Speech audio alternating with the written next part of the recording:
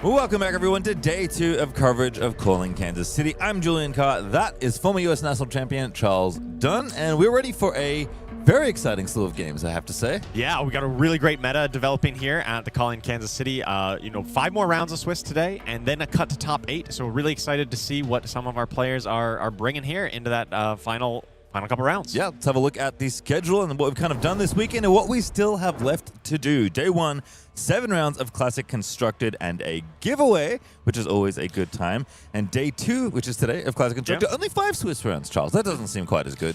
Well, I mean, we do have 3 more rounds into the top 8. So on combining them, we've got 8 total rounds to play today. So lots of flesh and blood to come in. Really high quality flesh and blood. Some of the best players in this calling will be playing here, and we'll get some great games, I'm sure. And again, don't forget the giveaway promo code is, of course, Drinking Buddy Cold Foil Hot Stamp with that beautiful LS stamp. This is a very sweet card with actually 2 heroes I currently play on it. So which 2?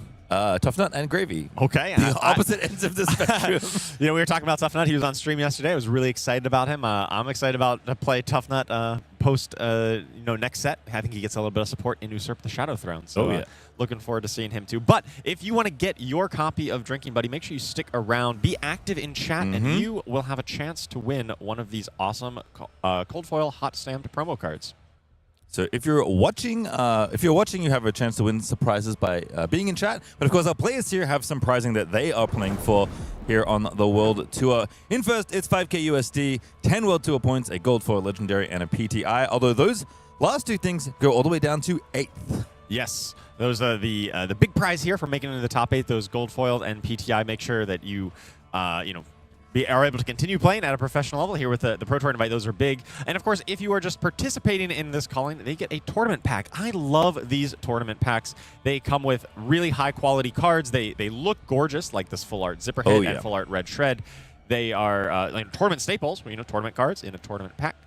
So these are a relatively recent addition to the tournament scene here, and I think they have been an absolute smashing hit. Everyone loves these, so make sure you play in one of these major events and get your own tournament pack and some of these awesome full art cards. Yeah, they've been great. We've seen a ton of them in the feature match. Only expect that number to go up. And of course, the champion is going to win not only this fancy trophy, all the other things we mentioned, but the last time they can ever win Gold Foil Quick Dodge Flexes. This is such a beautiful prize card. Yes, this is the last one going to be given out because starting in any future callings, we're going to be giving out a different prize card. They rotate this through for every one of kind of the seasons of callings.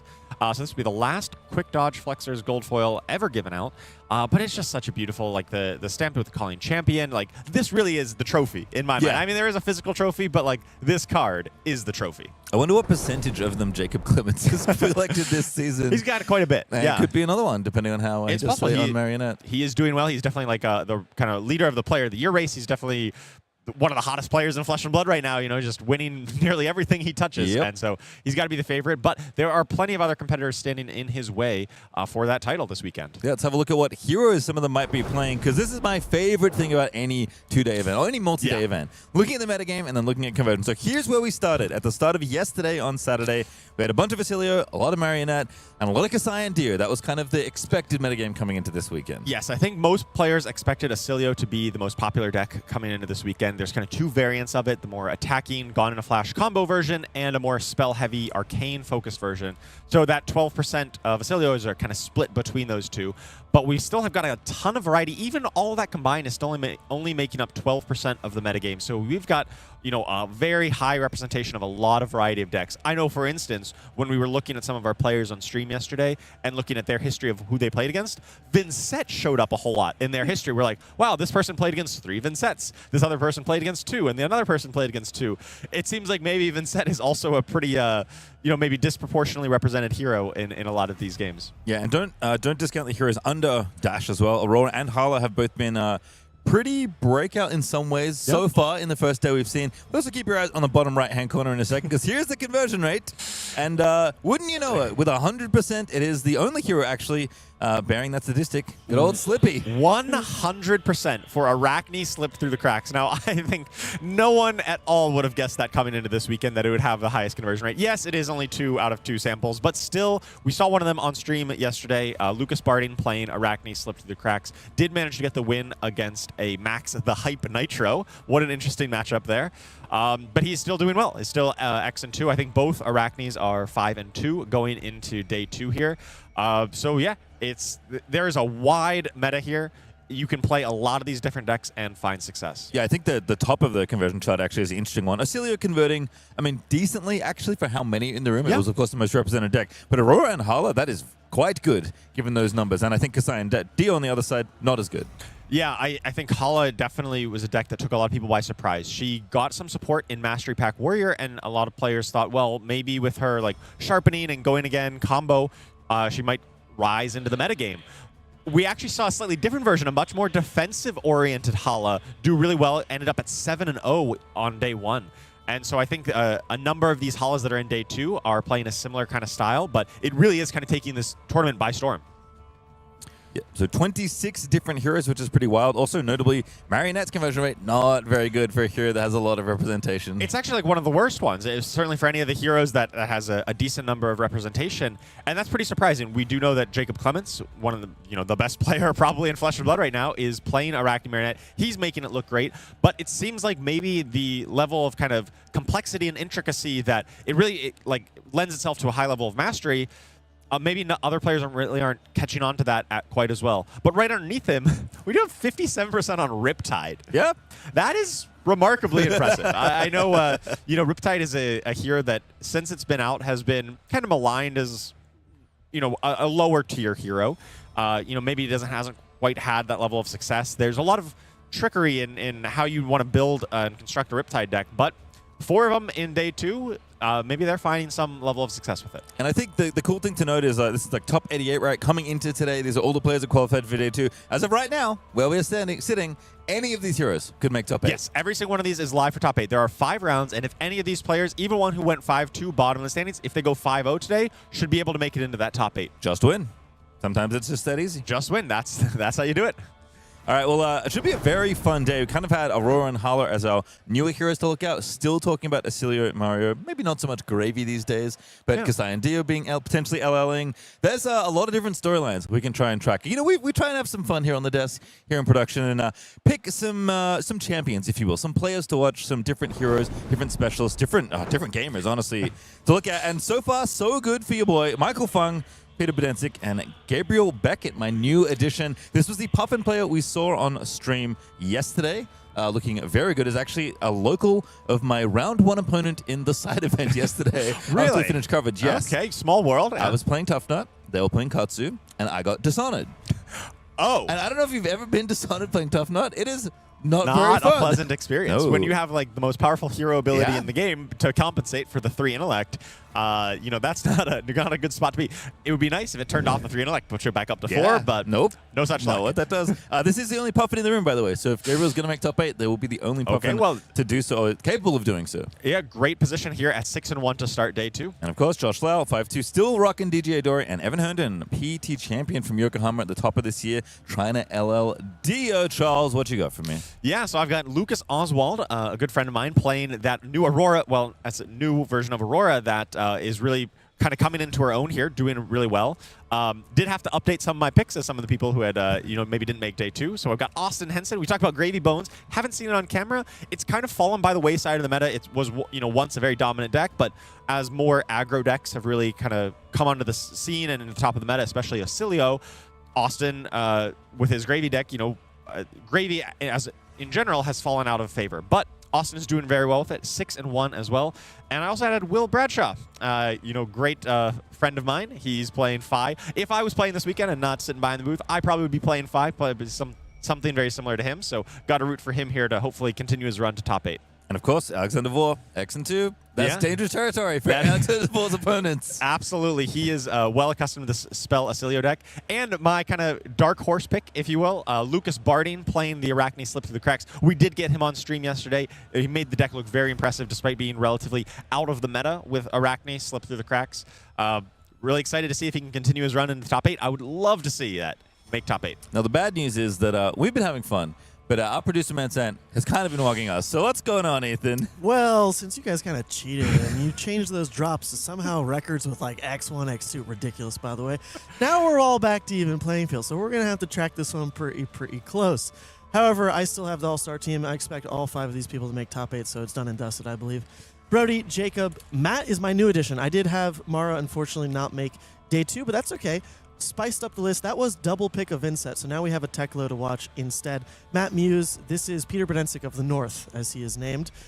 Or maybe Peter Brodensik is the Matt Muse of the South. Well, maybe making top 8 here will finally cement that title one way or another. Good friend of mine, really kind of a goofy player. Like he has fun mannerisms. I hope we get him on camera. There's enough Teklos in day 2 here that it should be a good showing for at least one of them.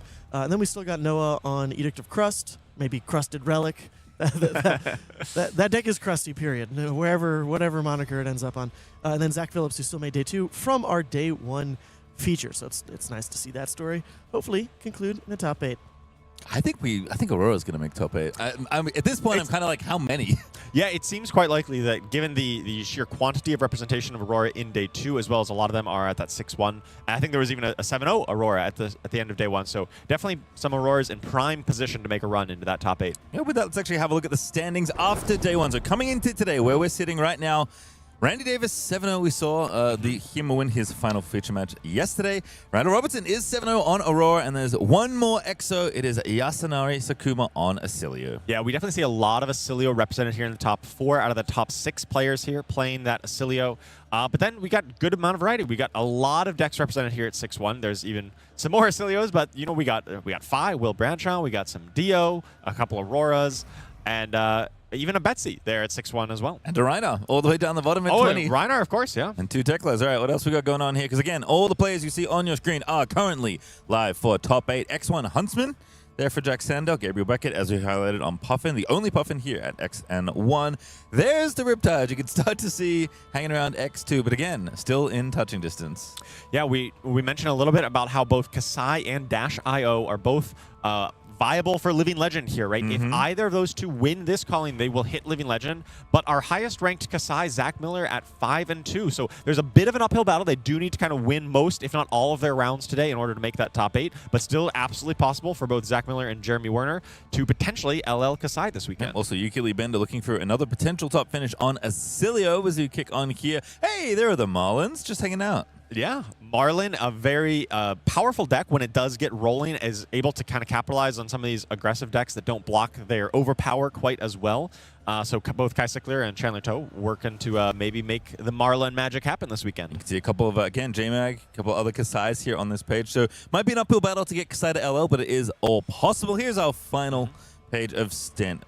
Oh, actually one more. There's 88 players in day 2. That's true, and I want to draw your eyes to Ryan Rich, X2 on Olympia. One of the heroes to receive support. This is the only Olympia in the field. Only Olympia in day 2 here, and he's going to be our feature match for this first round. We're very curious to see exactly how he's brewing up Olympia with the new Mastery Pack Warrior cards. Well, I can tell he's on Golden Grail, at least. Ooh. So we are going to see his kind of new signature weapon in tow. And here's, of course, down to 88th is where we're looking in terms of players that are currently live for top 8 at XN2. Again, just win. It's that simple. Just win, you are totally live for top 8 here at XN2.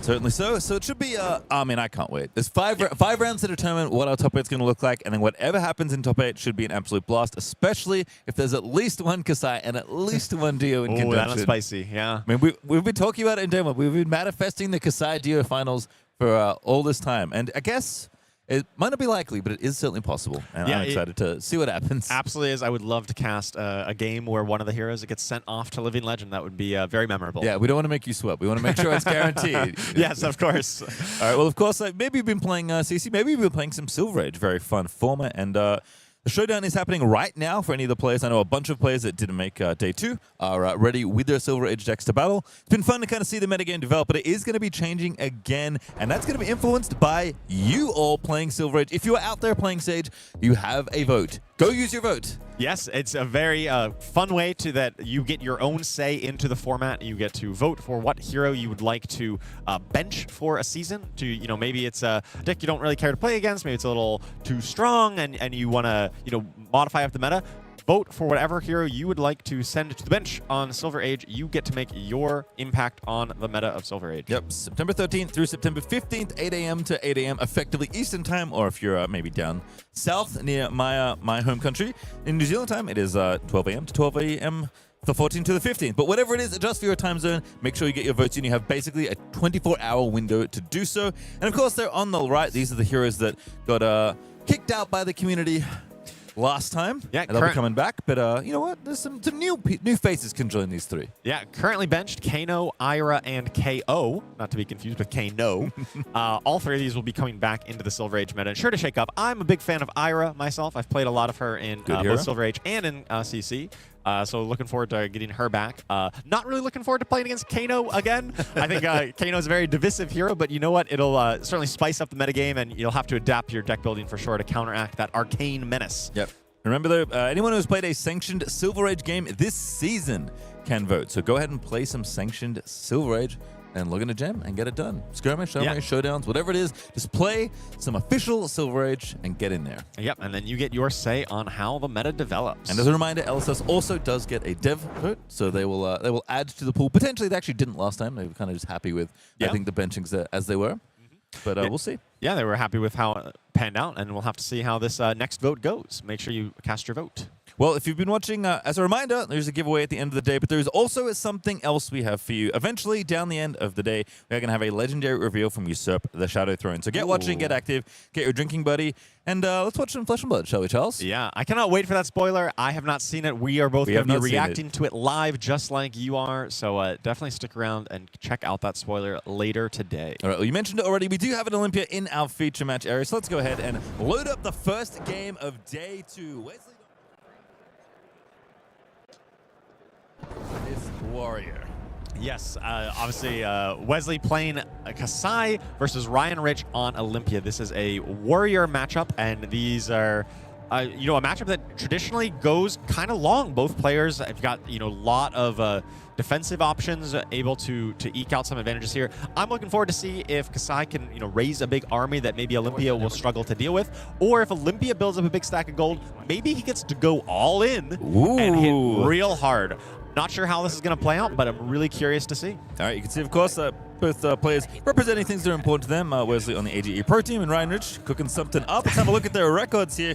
Day 1, excellent 2 here for Wesley Dong. 3 wins in a row has to feel pretty good, taking out a pretty wide variety of heroes. Lost to Lucas Oswald, Aurora, though. Lost to Rhinar, actually. X2 Rhinar. And then beat a Holla alongside a Kassai to kind of end things out. So has beaten some warriors, but has not played this warrior yet. Yes, notably, he's kind of dodged some of the bigger decks in the format. No Oscilios on his record just yet. No Vynnset either. No Vynnset either. That's been a popular choice. But yeah, it's interesting. Obviously, pretty much any deck can lose to Rhinar. If Rhinar gets going and hits their luck, it's one of the best decks. But otherwise, he's got a pretty solid run facing down a diverse metagame. All right, on the other side here, Ryan Rich in that beautiful hat lost to Randy Davis to kick things off. Wow. I mean, Randy Davis has beaten a lot of people, so I'm not too surprised. To be fair, yeah, a little unlucky to face somebody who ended up going 7-0 in that first round, but he bounced back pretty well to finish out. Also lost to Gabriel Beckett, who we saw on camera earlier as well. So, a nice run here. Did run into a couple of those Oscilios, but managed to take down both of them with this relatively off-meta hero, beating down the most popular deck in the format twice. Yep, did also notably round 5 Mark Henson took out Kassai. Obviously a good omen for the matchup. He's literally playing right now to kick off day 2. And we'll have a look at Olympia, because we've seen Kassai, but we have to remind the folks what Olympia does. Very simple, straightforward bit of hero text, actually. The first time each of your attacks wins a wager, create a gold token. Now, once upon a time, this was quite challenging for Olympia to even try to do. But now, many, many wagers available to Olympia, thanks to MPW and, of course, Armory Deck Olympia. Yeah, when he first came out in the heavy hitter set, there was some support for his wagering playstyle, but really nothing that was super competitive, like that was really kind of pushed him over the limit. And even when you did, you got a stack of gold tokens, and it wasn't entirely clear how you convert that into a big advantage. Since Mastery Pack Warriors come out, he's got a lot more cards that wager, have more powerful effects for winning those wagers, and he's got a brand new weapon which rewards you for having gold. You're able to sacrifice a gold to swing that golden grail for free, which generates a lot of value for him. All right, well, game is ready. The players are ready to go, so let's head on down to the feature match area and watch some warriors swing some swords, shall we? It is, as expected, that is the fanciest golden grail I've seen yet. Yeah, let's take a look. It is a kind of an alternate art, or like an enhanced artwork there, if you will. Golden Grail with the Olympia. And we've got a nice Findel Spring tunic as well. And a Golden Gate. The tunic. Oh, that's a beautiful one. OG RTN season from way back in the day. But Wesley Dong is getting the party started here. He's got Raised Blades. That is also one of the new additions for Mastery Pack Warrior. One of the best cards, I think, for Kassai. Gives a +3 to your weapon. Draw a card, put a card from the top of your deck, which makes your weapon free. Yeah, pretty good. Cost 0, block for 3. Oh, but no! The Blunton on a Ryan Rich. Now, this is, we're going to probably be seeing 6 Bluntons over the course of this game, right? 3 on each side. This is just the most powerful card for the Warrior Mirror match. Whenever you are attacking with weapons, with both players are going to be attacking with lots of weapons, it forces them to discard a card. And if you kind of get caught in the wrong time, maybe that ruins your reaction, or you have to discard a critical card that you didn't want to discard. So definitely be on the lookout for when Blunton comes and impacts the game. Yep, as Hot Streak going in, actually blocked up by Up the Ante, one of the more powerful attack reactions that Olympia has access to, so not going to have that one available. And, you know, we have to check in on what's going on here, and just have a little look at those sleeves. That's some fun stuff here from Wesley Dong. Yes, Anthony Pham there with Jonah Overholt. Recreating the Browbeat card art, I believe. Oh, there you go. There it is. Yes, yes. This is. Yeah, it's exactly the same. Exactly. That's a good time. Always love to see the players having fun in the feature match area, even though the stakes are quite high. Again, both these two players can't really afford a loss here at this point if their dreams for top 8 are to be realized, as Ryan Rich in the tank looking through a couple cards here. Money where your mouth is. Overwhelming swinger card I've seen maybe more of than I even expected this weekend. And another Blunton, which, again, not bad in this matchup, but not great on the offensive side of the table. Yeah, at this point, you probably have to imagine it's looking to be your pitch card, right? When you have this turn with a lot of tempo, Ryan is already deep in the tank here, trying to think how to convert this hand. Now, I'm not going to pretend to know or to be an expert on how this Olympia deck is supposed to function. I personally have never played against this style of Olympia. But we do see a money where your mouth is, so that's probably going to be what he leads off with. We also see a lessons learned in Ryan Rich's hand. I imagine that's going to be very important for this this game as a whole. Yes, definitely a match we're expecting to go pretty long. Both these warriors, obviously they're looking to attack. They're not playing a fatigue-style warrior on either side. Ooh, actually Golden Gate. Going to be powering up the Grail here. Very interesting. So he is sacrificing the Golden Gate, which is interesting. He's using it before it has the temper. Typically you want to block for 2 with a temper equipment before cashing it in for the bonus resources to swing. But it is coming in here for 7 with wagering a gold.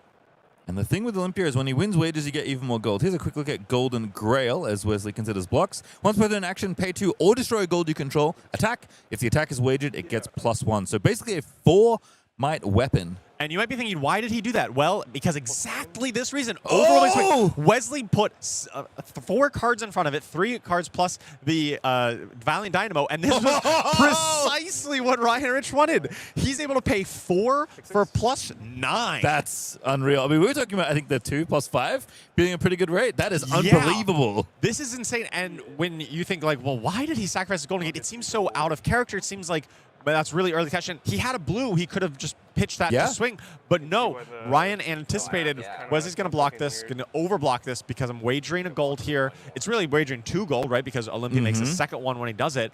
He felt like that was worthwhile, and he got paid off massively for that decision. Nice little gamble. Wins the wager. It pays off as Wesley now down to 34, and it's just Centauri Saber swinging in for 2. Yes, definitely not what Wesley was really hoping for here. He does come in for 2. You know, we just attacked for 16, and a little sad coming in for 2. But Wesley does have a card in Arsenal. We didn't quite catch what that is. Maybe it's a way, if it's a zero-cost way to give go again, he can still swing with 2 weapons, reset that Dynamo, still keep the value going. But it would have to be like another Blood Follows Blade, I believe, in order at this point. Yeah, a little masked in some way because Wesley does actually have a resource floating, I believe. Yes. It's just Raise an Army, which is a yellow. So it should have one floating, but not representing it, kind of being like, I got nothing else going on. Yeah.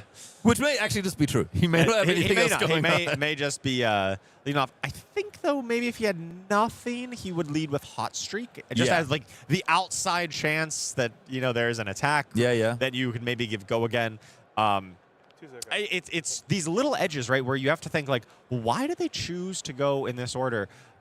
Maybe you can sniff that out, but it seems like Wesley actually did not have anything and just was choosing to swing in for 2. Raise an Army on the very bottom of the deck, though, something we probably will need to track in a game like this, because I'm expecting it to go fairly late between these two, and that is Bluff Catcher. Bluff Catcher.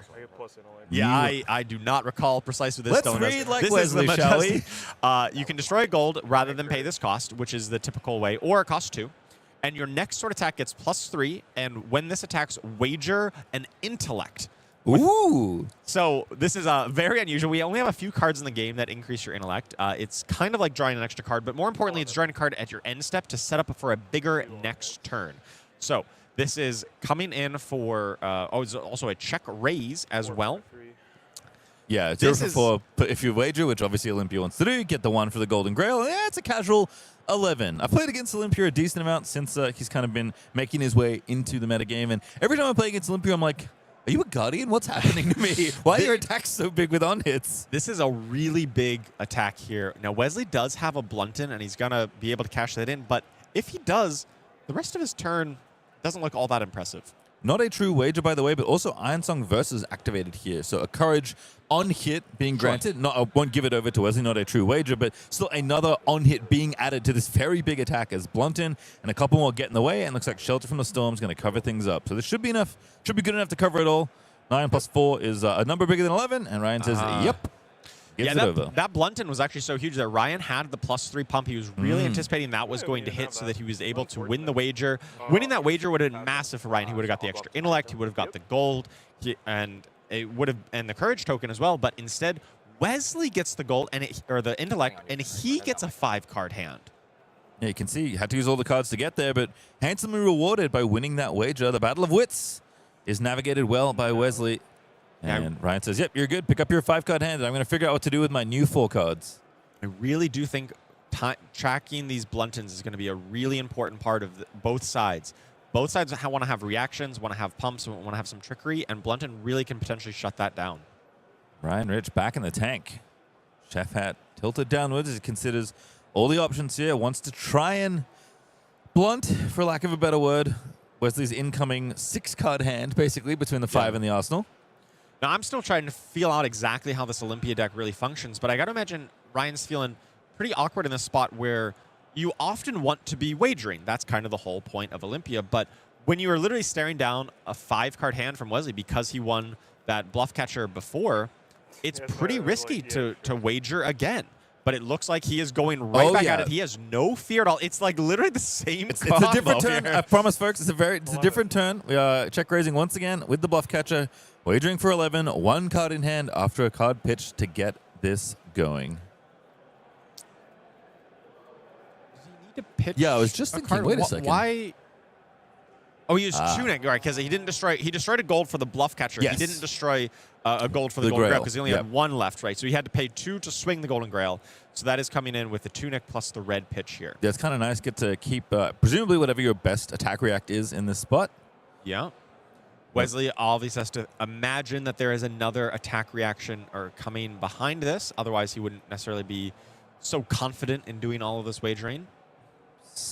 We do see the Stand Tall. And now that is an interesting tech card out of Wesley. He's going to be blocking here.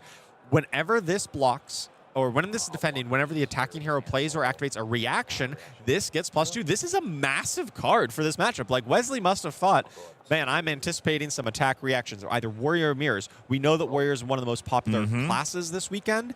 And man, does Stand Tall come up big right here. Yeah, real nice. And again, that Shelter also covering up a bit extra alongside the Grains of Blood spill, and he's going to play the react. Oh, into the muck. Oh! This kicks it away? Kicks it away. It should put it, it just banishes a card that's defending a wager.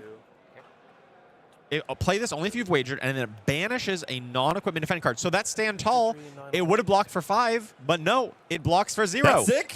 All right. Ryan Rich connects with this into the muck, just such a powerful card. And Wesley probably thought, well, I just saw you pitch and into the muck. What are the odds you have 2 of them? Turns out, very high. Ryan had it. All right, so Intellect successfully gotten, Gold successfully gotten thanks to Olympia's hero text.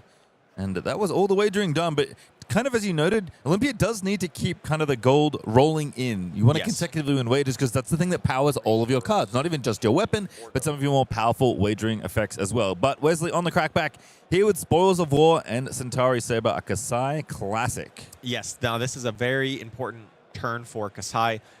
You really want to be denying these copper generation. Now, copper is just a token that you can pay for to draw a card.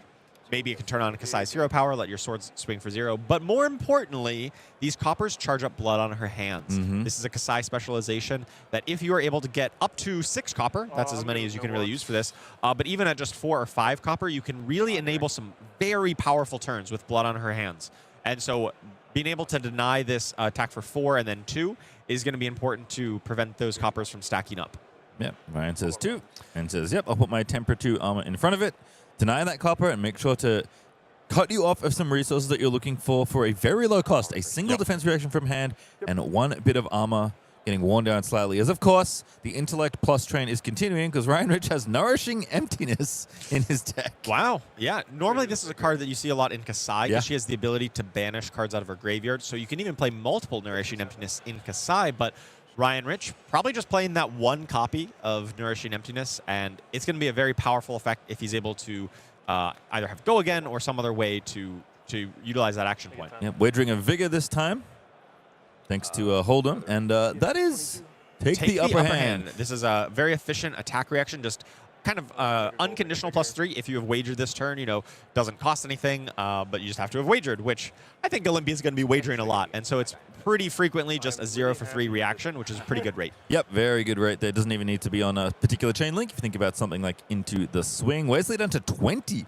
life, in fact. Ryan Rich sitting pretty at 38 right now. And again, Olympia makes these big, tall attacks with all these great on-hits if you connect. And of course, if you don't, sometimes you give your opponent something advantageous as well. But Wesley's still fighting back here. Kassai has been activated. Slice and Dice has popped, and in comes Centauri Saber. Yep, Kassai activating, threatening to gain some extra gold here. So we talked about how good copper is for blood on her hands. Now, I would even say that blood on her hands is maybe a little worse in this matchup thanks to the Kabuto of Imperial Authority from Ryan's side, be able to stop at least 1 of those big turns. But if Kassai is able to generate some gold with her hero power, which is what Wesley is threatening here, that gold can fuel a Raise the Army. And now that is going to be one of the defining cards for Wesley in this matchup. There's Kabuto. I was going to say, I don't think Wesley can actually give his attack Go Again because it's Blade Flurry in the hand. As you can see him kind of move them back around. It seems likely that he maybe has a 1-cost like Blade Runner or something in Arsenal. We didn't quite catch that, but given the hand that we see, that seems the most likely. He probably wouldn't activate Kassai if he couldn't swing at both swords. Right. But Ryan is really taking the tempo here, right? He is saying, hey, you just took a ton of damage on my last turn in order to keep this big hand. So what am I going to do?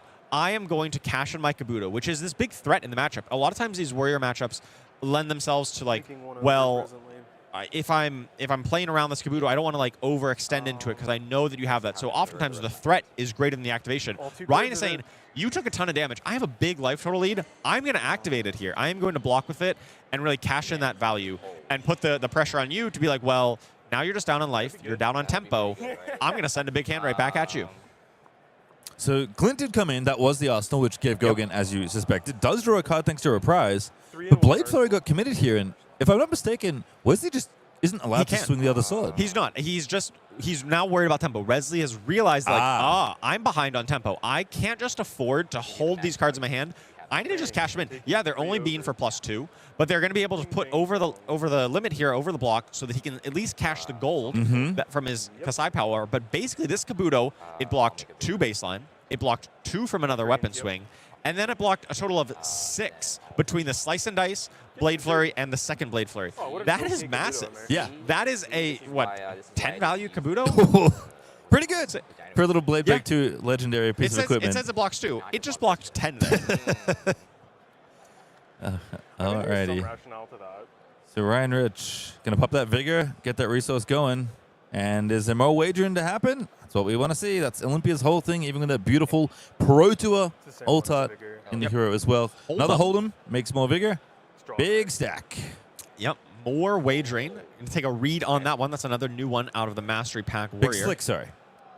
Big Slick. These are all poker references, if anyone's interested. This has gives your next sword +5, and when this stacks, you can wager to draw a card. I like this one. This one's pretty powerful. This one has my favorite text in any card game. Draw a card? I do like drawing that's cards. one of my favorite lines of text, too. Oh, it's also +5. I mean, it does cost 3, so it's a 3 very for 5. big wager. And when you think about it with Golden Grail, any wager card kind of gets +1 rate, right? So it's big. So this is coming in for 4 baseline, +5 from Big Slick, Yep, plus 9. 3 more from Hold'em. 12. So 12 damage. On hit, create a Vigor, I believe, and on hit, create a draw card. Yep, and of course, if Olympia wins his wagers, he will make gold. And make it gold. And it's for each wager. It's not a one-time thing. Well, I think it's the first Is it? time each attack wins a wager. Yeah. Okay. So like, if you have multiple attacks and they both wager, like you say, you have go again, and you swing twice on a turn. But yes, it is the first time each of your attacks wins a wager. This is why rating is important, kids. Yes, so this will be 1 gold, but if he maybe, say had 2 weapons, like hatchets or something, and each one of them wins a wager, he would get 1 per. That's hype. Yep. Now, see? Now we're cooking. Now we're good. So I have played my fair share of Hatchets Olympia. Yeah. So whenever heavy hitters first came out, we had Olympia and Kassai, and I saw like, Hatchets of Body and Mind, pretty powerful. And was looking for a way to play it, and Olympia was my first choice. He could use Grains of Bloodspill. He had up the ante. I thought it was pretty good. I actually was pretty close to playing that at Pro Tour Los Angeles. Wow. But then later on in the process, I'm like, wait, this deck is just better with Dorinthia. Her hero power was better for the style of deck I was trying to play. But Olympia was the one that kind of got me started on that deck in the first place. Well, there you go. Well, here's 12. Valiant Dynamo gets in the way. Blood on her hands. Going to get on the combat chain, doing some blocking. That's only 4 block value right now. That is not 12. That is certainly not. So going to take 8 here by the looks of things. Wesley going to go down to 12? Wow. Normally I was expecting this kind of warrior matchup. It would go very long, be very defensive on both sides. They got a lot of D-reacts. They got a lot of armor. They have some combat tricks to push through, but Ryan Rich coming out to a really commanding life total lead early on is very impressive. He did use that Kabuto to kind of buy this tempo. Yep. But remember, one of the new cards for Olympia allows him to win a wager to equip an item from his graveyard. Rake back. He's able to rake that back if he wins a wager with that. We don't know if he'll be able to play that or win that wager. But if he does, getting Kabuto back would be absolutely massive in this matchup. Yeah, the card is so sweet. It's like one of those, I mean, it makes sense for the wager card. It's like high risk, very high reward. But again, you can pay gold, kind of like a lot of these Majestic wager cards. But yeah, it just gets +2, which is not a big buff for it. I mean, it's a blue. Yeah, it's a blue. But the rest of the text is amazing. And if Ryan is able to keep this tempo and play these big 5-card hands, he's able to combine that with a lot of other things, attack for 12 or more, plus some reactions, and that could be absolutely huge. And Wesley doesn't have his own Kabuto. He doesn't really want to be destroying his Grains of Bloodspill, so this wager might not even be relevant on the other side of the table, like a lot of the other wagers are kind of symmetrical that way. All right, here comes Kassai. Sharpen Senses, Slice and Dice, red, after a Draw Swords was played, I believe. No, it looks like actually he's paying resources. So he took back the Draw Swords. He originally was starting there, actually pitched the Sharpen Senses off the Vigor to start it, but decides, no, this Vigor's going to power the rest of my turn, and I'm going to try it again. Swing in and get some gold. All right, so Wesley is saying, yep, I did take a bunch of damage, but I'm going to have another big turn, and you don't have Kabuto this time to shut it down. So it's coming in for 6, and then the next one behind it is going to be for 2 baseline, plus 3 from the Slice and Dice, up to 5, and then 2 more from the Blade Flurry, so 7, 8 behind this, even because of the Sharpened Senses. All right, Draw Sword's actually going to be used as a pitch cut. Here comes Hot Streak. Coming in for 8, I Ryan, believe. Ryan already took the 6, down to 29. First gold gets made. Yep. And here's Hot Streak for 8. Ryan just knew that he didn't have much of a chance of fully blocking this out. Is just going to take a bunch of damage, so was able to quickly close the life total gap. But even after that massive turn, Ryan still maintains a 9-point life total lead, and he gets to keep his full grip of cards, keeps all 4 plus the 1 in Arsenal, has 2 gold, tunic up. Ryan's got to feel pretty happy about his spot right now. I feel like every time your Olympia opponent says no blocks, you got to be a little terrified about what's about to happen here. Hold him. Ooh, that's Belly Buster. Belly Buster. So it's another, I think it's a 1 for +3 as well. Wager a courage. +3 and wagers a courage token.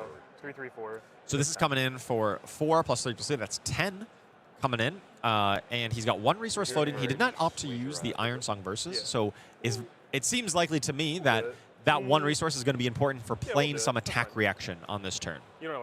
Yeah, little telegraph, but sometimes, you know, you gotta let your opponent figure it out. Sure. They don't know what's in your hand. And You're already presenting 10. Already presenting 10 requires at least 3-card block plus Dynamo to even cover it up baseline, unless there's some defense reactions on Wesley's side.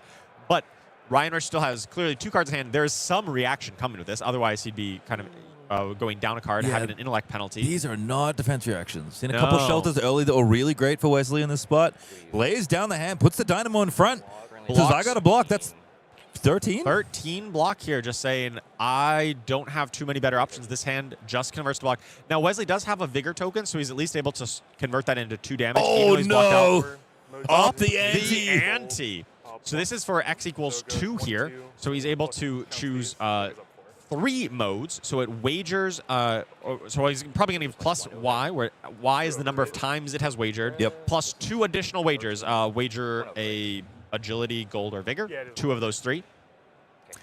Yeah, this is massive. So he's wagered 3 times, so he gets plus 3 there, up to 14. 1 more than he needs to just barely make these hit. And oh my god, he's going to get so many things. Yeah, we're going to see exactly what he chose. Yeah, again, all the tempo back here as the hand gets laid down, effectively hit for Wesley. Does not stop the tide of coins rolling in. Gold for Olympia's hero text, a bunch of other things. Courage, vigor, you can see they're wagered, and whatever else he chose, basically. So courage, vigor, gold, and then 2 more of agility, gold, vigor.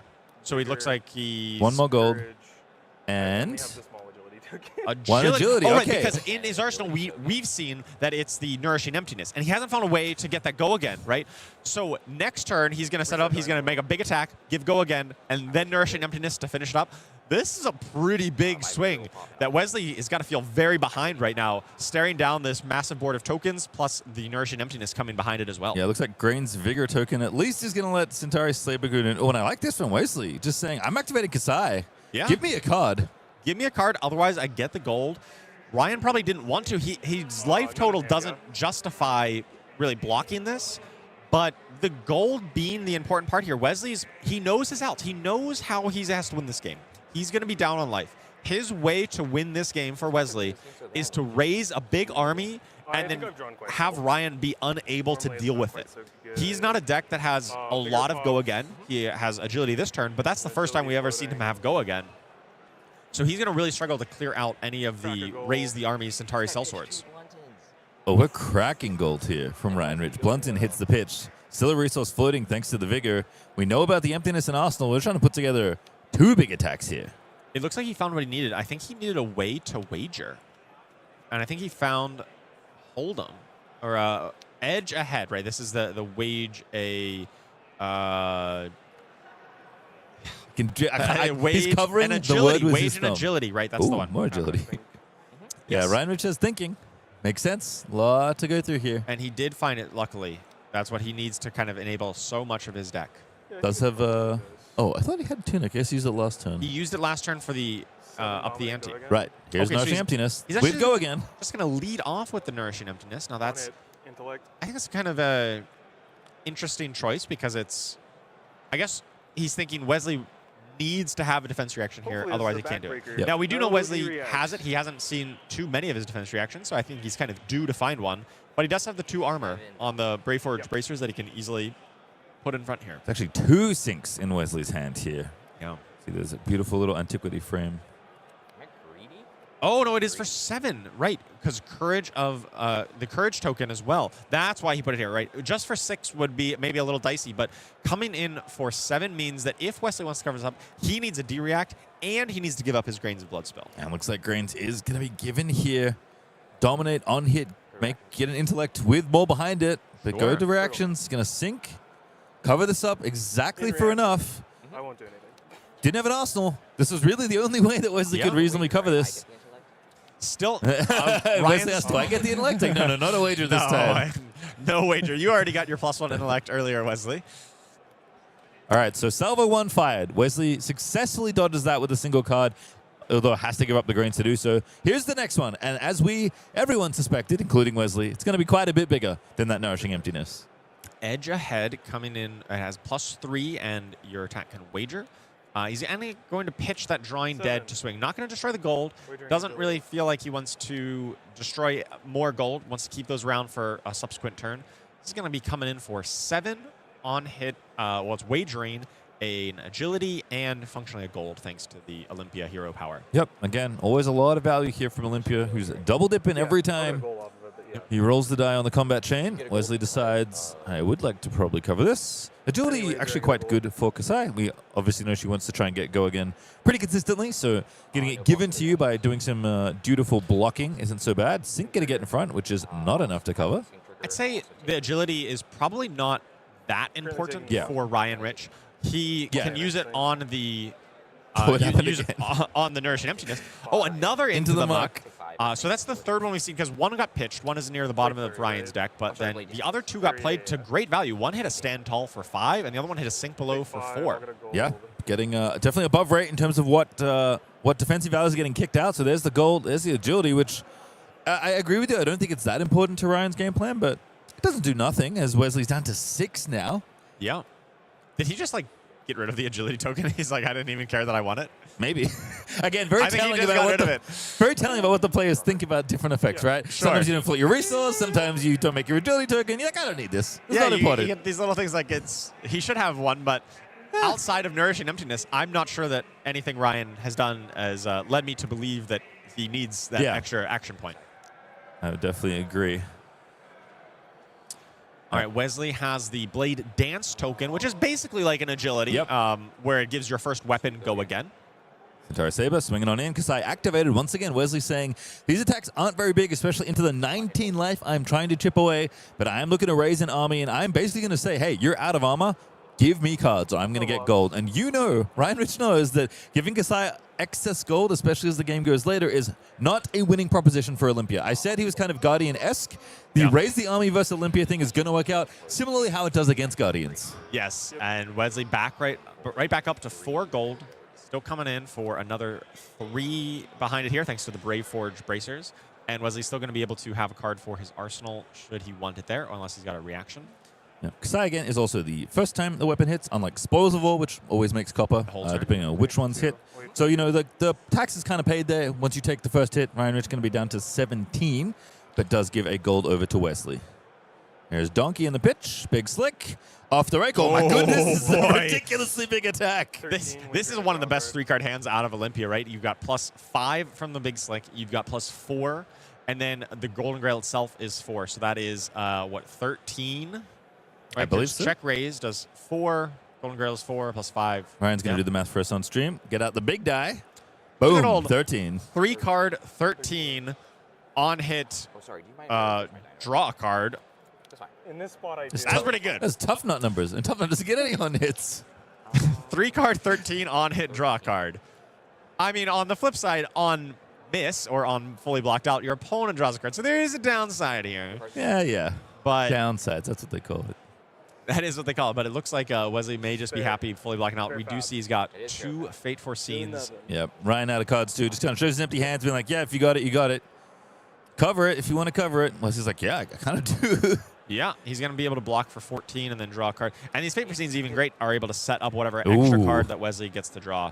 Did put the first one on the bottom, keeps the second one. Yeah, so even though that had a massive rate, that downside did come back. So he's able to block that out, and Wesley gets kind of a custom card, whatever he wants to draw. It looks like he grabbed a blue to be able to cash in the gold and still maintain a pretty good turn here. Swords are free. Don't forget, unsheathed off the top. Unsheathed for Wesley. That was probably the best possible top deck here, allowing Wesley to functionally play a 1 card. He's going to be able to attack for 7, if not 8, thanks to Brave Forge Bracers, and reset his Dynamo.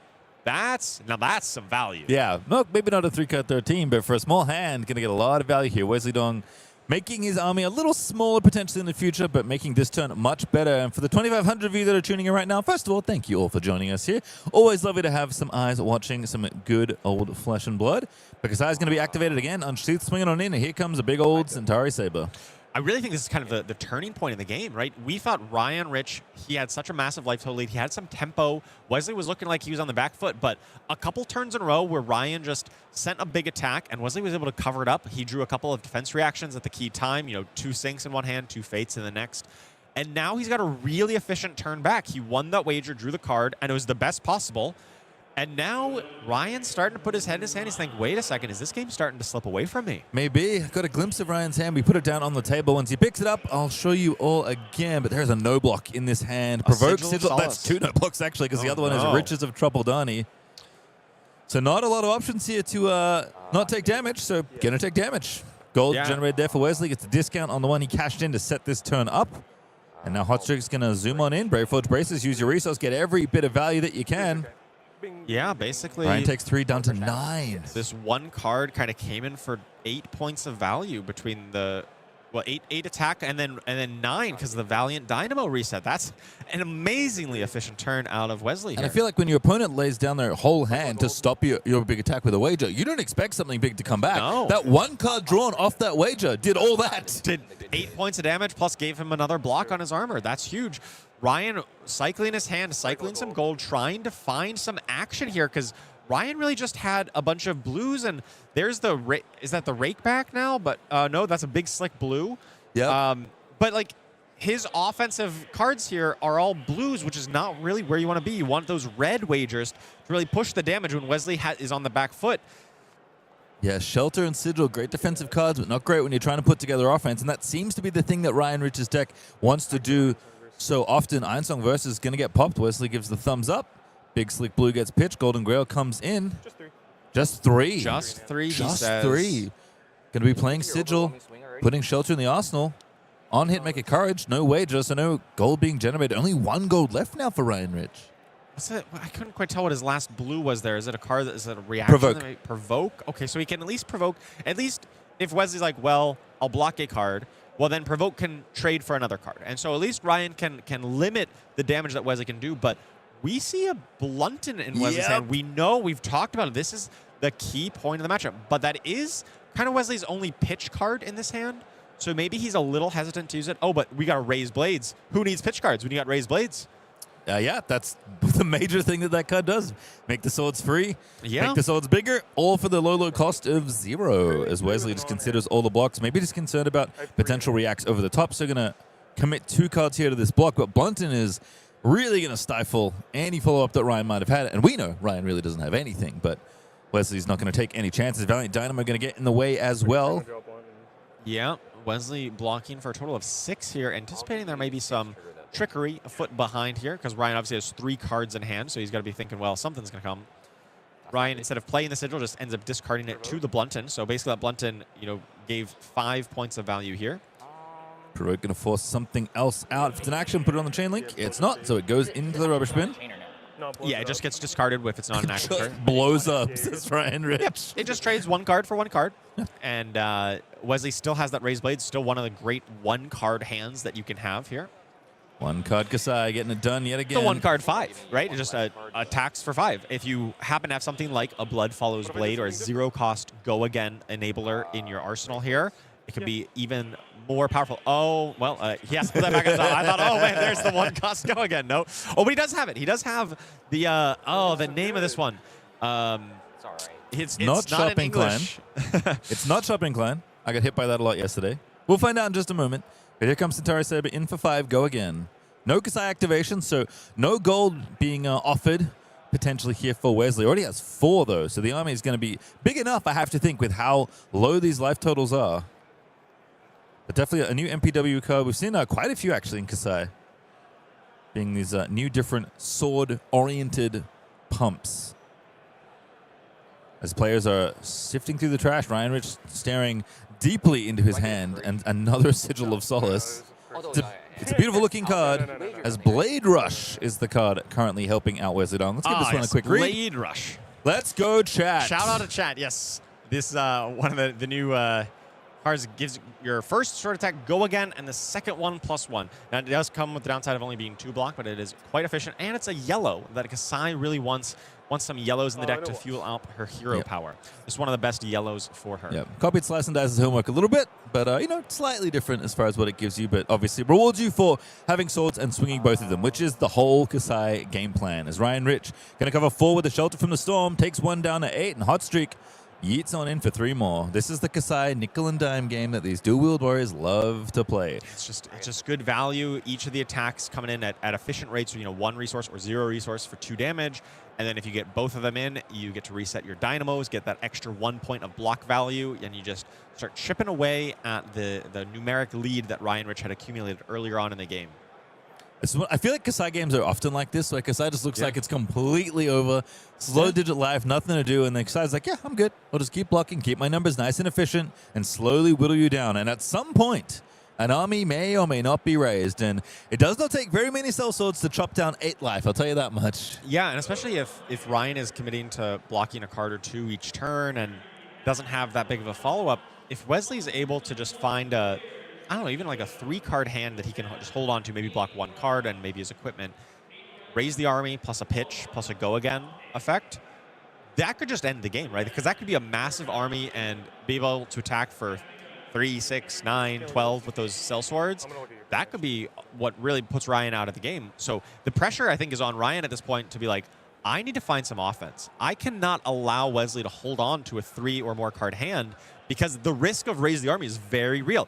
He needs to think, I need to take some risks here and come in with a big attack that is going to push through some damage and force Wesley out of holding on to that raising army. And you can see that pressure for Ryan Rich there. It is 6 to 8 the life totals go. Turn 8, 15 minutes just under left in the rest of this round. Donkey going to get in front of Hot Streak to block it up for 3, but Ryan Rich showed kind of the scrunch of the chef's hat.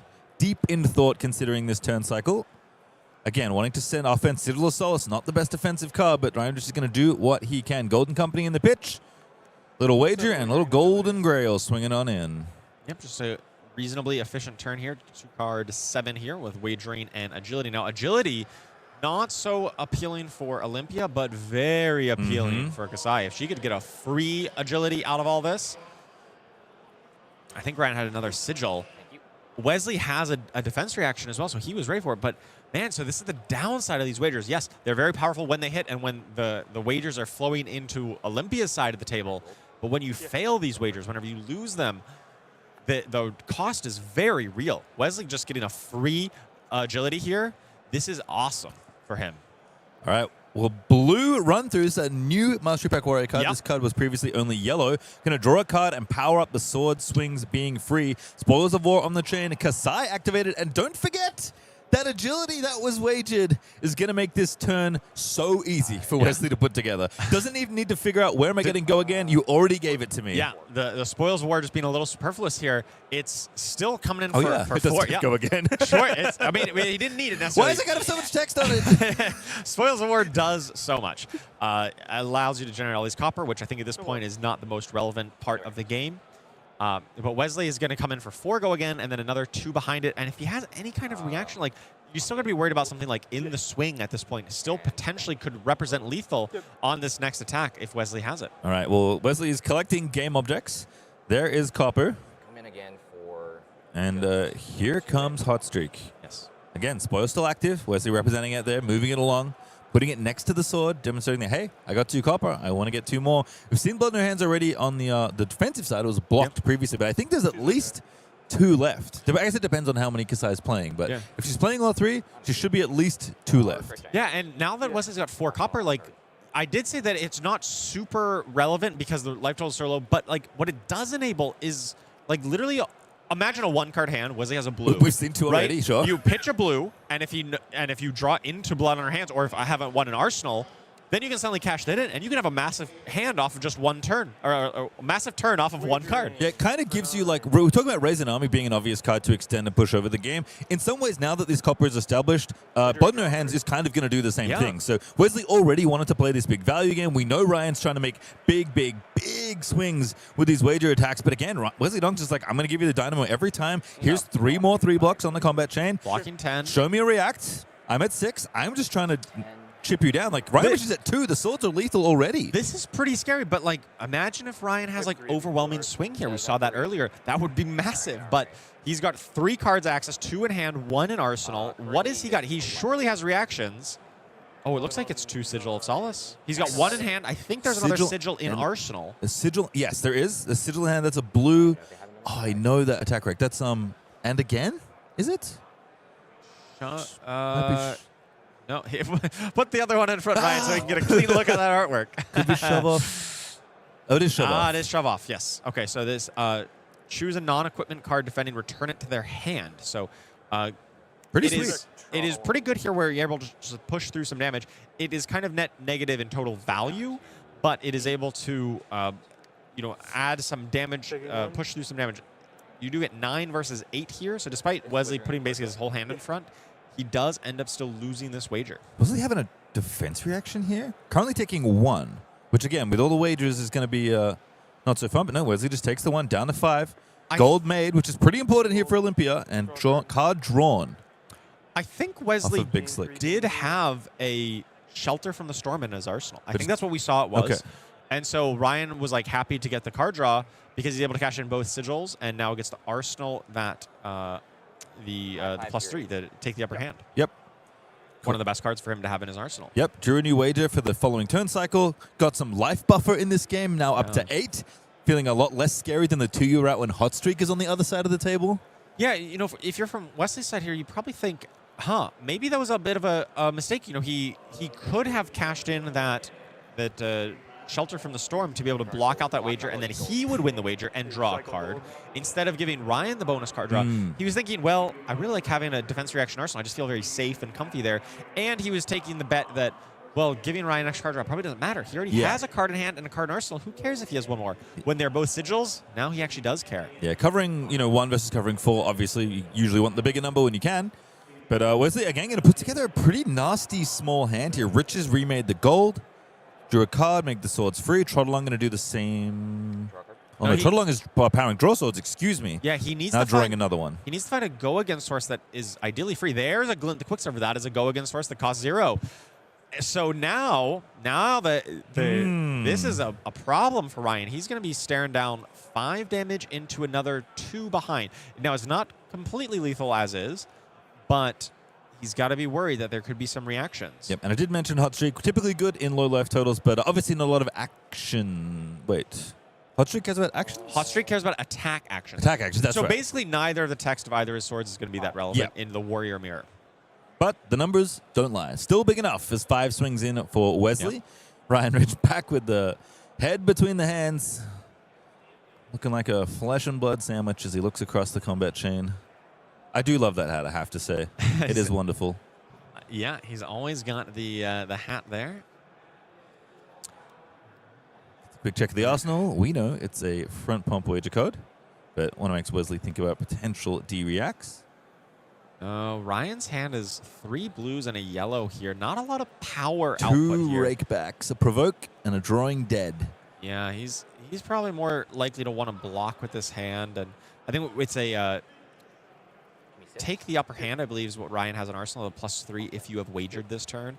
Oh, Wesley gets the card draw off the Glint the Quicksilver. Yep, always gives the go again, gets a little bit of extra value, but again, kind of priced into blocking here as blood follows blade. Why would he play that here? Yeah, that's fine.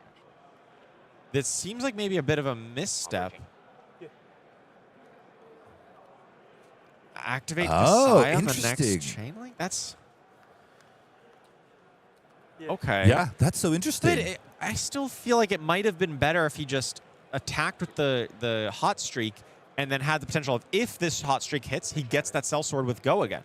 And he had the 1 floating to be able to attack with it. So he's opted to instead say, hey, definitely give me a card, as opposed to, if you don't give me a card, I get a cell sword.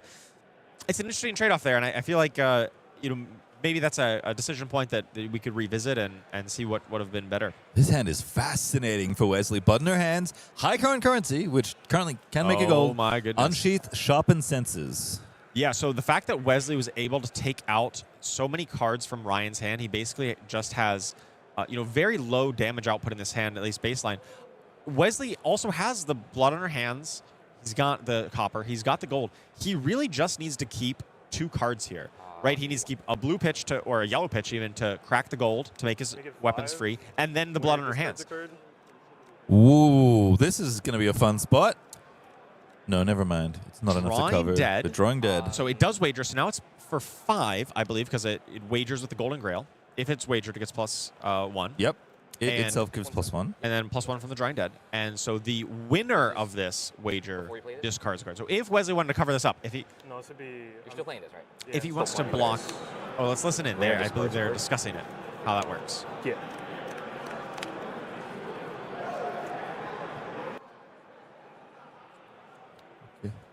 Yeah, so these sets of wager cards do not work the way you might think they do It's the for all the opposite other ones. of how you think, Exactly. yes. The winner does the bad thing. Yes. So this it kind of intended for the person playing them. They are playing them expecting to lose the wager. Yep. If your opponent ends up blocking out, like we've seen Wesley do plenty of times, where he puts his whole hand down.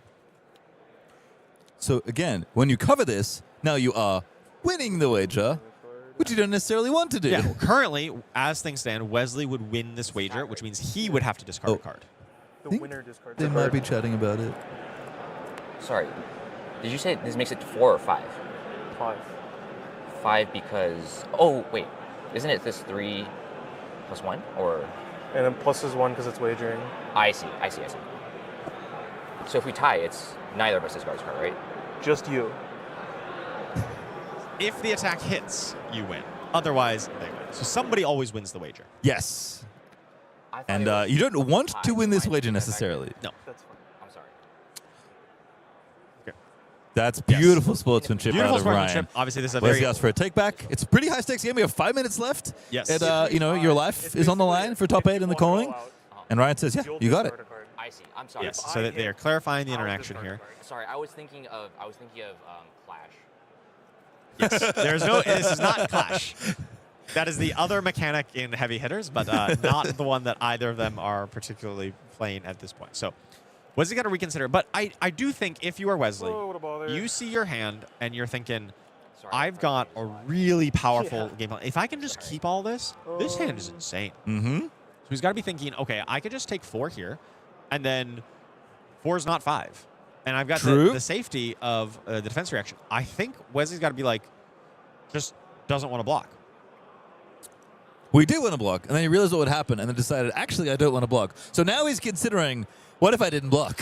What if he doesn't block? What if he goes to 1? Like, what is the worst? The worst that can happen if he goes to 1 here is Ryan Rich is playing Steel Blade Shunt, and he just loses to the 1 damage ping.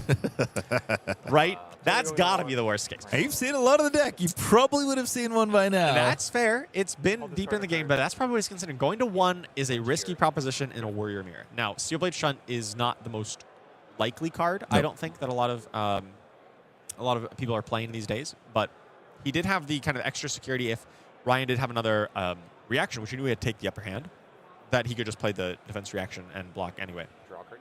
All right, high concurrency being used as a pitch card here. Gonna pop a gold, draw a card, make the sword swings free. And there is a host of fancy cards in his hand that all convert offensively. Yeah. Hit and run, gonna pitch again. Army's getting a little smaller, but Wesley Dong's like, hey, I kind of want to win right now. Draw swords yellow off the top. Yeah, he's going to be able to push a ton of damage into Ryan this turn. He's going to be able to blood on our hands for all 4 of the copper. He didn't need to have this such a big hand to play a good blood on our hands turn, but the fact that every card he still has is able to convert offensively means that this is going to be so much bigger, and he might actually need it given the life total that Ryan Rich is at. Yep. Again, when you make copper, you can choose each mode twice. You choose a bunch of them. Give a weapon +1. Give a weapon go again. Weapon may attack twice. Right. So he has the sharpened senses and the unsheath. So he probably is not taking any of the go again mode. So he's probably allowing both weapons to attack twice and giving either one of them +2 or the +1/+1. It looks like he's giving +2 to the Centauri Saber and Slice and Dice. Oh my goodness. So he actually already drew a card, so swords were free, but draw swords basically just to keep pumping up the 7? sword swings. Wants them to be as big as possible. First attack comes in for +7. I will also use Kassai. And use Kassai, of course, because you just threw in a bunch of reds. All right, so this is going to be +7, so 9? 9, 10, 11, Oh, 10. 10 go again. 3 from the Unsheathed. Uh-huh. It's 10. 4 from the Slice and Dice. The swing 5, after 6. is And 6. +4. Oh, he And the didn't swing play the Sharpened after Senses. is He pitched the 2? Sharpened Senses. Yes. Yes. Okay. I 10, 6, am 2, not 100% 18. positive, but I feel like if he sequenced this slightly differently, he could do more damage with playing Sharpened Senses and then distributing the +1s and distributing the pumps in such a way that he doesn't need to choose Go Again on Blood on Right, Hands. because the Sharpened Go Senses Again will from give Sharpened Go Senses- Again from everything. And then Sharpened Senses gives +4 net total because it adds to all of the attacks. I'd have to double check if all of his resource works out because he did have to pitch it somehow there.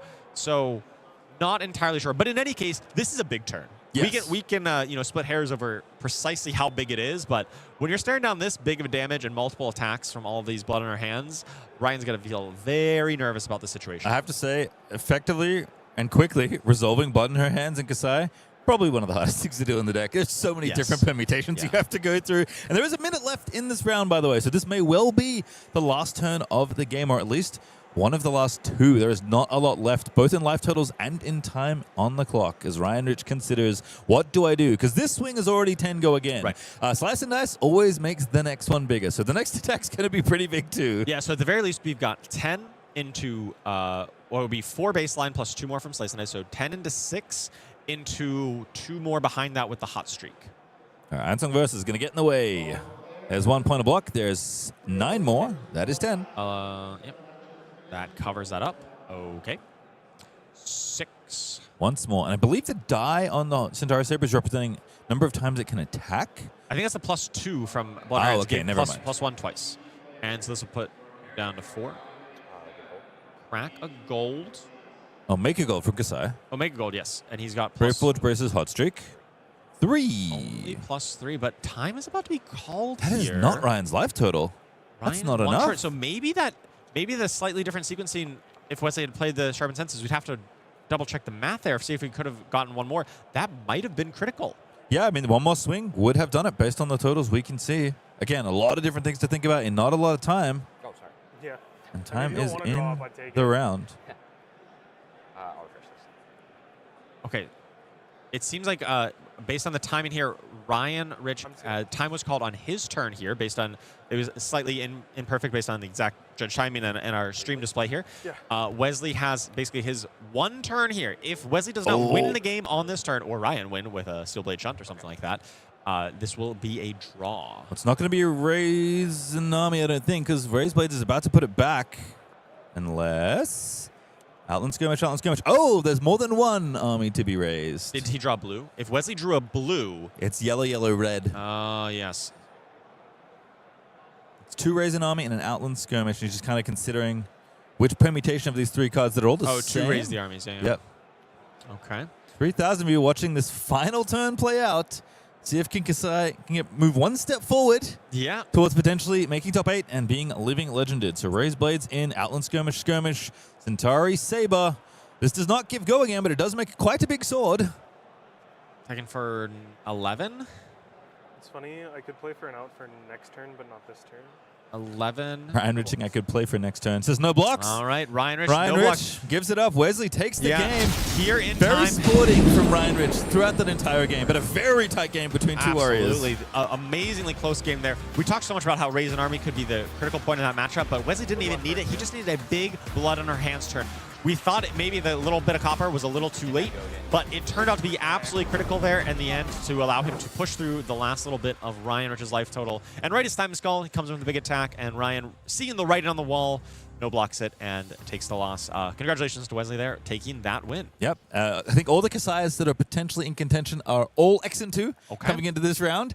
At least one still alive. Yes, so that obviously Kassai is very much viable for Living Legend. If she does win this, if Wesley continues winning today, he could make it in the top 8. He could win the tournament. He could send Kassai off to Living Legend with those 50 extra LL points. You'll also make Charles very happy, so please at least make top 8 and let us sweat. But if you like what you saw on the other side of the table, Ryan Rich's deck looking pretty nice and shiny. Well, Armory Deck Olympia is probably the product for you. We talked about Mastery Pack Warrior adding a bunch of stuff. This is the other piece of the puzzle for Olympia. Yes, Olympia has been a hero that really come into his own with this Mastery Pack, with this Armory deck in particular. And we saw Rhinar doing very successful things with it. We saw some really powerful turns out of him. It was really impressive. And just right down to the wire, just barely couldn't get it there in the end. But I think this deck has a lot of potential going forward. And if you're interested in moving this deck forward and really innovating and coming up with ways to win big wagers, pick up Armory deck Olympia now. Yeah, these cards are sweet. This one, let's players shuffle, like search for cards and put them on top of their deck. If they win, that's a blue block 3. By the way, visit the prize room. It's certainly a card you can also play in Sage. Get those prize Gallias rotating through and frustrate your Briar opponents as you block them out continuously. That's such a fun card, yeah. Multiple prized Gallias. Heads up. This Heads one gives Dominate. Actually, probably would have been quite good in the last matchup. So good. Yeah, we didn't see, I don't think, any of those out of Ryan Rich, but, you know, maybe if you're into a meta that has a lot of defensive options, a lot of D-reacts and things like that, Heads Up might be the tech you need to push through there. And, of course, the beautiful little prize Warner Armor Suite and a new extended art rainbow foil, I believe, for this prize Gallia. I believe this is the only way to get this printing of the card. It's a beautiful card and a staple in your Olympia decks for sure. All right, and as I've pointed out before, I'm going to do it again. Prize One Pathfinder is the little Valiant Dynamo for wagering. Yes. That's a rare. That you can is just a rare. play it in Sage. Just play. Valiant Dynamo and Sage. It's here already. Well, Fun. we do have another round coming up, of course. That's how this works. We kind of do the rounds until somebody gets crowned a champion, and hopefully a hero gets LL'd. And we got some pretty nice players for this next one. Yeah. Dio being piloted by Michael Feng, and Lauren Stobbe on Teklovossen. Oh, a mechanologist, a bright lights battle. Really excited to see that. Some high-quality players here, some high-quality decks. All right, well, that is our round coming up, so don't go too far away. We'll take a break, but when we return, it is going to be more flesh and blood action.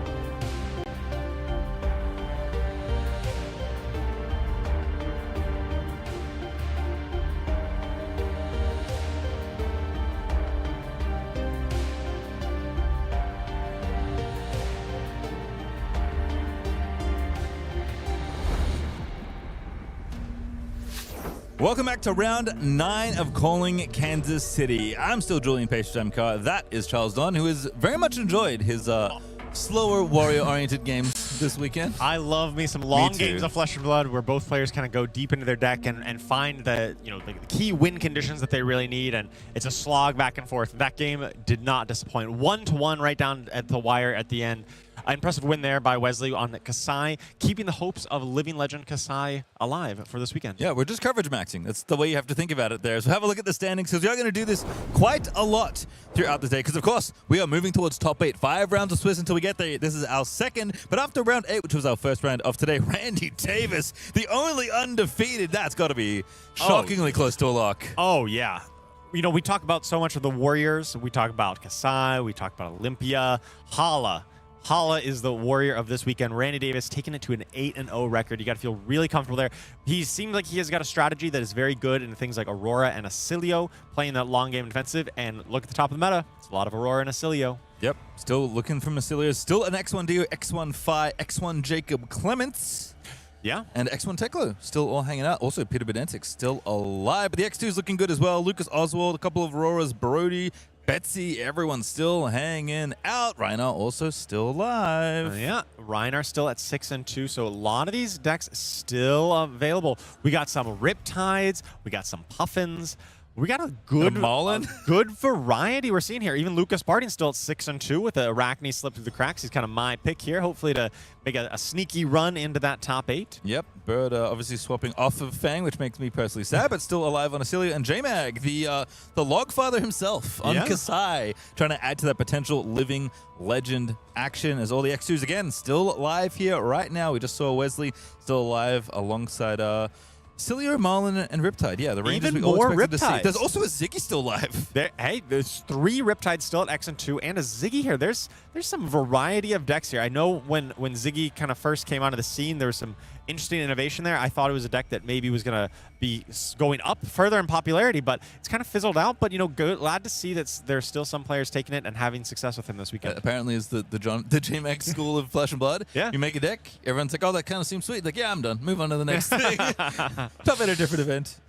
All right, well, we already kind of teased it this round. Oh, I can't wait for this round. The game is ready. Let's introduce our players, because we have some big names and some very cool heroes here for this one. Michael Feng, I mean, a list of accomplishments so long we couldn't fit them on the screen, to be honest, if we tried. X2 still alive for top 8 on Dio, who of course won the last calling in Hamburg a week ago. And on the right, it is Teklovossen, another Bright Lights hero piloted by Lauren Stobbe. Yeah, this is going to be a really interesting matchup. Michael Feng, Pro Tour champion. He won it on Oldhim way back in the day. A very defensive-oriented deck. Now he's gone the complete opposite end of the spectrum. A very aggressive style deck. A deck that is historically kind of vulnerable to these fatiguey defensive strategies. Now, Lauren Stobbe playing Teklovossen, which has those Evos, that lots of armor. You got to imagine that she feels like she's going to be able to fatigue out Michael Feng here. He's going to be blocking a whole lot, using that armor to cover key break points, and hopefully the boosting from Michael Feng will run him out of cards while Teklovossen still sticks around with all that defensive armor. Michael did choose first, which makes sense for you when to set up your items. Let's have a look at the run so far. 2 losses, one at the top of the weekend actually in round 1, and then one. He did lose last round. Most recent round, he lost. He started each day with an L. Start each day with an L. To be fair, when the calling that I won in Amsterdam, I started both days losing as well, and then just won out the rest of the day, both times. So Michael Feng may be trying to repeat that. Lose the first round and then win out from there. He's lucky it's not a 3-day event. So very much so, yes. If you lose the first day on a day 3, that would not allow you to play anymore. Yep, also took out Dalen Mack, one of my picks from day 1. Hate to see it, but Michael Feng's an absolute killer on the table, and Lauren has been doing well as it is. Dio's getting destroyed in the opening rounds. She has already taken out 2 Dash IOs to start yesterday. So even though Michael Feng, very accomplished player, very well known, is a very good quality player, Lauren has got to feel good about the fact that her Dash IO matchup is probably pretty favored for Teklovossen here. Yeah, I think probably feels good about a bunch of the aggro decks that have moving around, and we haven't seen either of these heroes, I believe, this weekend. No. So let's give them a little bit of a read. Teklovossen, Esteemed, Magnate. You may play Evos from your banished zone. Well, I don't know why I'd want to do that, but if you want to, you can pay some resources as an instant. You may play your next Evo this turn as though it were an instant. Oh, that's nice. And when you do, draw a card. My favorite words in card games. Yeah, there's a couple different ways that you can get these Evos into your banished zone. You can boost them with like aggressive attacks and you banish randomly kind of off the top of your deck. Or there's abilities to scrap them out of your graveyard. You can kind of convert them from discarding your graveyard and get them into banish for value. And then once you do, you're able to re-equip them, kind of following the theme with Mechanologist of kind of having multiple moving parts. You get the Evos in the graveyard, into banish, and then play them. And of course, Dashio, 36 life. Definitely not a lot of starting life, but that's because she can look at the top card of her deck at any time, which is extremely powerful. Boy. And if that wasn't good enough, once per turn, you can play a Mechanologist item with cost 0 or 1 from the top of your deck as though it were an instant, although it does cost an additional resource to pay. A fair price to pay for an extremely powerful ability. Very powerful hero effect. That's why she starts a little lower on life total. She's often built as a very aggressive-oriented deck, trying to use those items off the top. Oftentimes, they'll have Crank, allowing you to remove a Steam counter from them to gain an action point, so that way she can benefit some extra action points. Because it's an instant, it doesn't cost your action point to play that item like it typically does for most items, and she's able to profit action points and then go very wide with aggressive boost attacks and items that cash in for value. I like the gap here between the Living Legend points as well. Both have the same multiplier because they're both from the same set.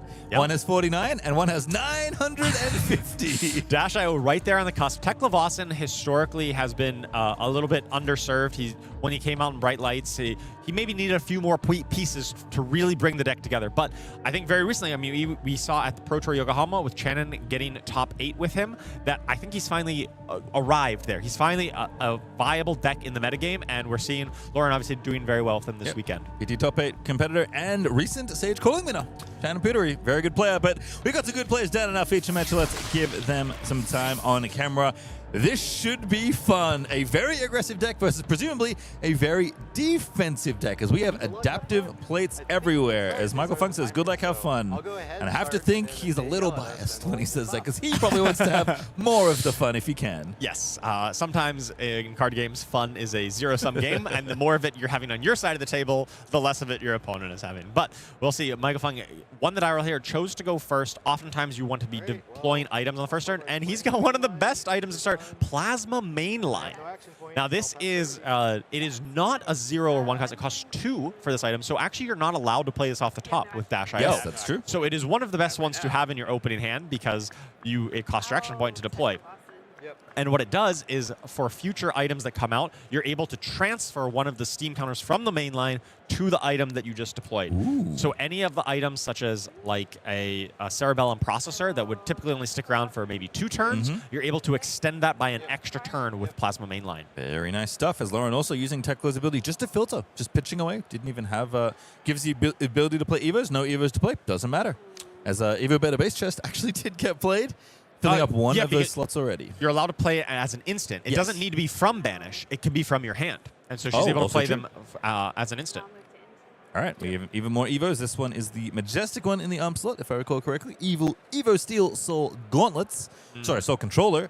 And probably an important thing to note about these, you mentioned it already, Charles, but these are all temper pieces of equipment, even though you have to equip them as cards in your hand, which is a little different, a little funky. But that is 3 block in the bottom right-hand corner of that card. 3 block temper means it can functionally convert to 6 total if you would use all of the charges. Typically, it's more just 5. You block 3 and then 2. You don't want to use the last one because then it would destroy itself. But if you have something like Fabricate, you're able to still block with that extra one and not have it be destroyed. You don't really want any of these to be destroyed because a lot of the power of Teklovossen is in that kind of late game singularity by combining them all together, or by just having the option to continue to deploy these defensive options. Yep, you can. They're also base arms, so you can put more over them if you want and kind of refresh your armor that way. As Michael Feng had a Spark of Genius floating above the table and is moving back to reconsider. Dash.io, I think sometimes gets the wrong rap from people as being like just kind of an aggro deck. You just kind of put your cards on the table. You have to do a lot of thinking to put those cards on the table effectively. It's quite a complicated aggro deck. Unlike, I'd say, some of the more straightforward aggro decks, like some of the ninjas, where you have a combat chain and you're just playing your hand out. Especially with Dash.io, you always have the top card of your deck to consider, whether you want to boost it away or not. You have ways to shuffle your deck and sequence things differently, such as with Spark of Genius, or card draws from Cerebellum Processor that we'll more likely than not see later on.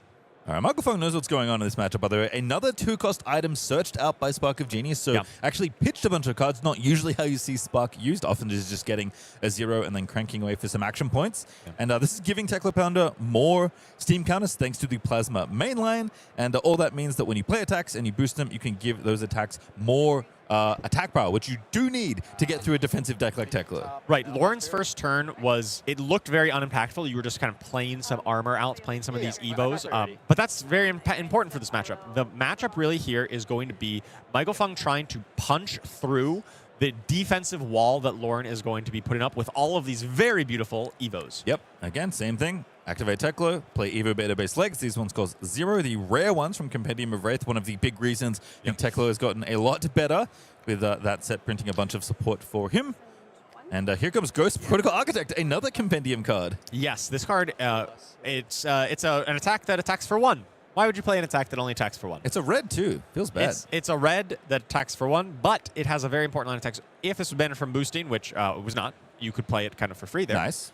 But when this stacks, you search your deck for an Evo with less than or equal to the number of cost, less than or equal to the number of Evos you already control. So even if you don't have any, you can still find one that costs 0 and kind of get the Evo train rolling. But right now, Lauren has 3 equipped, so she is able to find one that costs 3, basically any of them, and banish them to be able to equip it.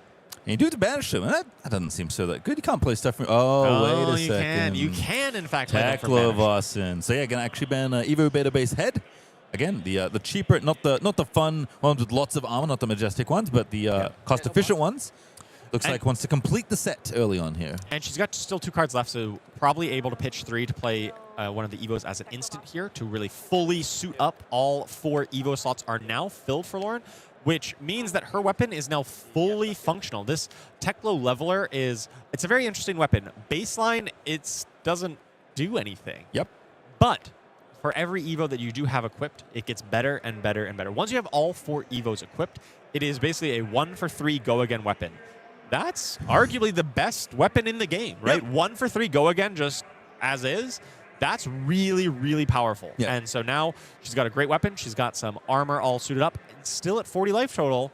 Yes, Michael Feng has done some development of the Teklo Pounder, is ready to start punching in for big attacks, but Lauren is all set up. Has got the defenses ready to go. Yeah, very quick setup there by Lauren. And of course, the Teklo Level, a great weapon when it's fully powered up like this. That's to say nothing of the big attacks Teklo can throw that get better with all the Evos. Oh, yes. War Machine. And we didn't even talk about War Machine or Annihilator. We will. Oh, I'm sure. All right, so Michael Feng, very deliberate, very considerate player, always very thoughtful, regardless of the deck he's playing.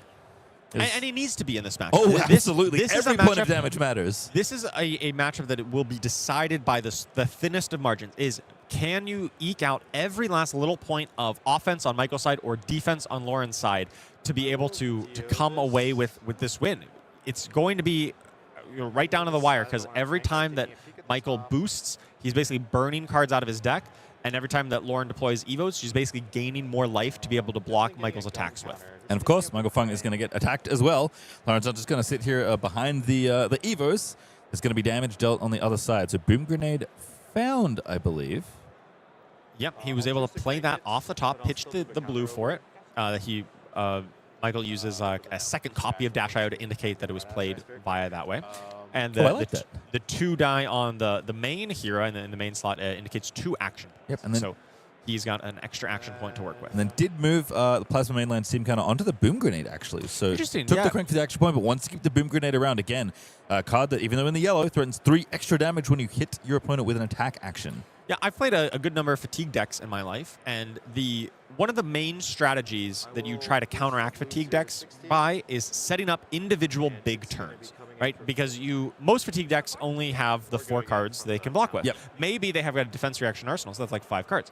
But if you can set up a turn that goes way over the top of that, you kind of stack up some advantages and then send them all on one big turn, That is a recipe for success into fatigue decks. And that's what Michael Feng is doing here. He is setting up the boom grenade, adding the steam counter to save it for next turn. He's not anticipating it hits this turn, but next turn he's expecting a really big turn. Yeah, I mean, Dio is a deck where you know how to play against decks that want to fatigue you. Even if they're not defensive decks, lots of decks will try and fatigue you out. So Michael Feng certainly understands what he's supposed to do in this matchup. Blue 0 to 60 was actually a 0 for 4 go again, thanks to Teklo Pounder. And now Zipper Hit getting in the way for a bit of extra damage. Steel Street Enforcement on turn 2 already full online. We talked about how much value you get out of this full Evo setup. Steel Street Enforcement, it's a blue block 5. Okay, sure. Yeah, well, it's baseline block 1, but it's +1 block for each Evo you have equipped. So it is a blue block 5. This is insanely powerful here, especially when coming in at breakpoints that you're trying to trigger these boom grenades with. You're trying to come in for 4 or 5 or some odd number of breakpoints. Just block 5. Why not? Yep. I mean, it's a block card, not a defense reaction, but still very powerful when Teklo gets online nice and quickly, which is what's happened here. So it's Teklo Core deployed at the end of it all to get resources to fuel these big turns that Michael Feng is going to need in order to punch through the defenses. But so far, just a couple damage dealt, 38, as this is just the start of a potential onslaught here on the Teklo side. 3 go again. Teklo leveler moves on in. Yeah, despite all that, Lauren still had 3 cards to work with. And so you've got to imagine that she's going to come in for 3 go again. It looks like 2 sink belows. I was going to say maybe there's some follow-up. Maybe there's like a war machine or something. I was really excited. I would have liked that, but she seems to realize that it's very important that she's able to have these defense reactions for next turn, because we know Michael Feng is setting up a big turn here. He got the Teklo Core, he's got the Boom Grenade, he's got the Teklo Pounder, he's got a full 5 cards basically to work with. He's going on the offensive here, so having at least 2 defense reactions ready to go is going to be very critical from Lauren's side. Yeah, man says the whole Mechanologist workshop set up in front of Dash, but the Boom Grenade timer is running out. Fuse is low. Michael Feng going to have to find the salvo that gets it through this turn. I think if we look at Lauren's hand, she's got a Fiddler's Green, so she's very clearly committed to being defensive in this matchup. All right, so Michael Feng, considering his options here with this hand. Ooh, Teklo Pounder again. Very good when you're setting up, but this is the turn where Michael Feng wanted to go on the offensive. Teklo Trebuchet, I believe, is one of the other blues in hand. Yeah, and that's red 0 to 60 and a soup up. That's one of the cool cards that got added to Dash.io here in Compendium of Wraith. It's a blue attacks for just 1 with boost, but if you do, it makes your next attack get +2. So it's kind of like a blue 3 power attack. All right, so another Teklo Pounder. Man, Michael Feng is really anticipating this, and he's going to pass, so he's going to give up on this Boom Grenade play. This Boom Grenade, even though it consumed the Plasma mainline, he's just saying, nope, we need Teklo Pounders. That's what we need, giving those +4 whenever he boosts going forward. Yeah, it happens once per turn, so it's on the first one. He boosts his War Machine! Hey, there's the War Machine. Gonna ride on in. So as we said, the way to beat into fatigue decks is to set up really big turns, which Dash.io does well. But when you do that, you basically give the fatigue deck a lot of time, a lot of space to find advantages. Sometimes they do that by deploying Evos and functionally gaining life. Sometimes you hit them with a War Machine and risk destroying the arsenal. 3 for 9, overpower, destroy your arsenal. That is all the text on the card once you are fully online. And all of the Evos, 4 or more, are obviously equipped and have been equipped nice and early in this game for Lauren. So this is a real big Mechanologist CNC, as Michael Feng probably wanted whatever is in his arsenal that he's been squirreling away for this big turn that he's clearly building up to, IPing 3 to set up this Teklo Pounder. He does still have a Crown of Providence, and this is his kind of get-out-of-jail-free card. Once per game, he can kind of save his arsenal by cycling it back, drawing a new card. But he does know what that card he would draw is, and if it doesn't really fit into his hand, maybe he wants to save that for, say, the second War Machine that might come in later if it's not relevant. Yep, he is opting to let it be destroyed because he does not really want to draw into the next card instead. Would have been a good one, but it is going away. Michael Feng taking 9 down to 20. Yeah. Boom Grenade goes away at the start of the turn. Teklo Core losing its steam counters, making some resources, but Michael Feng has to have a big turn, I would say, right now. Yes, even though we just saw War Machine, I did see Lauren Stobbe draw up a Command and Conquer. So if Michael Feng gives him more time, gives her more time rather, she's going to be able to continue the pressure. Banger item to find off the top with Dio. Cerebellum Processor getting the action point, has the steam counters thanks to Plasma Mainline, and can let you draw a card to extend this turn very, very wide. And Michael Feng's hand is looking pretty juicy. Yeah, he's got a couple of red attacks. Red 0 to 60, that can boost. Come in for 8 go again, thanks to the Teklo Pounders. Got the soup up as well. We did lose the Teklo Core, so that'll have guaranteed go again. He's able to follow up with a few more boost attacks and potentially draw extra cards based on the Cerebellum Processor. He's got an extra action point to play with there as well. So lots of options for Michael Feng here to do a big attack. We haven't really seen him do much attacking at all thus far. Just really one turn that leaked through maybe 2 points onto Lauren. Yep, 38 silver Tekla. Michael Feng wanting to make sure the sequences correctly for maximum damage. Again, it is about going above the potential defenses. What your opponent has is relatively not known, but you can at least reasonably guess what they would have. You can average the value of their hands and look at their armor. So you got to go pretty big typically to get over the top, especially with all those, with some of those majestic evos adding temper blocks. So 0 to 60 is going to kick things off. 8 go again. Fi could never. Coming in for 8 Oh, go I like again. this. Yeah. He is coming in for 8 with his the dice facing the other way, but that's okay. We can read upside down. It's not like Michael Feng hasn't been in the feature match area like a lot. Never. Yeah, he's like, he's a newer player. Hasn't been around. Been around for Doesn't a know bit. what to do. Dice are upside down. Maybe he thinks he's playing in Australia. That guy travels the world to play in callings. Lauren coming in with the full block here, using some of that Evo equipment plus the Sink Below out of Arsenal. Sinking one of the cards away. Didn't quite catch which one was sunk, but looks like drew into another Terminator tank. Yeah. Yep, Ooh. all reds. And that's okay because Michael's taking a big turn here. You got to imagine Lauren's plan is block out everything anyway. And maybe if she gets the chance, Arsenal one of the cards. But I think option A right now is block, block, block, block, block. That's true. If nothing else, Leveler can always come in if you end up with a spare red and you don't want to chuck it in your arsenal. But Michael Feng, as you said, is very likely going to make this quite a wide turn. Here comes Teklo Trebuchet. 2000? Yeah, that's what Michael's hovering over right now. We got another blue 0 to 60, and I think the soup up was the last card we saw. But of course, Michael basically always has access to the top card of his deck. He gets to boost away if he doesn't like it, because he can draw it with that extra action point via the Cerebellum Processor. Yep, already used Dio, so can't play an item off the top, but can access it just by using the action point to draw a card. One of the reasons Processor is such a powerful item. It not only is kind of that free crank, those action points you're looking for as Dio off the top of your deck, but extends your hands very wide as well in certain spots. So block in from the Evo Beta base chest, soup up. Going to go ahead and get bigger thanks to the Teklo Trebuchet. Full go again. No Galvanize, I believe. Was that only on defense? It is galvanized because we lost, or it Oh, has yeah, go again the because we item's on lost the the Teklo the core, and Teklo Trebuchet only gives the next attack with boost the +2. Oh. So So kind of masking in some ways that Yep. bigger attack that's coming up. I like that. yes, Looks like the blue 0 to 60 is going to be pretty big. Although Symbiosis Shot actually going to move in first. Yep. So just looking for 2 damage. That was the first 2 that Lauren took, and that's the next 2 she's going to take. you're kind of modular where you can use that extra action point to either attack with the Cerebellum Processor, or draw a card via the Cerebellum Processor, or you can use it to shoot the weapon. Chain closed. I think Michael Feng just said, I messed that up. That's okay.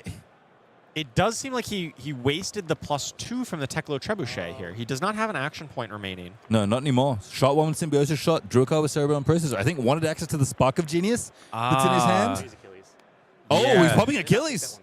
Yeah, so this is kind of the get out of jail free card here. You got the using Achilles because he really needed that extra action point because he saw the top card of his deck. He didn't want to boost it away, but just based on the way the cycling worked, he probably shouldn't have shot with that Symbiosis Shot. Yeah. At least not yet, because that seems like that was a big mistake from Michael. He might definitely regret that.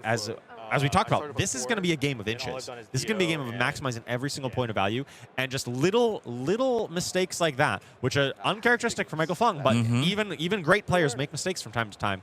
This may come back to bite him. And you can see, wanted access to the Spark to get the extra Teklo Pounder onto the field. This is really the item that lets you grind through and make very big attacks, like way more above rate than Dio is typically throwing on the combat chain. And with all these extra steam counters, thanks to Plasma Mainline, and there's a lot of life left in these items as well. But yeah, Michael having to use a piece of equipment that he maybe didn't want to. Draw a card off Spark, and that's going to go straight into the arsenal. It did look like a red, perhaps a red Pulse Wave Harpoon. I just was super quick on that. But now Lauren does, I think she sunk away one of the reds and drew into a blue. So I think she's going to have a good 2-card hand, right? You're going to be able to attack with this Terminator tank and then still Arsenal like the Ghost Protocol and still be able to present, or just pitch that 3 into Terminator tank, right? Maybe Ghost Protocol is not that great in Arsenal. Coming in for 3 is better here. And so, yeah, Michael Feng's doing all this setup, has got all these items. But, you know, you come in for 3 go again into 9 overpower on hit discard a card. Michael Feng's life total is getting pretty low. Yep, 9 overpower discard this time. It's the other version of War Machine, but instead of hitting Arsenal, it hits a card in your hand. Now, Michael will get to choose, but Lauren is like, you know what? You think you're trying to set up against me and punch through my defenses? I'm just going to try and take you out of this game. Yeah, this is like definitely turn on the gas. This is one of the big powers of this Teklovossen deck. If you want to play defensive, you have lots of options. You've got good Evos to bring up better defense. You got lots of D-reacts, as we're seeing. But if you're given space, you can pump out the damage and the disruption as well. Yep. Michael Feng using a lot of his life total as a resource here. Remember, only started as 36 on Dash.io, so down to 8. Lauren's still at 36. Of course. Just those symbiosis shots. The second one maybe a little bit ill-advised. A 0 to 60 coming through again. +6 from these Teklo Pounders. Oh, it's upside down again. Good old 10 go again from the 0 to 60. Yeah, that's not 1, that's 10. 0-1, yes. 0-1 again go. All right, a little more temper blocking here out of Teklo, it looks like. Nope. Yep. So Michael Feng has not activated Dash.io here, so you still are kind of interested in blocking out as much as you can. You don't want there to be like a risky boom grenade off the top, just like kind of if you, Michael boosted into it. That would be risky, so you're trying to cover up the attacks as much as you can to avoid that possibility from Lauren's side. Yep, 4 defense value D-reacts and 1 2 block from the armor. Obviously, Evo Steel Soul Controller is not going to want to get in front again because Tempered 3, that last point of armor is a little too precious to be throwing away your arm slot when you're trying to hit the Singularity later in the game.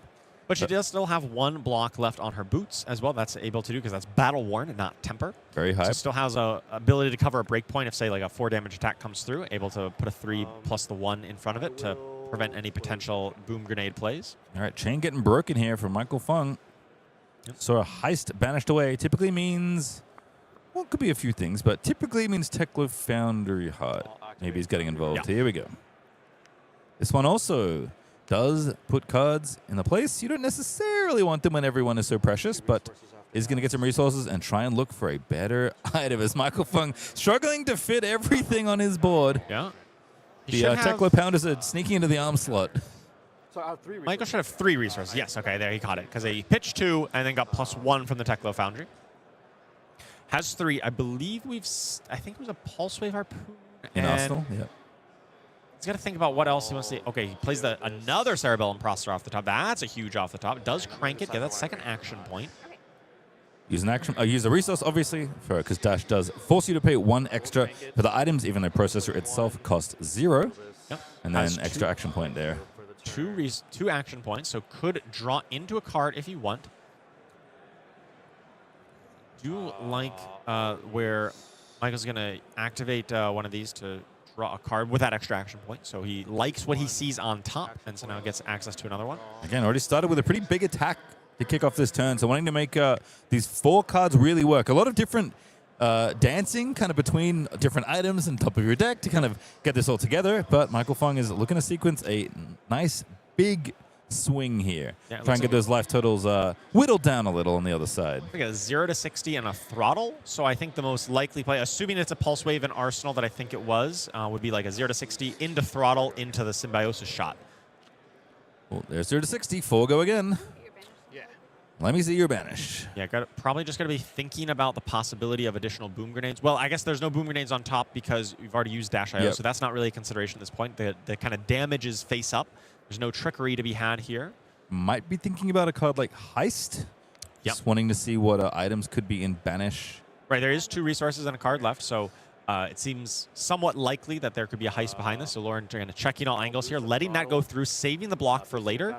And then now that the threat of heist has been basically removed by the throttle coming out, she's now kind of free to block with impunity. All right, here's Throttle. 6 go again. Does maybe get a just Fast take and it. Furious boost. Ooh, I Yeah, like it's this. interesting. It's So vanilla damage. Just, yeah, I can I take have to see that. exactly what she's working with here. It looks like it's a blue and a Command and Conquer. So opting to, instead of blocking with these, to maybe send a Command and Conquer back on the backswing. Yeah. So Michael Feng is at 8 life, and so Lauren is going to use a 2-card 9 on her turn. That also presents it presents lethal and it presents disruption. So Michael Feng does have some armor, so he doesn't necessarily need to block with the card out of hand. He can still have a big turn behind this, but if so, he's going to go pretty low on life. Yeah, I like this a lot, actually, because I think Lauren also checking that Banish being like, well, if you have it on hit, I have enough block to probably cover it, so I'm okay seeing what your last card is. I'll take 6. There's nothing bad but damage is happening to me. I certainly have the life total lead. So now it is level it into Command & Conquer, and Michael Feng must give something away here. Yeah, this is really heads up from Lauren, just kind of leveraging that large life total advantage to really push the issue, and efficiently, right? If it was just maybe a 2-card 6 for Command & Conquer without a leveler, I'd be a little skeptical here, right? Because Michael Feng can cash in his helm, not take too much damage, not really be that disrupted. But instead, he's going to go really low here. That is... penetration script. Of course. This is the other, hey, I need to get through defensive decks card. So Michael Feng playing this, I believe this is off the top. Yep.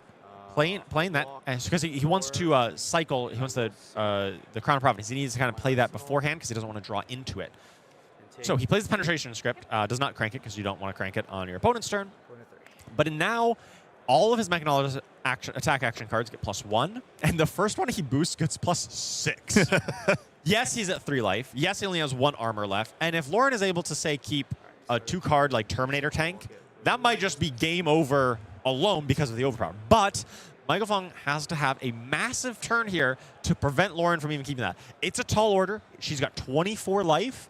But with how much bonus damage Michael Feng has and items already out there, it's not entirely unreasonable. No, big hand, and Michael Feng's going to have to make it count. Got the script in play. It's basically Mechanologist rake over the coals. A couple extra steps to get there, but attacks are going to be all pretty big on the combat chain. And the first one, as you mentioned, is going to be overwhelming as Teklo Trebuchet. Oh my goodness. Protocol red off the top. This is huge. This, especially with a blue pitch, right? You've got 2 resources left. Perfect for activating that backup protocol red. Definitely going to crank, so he's got 2 action points here. And now basically has access to any red attack that is currently in his graveyard. And the red attacks tend to be pretty good. Yeah, I mean, as we've seen. Just a simple 0 to 60 or soup up, it would be good to just present another 4 go again. Or if he has a bit extra resources, he can trade it in for something like Throttle. Yep, action point again for a Processor to draw another card. I think this is a 4-card hand to start things off. More like 5 with the Protocol Red, and access to an extra card with the Processor. So 6 kind of potential cards to have access to between 2 different zones of your deck with a whole bunch of thinking you have to do between all the boosting and the sequencing and the resources working out. I mean, we're playing Mechanologist right now. Yes. Michael Feng is deep in the workshop. This is why we say that, yes, it's an aggro deck. It just likes to attack. It doesn't like to block that much. But it's a very complicated deck, certainly much more than a lot of other decks that we've seen. There's a lot of moving parts here, as there is for most Mechanologists, and Michael Feng is just trying to find his best way to navigate it. Fast and Furious, 0 to 60, and Throttle, I believe. No, one of those. Outpace. Yes. He's pretty short on resources, actually, right? There is 2 floating, but if he wants to use Backup Protocol Red, that's 2. If he wants to use Throttle, that's 2 more. If he wants to use Outpace, that's another 1. He's really short on resources to make this whole thing work. Draw a blue. Draws a card. Well, he knew what it was, so he opted into this one instead of boosting first. So presumably it's a pretty decent card for him. He also has the Teklo Foundry Heart if he's able to boost and still have a resource floating there. So he's got some options. Don't forget the Bracers of Belief, basically adding at least 1 or 2 more, depending on what he sees on top of the deck. Have another peek. It was a blue. It was a blue. Okay. So now he's got the resources needed to actually play out this hand. He's able to attack for 4 go again, another 4 go again, a 6. But now all of those, of course, get +1, and all the pounders. I think this is going to be well over 20 damage, but is it going to be enough to actually put Lauren out of range of continuing to attack? Right? Yeah. If she's still able to keep just 2 cards, has the potential for her to threaten lethal. Yeah, Outpay is a pretty nice one. Can't be defended by equipment. 1 for 4 boost attack, so basically 1 for 4 go again. Not that much armor left for Lauren. Well, but you can't block with the Evos out of hand. Yes. Because those are equipment. Now, that may or may not come up. There's other places to block with those equipment on this turn. You could just, if you have them, you could just block the Fast and Furious right now instead. But it is still, it's still a worry that you have to keep in the back of your mind if you're Lauren. All right, so this started as a 0-4. Penetration script up 1 more to 5. +6, 11. Go again to kick off this combat chain. That is shockingly close to Lauren's, half of Lauren's life total. And thank goodness it's 11, because that number reads the same way upside down and right way up. Yes. So it looks like we got a Fabricate. Is that another Steel Street Enforcement? That blocks 5. Fabricate blocks quite a bit. That can block 4 because it gives all your Evos +1 that you can then block with. And then a Terminator tank and another blue. So if she's able to survive with just off the Fabricate and the Steel Street Enforcement, she may be able to threaten lethal on the backswing against Michael. And Lauren is saying, I am going to try and take you out. You better show me more. Take 11 down to 13. That's bold, but I think it's the right play here. Yeah, you got to show me you can actually do it first before I flinch at all. Yeah. Chain getting broken, Tekla Foundry Heart getting popped. Michael Feng is getting every resource he possibly can. Some powerful blues getting taken out. Wants to find a red for braces perhaps on this turn as well. Looks again at the top of the deck. Yeah, he really does need to push through every last little point. Every point's going to matter here. 3 resources, 3 cards in hand, a backup protocol red, a lot of things to think through. 1 action point left. Backup protocol red's going to get popped. Finding a red. What are we looking for? Probably the soup up. Unless he needs the boost again and then a 0 to 60, but both of them would be. Oh no, he doesn't have extra resources. He has. Oh no, he does have one extra, right? Because he's got 1 float because of the Tekla Foundry, and then his hand costs 3 currently, so he's able to spend 1 on this. He's got a blue and then a 2 and a 1 in hand. Yep. Here's Zipper hit. Coming in for 6. Go again. Pretty big attack. Boom grenade gonna get banished off the top. Dio already used, so with the 1 action point, no other surprises should be forthcoming, but still a lot of damage can be presented in this hand. Now we're getting close to half of Lauren's life total. I think this is where Lauren really should pop in this Fabricate. Maybe just block with everything and Fabricate to give them +1. Because it seems likely that Michael Feng has to break the chain again in order to use Bracers of Belief. And if so, then she's able to block twice with her boost. Because it'll block for 2 and then 1. Because Fabricate is +1 for the whole turn. And it'll go up to 2 Battle Worn. And by breaking the chain, she's going to get an extra block out of it. Yep, I like this. Getting in the way. Using that Fabricate, getting the defensive value. Fabricate, a shockingly powerful defensive card for a card that is an instant with no block value on it. Yeah, it blocks 4 here. Now, the Outpace is going to sidestep that, but she still has a blocking card to be able to cover that and then use the rest of her armor on the throttle that's going to come. So Outpace is going to come in for 5. Yep. And she can just cover that up with the Steel Street Enforcement. Then Throttle's going to come in for 7. Which she can block 3 on equipment. She's going to take 4. And then comes in for 2 with the pistol? I guess so. That's not 9. Even with the +2 off the Bracers of Belief, I don't think that's enough. Here's Outpace. Right, because Bracer Belief basically does -1 because the Evo base legs that's come back on block. Yes, because you have to break the chain, of course. Here's 4 go again. Should be 5, yeah. Oh, 5 but go she's got again. a 5 block. She's got a 5 block. Again, yeah. Cover it up. Why not? The old blue block 5. Lauren really thinking, yeah, you can kind of tell, like, okay, this got tough. Yeah. Steel Street Enforcement looking very juicy here, but again, are there other things to worry about? Is Pulse Wave a problematic card in this spot with the chain getting a little Could be. wider? That's she's got to think about, like, what is the problem here? Like, what could go wrong? Yeah. Well, Pulse Wave is going to be able to look at her hand no matter what. Yep. I feel like, yes, that would be a bad situation, but there's nothing she can do to play around that. Right. I don't think. And so at that point, you just have to, like, if he has it, he has it. Yep. Trying to get the block value here. You can't block with the equipment. Lauren so taking her it's, turn. but you can just... Because Dash IO has been used, so there's no boom grenade to sneak in. So she just has no blocks. Okay, take like 5. let me see what else you got, and then I'll make a decision. Now everything's face up, right? Michael Feng's hand is face up. Now she can block the total of 6. Or no, that's 7 because that has +2, right? Okay, yeah, I forgot because it has 1 base. It goes up to 2. But then it doesn't destroy itself to temper. It gets -3, but it still has +1, so the temper doesn't destroy it. And Fabricate also covering the Symbiosis shot that came in. That was the last thing Michael Feng did, because Braces, I believe, only affects attack action cards. Correct. And not weapons, so no use in popping it. Michael Feng going to drop another hand now at 3 life. And Terminator tank! Overpowered! Oh, that's it! Tekla wins! Lauren takes out Michael Feng. Dio's run ends, and the overpower gets it done. Absolutely amazing game there by Lauren. She found her spots to get aggressive. Michael Feng was setting up his big turns, but in setting up for so long and taking so long to get those items online and to set up, Lauren was able to find the space to just punch back with the Teklo leveler and the Terminator tanks and the War Machines and just was able to beat Michael down while he's trying to set up. Yeah, 3,000 of you watched War Machine, Terminator Tank basically win that entire game on their own. Yeah, very impressive by Lauren to take down a player of Michael's caliber, and just really impressive game all around. All right, well, let's have fun. Let's have a look at what else we got going on today, because there is a lot going on in Flesh and Blood world, and it's time for you to play in a calling. If you've thought of it, if you've felt the call, I would say Early Bird Weekends are the place you want to be. You get a free side event voucher when you buy your package during Early Bird Weekends. Currently, your November, December, Christmas time holiday period is something you should be thinking about, because Shenzhen, Wakefield, and Portland are all coming up. Yeah, if you are as excited as I am about Usurp the Shadow Throne coming out, this is going to be your chance to play those new cards on the big stage, right? If you want to make new decks with the new Viscerai, the new Lavaya cards, and of course Malice, I know that's your favorite, you are going to be able to take those to these call-ins. But before you do that, make sure you buy these early bird packages. Yes. They have a tendency sometimes to sell out. Yes, Some they of our do. call-ins have been very popular, so make sure you lock that in early if you are planning on going.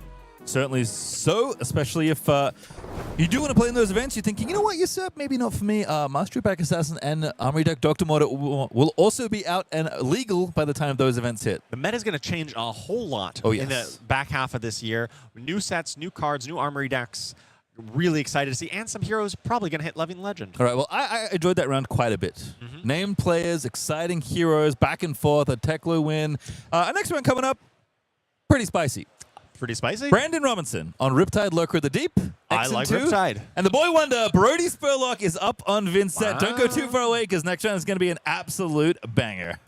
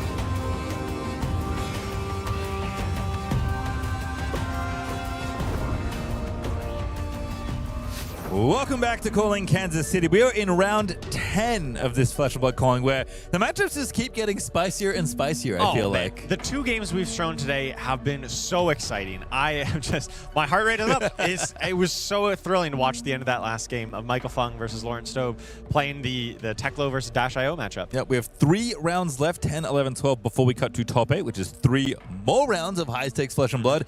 And we're going to check in the standings because, again, the X and 2s and everyone better are ready to go. Randy Davis finally picking up a loss. There are no undefeated players left in the field, but there is a number of X1 players, and it is a huge mix of different heroes. Yes, so we do still have Matt Moose playing Teklovossen at 8-1. We do have, Randy actually lost to Matt Moose on the Teklovossen last round. So, I mean, if you're playing a very defensive, fatigue-oriented deck, and then a deck gets set up, perhaps set up a big singularity turn, you know, maybe that's the recipe to crack through the defensive walla that Randy was playing. But there's still so much more variety even just beyond that. We still have Randall Robinson 7-2 alive with the Aurora, which I know we predicted maybe could make a run. We've got Will Bradshaw still hanging out with Phi, a little bit of an under-the-radar pick here. Hey, of course, we got some Oscilios. Those are always going to be around. But really just a couple of Arakni Marionettes left. Jacob Clements and Arjun Garg at 8-1 and 7-2 respectively. Yep, still Gravy, Vynnset, Betsy, Rhinar, Puffin all still alive. There's another Hala that's X1 as well. Josh Lau on Dory still alive. There's a Jarl still alive. There are 3 Riptides still in contention at X2. 3 Riptides. That is amazing. Like, this is definitely a deck that I don't think anyone really took too seriously coming into today, but it's very possible that if one of these 3 goes 3-0, that they'll be making it their way into the top 8. And your boy Lucas Biting on Slippy also still alive. Zach Phillips also still in contention for top 8. I mean, there is just a lot of good names and a lot of cool decks still fighting. It looks like J-Mag is going to be the Kassai, taking the mantle into top 8 if he can continue to win out. Yeah. So to comment on Lucas Barden here with the Arakni slip through the cracks, we talked about how, you know, maybe there's not as many Arakni Marionettes still left in the top of the field. And honestly, that's one of the worst matchups for Arakni slipped through the cracks because his hero power is symmetrical. It helps the opposing Arakni Marionette. But if there's just no Arakni Marionettes around, he's got to feel pretty good about his deck. Yeah, I have to think so. As again, all the X2 players currently still fighting for top 8. Of course, there's still other things players can be fighting for as well, but we are obviously looking towards our top 8 as we get closer and closer. And as we already teased, man, this future match is going to be sick. Two great players, 2 cool decks, and I think 2 decks we haven't shown on stream yet either. We did have a Riptide yesterday, yes. Sorry, forgot we had double Riptide this week. There's enough Riptides that are hanging out near the top tables that it makes sense. All right, let's introduce our players because, like we said, some real killers at the top end of the table, which makes a lot of sense. Brandon Robinson, one of 3 Riptide still in contention at XN2. Do need to win here. There was Brodie Spurlock, the boy wonder, former player of the year himself, on what has become now his signature Vynnset. Yeah, he's been playing Vynnset for quite a while now. Now, Vynnset is a rather complex hero. You have to really be planning not just this turn, but next turn and the turn after that as you set up what cards to leave in your banish zone for the blood debt and which cards that you play out now to determine the tempo of the game. All right, well, how do we get here? Let's have a look at the runs. So far, so good, except for the 2 losses. Round 1 loss to Ziggy here for Brandon here, but it's been all wins after that with the exception of a loss to Dio. Played a pretty wide variety of heroes, including a Katsu and a Valda and Feng in this run in round 8.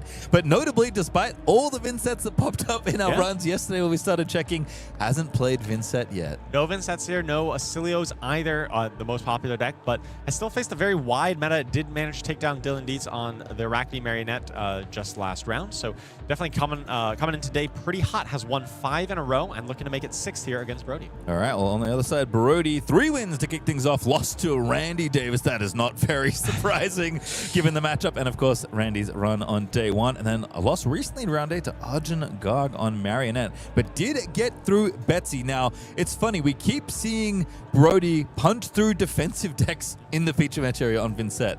Can certainly set up a lot of different things. I guess we should probably talk about Vynnset because, like you said, pretty complex deck. At the start of your turn, the Shadow Runeblade banishes a card from her hand. She actually has to. It is not optional. It is mandatory. activating, but when you do, you create a rune chant token. Then whenever you play a shadow non-attack action card, you may pay a life. If you do, the next rune chant effect that would deal damage this turn can't be prevented. So your opponent is guaranteed to take a damage, and you have to take a damage. And that is relevant for, well, lots of different reasons. Yes, some of the most common cards that Vynnset wants to be banished with this hero power have Blood Debt and are able to be played from banish if you have a sufficient number of rune chants. And obviously, creating a rune chant helps to enable that. And so at a baseline level, this enables some pretty efficient turns where you just banish the card, create the rune chant, and then play it anyway for a discounted card cost thanks to the rune chants.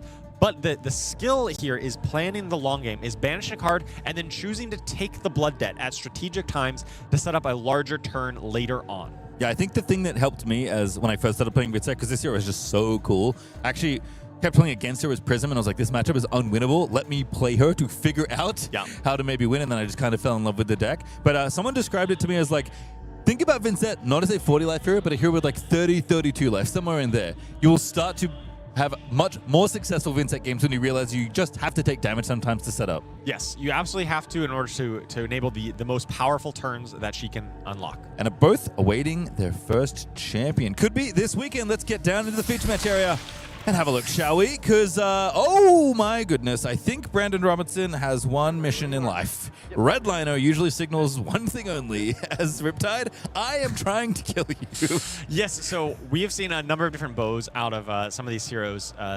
Historically, Riptide has had several different bows that he can use. He is using Redliner. It is kind of the simplest bow in the game. It really costs 0. You just get to load an arrow.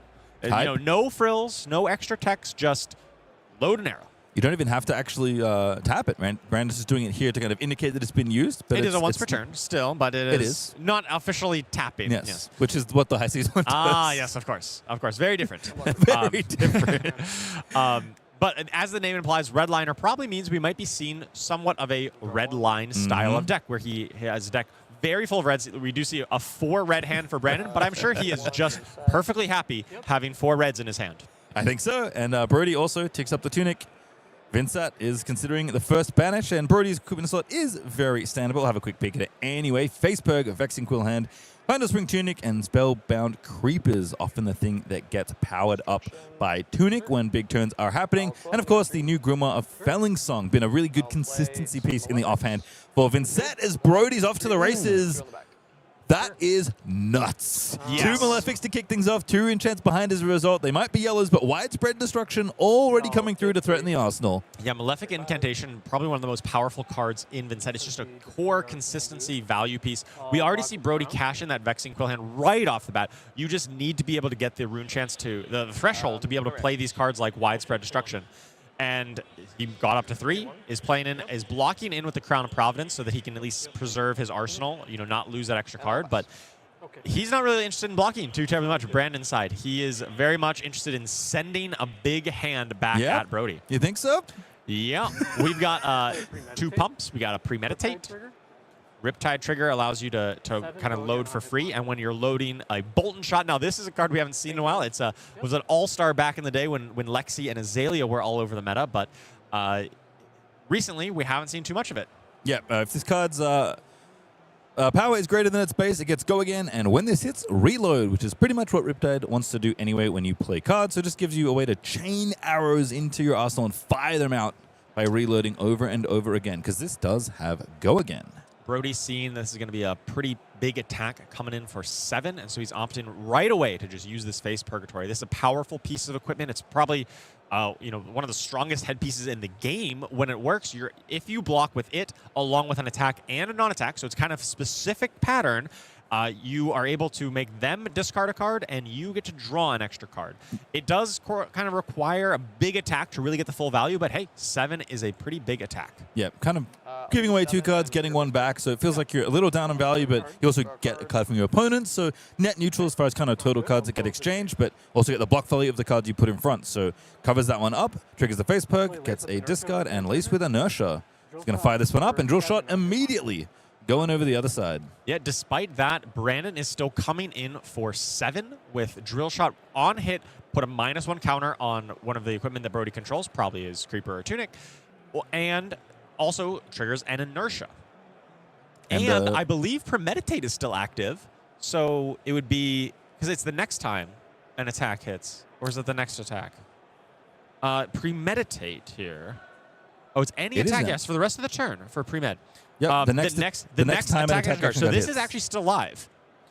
Yeah, so So the pump only applies to the next attack action card you play from Arsenal this turn, Yeah. which obviously was that first arrow, but certainly the Ponder on hit is live, which would be very good for the red line deck trying to play big 4-5 card hands. Brodie recognizes this and Wow. puts the creepers in front to deny that break point.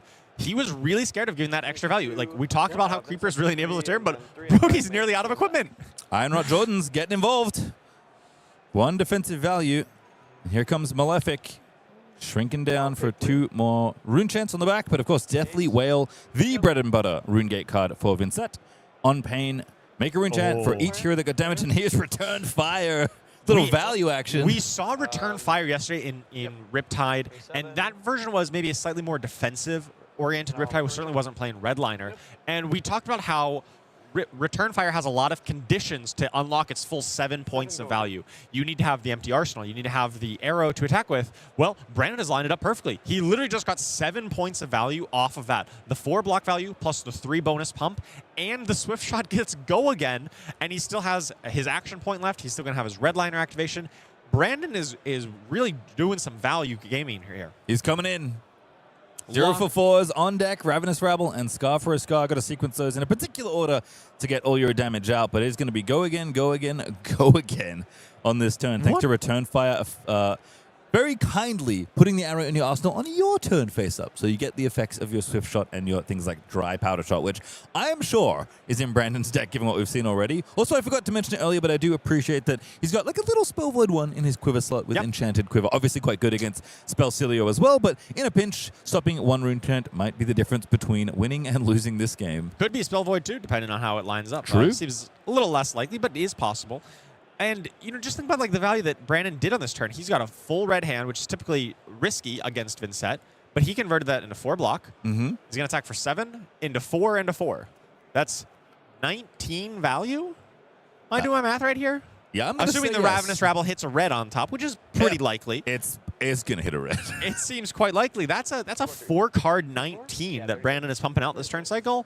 That keeps up with any deck in the format. Yeah, down to 27 for the Riptide, but Brodie going to take damage this turn underneath as well, of course. So Scar for a Scar already has that go again. Brodie puts the call in front, takes 1 down to 35. And Ravenous Rabble, hey, there's the red, of course, with Frailty for next turn.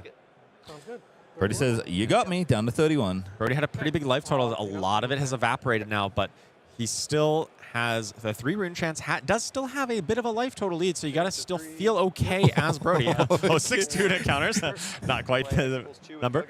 Oh, my God. It's happening again. Here it is.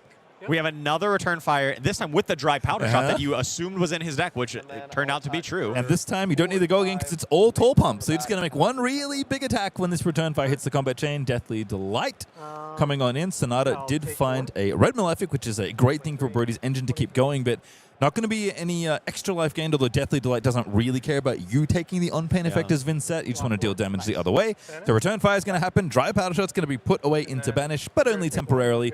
And Brandon's like, yeah, ship me the bill. I don't care about taking the rest of this damage. This is a blazing fast game. Both players just really maximizing their value output. Brodie playing the short turn cycles of Vynnset where you kind of block with 2 or 3 cards, banish your 1 card, and then play it for a lot of value. You basically do 1 card, 6, 7s, 8s.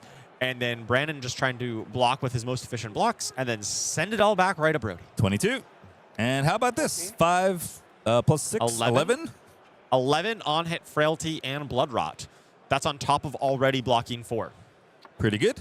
That is quite powerful. Sometimes relevant with the Frailty against Flail of Agony. Oh, 14. Oh, 14 because of the 3 from the Return Fire, of course. How could we forget? How could we forget about I'm Return like, wait, Fire? that seems way lower than last turn cycle. Oh, right, because the +3 on Return Fire. 9 plus 5. Not a bad little 1 arrow play with combining, I guess, 4 cards. But again, getting that extra value on both sides of the table. Vynnset generally very good at playing the value game, right? Oh, yeah. If you can just get away with banishing a single rune chant, keep the rune gate, keep the engine going, and just block 2, send 2 effectively against your opponent, you're usually happy to play that game. But Riptide's numbers are looking pretty impressive in this game. Certainly when Brandon is drawing hands that have the return fire plus an arrow and pumps, that's exactly how you draw it up. Now, of course, Brandon still probably has some other power cards as well. We've seen 2 of the return fires. Codex of Frailty is still a card that is often very powerful in these ranger decks. We could see that a little bit later on as well. So we've got the Snapdragons as well. We've got Sharpshooters to load if things go wrong, and also there's a block value on that one as well. So Brodie just considering the blocks here. What's in the grip? Shadow Puppetry, Deathly Whale. Revel and Runeblood and a Tear. Oh, Tear through the portal. That's a pretty Spurlock special.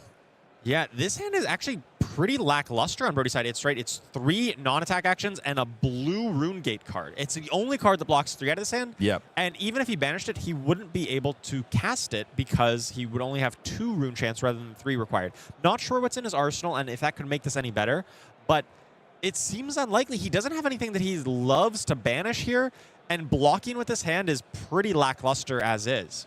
I'm going to try and see if we can get a peek at Brodie's arsenal. He just flicked it up. Tear through the portal, going sideways. That big 2 in the bottom right-hand corner. Not what you want to see against this giant arrow. Not at all. Brodie just considering a single card, it looks like. Blocks 2, takes 12. 12 plus a Blood Rot and a Frailty, so that Blood Rot probably converts to 2 more damage as well. So if we're just doing the quick math, that's kind of like a 20 damage turn cycle for Brandon Robson. 4 card 20. Yep. He blocked 4, attacked for 14, and 2 more on hit with the Blood Rot. And 20 is Brodie's current life total after all that. Let alone the Frailty, which may be relevant. Yeah. Oh, no, it's not. It's Dirge. It's Dirge. He gets the Blood Rot pucks away. Dirge, that's huge. Yeah. Destroys an aura you control. You do control the Blood Rot your opponent gives you. And that is what he needs to get this rune gate going. This is like a prelude to the Dr. Mortimer coming out, destroying the infections. Destroying Blood Rots is going to be a lot more common once Dr. Mortimer comes out in his Armory deck later on this year. But in the meantime, Brodie doing his best impression by clearing out that infection with the Deadwood Dirge. Oh, Shadow Puppetry, pretty compelling card to put down here. Brodie's like, can I afford to pay 1? Which I think is a reasonable thing to think. But Possibly. Getting extra rune chants feels pretty good on Vynnset. Again, Deathly Whale, you make a rune chant for each hero that took damage this turn. That includes yourself and your opponent. And if you trigger Vynnset, take that 1 life. That first rune chant's going over no matter what. Not that Brandon's been ABing a lot. He does have AB1, but don't think he's AB'd a single rune chant yet. And it is Shadow Puppetry, pays the 1, sends the whale. Make 1 back. So this 1 extra damage, yes, Brodie did take 1 extra damage to make it unpreventable, and Brandon probably wasn't going to prevent all of it anyway. But what it does is, because he took 1 damage, now when Deathly Whale closes the combat chain, Brodie makes 1 extra rune chant. He's going to go up to a total of 3 rune chants by the end of Brodie's turn, because he already has 1 from the Malefic, plus 2 more coming in from the Deathly Whale. And then when he banishes a card out of his hand next turn, even if it's a 4 cost, he'll still be able to play it. And Shadow Puppetry, let's give this one a quick read, because you might see this a lot more in Usurp, honestly. Oh, the next attack action card you play this turn, it gains +1 and go again. And if this attack hits, look at the top card of your deck, you may banish it. And I was going to say the 1 rule for Shadow Puppetry is block it. No reactions. Yes. This is a very powerful effect, especially as you're able to set up a big turn. But because this has the +1, it does turn on Inertia Trap. 18. Inertia Trap, giving an Inertia token to Brodie. He already cured his Blood Rot pox, but there's still more infections to come. Brandon doing his best Dr. Mortimer impression, giving 3. I will close the chain and go to... Oh, interesting. Brodie just said paying was wrong because a trap was triggered. Riptide does deal damage to you. He is going to revel. This is a 0-cost weapon, by the way, but the 7 rune chants do still sail over. Yeah, this is coming in for 7 rune chants and 0 physical, thanks to that Frailty. So that Frailty coming in value as well. Okay, the Inertia token at least not taking out this Arsenal card. Brodie does get the Revel value in ASAP. Ooh. He might have missed that. Brandon might have forgot the Frailty, that it was actually coming in for 0, not for 1. So Brandon maybe just missed a point there. He did not need to block like that. All right, well, down to 10, but again, Salvo's coming back. Scar for a Scar, very much online for Go Again. After blocking out with a couple cards, did, I think, correctly block the Shadow Puppetry. But unfortunately, despite Riptide letting you load the arrow in hand, Dry Powder Shot needs to load face up to get the value. So I think that Sharpshooters, that block is very telling. And maybe the point wouldn't matter. I guess you would have blocked... You can still redliner it, right? Is it face up for Redliner? I'm guessing so. Yeah, anything that loads, like, he has to prove that it's an arrow. Yes, to that's by true. load on face up. All right, never mind. Sharpshooters, it's okay. But Eh, still. it is face up. Yes. So Look at Charles. now, the He knows. life total difference and tempo of the game feels like in most cases it would kind of favor Brodie right now. He's got the 4 cards, he's got the life total lead, and Brandon is coming in for some attack, but not so much that would really evaporate this lead. But the interesting part with Vynnset is that she really needs to have rune chance to make her turns work. And notice how many rune chance Brodie has on board. 0. 0. He could get 1 from the Banish and maybe a second one from the Grimoire of Felsong.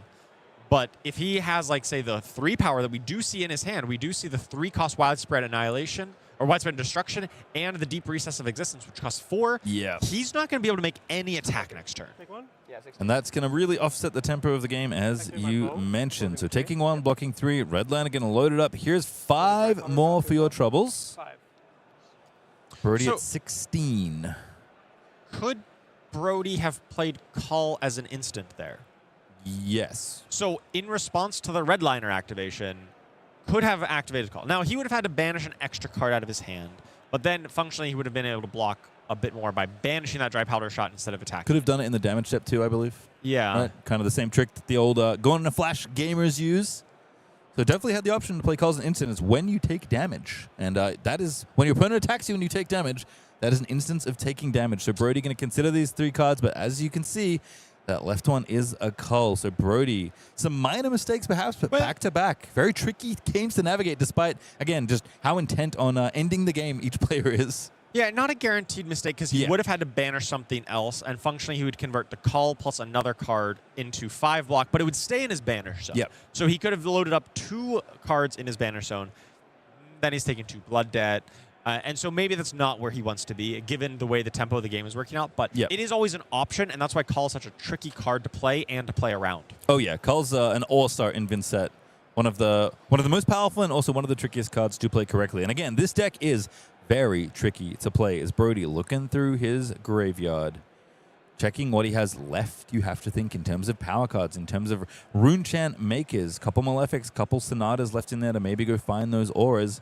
But Brodie going to put 2 cards down in front of this, take no more damage, and banish the Cull, it looks like. Because as you mentioned, even if you wanted to ring-gate one of these attacks out, there's just not enough resources to do so. It's time to take a turn off and give tempo back to the Redline Riptide. Yeah. Sounds like a scary proposition at 16 life. It does, but you do have a kind of a Call banked up. You just generate your rune chant.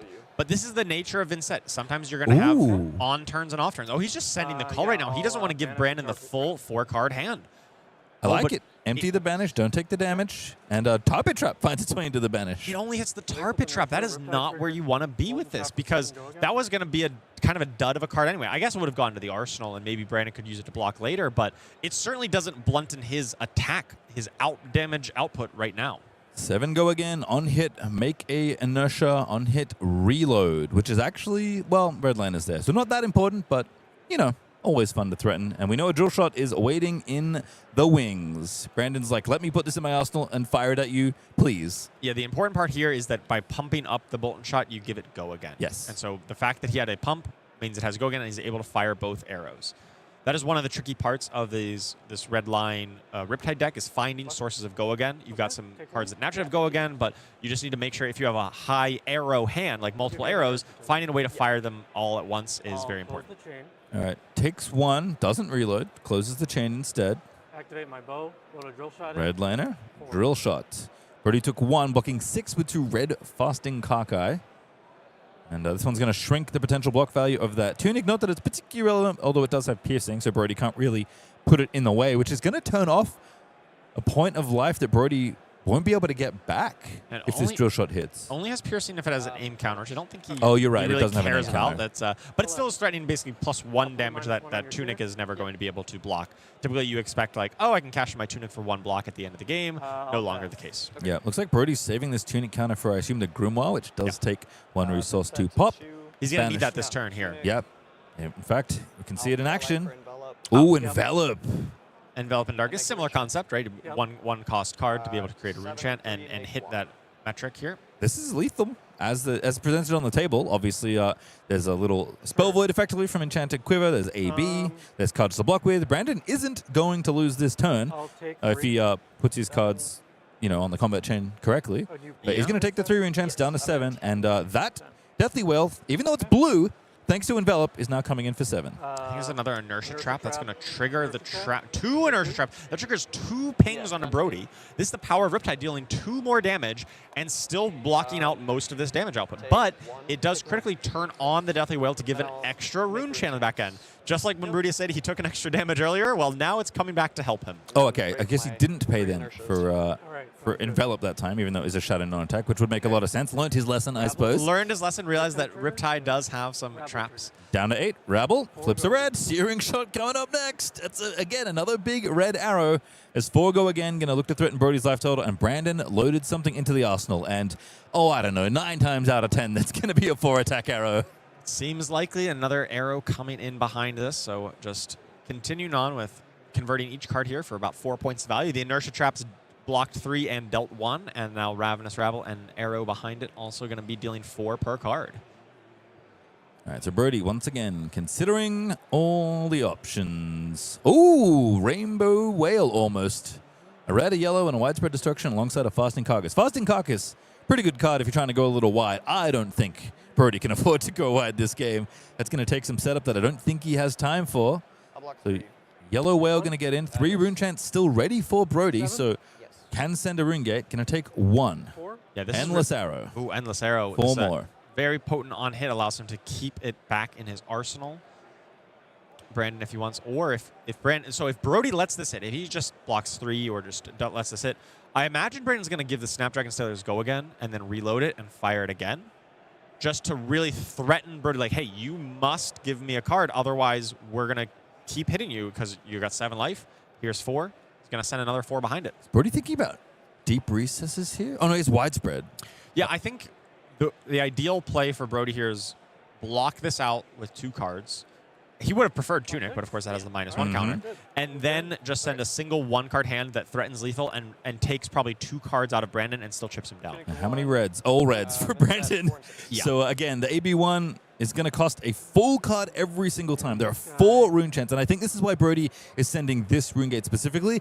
It's not necessarily that it's like bigger than Red Deathly Wail. It isn't, but I think just you had the rune chance to send it, and it's more rune chance, which I actually think is the more important thing here. Yeah, and so this is coming in for 10 total. 1 card for 10, and it's going to basically guaranteed duel is 4 damage, or maybe 1 less because of the Enchanted Quiver. But in any case, Brandon is going to take damage, which means the Widespread Annihilation trigger will happen, and he'll have to banish another card. So even though Brodie is playing a 1-card hand here, it's going to deal a bunch of damage to Brandon and basically take every card out of his hand. And if it doesn't, if there's enough attacks to threaten Brodie on the other side, Brodie might be in trouble. Because again, we have basically no rune chants left. That is Justice Grimra, which requires you to use a resource to get a rune chant out of it. Yeah, oftentimes you're expecting on for Vynnset, when you go down to 0 rune chance at the end of your turn with no like Malefic or something else, that you may be in for like an off turn. You might have a turn where you can't really deploy an attack, and you're just looking to block and set up and bide your time for another turn cycle,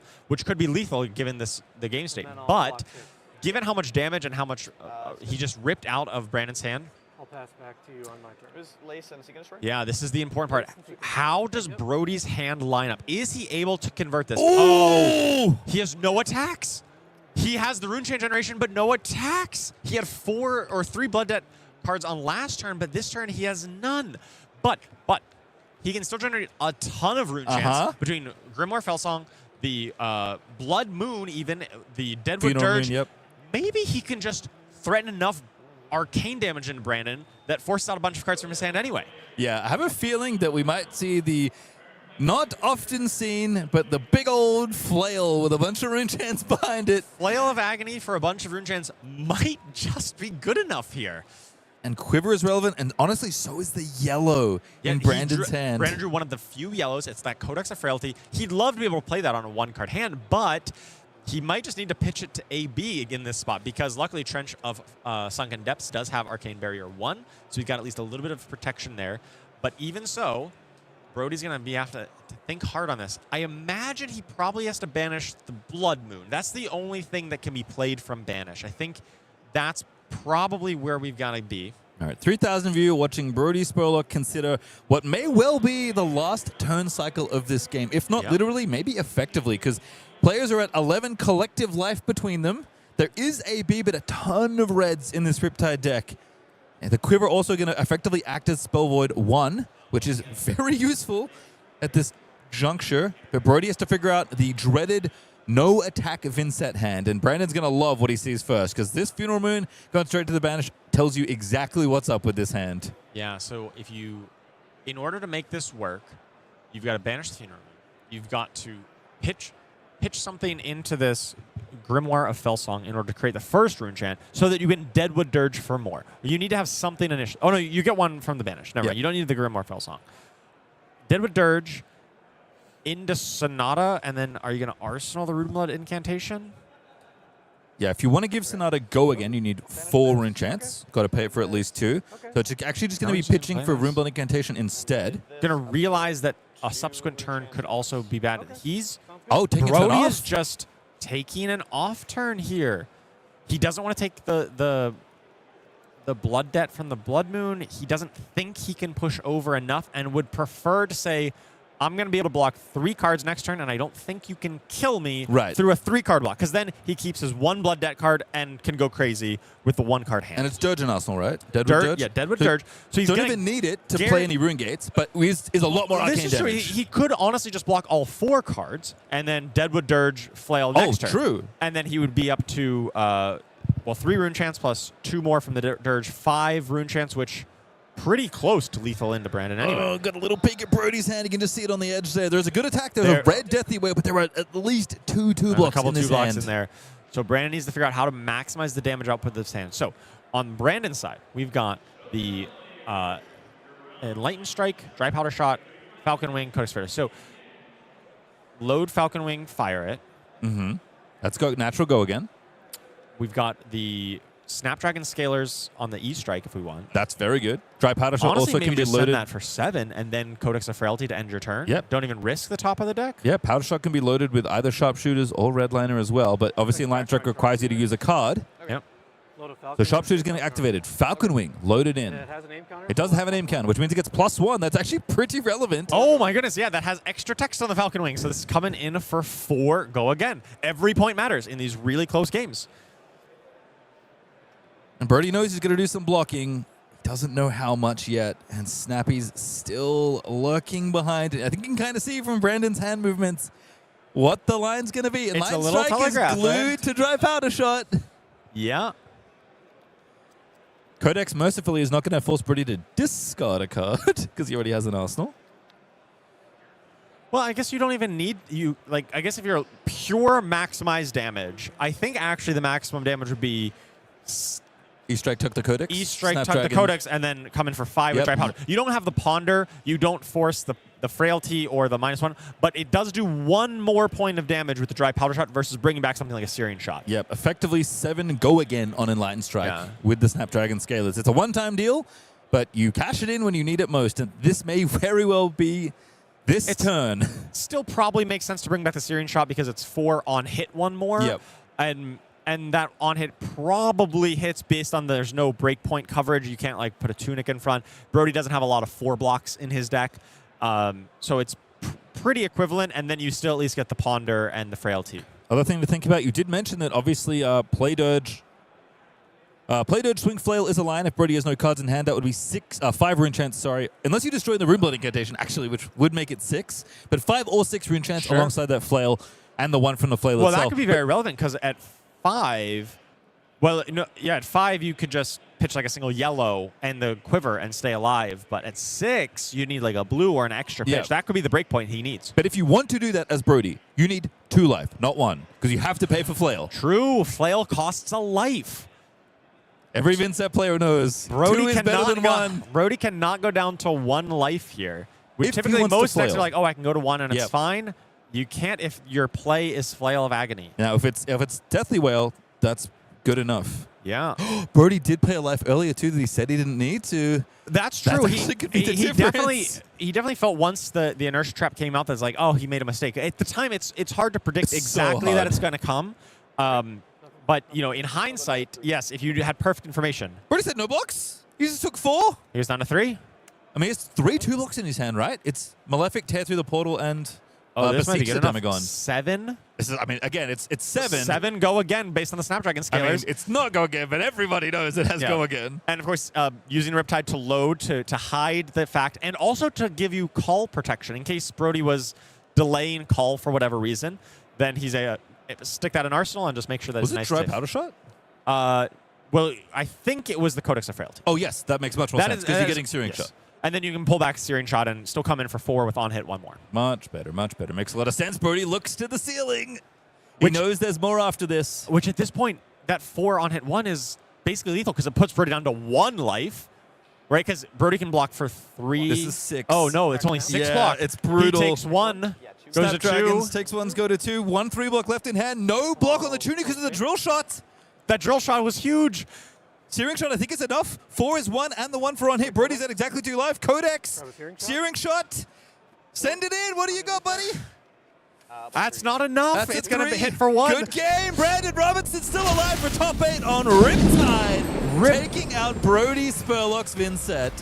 Very impressive game plan there from Brandon Robinson with this mostly red line Riptide just coming in aggressive, coming in with those return fires, giving tons of value, huge damage on his turn cycles, some disruption with those on-hit effects, and just a little bit of some awkward turns from Brodie, a little bit too many 2 blocks, and he's able to come away with a win. Really impressive show out of Riptide there. Return fire looked insane in this Oh, game. yeah.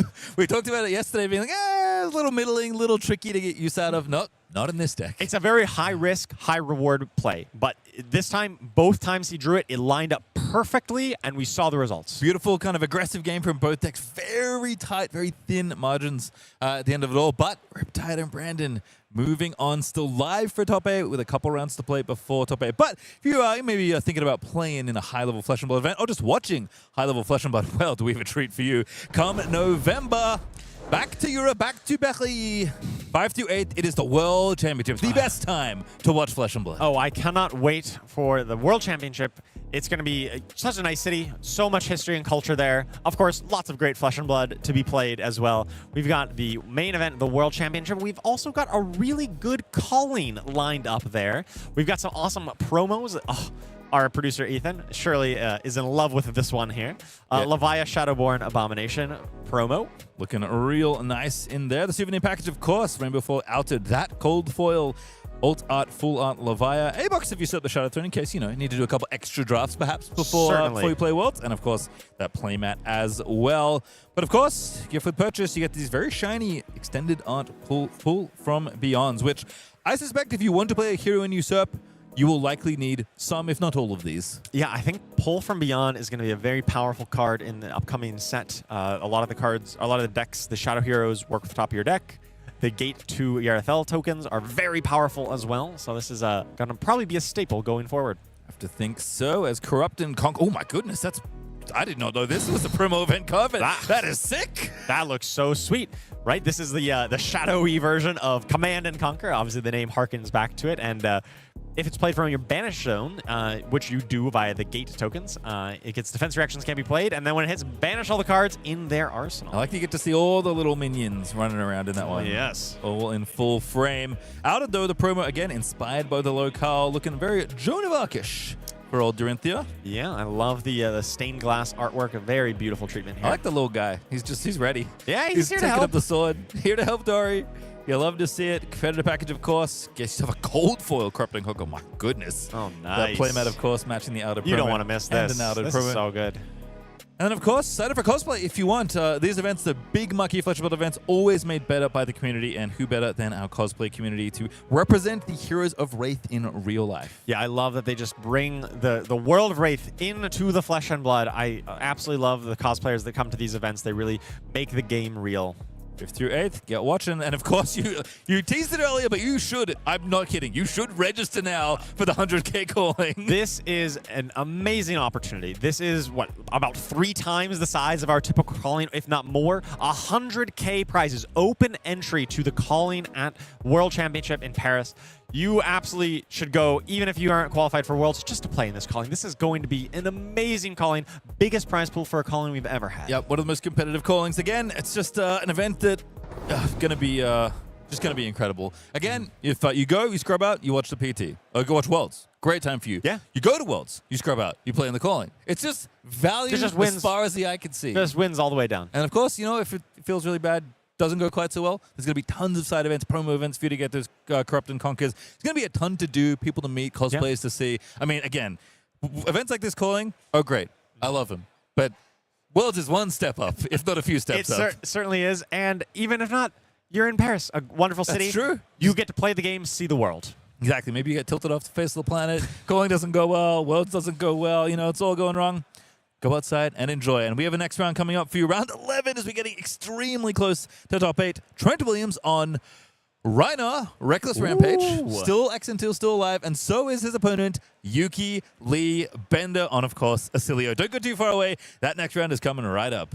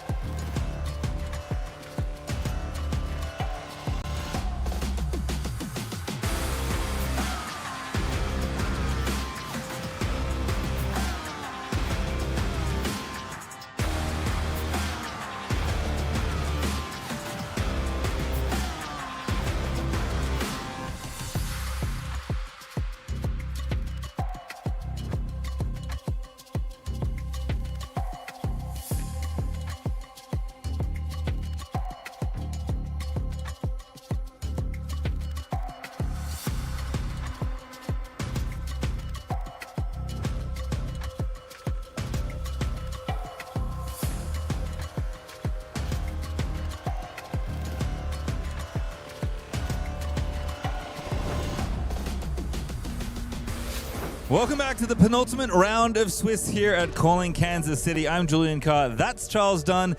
And the matches keep getting better. I mean, we already talked about it. This one's going to be a banger no matter who ends up on top. I hear we've got Rhinar, and I love me some Roland Scabskins. Yes, me too. I love cheering for brutes. They're very fun watching them navigate their risky lines of play and finding out the best way to get the payoff. But of course, it's going to be against Oscilio, kind of the hero of the weekend, as he often begins the weekend as. Yeah, definitely the most played deck and often considered one of the most powerful decks. But if there's anyone who can take him down, love to see a Rhinar do it. Certainly so. Well, we'll see what happens because the standings we do need to check back in with. Again, only 2 rounds left of Swiss. Here's the one and only page you need. These are the 20 players still alive for top 8. Now, no one is locked.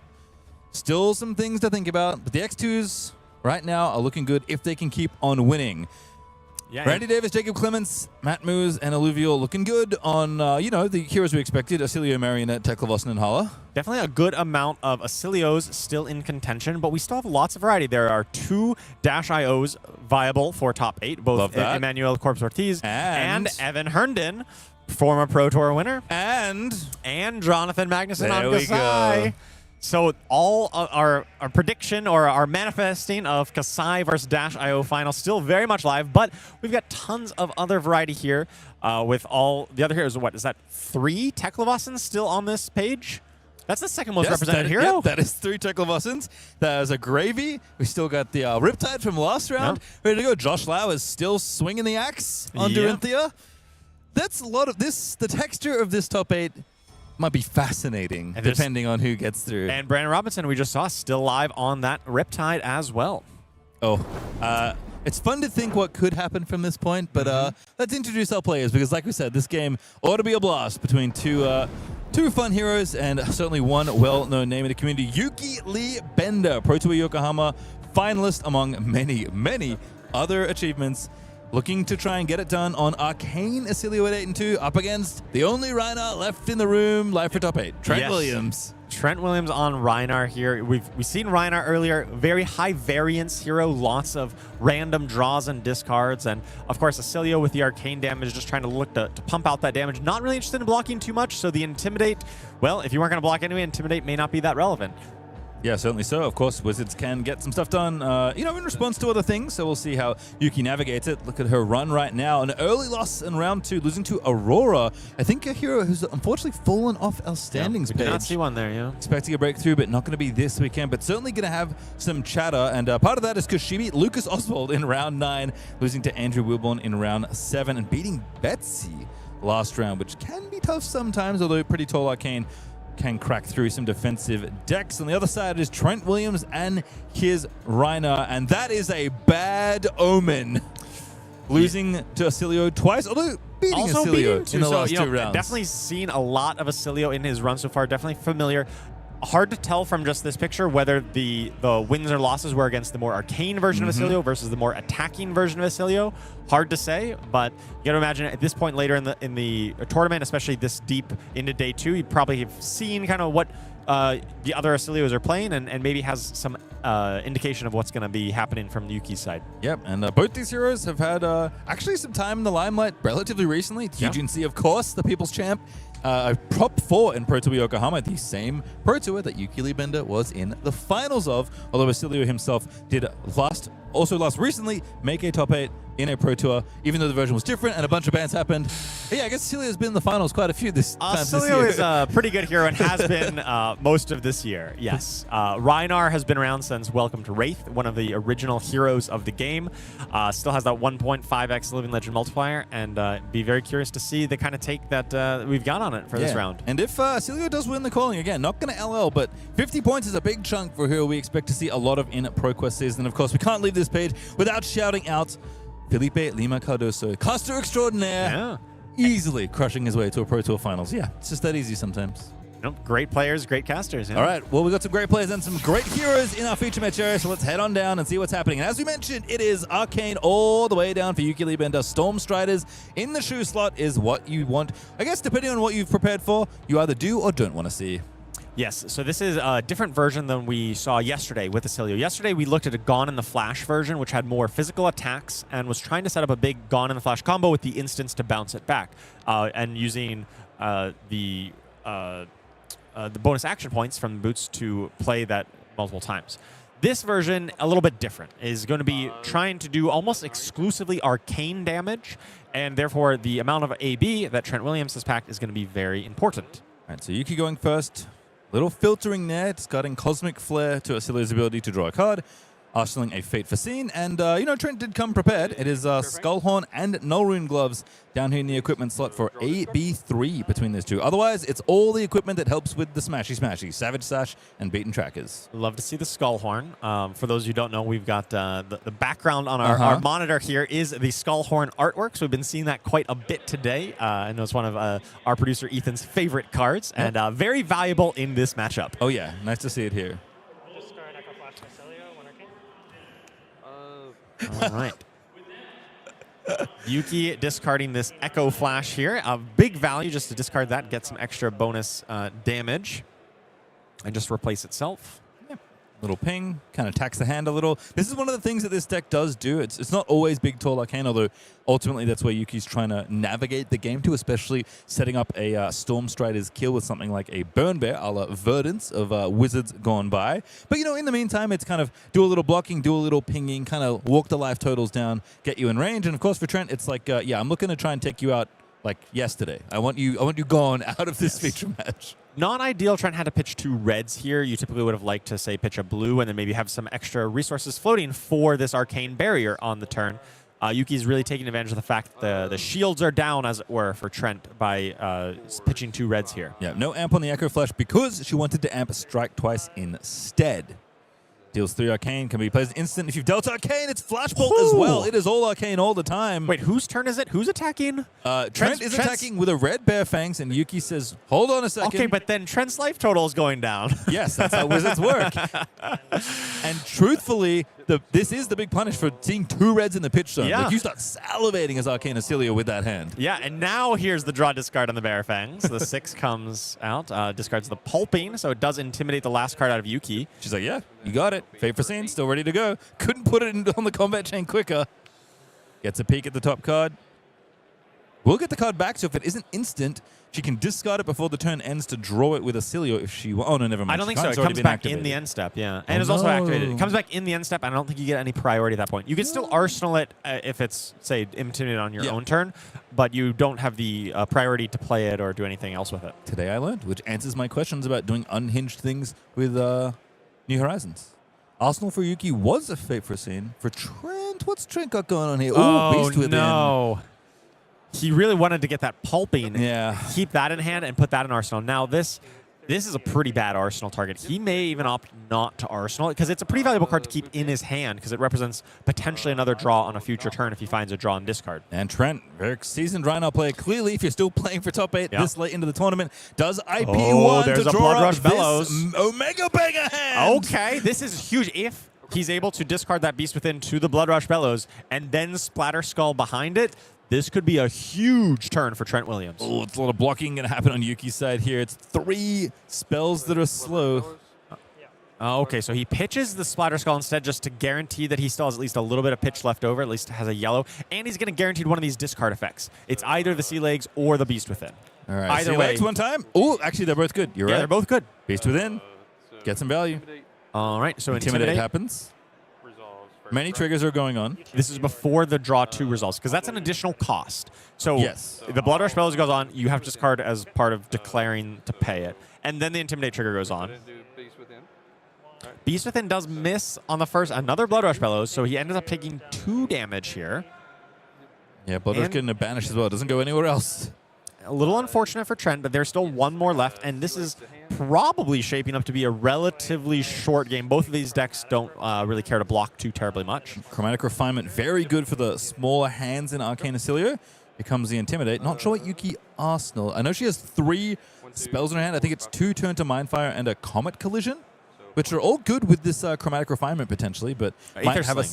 Aether Sling, that's like probably the ideal one to get banished, because you didn't want to block with that anyway. You wanted to use the Chromatic Refinement on it. Oh, sorry, it is Aether Sling, not Turn to Mindfire. They all kind of look the same, but all right, well, Trent do different things, similar kind of damage numbers. Still has kind of the full grip here. Does not have an extra action point. And no Scavskins because he has the Beaten Trackers. Beaten Trackers. Oh, so he's going to draw and discard and then pop the Beaten Trackers off the Ravenous Meat Axe. That seems to be the play here. You have to think. It's, not as many possible action points over the course of a game, and not as nearly as much fun, I have to say. Yeah. But does guarantee you the action point when you need it, which may be a bit more important in this kind of matchup. I really want to Oh, I got a second action point via the Sea Legs giving the Gold Kiss Rum. You got to imagine this is going to be a quick game. You might just want to cash it in right away on this turn. I have never turned my hero sideways faster if I'm this right-up player. Here's my one action point. Pops the Beaten Trackers, gets it back. It's for... Drink up, buddy. We're going in. There should be another the Meat Axe is Intimidate also coming going in. in still. Oh, yes. There's an Intimidate from the Blood Rush and an Intimidate from the Meat Axe. You can hear the players talk about it. Yuki's, yep, you're right. We didn't hit that. Yuki's like, I do want to block, and Well, Trent's you like, can't block you don't with really that get a one. choice. Comet Collision hits the banish temporarily. So it should probably just block. And that's another Aether Sling that blocks 2. That's a little unfortunate. Does have the Balance of Justice. This is a card that historically has been kind of a staple of the classic constructed metagame. I don't think we've seen it all this weekend on stream. Balance of Justice is kind of the classic counter to some of these big aggro decks that draw cards either via Blood Rush Bellows, historically things like Art of War, or other sources of drawing multiple cards. It just allows you to keep some parity by letting you draw one of the cards if they've drawn at least 2 as well. Yep, and of course, if you just wait and dodge the Intimidate trigger, you might draw yourself a blocking card. Might draw yourself a no block, to be fair, so you got to be a little careful. And then you'll take 5. Oh, Agile wind up also setting up. I was like, what is that golf cart token? It's an agility. Yes, and more importantly, it prevents Yuki from blocking with the cards. All of it, she's got 3 spells. Surely she wanted to block with at least one of those, but she can't because they've all been intimidated at instant speed via this Agile windup. All right, so not using the rum at this point because we don't know other attacks to really move in. The weapons swung in. Show of Strength has happened. Balance of Justice, no block. 1 time. Is that lightning? No, there's no lightning press in this deck. That wouldn't make much sense. Even if it's an instant, you can still just cycle it That's away. true. But You can try and look for another one. I got a flash of the card, but I'm not exactly sure if it has block value or not. I have to see. You guys gotta imagine, like, what? How does? Oh, it's another Chromatic Refinement. You don't want 2 of those. This might just be an angle you want to discard to the Oscilio to redraw a potential block card. I think she's just taking 8 and gonna play it to send a bigger spell. Or play it on her own turn to set up Instead a of the future next turn? turn. Yep. Because you can't play all these spells, and like you're gonna have a red spell like in your rotation, like either in your arsenal or saving. So to set up a future turn as well. Because they don't really stack that well. Yeah. I mean, like you said, Yuki also knows that, like, I'm also an aggro deck. Like, we gotta get the life totals moving in the right direction. So Yuki down to 19, Trent at 30, but gonna take some damage. Here's Aether Sling. This one, if you tap your hero when it deals damage, give yourself a little go again, which feels very relevant at this juncture with all these hands. The cards that you maybe would have blocked with, but you didn't get to. So now you got to find a different way to use them. This is functionally coming in for 5 go again arcane damage, barring something crazy like a no fear out of Trent. I don't think we have that. No, I think there's a yellow in his hand, but he has no blues. Yeah. Okay, so this isn't the greatest hand out of Trent, but it's still acceptable. You can still kind of send something like a Swing Big and then Arsenal a card, but or you could use Savage Sash here plus all of your go again. You got Agility, you got Gold Kiss Rum. Savage Sash might be the play here to make at least 3 attacks. Look, I'm no brute expert. I'm just a little guy that plays tough nut sometimes. But I can tell you that sending the attacks toward your opponent as a brute, much more enjoyable than putting them on the combat chain defensively or to pitch for Arcane Barrier. I mean, that feels even worse. You go to the bottom of your deck, you're never going to see them again. Yeah. I love Buckwild. I wanted to go straight at my opponent's face. But here it's just going to be a yellow pitch, and with Savage Sash, that may be all he needs to have a really powerful turn regardless. Yeah. Definitely thinking it through here. I think both players trying to consider their turn cycle. But Trent, did already take the damage. They're down to 25. Comet Collision in for 5 as well. And then Yuki's still going to basically IP1 here. She's going to be stranded Arsenal with one. Stranded with a card in hand. So that Intimidate really, normally you're like, oh, Intimidate doesn't matter that much. Here it really did matter because she really wanted to convert one of those onto block, but is not going to be able to because they're going to be stranded on action points. She doesn't have enough go again. All right, so the life totals are basically even right now, 19 to 20, which feels pretty good, I think, for Yuki to get the life totals walk down a bit more. Unfortunately, she's about to pass the turn back in an opponent who's refusing to do anything other than hold on to cards. Well, so what I think Yuki's debating right now is using Tunic to Stormstriders to just play it. Now, normally Stormstriders is a card that you only use in the endgame to win the game, but Trent has shown he's not going to AB here anyway, and so it's the risk of IPing a card or just actually sending it here when the shields are basically down anyway. Deep in thought is Yuki Libenda, but decides that is not the action she wants to take. Draws up Cloud Cover, Sigil of Solace. So my turn. Consigned to Cosmos Shock there as the last one, so... I'm going to go ahead and break Savage Sash. Here's the sash. Here it is. Here's the big turn. Trent Williams can easily send 16 damage, but he's opting to go a little bit wild here with Wild Ride, maybe hoping to draw into something like, if you can draw blue and keep it, then you can play the other attack and still swing Meat Axe and go a little wider and actually threaten lethal on Yuki. Risk reward. Sometimes you got to take some risk. What do we see? That's a red. Okay. Got Now Intimidate. Yuki trying to intimidate. What's left? What did you draw? It's at Pick least him up. one red. He's Oh, teasing God, me. he's teasing. All right. Well, we know there's at least the one swing big and a mystery card. And if that mystery card is a yellow or blue, he'll be able to end his chain with Ravenous Meat Axe by giving go again with the Gold Kiss Rum. Ooh, Oh, it's a yes. Bear Fangs. Okay. Gets another chance at a redraw, but... Oh, no, I guess that wouldn't... Yeah, he might want to do it. Nah, Yeah, all right. I think you probably... 1, 2, 3. Well, we'll have to see how Trent navigates So Yuki, this. thinking about the Intimidate, decides to use the Cloud Cover to at least cover 3 Yep. damage. That's an instant. Obviously, as a Sigil, could have played it, but maybe decides that wants to give some opportunity to block through, and does indeed put the Consigned Cosmos 6. Shock onto the combat chain to block. And I think So- Yuki banished the Comet Collision, so she already has the Aether Sling in Arsenal, and then another Arcane spell in Banish, Intimidate, coming back. So she's going to be able to chunk Trent again with Arcane, but she's probably going to take a bunch from this next swing. Yep, covering this, but likely not going to cover the next. Trent not going to go 3 wide here, but 2 might just be enough here to convert this hand for quite a bit of damage. Again, we are in a race here. I think given that you can just use... So opting to use the Bear Fangs here doesn't have go again. I'm not sure I like this play because you're opening yourself up to maybe drawing a blue and being forced to Arsenal blue as opposed to just arsenaling the Bear Fangs for next turn, right? If you could, discard the swing big. Now it's a random card. It could have been the swing big the Bear Fangs in Arsenal if you just attacked with swing big.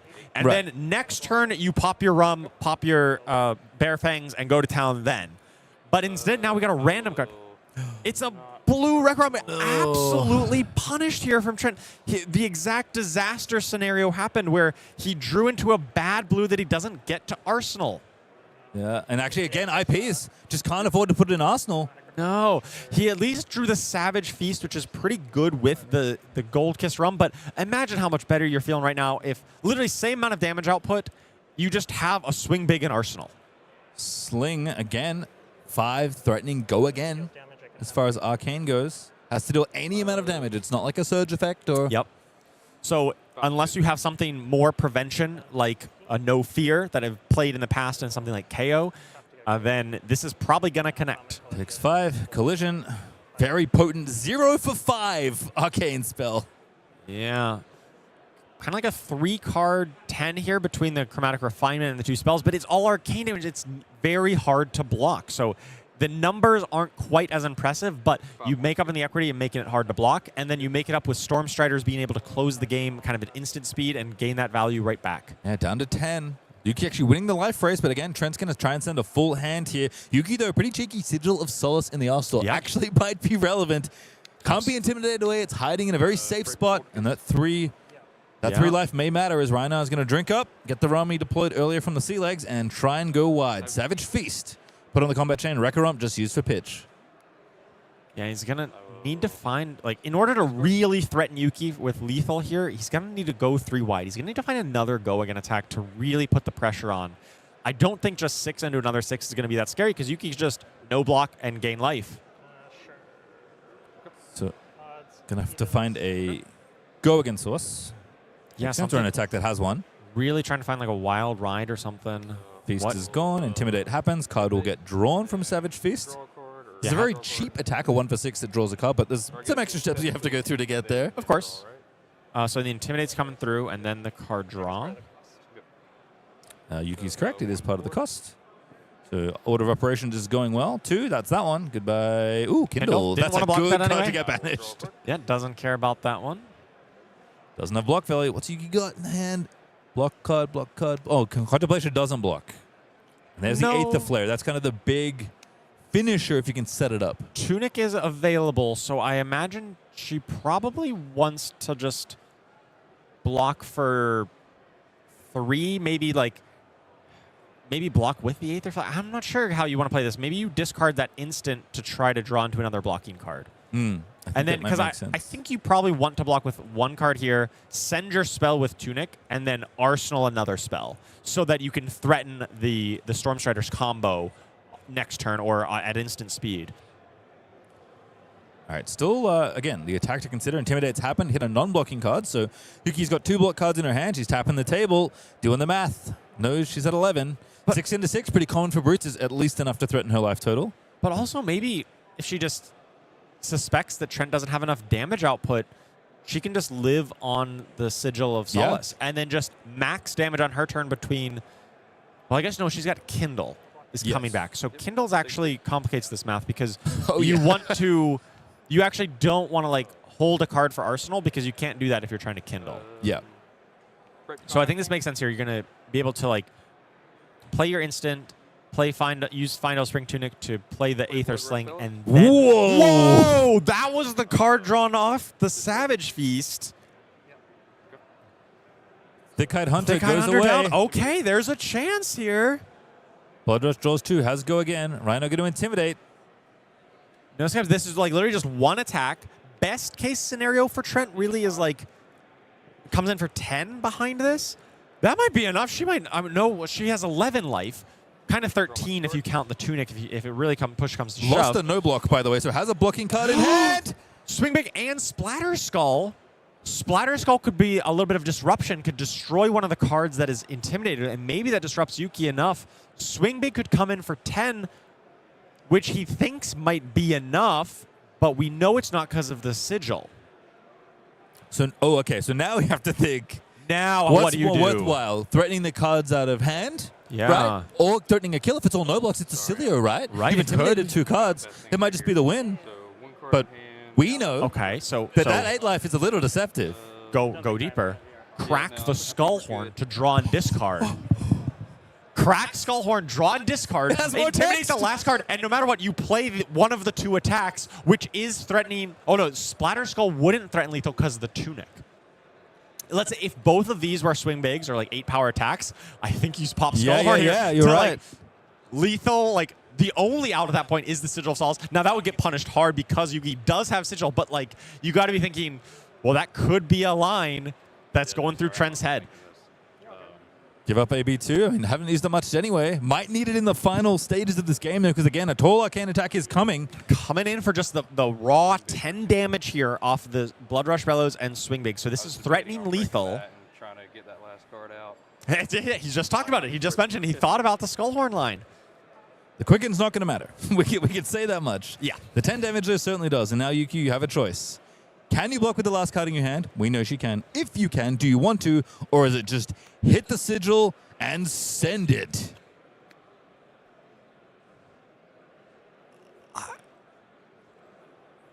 Yeah, normally going down to low life total against Brute is scary because of Reckless Swing. That ability to just do 2 damage at defense reaction speed is very scary. But Yuki's like, I don't even attack. I'm going to 11. That's Go back down to 1. take 10. Yep, 1's enough. Up we go. You have no action points, no floating, right? Yep. Nope. We're good. You just checking? Hey, I didn't mess something up here, did I? Down to No 1. cards, no action points. 10 is not a lot of life against a wizard. It feels safe, but it's almost never safe when Striders is ready to go. It's a big turn from Yuki here on offense, and then the instant speed Storm Strider. So Yuki essentially gets to play with 2 full hands here to try to do 10 damage to Trent. Those have been sitting here basically the entire game, ready to go. Yeah. We're going to start it off Aether Sling, Kindle, Amp 1, draw a card. Okay. Is it a 0? Oh, defensive piece, Shelter from the Ooh. Storm. Volzar. Amp it up, 6 Arcane. When you're- Could still be in range, though. When you're trying to really push for this lethal, that is not what Yuki wanted to see. She ideally wanted to find another spell, another thing to push a little bit more damage, but even so, it gives her a little bit of security if Trent just comes in with like just a meat axe, right, and nothing else. She can cover that up with Tunic plus the Shelter from the Storm out of Arsenal. And despite Shelter being a card that, you play at a different speed, it is not an instant. So Correct. Oscilio cannot filter it away. So AB4 is happening here. Well, 3. AB3, yes, sorry. You're I was the like, one- it doesn't have 4. You only have you're pitching 4, having 1 float in case another spell came behind. Down to 7. Shelter in Arsenal. Trent's going to start losing cards in these turn cycles now, but Yuki doesn't have a lot of health left. And again, what's the Aggressive back swing? pounce. No float. If he does this, shields are down. He will have no resources floating. So maybe this is just a Ravenous Meat Axe angle. Mental block, Sigil of Solace, a shock, and Meat X. Yeah, he's coming in with the Meat Axe. don't forget the Shelter. Here's Medex. Draw discard's good. Oh, So draw, discard's discard, good. and then the presumably an Intimidate trigger comes on the stack here. Embarrassing to miss. It's But possible. There are it some. can I happen. mean, there's another Blood Rush Bellows, and maybe he runs some other not Sand misses. Sketch Plan, perhaps. Yeah. Poke. Up. Rakaromp. Wrecker Romp. Oh, Sigil of Aether is the other one. Aggressive Pounce will be heading to Arsenal unless he's forced to AB with it. It does have 1 pitch, so if Yuki tries to do some kind of combo, he'll maybe have to defend with it. Just the shock is the spell, though, right? Yuki looking for something better. Sigil of Aether going away. What do we draw? Ooh, turn to Mindfire. That's 5, 6 off the shock, 7 off the Volzar. This one makes a ponder on hit if you tap your hero. Card, no action. Again, another pretty No, I big. think that the tempo here, like, I've played a lot of Icelander back Yep. in my day, and she had a similar kind of Storm Strider's endgame, and I think the safer line is just block out and then just play an Arcane spell on your turn and do it again. Wait until it's actually perfect, because even on these turn cycles, even if you lose slightly on the math of the turn cycle, just chip them down 1 or 2 more points. Mental and you get block. to draw back up again. Gonna make a ponder, prevent 2. 3 left. Intimidate happens. So wanting to commit this card at least. Yeah. And then probably the defense reaction, depending Oh, on of what course. gets I banished. here. forgot about the Shelter. Sigil going away. Yeah. Shelter, block it all out, And no block. and then just like No shelter. deal 4 or 5 arcane on your turn. Yep, gets that ponder still. Put Trent back in the position of a little bit lower, and then just try to do it again with him at 5 life, say, or 4 life instead of 7. Does importantly take at least 1 damage, so the mental block prevention actually does something and makes the ponder. Yep. Turn to Mindfire. Trying to refresh my memory. Is this a 0 or a 1? It's a 2 for 5. 2 for 5. But it's tap on deal damage, tap your hero to make a ponder. Which obviously Yuki already has, so going to play the Not that Sigil relevant, here. but 2 for 5 is the number you want to see. Yep, Volzar's on. Hey, that's a yellow card to pitch. Hey, there's the 2 for 6. 2 for 6. Ponder will give another card for Yuki in the end step. 6 arcane coming through, so Trent's at least taking 3, even if he ABs 3. Oh, that's only a single blue. It's tough because this is the best way for you to prevent the arcane damage, but also the best way for you to fuel your turn. And Wild Ride and Pulping, those cards, one of them almost always says go again. The other one gets it quite often. Yeah. You can't just go down to 4 here. There is no way. Well, I mean, you're going to go down to 4 no matter what. You can't go down to 1. That's definitely out of the Whoa, question. yeah, one is with a Tunic loaded and Storm Striders at the ready, one is definitely you're doomed, even through AB3. Yeah. So what does the math say? You need, if the average spell is 5 of Storm Striders, you AB3, you need at least. I think no matter what, you just need to AB3 this, go down to 4, and then, like, whether with the 3 reds or with the blue, and then just play the aggressive pounce. Is like, that's your attack. But, like, that's not enough. That's just 6.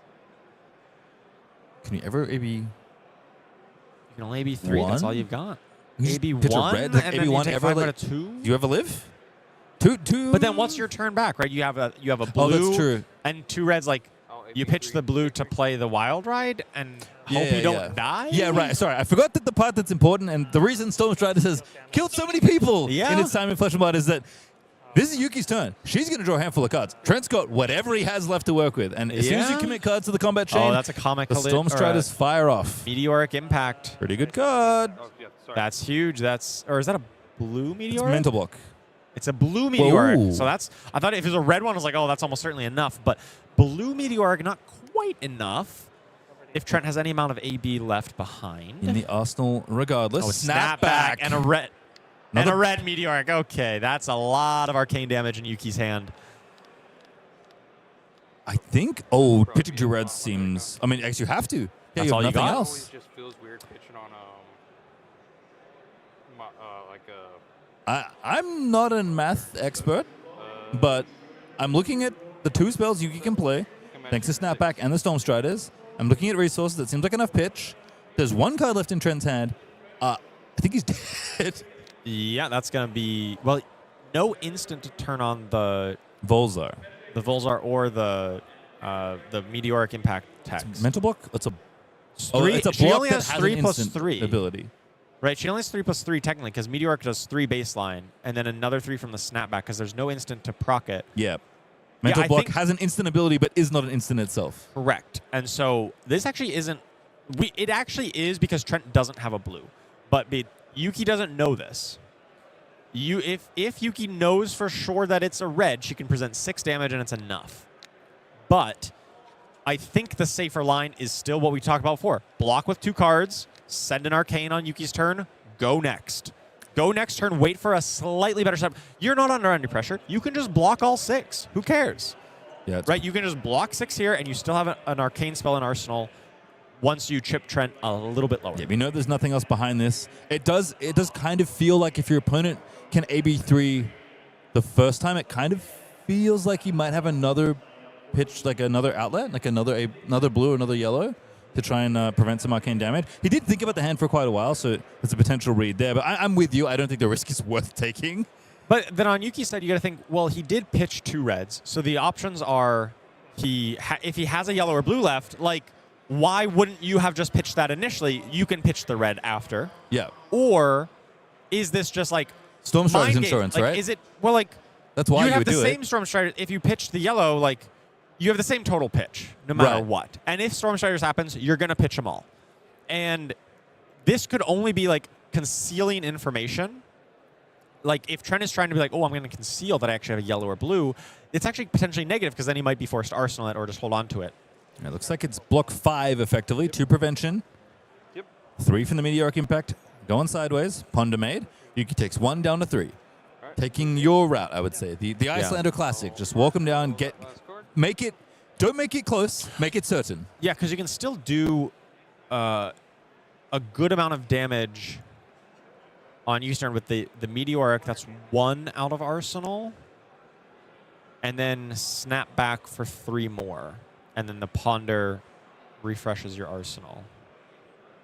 Ooh, I have a Phidia. I don't know if I like this line, actually. I think... Oh, no, because snapback costs 1. You do need to pay 1 for snapback. Okay, never mind. You do need the pitch. I thought if it costs 0, then you would, like, tunic the meteoric and then snapback. But you can't do that. No. Can you imagine? I mean, there's You know some what Blaze things that would cost do to 0. people in Silver Age? Oh. Could do that. Read that. Okay. Reading Trent Volzar. is reading Okay, so Volzar. instant hasn't been put in your graveyard this turn. All right, reading Volzar. Reading Volzar. Moving around here. And just again, trying to make sure that nothing is going wrong. I was just trying to think like what you could possibly do. Let's have a listen, actually. Should for best. So I will take the 1. Okay, down to 3. Yep. All right, Trent, I think a lot of respect for Yuki as a player, which can't blame him. 3 arcane here. Again, no instant to amp it up. So going to look for 3 more arcane damage off the snapback, which is currently Trent's life total, so he does have to AB something. It is simply a matter of what would you like to AB. Has a blue, I have a Phidia, and triple yellows. So has some protection. There's a good amount of pitch here to protect himself, yeah. But again, you gotta AB you gotta- 3 here. kill the wizard. And if you just keep giving them space, they're going to find ways to keep chipping down. All right, well, there's Ivophidia pitching away, getting some op, show of strength, and agile windup, I believe. The yellow there. Lining up the next turn cycle. Hope you get there. Put 1 on top. 1 on top, 1 on bottom. Show of strength stays on top.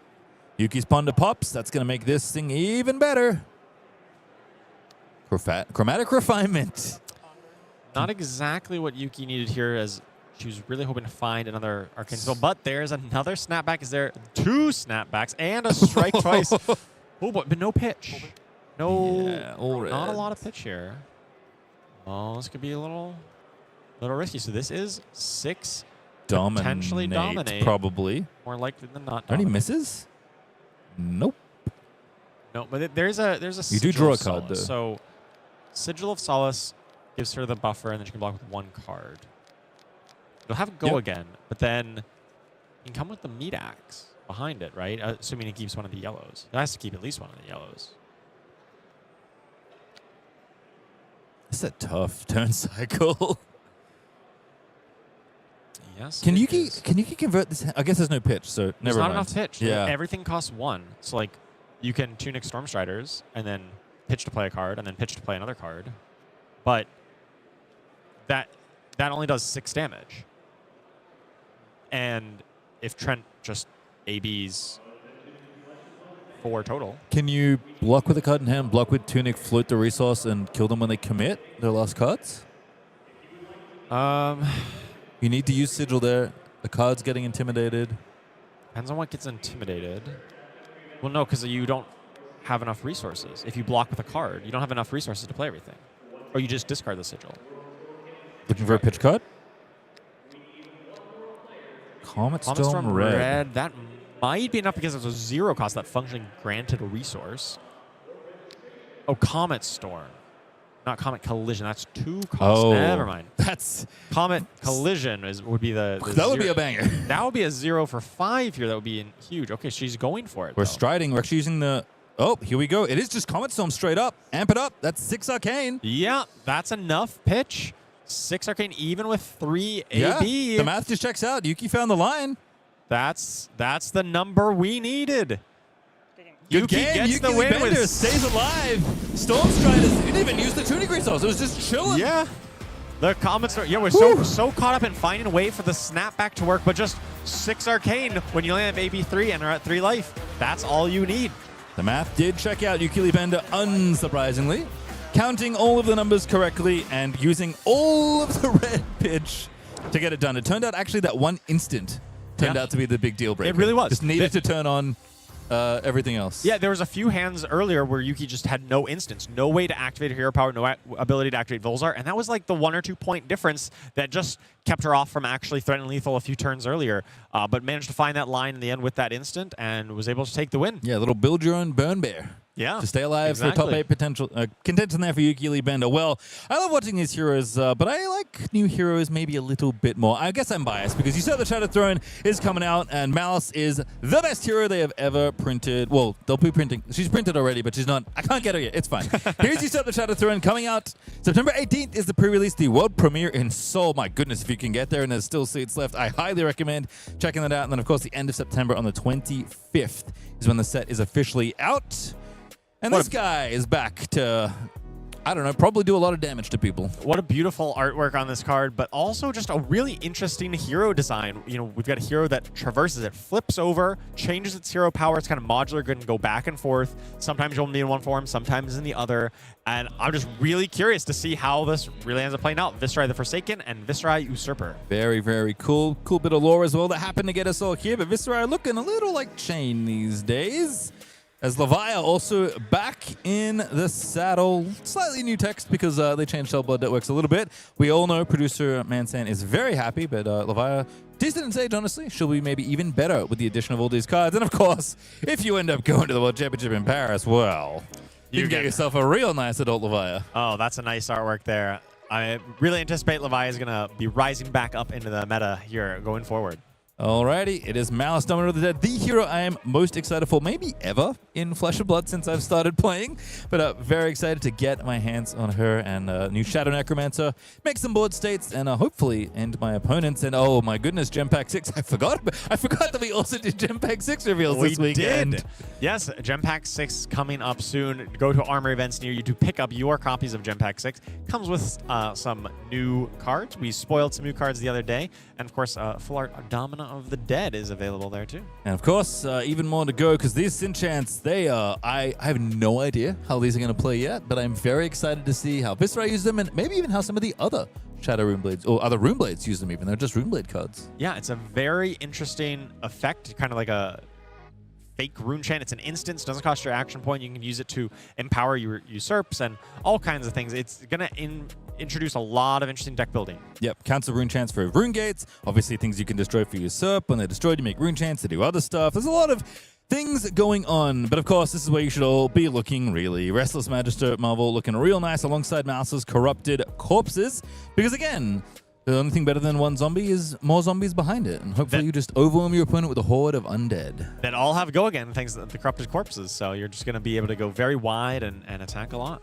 Do love it here, but of course, we have to talk about Levia. We are contractually obligated by Ethan, our producer, as Blasmafet, an ally we've had a lot of questions about. We've finally answered, can Blasmafet use the attack value printed on the bottom left of his card? The answer is yes. Yes. We found a way he can. There is at least one card that will allow Blasmafets to gain the attack ability, cost give them go again even with the attacks. It seems like a very powerful card. So you're able to set up some pretty big turns with Blasmafet. Really looking forward to brewing with some Levia when she comes out. Yeah, but this 3 for 7 with this on hit making this guy in common, but you know, it's fine. I'm sure I'm not going to get absolutely mollywopped. As of course the gem of all gems, the first and presumably only purple pitch in Flesh and Blood. Pitches for 4 resources. That is so many. It does come with a downside. As you know, great power comes with a price, and you do have to lose 1 life total whenever you pitch this. But I think for the 4 resource, it is probably worthwhile.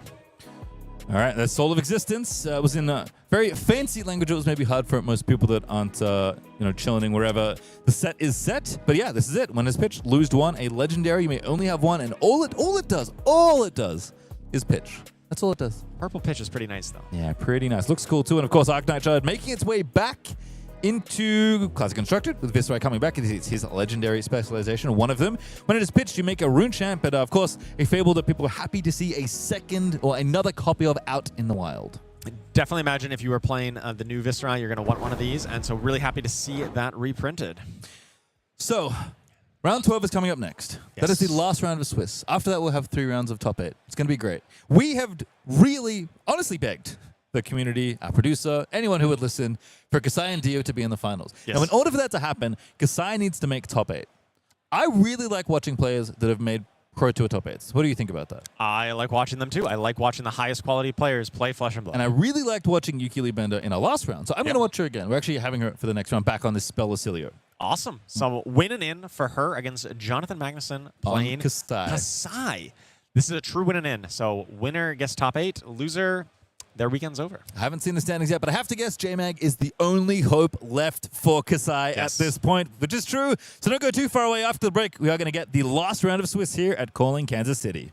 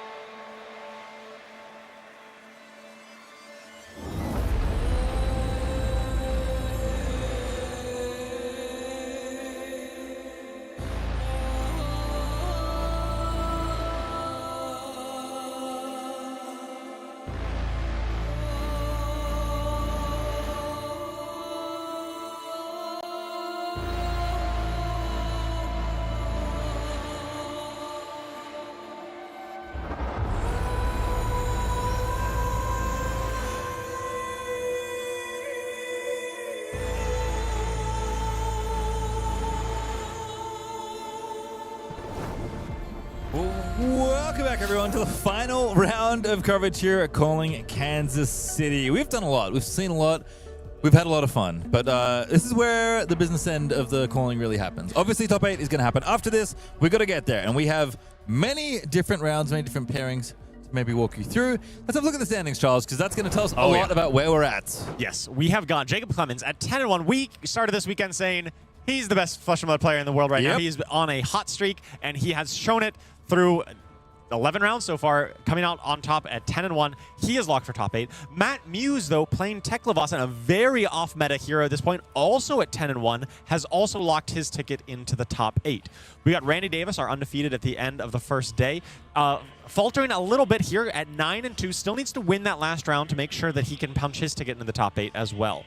Yeah, that was that very innovative holo deck that we may well see more of. And of course, some Oscilios in contention. We've seen Yuki, Bird, and Alluvial also around as well. But even Gravy live, Teklo live, Dio live, Kassai live, Riptide live, Jarl live. We could have a really wild-looking top 8. Yeah, we do believe that you will need a record of 10-2 or better to make the top 8. So here, the top 12 players we currently see are the ones who are currently live, as well as the 10-1s. And so the winners of those matches are the ones who are going to be filling out the rest of that top 8. Very, very curious to see how it all shakes out. But we could have a lot of unique heroes. Yeah. For a weekend, for a weekend where we started with Oscilio being the most represented deck, having all these different builds. They could miss. They could certainly miss. Yeah, there's 3 Oscilios currently in contention, and I don't believe any of them are paired against each other, so they could all potentially lose and miss. Oh, no. Or they could win and all get in. So we can have a really wild top 8 here as it pans out over this next round. Well, the best thing is we are going to get a glimpse into at least one of our 3 Lightning Wizard hopefuls. Yes. Like I said, it was already so good. Wanted to watch it again. Yuki Bender back on deck in a win and in against another Pro Tour top 8 competitor, both of which have made top 8 at a Pro Tour this year. Yes, very impressive. And so I'm ready for some really high quality game of Flesh and Blood. And it's a really high stakes. Winner makes top 8. Loser, their weekend's done. All right, let's have a look at our players. We already teased one. Yuki Bender is going to be one of our players. She's on Oscilio up against Jonathan Magnuson, the Logfather himself. From Ziggy to Betsy to Kassai, Mans just does it all. Yeah, loves to play a wide variety of decks. Yuki obviously also plays a lot of different decks, but I think she's been on this spell Oscilio for quite a while now, just finding a lot of value in that arcane damage. Historically, this matchup for the arcane Oscilio has been slightly favored into this Kassai. Kassai doesn't pitch to a arcane barrier very well. She can have a pretty quick clock, but the Oscilio can be just a little bit quicker thanks to Storm Striders. Yep, not quite Kano, but there's some overlap there as far as Kassai, sometimes doesn't bring AB to a calling finals, and I don't know, sometimes it works out. Would never rule out either side here, but it should certainly be an exciting matchup. All right, well, here's the run. We just watched her beat Trent Williams to get to this spot for the win and in, but only 2 losses on the day. Played a couple of Oscilios and beaten both of the Oscilios, so far so good, but not played Kassai. Sorry, that's the hero I'm supposed to be looking for. Notably, she is 4-0 today. Round 8 through 11 has won all 4. Ended day 1 at just 5-2. Maybe not feeling the hottest coming in at 5-2, but we said everyone 5-2 is still live. You just got to win, win, win. And she's got 4 of the 5 down so far. Just win, because it's the same story for J-Mag here. Both losses also on day 1. Lost to Jacob Clements.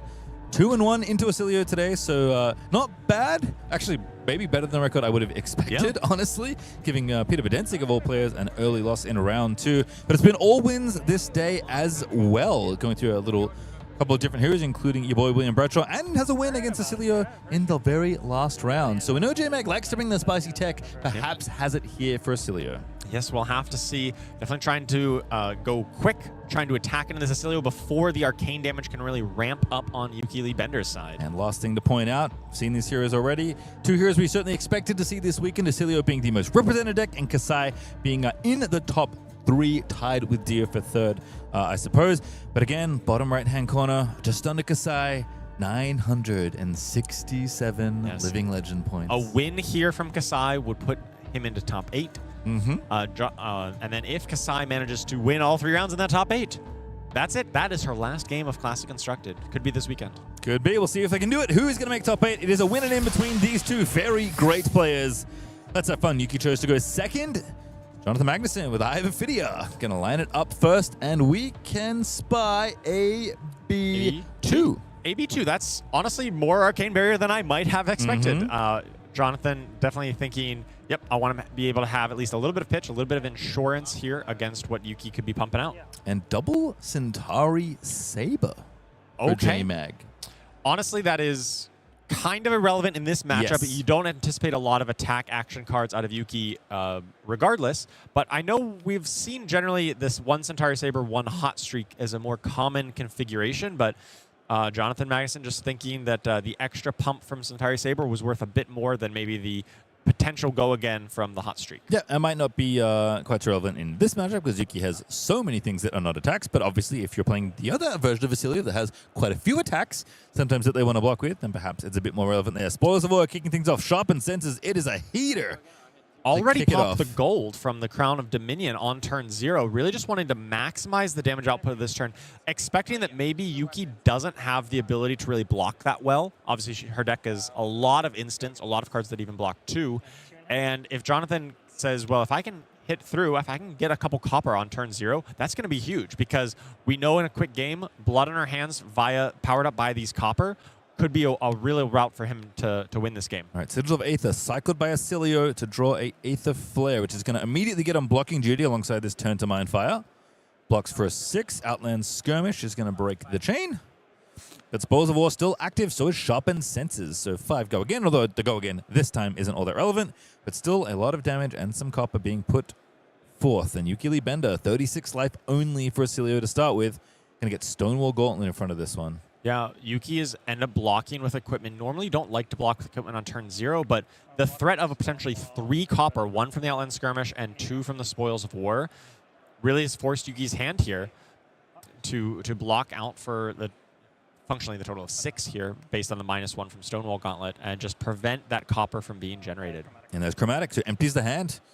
Nicely done. Filters it all away. Fate Foreseen covers it up, keeps her starting life total intact as both players draw back up. Jonathan Magnuson arsenals a card. Does not leak damage through, which I'm sure he would have wanted to do, but Yuki's starting to fire back. Refinement has popped, and there is at least one spell to put forth. Yeah, Jonathan definitely wanted to leak through some to get that extra copper, but he'll be content just going to Arsenal, taking the equipment out of Yuki.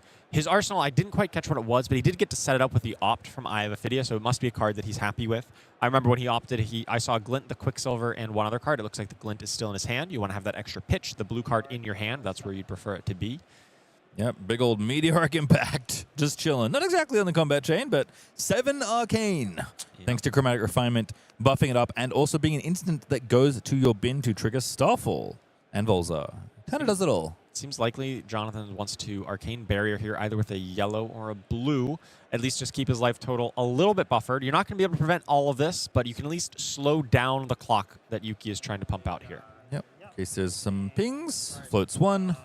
Wants to keep the other cards as well, because the yellow is typically a little bit better on offense, and Jonathan Magnuson is going to have to get swingy with the swords. Opting to pitch the blue here, just maybe anticipating that, well, Yuki still has 3 cards behind with no action point. The only real way she converts this is with some instant pings or shocks or something that he just wants to have the extra floating to be able to cover up. Makes sense to me. Concerned Cosmos Shock, filtered away by Oscilio, draws an Aether Flare, I believe. Refinement played, and Yuki's going to IP1, which seems fine in this spot. Yeah, sometimes that happens, but she's got a really good setup for next turn. Finds an Echo Flash. That's one of the most powerful cards in this deck, just kind of free damage. That was the card he chose into his arsenal. The Raise Blades. This card is so powerful, and honestly, one of the reasons that I think Kassai is a really powerful deck right now. It was always a good deck, but I think this really puts her over the top. We've seen her accumulate basically all of her Living Legend points without it, and now getting access to this just really speeds up the deck and just allows you to be that much more aggressive thanks to the +3, the discount on your swords. And I think that's what Jonathan Magnuson was really going to need to be able to go toe-to-toe and race Yuki's Arcane deck. Yeah, and it is certainly a race. Make no mistake. 35 to 36, but 7 go again on hit copper here for J-Mag. Echo Flash going to get filtered away, deal a damage, draw a card. John's like, yep, I take it. Not going to AB this. Yep. Save my card for next. We see him pitch the blood on her hands, so it makes sense because he didn't have any copper generation, but he's trying to threaten a few more here. I'm sure he has multiple copies of that card in his deck, so maybe if he if the Spoils of War connects. I mean, 7 is pretty hard for Yuki to cover up. Could potentially get some copper, and a future blood on her hands would be very valuable. Yuki just thinking about these blocks. Again, always a balance between preventing damage and then sending Big Arcane back at your opponent. Get them in Stormstrider's range. You can do the math. Yuki did it last round. Yeah. Had to get over AB3, only AB2 if we get late in this game. Thinking hard, opting to block with the Crown of Providence here, as well as some of the arcane spells. Doesn't want to give up this copper. Seems like she really highly values keeping Jonathan off copper. Sinking a card. Looks at the arsenal. I think that was Meteor. Another Meteoric Impact, yeah. Which combos very well with the Chromatic Refinement. Presumably it's a red. I didn't quite catch the color, but based on the context clues, I'm going to imagine it's a red here. I believe you're right. Here comes Saber once again. Shelter from the Storm. Not defending. Skipping the reactions. Blocking 4. Preventing, again, damage from being dealt. So Yuki started at 36 life, is still at 36 life, and is continually getting efficient arcane done. Tunic up to 2. Refinement pops. +1 less. Meteoric Impact. Would you like to take a million arcane? Oh, Ooh, Amp 1. Kindle. 1,000,001. 1,000,002. Mental block. Oh, it's a mental block. That is not at all what you wanted to draw off the top for the card that was destined for Arsenal. Yuki was like, well, I'm just going to Arsenal whatever I draw, and it's a mental block. She's not going to want to Arsenal that one. Yeah, sometimes you have combo things you can do with Kindle, like setting up multiple spells. This time, really just a Ponder token that amps, which is pretty good as far as instants go, but deals a bunch of arcane. 29 down for J-Mag, but IP's 1. Probably tells Jonathan Magnuson what's in the other hand. Oh, my goodness. Oh, it's Kassai. I thought he was laying his hand on the table and would going be pretty wild good with to it. do that, but, yeah, that looked like a good hand. He's played all those cards, but Kassai still packs a lot of these cards, and we still might get some more of these. Yeah. Let me read this, says Yuki Libenda, and I'm going to say the same thing. Engage Steel. Your next sword attack this turn gets +3. And if it is defended by a warrior card, it gets another +1. This is we've seen so many warriors on stream this weekend. I mean, I think this is our 3rd Kassai we've seen, let alone all the Halas around. This is probably a pretty decent card for this metagame. Now, it's not good in this matchup. No. But in the metagame where you're expecting a lot of other warriors, this is a pretty decent card to pack. This is the most J-Mag thing ever. Just like some wild cook on the metagame. And honestly, it worked out pretty well for him this year. As run through, going to give the go again. Mental block going to get in the way after Meteoric Impact Blue. Tries to do some blocking. Target sword gets go again. Next sword attack gets +2. So this one's going to get covered. Ponder's going to get made thanks to Mental Block. 3 plus the 2 prevention is the 5 that was being presented. And again, Yuki trying to stop the gold generation if she can. That's Will of Arcana in hand, though. And that one, despite being a very pretty fabled amps for you, does not block. So 4 damage. Finally, some blood spilled for Kassai as Yuki Libenda takes her first damage of this game, down to 32. I don't think Oscilio actually has any blood, being a lightning elemental. And also true. Just leaks aether out of him, as our producer Ethan just mentioned. Will Amp 1. Comet Storm for 6. Pretty good number. This is actually what won of the game in the last round we just watched. Yeah, 6 arcane is a big number. Now, of course, Jonathan has life total to spare and has some options if he wants to AB 2 of it, but then Yuki still gets to ponder up and hopefully doesn't find another mental block. Hopefully finds something a bit better to park in Arsenal for her. Blue run through, blue, yellow, and a couple reds. That's red draw swords, I believe. Raised blades, yeah. Oh, raised blades. I think the run through is the go again source. Yes. So actually taking the 6 here down to 23 and just, again, getting racing. Yeah, I think this is a hand where you actually just want all of it because you're going to draw swords. You don't know exactly what you're going to get. You just want the maximum flexibility, and A, B, and 2 just didn't make a whole lot of sense. So draw swords, going to get an extra card draw. The raised blades can give you some options as well. Obviously, it was already discounted, but now you get to filter your hand a little bit. See a donkey in the hand here. Red draw swords. And considering, what Secrets. is Seduce Secrets? Yeah, so this is a card that it can be valuable. It can turn on your hero power basically for free because it would replace itself out of Arsenal. It's pretty decent into racing matchups, but it's actually kind of a liability into the slower controlling decks because it doesn't do any damage on its own. It just kind of cycles through your deck. It's kind of like -1 card in your deck when fatigue matters. Right. And again, cards you may or may not expect. You can expect to show up when Jonathan Magnuson is piloting a deck. Hey, I drew the card again. Did draw that the I put Seduce back in there. Secrets. He's going to banish these cards. Yep, I like that. Draw swords actually in the bin, so can activate Kassai. I like that he just turns it sideways, say, hey, this is getting banished. Kassai is active and does a bunch of numbers, and this is 10 Coming in for from the Centauri Saber. 10. I don't know what is in his arsenal. Ideally for him, it would be a zero-cost go-again effect, either Glint the Quicksilver or Blood Follows Blade. That would allow him to at least park the Seduce Secrets in arsenal, but if he doesn't have that, this turn is a little bit lackluster. Seeing, of course, Yuki has a decent number of defense reactions to try and, again, kind of like block with 2 cards, send a big arcane spell, and eventually get to a point where you can just end the game in one fell swoop. I got a snap back in Yuki's arsenal there. She's got one shelter. I can just see the edge of that card. Shelter and Aether Sling, I think. One more spell of similar quality. Does that save the thought? No. Surely not. No. Right? Well. I'm like, I'm catching corners of cards. Oh, it is Save the Thought. You were right. Oh, okay. Red Save the Thought. So You were right there. I was surprised by it. I mean, that's typically a card you'd bring in for like fatigue-style defensive game plans where you just, it's like Remembrance, right? It's basically Remembrance, but it costs and it has only non-attack actions rather than attacks. That being said, if Yuki was expecting this game to go long, if like, hey, if Jonathan was trying to fatigue her, I feel like that would be rather unlikely. You know, you don't really expect a Kassai to take the game super long, especially because they typically would only pack maybe 1 or 2, not 5 or 6, like we've seen some of the other more defensive decks packing. So I'm a little surprised to see that she chose to include that into this configuration, but surely she has a great reason for it. She knows this deck far better than I do. Didn't take the bait. Overwhelming Swing was the attack reaction, and there is no go again. Shelter from the Storm going to cover 4.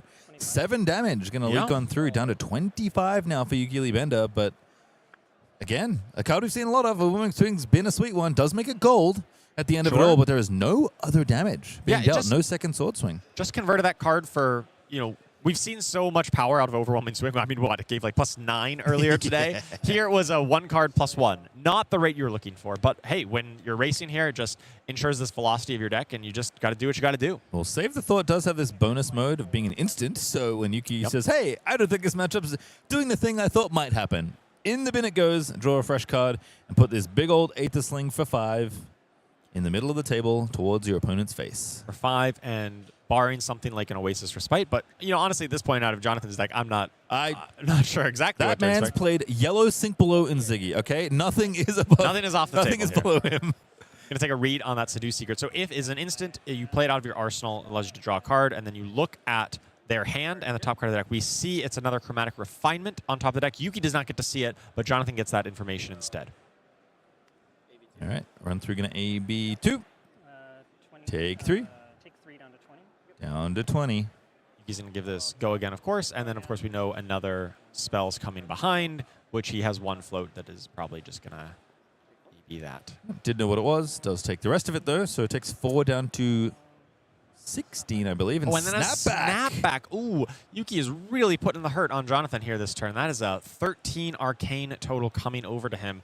He is taking, he's already down to 13 life, and Yuki's still very healthy at 25. Yeah, we talk about, you know, warriors sometimes, ninjas often going wide on the combat chain. That's the wizard equivalent with that kind of turn. Very efficient conversion of all those cards for Yuki Bender. Getting a big life lead in a matchup where, again, feels like a race, and generally the wizard's happy to be racing. I love the hand that she just drew up. It's got a defense reaction. It's got Chromatic Refinement. It's got a Kindle and a red spell. Like, this is Drawing a lot of cards. This is over precisely what you'd like to draw up. Drawing a lot of cards over there, says Yuki Bender, which is good for the sword swings. Gorganian Tome, a little Kassai classic. Yeah. As Kassai banishes a bunch of cards from her bin, unsheath, draw swords, all combined together. Coming in for Send 8. 8, go. No go again. Or it is go again from the unsheathed. Yep, unsheathed. All right. Thought those are another raised blades, but nope. It's They do look somewhat similar. It's like the opposite, right? Sure. It's like this is the back, and then And the other front, one's the front. raising them up. Raising them up. All right, Chromatic Refinement actually going to get pitched away. Cosmic Flare off the top Not for a little 3 really floating. what you're looking for here on Yuki's side. Yeah, also not a block card. No, she only has 3 block, but it's her only spell, but she's got the defense reaction. So the defense reaction is likely just going to be deployed here because the next sword attack is not guaranteed to be for at least 4. Yeah, it is. Oh, but it is a blade flurry. Not using it. Pitch. Oh, because you need pitch Oh, to to grains. grains of bloodspill. This is an interesting lineup, Jonathan. He had the option to just use the blade flurry to just push through 4 damage. You just convert it for 4 cleanly. Opting instead to pitch the draw swords for presumably 2 vigor here total, 1 initially and then 1 on the second attack, and then set up a bigger turn next turn with the blade flurry, as opposed to just not getting the vigor and arsenaling the draw swords. All right. Be curious to see how that works out for him. Yeah, I think Yuki has 1 more life total adjustment to do. Might be misremembering. Currently representing 21 on our overlay. J-Mac did make a gold as well. Yeah. I'm not sure an army is likely to be raised this game, but Sai can do a couple things with her gold, including making those swords free, digging deeper. Can't quite do the gravy bones or Marlin situation, but, you know, sometimes you can dig and find the cards you need to really convert a hand. And did I just spy? This has no copper, but... Ooh, riches. Not the card I thought I saw. Another Seduce Secrets, by the way. Doesn't the blue run through at least has an option for go again? That's the critical part. Does Jonathan have enough go again? He's got the vigor and gold, so he can guaranteed make his swords cost 0 by just cashing in vigor for gold. So that might be where he wants to be. Is just have basically a 6-card hand to push through.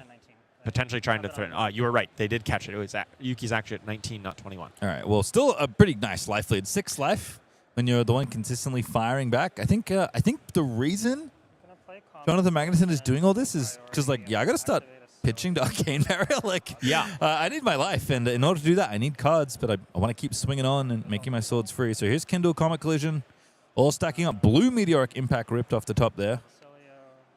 Oscilio going to draw a card, and... Flashbolt. Is that a blue meteoric? Yeah, I believe it's blue meteoric. That flashbolt.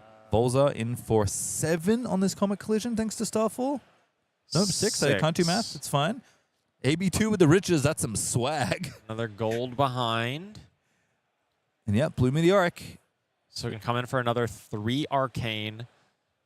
Jonathan probably feels like he's going to pitch... I imagine pitch the Seduce here, because you can basically replace the Seduce by just using the... Oh, he's using the run through. So now his hand is blue run through and Seduce Secrets, maximizing the pitch on his own turn. Maybe he's going to burn through this pile of gold to try to find some action. Yeah, maybe down to 8 now after that salvo. Not quite in range again. The classic is the old Stormtrider's Burn Bear Waning Moon. No Waning Moon, mercifully. A little bit smaller of a kill range here. We do see that Burn Bear, but not really enough pitch to realistically use it. Could, if absolutely needed. Yep. Jonathan, as expected, burning through these pile of gold. But Yuki's got some arcane damage on her side if she wants to deploy it. I like the respect there for J-Mag saying, hey, I'm cracking this gold. Do you want to do anything? Understand Stormstrider is a card ready and available. Many warriors have perished this exact same way. Unsheathed, Outland, Skirmish, Centauri, Saber. 8 go again once more, which is a pretty decent chunk of Yuki's current life. 8 go again. Oh, that is 4 no blocks, by the way. Yes, not blocking. Yeah, I guess that's true. It wasn't blocking anyway. Yeah.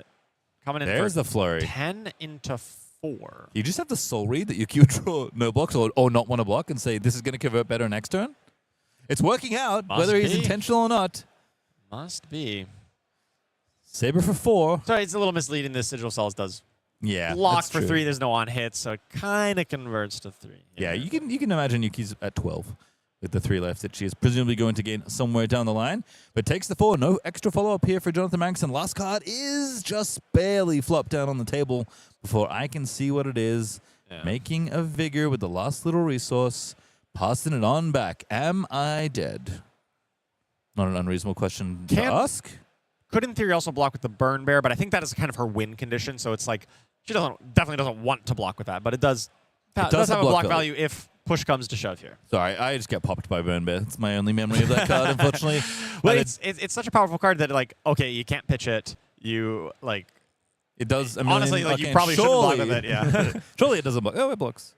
Constella Contemplation, Burn Bear. Just casting it for 6 years. So natty. At the very least, Jonathan is going to take. Oh, he might take enough. It's 7. Ampy. Yep. Amp is going to pile up here. So that's 8. AB2 minus takes 2 6. takes 6. Go down to 2. And you got to think there's a lot of combinations of hands for Yuki here that is able to deal at least 4 arcane. Let's have a look. Stormstrider's ready. No resource off of Tunic anymore, but might not matter. Is this enough? Yeah. Ooh. Oh, I think so. Seduce Secrets. What do you got? Well, it's 4 arcane in 1 packet, but you've got the amp on the snapback. Because you can just play the shock, then Volzar the snapback to deal 4 arcane. Jonathan has 2 arcane barrier, so barring a Sigil of Solace here, seems like Yuki is able to deal 4 arcane. Math looks good. But Sigil of Solace is absolutely a card that could be in Jonathan's deck. And that's what she's going to be considering and thinking around here. Is like, what is the odds that he has it? And how do I want to deal with this if he does? All right. Yuki says, sure. Seduce Secrets is fine. Here's the top of my deck. It is a Strike Twice. Faith Foreseen, Kassai Cosmos, Shock, Snapback, Sigil of Aether. It is face up. Jonathan Magnuson must be stone-faced. Yeah. He must know that he is in trouble here, given the snapback situation. Faith Foreseen also not too bad for a bit of coverage. Here's Blade Runner, Crack of Gold. Yuki says, you got it. Again, wait as long as you can when you're a wizard. More gold. Another gold, just maybe trying to draw into however many, if any, Sigil of Solace he might have. Well, I have a spoiler alert for everyone. The number is 0 in the hand currently. In hand currently, but not only that, there's also like the prevent 2. Yes, things like take it on the that's chin, true. or the other one that makes the blade dance. Yeah, toe the line. Toe the line. We've seen take the something. There's a bunch of them now. But yeah, you're right. That is actually relatively common in Kassai. That was and you certainly would play it in this matchup. That was a contributing factor to the Kassai versus Wizard we referenced earlier. Shout out to Chris Ayali for winning a calling on Kassai against a pretty tough matchup in Kano before he went the way of Living Legends. Final Spring Tunic, good for 1 block here. Going to be able to cover it all up with the Fate Foreseen. Blade Flurry, little extra. Looks like 7. Seduce, run through. There's the go again. Bit of extra source on the next swing as well. Is this the moment Yuki wants to pick? This is threatening 7 to 1 block, so 6 currently coming through. Yuki is at 8. It's not lethal, but the next attack would come in for 6, and that would force the issue. Yep, and there's going to be a card left in hand. This is kind of the nice thing about how this turn's been set up, and that Kassai gets free sword swings once you draw a card and get them online. J-Man can just conceal that last card, doesn't have to commit it.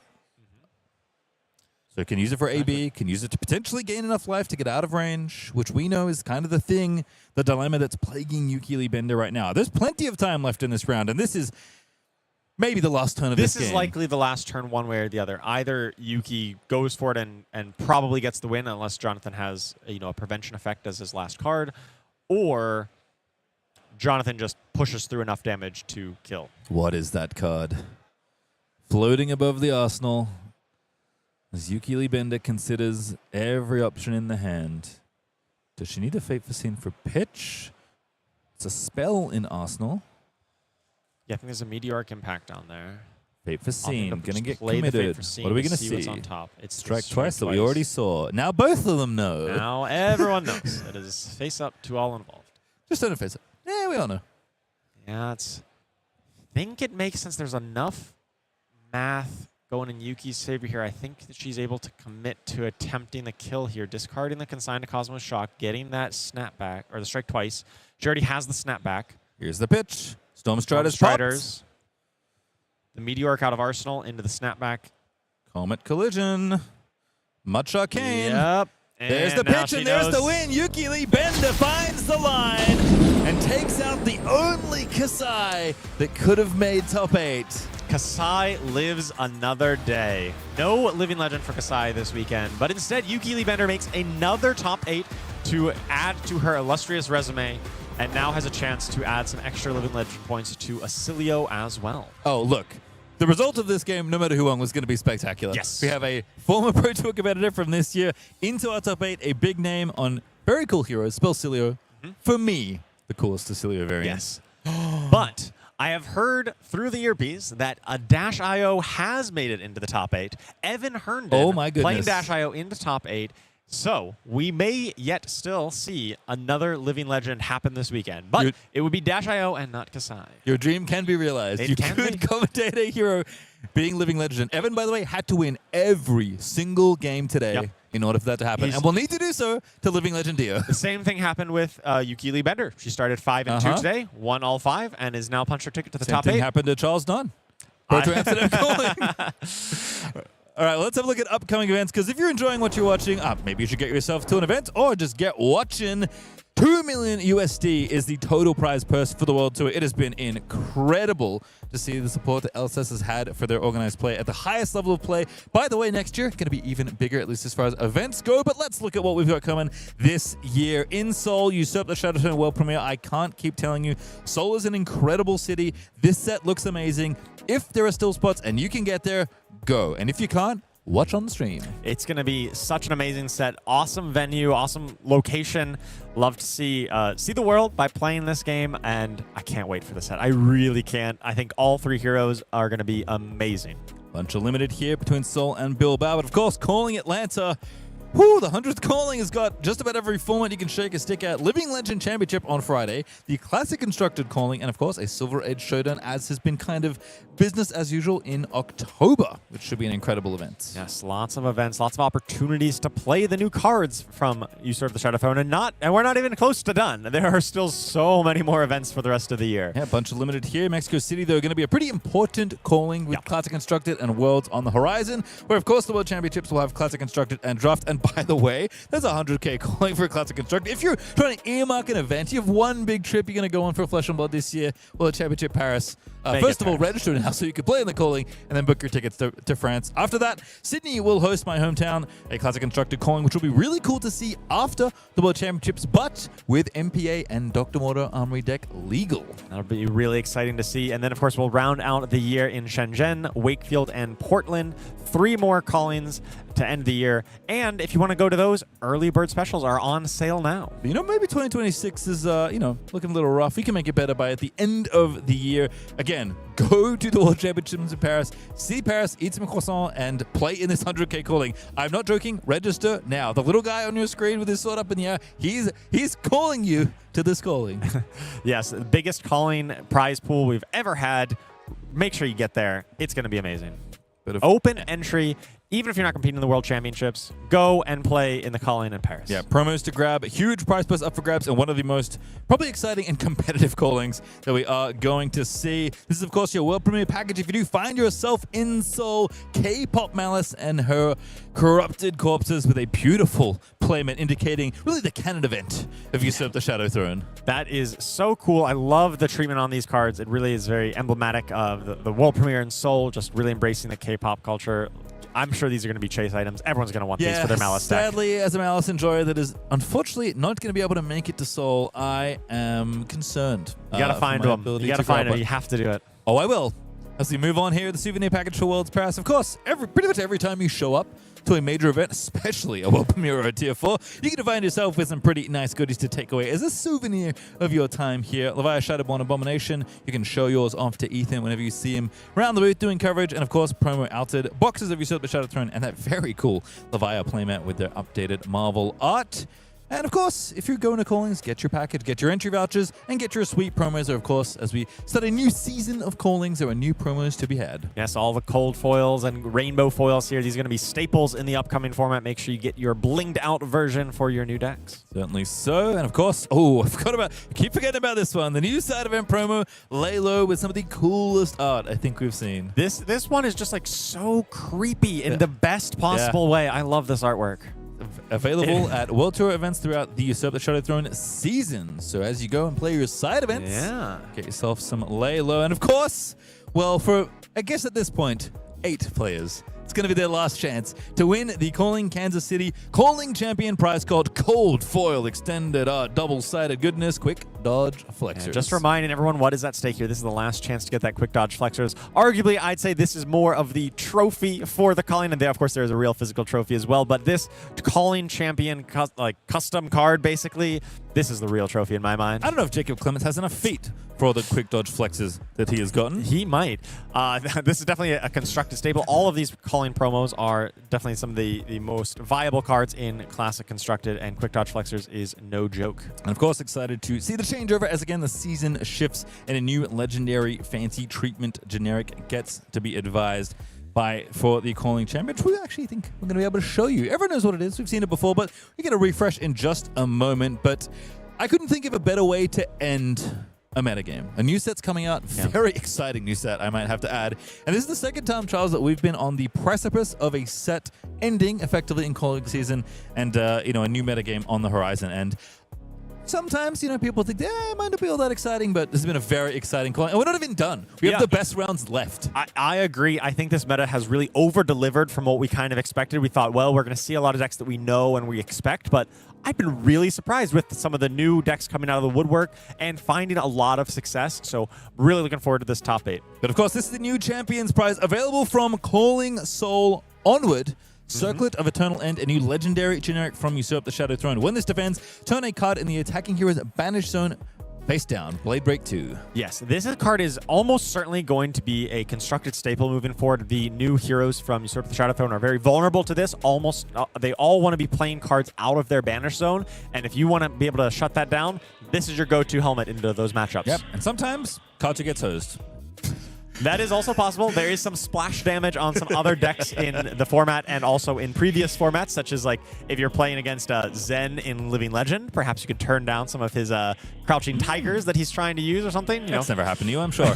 Pro Tour London, though, maybe your 2026 is busy. I get it. There's a lot going on. Holiday time rolls around. Maybe you're just here watching the stream, which if you are, by the way, thank you so much, because coverage is genuinely my favorite part of both being in Flesh and Blood and just watching at home as far as experiencing Flesh and Blood goes. But if you got to clear the slate for next year because 2026 has been a little too busy, Pro Tour London, February 25th to 28th will kick off the new Pro Tour season. It is Mansan's birthday weekend, so you better show up on February 25th to 28th. We got to throw a birthday party for Ethan Mansan. But Pro Tour London, we've returned to London. We had Pro Tour there before. I absolutely loved that event. Great venue, great city, really exciting. I cannot wait to go back. And the best part is it is one of 3 Pro Tours next year alongside Worlds. 3 Pro Tours. That is 3 awesome times to travel the world, play the game, see the world at the highest level of competition, playing Flesh and Blood. Yep. Again, I've said it before. I don't think it's necessarily fair.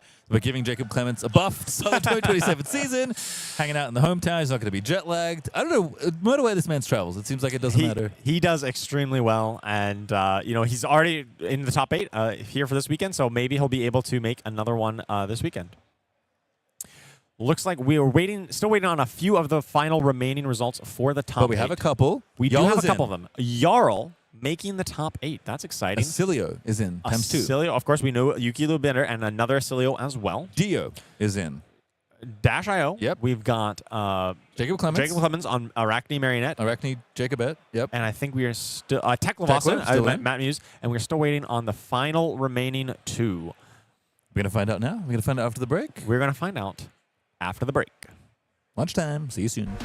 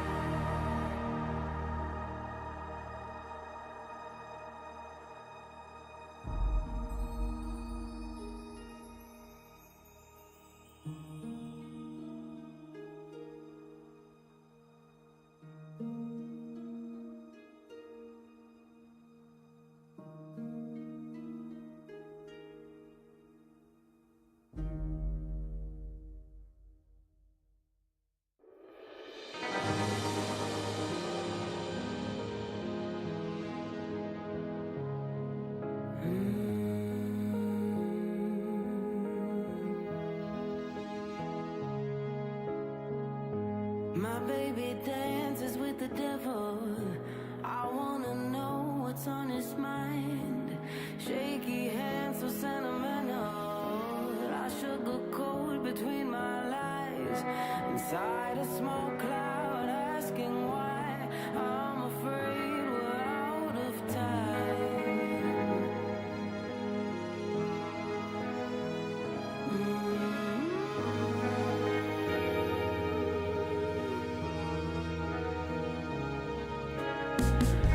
I want the lightning and the thunder. I want the sun in both my eyes. He made a promise to the vultures. He took a hit and said goodbye. Fate was never on our side. I'm afraid we're out of time. Oh, baby, read between us.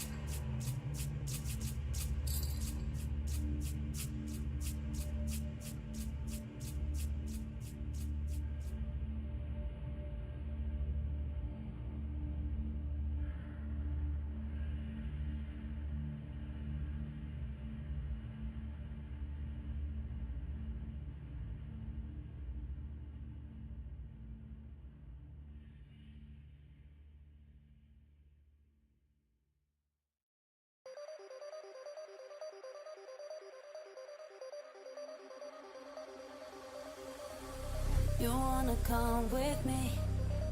I can see it in your eyes. It's a feeling that you can't deny. I'll bring you high so deep, so we can feel alive, leave the world behind. Let yourself go, enjoy the ride. And if we fall, don't forget to just go with the vibe. Let yourself go, enjoy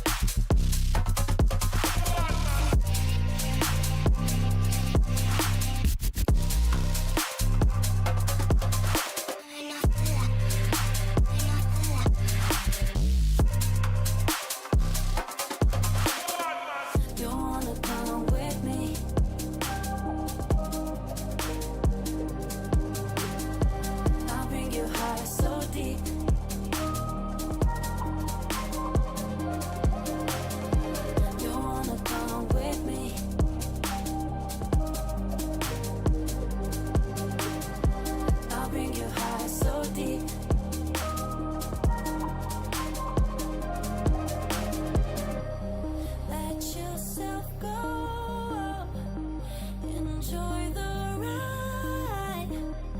And if we fall, don't forget to just go with the vibe.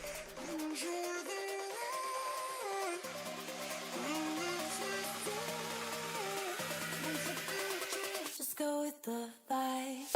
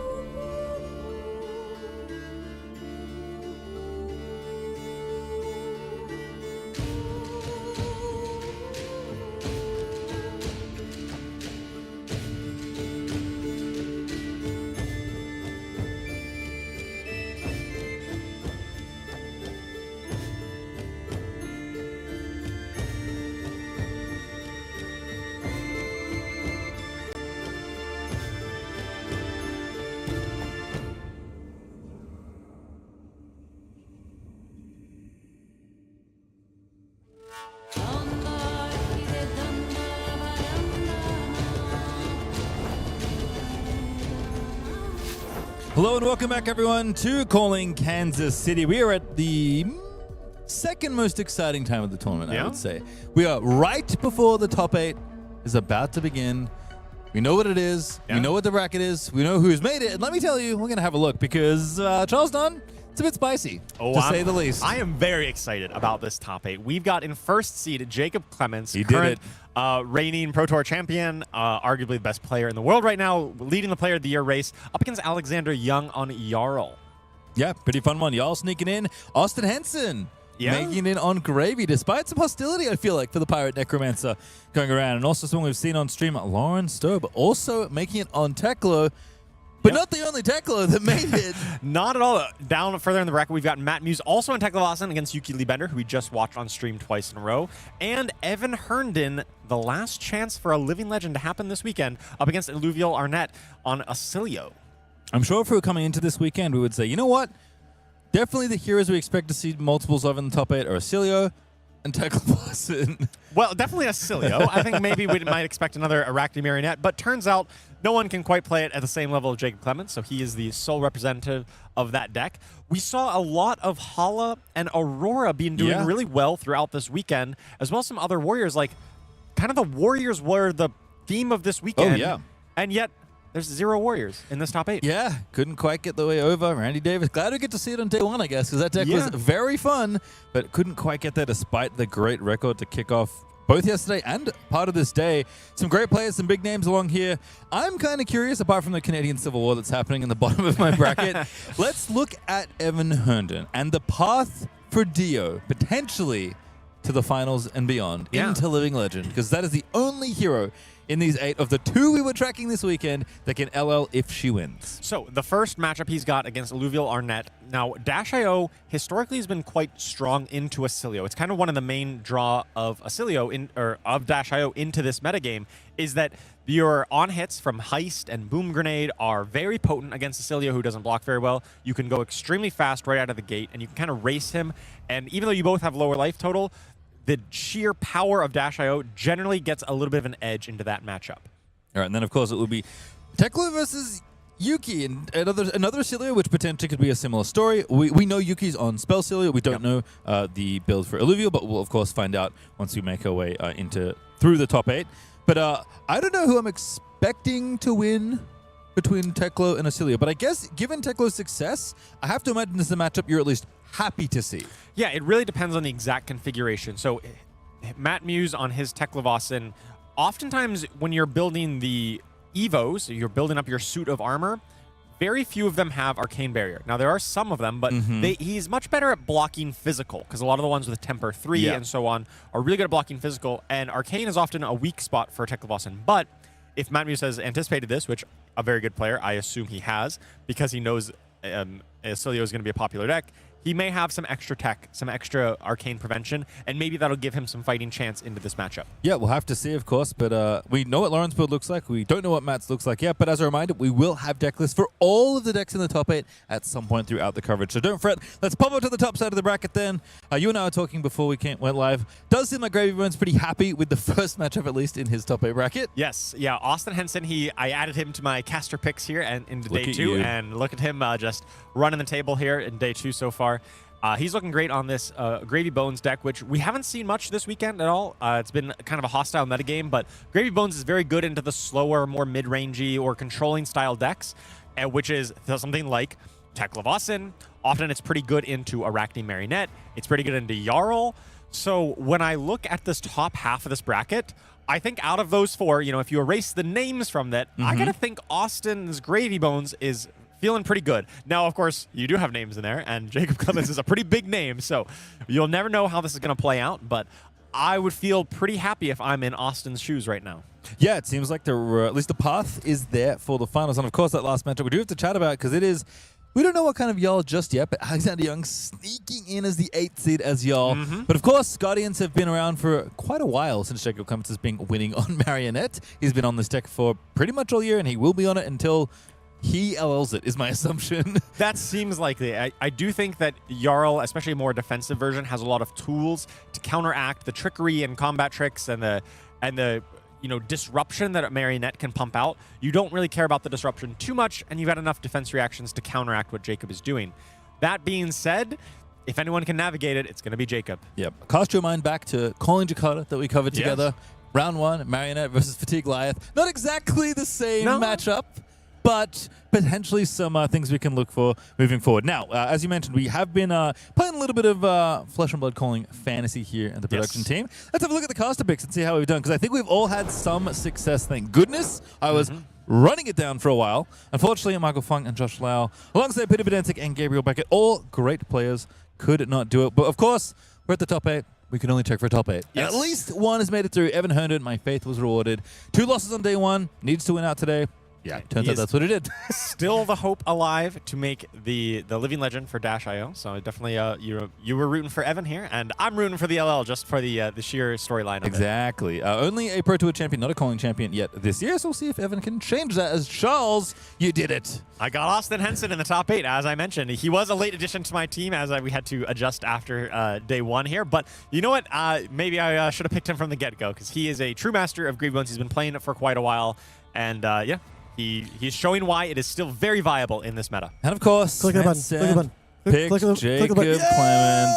Oh, absolutely crushing us here. Mansant with 2 picks in the top 8. And that last-minute swap to Matt Muse, just wow, what a call! What a call! They should put me in the booth more, because that was his run today. I mean, he ended up being one of the last X1s, right? So he just no, both of these were the last X1s. Yeah, so not only are they the top 8, they're the top seeds. Top 2, top 1 and 2. The top 8 Pog. Too powerful. This is why we put Mansant chained to the production desk. He'd be too powerful if he was in the booth picking instead. Certainly is too powerful. Have a look at the final, well, not quite the final standings. The final standings of Swiss. We can say round 12 as things ended.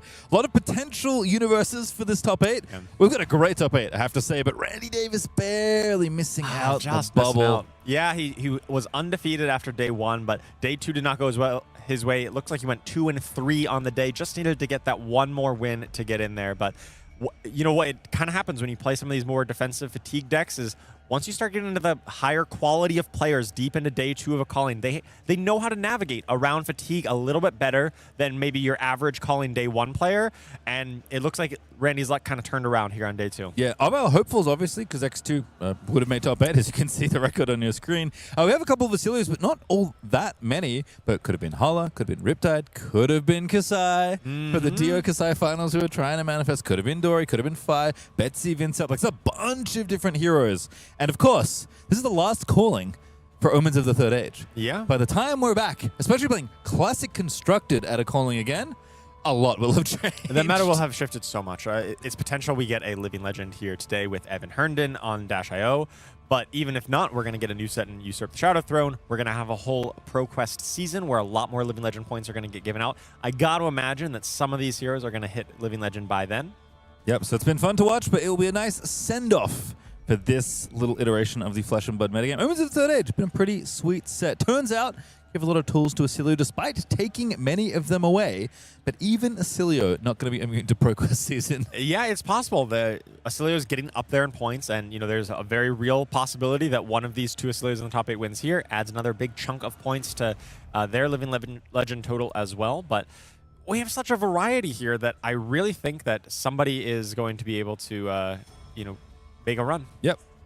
Alexander 4, X3, just barely out of there, and ooh, Slippy, not quite getting there. Lucas Barding had a great run. Devin Sims did come in at 9-3. There was 2 Slippies in day 2, and one of them ended up making the top 32 there with Devin Sims. So really impressive run there. Even though my pick was on Lucas Barding, Devin Sims showing maybe he has got a slightly better build or better run on a Slippy this weekend. And of course, we saw Trent Williams on the Rhinar on screen.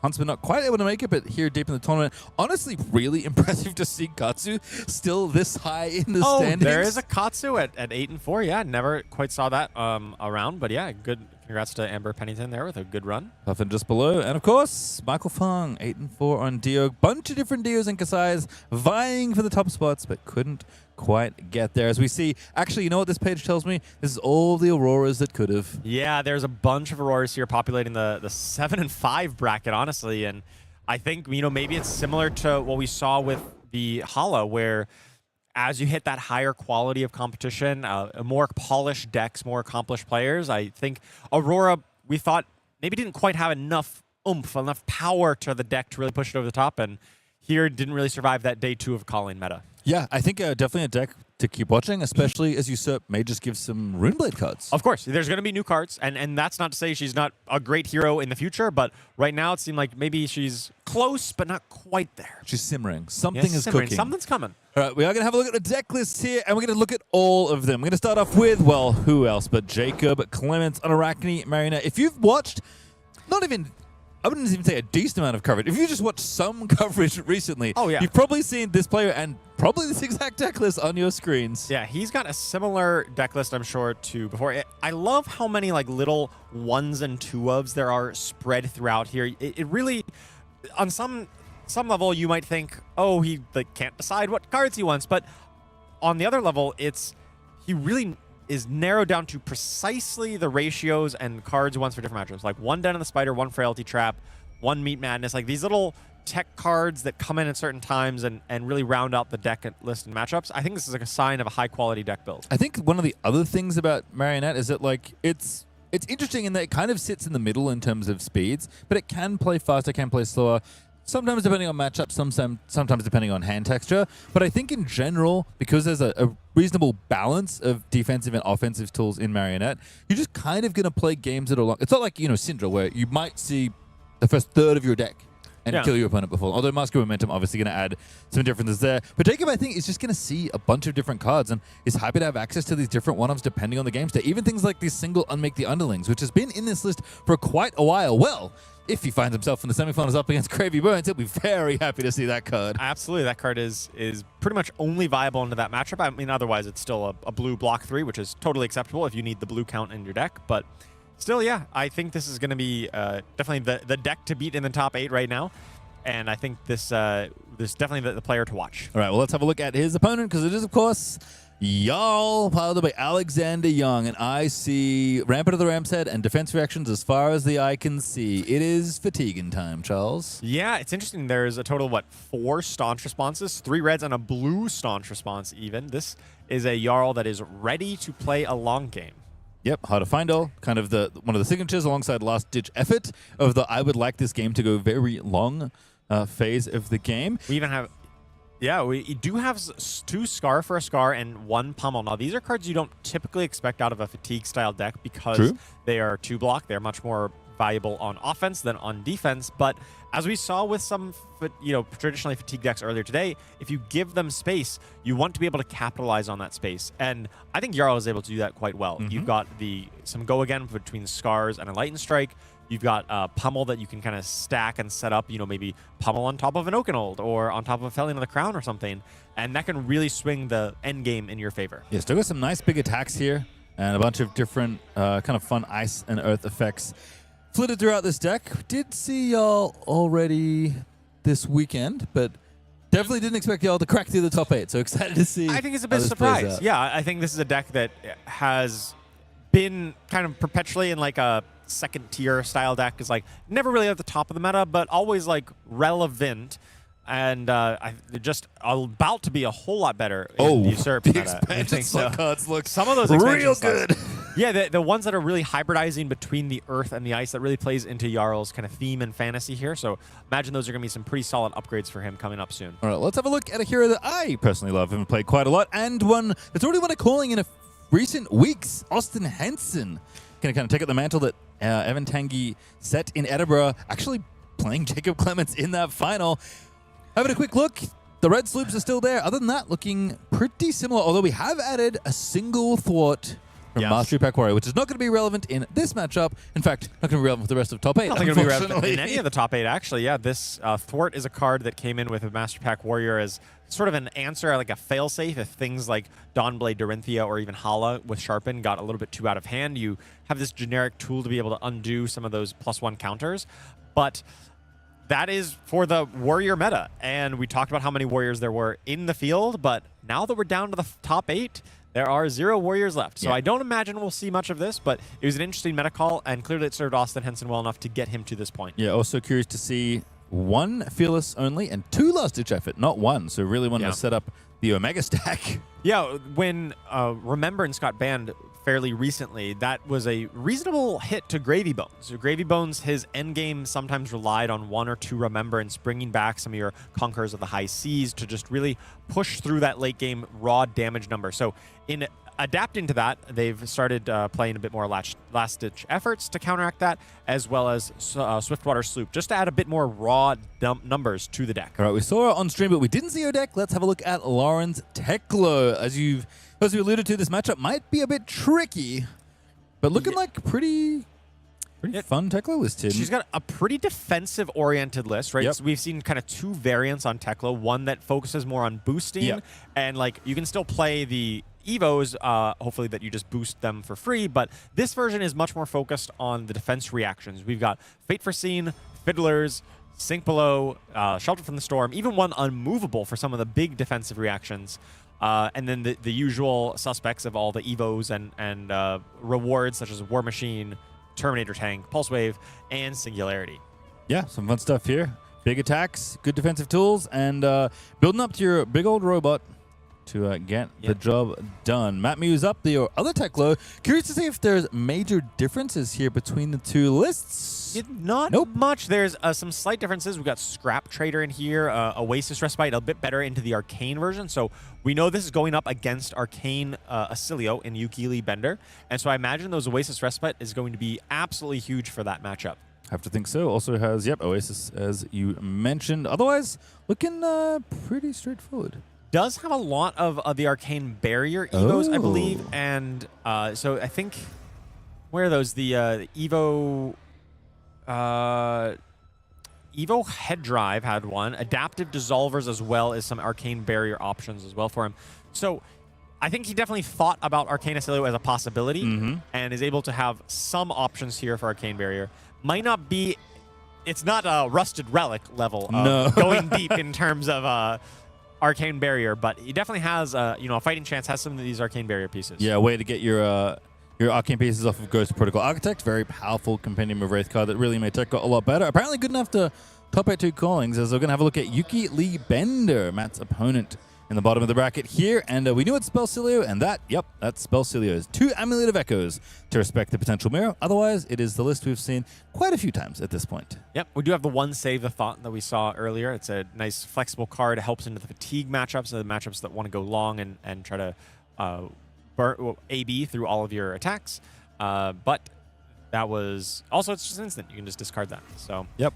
I mean, could be relevant as down the stretch. There is a potential for a Spellcilio versus Jarl final. That is true. And in that matchup, that Yuki will love to have access to that Save the Thought. Yeah, have to see. I mean, in general, I think one of the kind of interesting things about this metagame is that there are, a lot of good aggressive decks, and there are some pretty good defensive decks, and people tend to like bringing a reasonable balance of those things across a wide field, like a 400-plus person calling. So I think having plans to get through your other Oscilio matchups or your other aggressive matchups, and of course the decks that are trying to be more defensive. As we have a look at the other Oscilio in this top 8, Alluvial Arnett, and it is...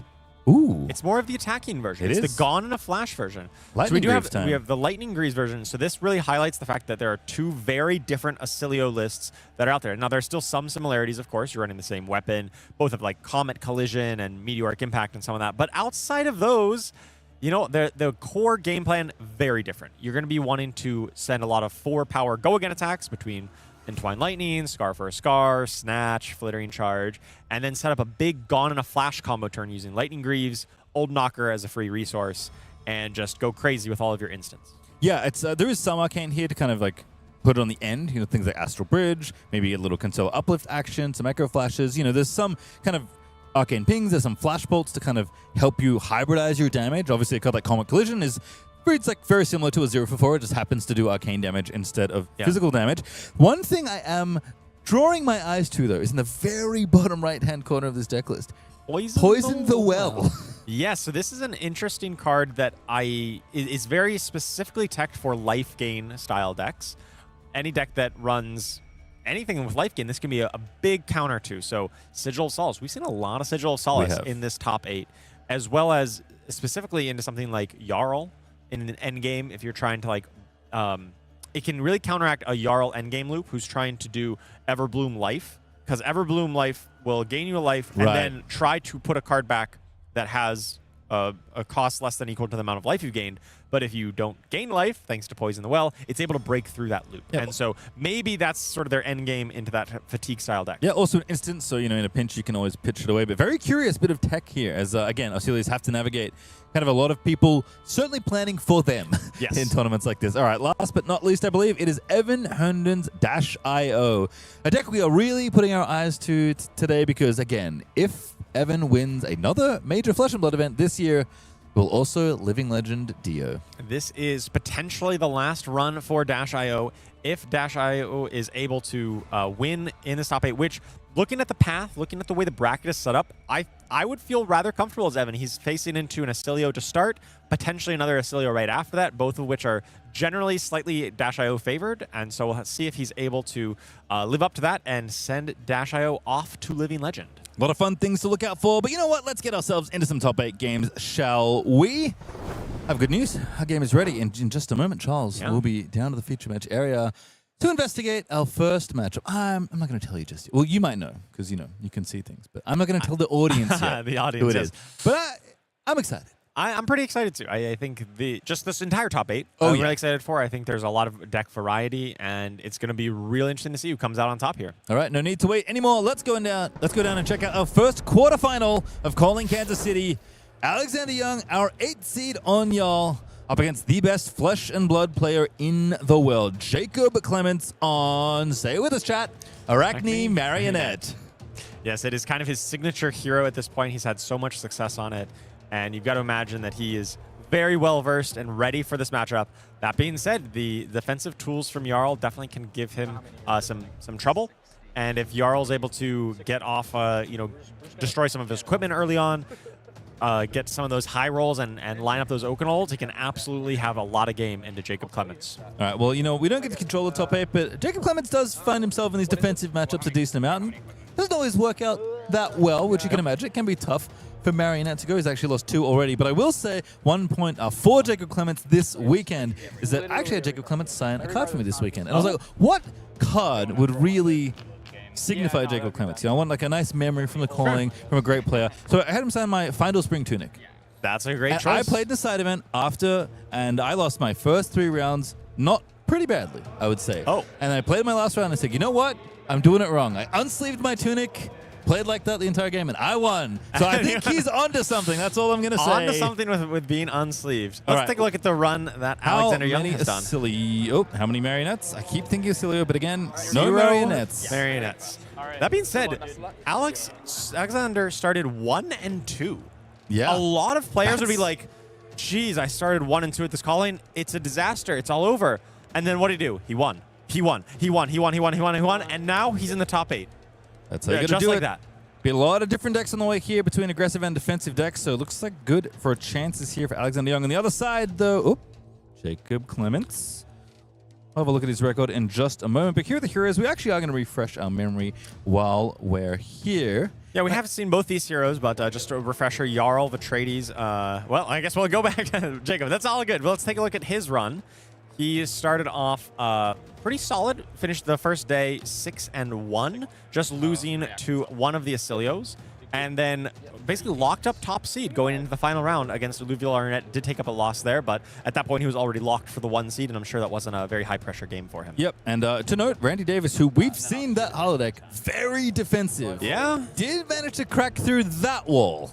So maybe able to, knows how to crack through that, and so I imagine it's going to be another similar style game here against this Jarl. And I just want to point out, if you wanted to see Kassai Living Legend, or if you wanted to keep, then Jacob Clements, unfortunately, is the reason it's not going to happen, because he beat a bunch of Kassais. He did beat 3 Kassais over the course of this weekend. But if you like Kassai and you're happy she's still around, you should be very happy that Jacob Clements is taking them out for you. Arakni Marionette, your attacks with stealth that are attacking a marked hero get +1, and when this hits, this gets go again. And then there's 6 other heroes. We'll talk about them later. 6 other agents of chaos, yes. And the Vetreiði, if you expose some zones, you get to make frostbites, but that can come into play certainly later on. Certainly can, But especially against the big text. Charles' favorite text in the game. Essence of Earth and Ice. You can play Earth and Ice cards. He has a very wide variety of cards that can be in his deck list. I do think that Jarl, he's got the ability to destroy equipment. And I think if Jarl is able to quickly destroy Arakni's Flick Knives, that could be a big problem for Jacob Clements' Marionette deck. That deck really can struggle to function without Flick Knives. And Jarl is unique among heroes and able to destroy that with relative ease. Yep, and have to point it out, down the bottom right, last time we saw Arakni doing well, it was Jacob Clements winning Pro Tour Las Vegas. Indeed. All right, well, let's get ourselves into the game, shall we? Might be in for a lengthy one, given that Jacob's going to have to get through quite a wall of Jarl and Guardian defenses. Jacob did choose to go first, by the way. Yep. just wants to get that first transform into an Agent of Chaos, probably flick a dagger right off the bat, maybe even leak some points in if he can throw some reactions onto the combat chain here. It is peak once more for Alexander Young. Coronet peak, the choice in the head slot. Saw this previously, Blade Break 2, but does a bunch of other things that could be good if you're trying to get through, I don't know, maybe a Mangle, if that's the card that's in Alexander Young's deck. Quick Dodge Flexes, of course, looking good. And Sledge of Anvilheim, looking for maximum hammer damage here. Maximum hammer damage for a long game, but you got to imagine Alexander's really pining for that Quick Dodge Flexer's gold foil there as the champion prize. And so you would slot that right into his deck list as is. That's true. You don't want Jacob to take the last one. He's already got so many. He has a few. He has a few. All right, well, as you expected, it is dagger attack flick. 2 reds actually filtered away here thanks to the dagger, and Black Widow going to be the first transformation. This is a very powerful one, able to disrupt your opponent. You can get them to banish some cards out of their hand. Oftentimes, you want to get that Graphene Chalistra online, but this is probably the second best one to get right off the bat. And of course, if Alexander Young does swing, Mask of Deceit. Go again? Apparently, Alex just said, "Sorry, I like to banter." Jacob's like, "Yeah, that's fine."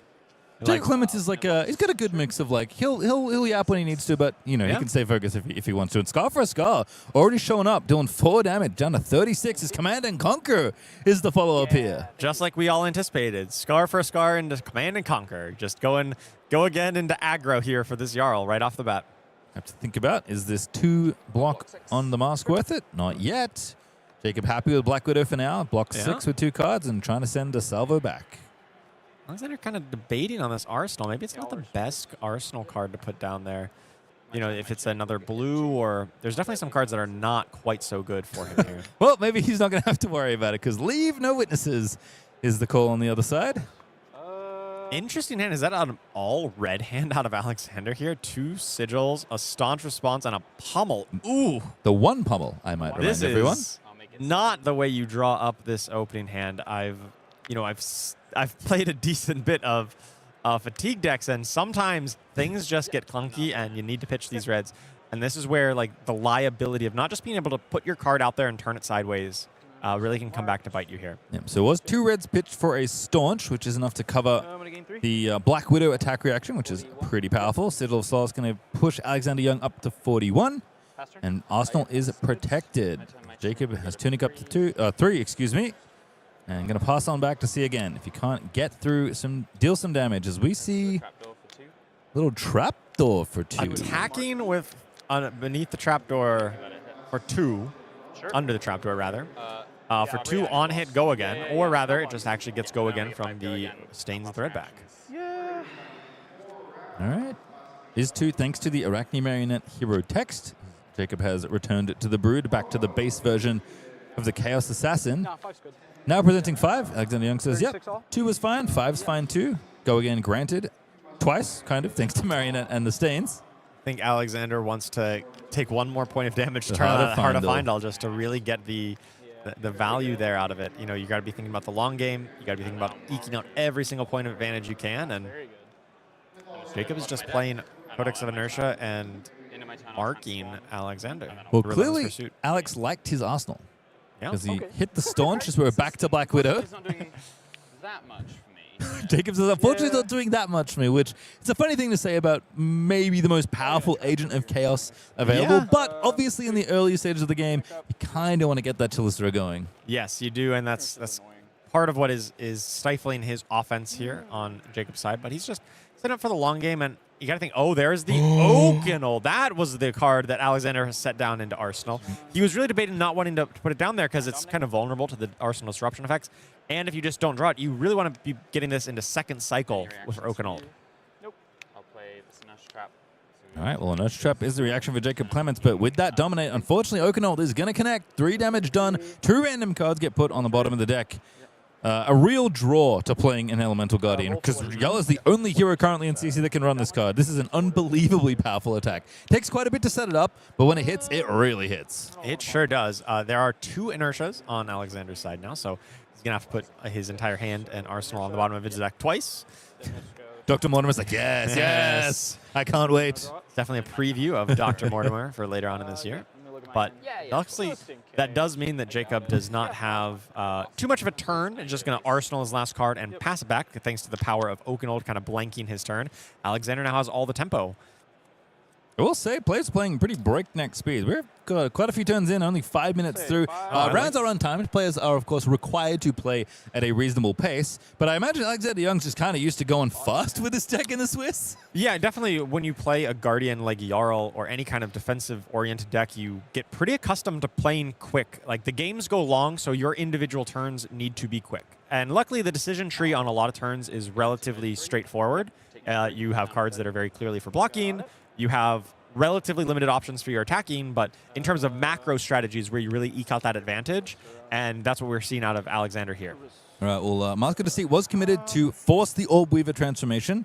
That's kind of step one for Jacob here in the early stages here. Pulse of Eisenhoff hitting the pitch for a sledge. A little bit of hammer time across the combat chain. Did you see what Alexander's about to put down in his arsenal? Overcrowded. I thought, like, why wouldn't you want Pulse of Eisenloft in your on the bottom? But turns out Overcrowded is probably one of the best cards to get in your arsenal, then block with it, and then put it in your discard pile. So that whenever you get hit by a Codex of Frailty in the future, you have that protection, because you can just bring that back and then block with it out of your arsenal anyway. All right, here's Chelicera. Oh, yeah. Cool. Jacob discarding a Leave No Witnesses, actually. This is Assassin card in order to get this going. Is free thanks to Orb Weaver, so it doesn't cost a swing. Does have Go again, because Alexander is already marked, threatening 4 damage with more behind it. And of course, it's not just that there might be more to go wider, but sometimes the Graphene Chelicera just gets really big. Yep, we've saw it before where the Clements just played 3 reacts. It's just like, oh, no blocks. Okay, bump it by 9. Pump it by 9. This is your box? Yes. Yeah. And then it's blocking 3. Pump it. Yep. Pump it by functionally 10, right? Yep. 6 from the Tarantula Toxin and 4 from the To The Point. Alrighty, there's 11, and you're taking all of it currently. Couple reacts in the hand, though, for Alexander Young. Is that an Oasis Respite? And a Sink Below. Yeah. It's pretty unfortunate the way it's lined up for Alex because he does not have the Tunic counter. He had to use the Tunic counter last turn, so he has to sink that away and hope to find something a little more relevant. Oh, he's just going to play the Oasis Respite. Okay, interesting. I thought he was maybe holding on to 2 cards that he could swing Sledge for, but instead opting to get this Oasis Respite out of his cycle and just play that out here for block value right now. Remind me, can you ripple away Chelicera? Yes. Okay, I think that was maybe a playline Alexander had, but I don't quite He did remember not- if yeah, the he- cards line he- up that way. Because I think that's the card he sunk. Oh, I think it was. I think it was Ripple Away. 1 more tokens, and Graphene Chelicera is a token. Ah. It's only Spinneret. If an action card, right? Yes, so that's right. Action card, yes. I see. Ah. So it is a token, and it is created by some action cards, but the hero Orb Weaver is the hero card, not an action Yes. card. Which is actually a very big deal for Clements finding that transformation through Orb Weaver. So all lines up, cut from the same cloth, gets a little peek, makes your attack reaction situation relatively easy to navigate. Block for 6. Time to flick On the Graphene 5, yep. because there's Now another one. here's the That's Orb true. Weaver Now spinner. Ripple Away might work out. No, so did not line up this turn. Then Alexander Young, his draw's been a little awkward, drawing 2 of his Oasis on turns when Tunic is reset is not even close. So definitely a bit of a clunkier draw here. So he's just going to block 3 and take the damage and set that Oasis waiting for a turn when you can efficiently deploy it thanks to that Tunic. Interesting to see Jacob attack with so many of his blues. I wonder if he's just kind of thinking, I need to get as much damage as I can from all of my damage cards, even my attacks that really are mostly for pitch. Yeah, that is an interesting line of play, and we even saw it earlier. Yeah, with where the under the Jacob- trapdoor.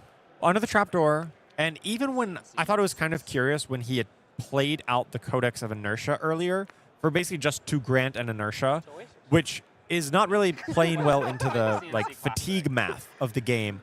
You are saying this is more of a tempo play, but it is cashing that in for 0 deck value, and I do wonder if that's going to come back to haunt him later on in this game. We'll have to find out, but CNC for 6, a proposition that Alexander Young doesn't seem to be in love with. Another Arsenal that he might want to hold on to, and the blocking situation, it's all right. Yeah, you could just block with those 3 cards, the first 3 here, a 2 block, a 1 block, and a 3 block, and gain 3 life off the Fiddler's Green, and then attack with Scar for a Scar. reactions? Or just one. Cool misprint. Thank you. No reactions. Oh, it is a misprint. Just straight up. That's really cool. Interesting. Little miscut Fiddler's Green. Yeah. Versus The Oasis, Respite. right? Of course. The Oasis is a defense reaction that you can play against Command and Conquer. Yes, because it is instant, not actually a defense reaction. Takes 1 for his trouble, empties the arsenal, so the on-hit does not do anything. Nice little sidestep. Tunic up Sledge, yeah. So because we got that Oasis out, you want to use that. Tunic is so powerful in this style of deck because it allows really efficient turns with either the Oasis and Sledge of Anvilheim. You know, once every 3 turns, you get to do a 1-card 6. That is huge. Yes, certainly so, especially in a deck that is maybe inclined to block a little bit more on average than others. I believe Alexander's arsenal, by the way, is Scar for a Scar. It is, yes. Obviously, it was not active right here, but you can imagine if Jacob sends a decent bit of damage, maybe Alexander can have a turn where he... Oh, wait, is that... Oh, you know what I saw? Another Oaken Old. Ooh. And I think there is the Crumble to Eternity to be able to combo with it. All right, well, Fiddler's Green getting in front of Hunter's Clave seems like a pretty good value proposition for Alexander Young. Going to remark thanks to Relentless Pursuit. It's actually the 2nd time Jacob has done this game. Oh, it does go on the bottom too because you've already attacked them. I think the last one went onto the bottom as well, so just maintaining the deck size. I swear there are other Agents of Chaos. Other Yes, than I promise. This one is maybe the most powerful and the prettiest, but there are more. all we can say is that we are very glad that Jacob is not playing a Brute this game because he would have rolled 3 1s on his scout skins by now. That's true, but here it is again. Oaken Old turned on thanks to Crumble of Eternity. The Jarl specialization, Ice Earth action. 9 dominate on hit. Put 2 random cards on the bottom of your deck in any order. I guess I'll just do Yeah, Jacob just took the full 9. Is just going to randomly lose 2 cards here. So Jacob taking the brunt of this big life total lead opened up by Alexander at this point, and taking cards out. Jacob feels quite a bit behind in both, I'd say, deck damage in terms of fatigue math, but also just in like raw health total at this point. Yeah, the Alexander's hands have lined up to kind of just like send big disruptive attacks when space has been given, which is real nice. Yeah. So you got to imagine Alexander wants to look for some blocking on this turn and maybe just like not surrender this life lead and just keep up the pressure with a sledge. Just an efficient, send some attack here. He does have the Scar for a Scar if he needs it. If he has like no cards and just wants to send a 1-card 4.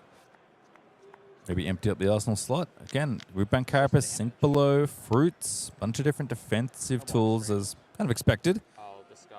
Black Widow going in, to the point, moves over. Black Widow up to 6. Alexander is marked. Should be 7 then? Should be 7, yes. Sure. So Jacob giving it a go again, expecting some reactions. Oh, he's not base, Mario. He's Black Well, Widow. no. Oh, sorry. He discarded to the point. Didn't play it. If you cast to the point, it would have given sorry. a +4. Discarding for the on-hit. Right. Looking to try and poke through and get some cards banished out of hand. But there is Rootbound Carapace to cover alongside the Sink Below. Oh, no, I do. There are 2 Earth. Yeah, we'll get Time to decompose. Oakenol gets in there. I don't agree with banishing out this Oaken Old here. I mean, I guess it probably doesn't matter much. I guess he didn't have that much recursion. You do have the Everbloom life, but I don't know. I'd still rather banish like literally anything else other than banish my Oaken Old just to make sure I still have that access if I wanted to recur it. Yeah, hit the Blizzard, I think, there actually to stop the Oh, yeah, go no. again, even though Stalker Steps was used. Now, Jacob is now exposed on his head and foot spots, so any potential ice card that Alexander plays on either player's turn, on his own or on Jacob's turn, thanks to, say, Blizzard or Pulse of Eisenloft, is going to grant a Frostbite to Jacob. Finally had a Coronet Peak activation. Actually uses the Tunic resource to go ahead and pay for that, so he doesn't have to discard a card. So Jacob Clements wanting to keep this small hand. It's just a full hand, It's excuse full hand, me. yeah, he's got 5-card hand here, no Tunic, but he's still got some offensive output here. You see a pain in the backside, Scar Tissue, Reaper's Call to give him some pitch to play with. Yeah, he's able to deploy this hand entirely efficiently. 2 go again, and 5 Remark, Clave, and pain in the backside if he wants. Don't know what's in his arsenal that would allow him to deploy this Codex of Frailty, but we'll have to see. Sink Below covering almost all of it. No T-Tox, says Jacob Clements this time. 1 damage leaking through. Jacob's still a pretty big life deficit, but trying to chip away. Swinging the weapons, 18 to 34, but there's more to come. Pick up the point. That one has a natural go again. But not actually picking up any points here. Just a 3 go again head jab, if you will. fine, I would say. Yeah.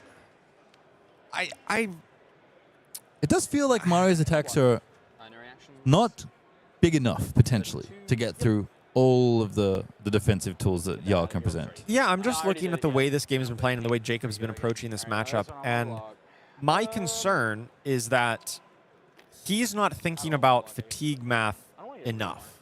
Now, not to question his play. I think he's a great player, as obviously he has probably thought this through. But as a seasoned fatigue player, I'm worried about the way this game is going for Jacob. Like, it's the little points where he's playing some blues instead of potentially blocking with them or saving them for later.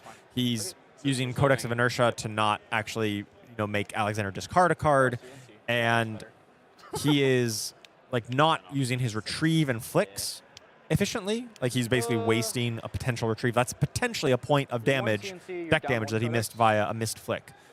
We'll see how it comes back. He's clearly going for more tempo and trying to keep the pressure up. But I can't help but imagine that, in 10 turns from now, we might be coming back and be like, he's a couple points short. Maybe if these little things changed earlier on in the game, maybe that changes the outcome. Well, we'll check in 10 minutes time. In 10 turns time, sorry, is what you said. Turn 20. We'll have my eyes drawn as Jacob Clements did get back a CNC with his Codex. Very good attack. Going to put back, but Alexander does want to protect the arsenal that he already had. This was not a Codex target. Didn't have to discard a card, but does want to keep the card that he's got there. So Coronet Peak and Gauntlets of the Boreal Domain do get in the way. Flick does happen. Mark will be granted, and Jacob Clements is going to roll on over to a different Agent of Chaos. Surely it's not a 1.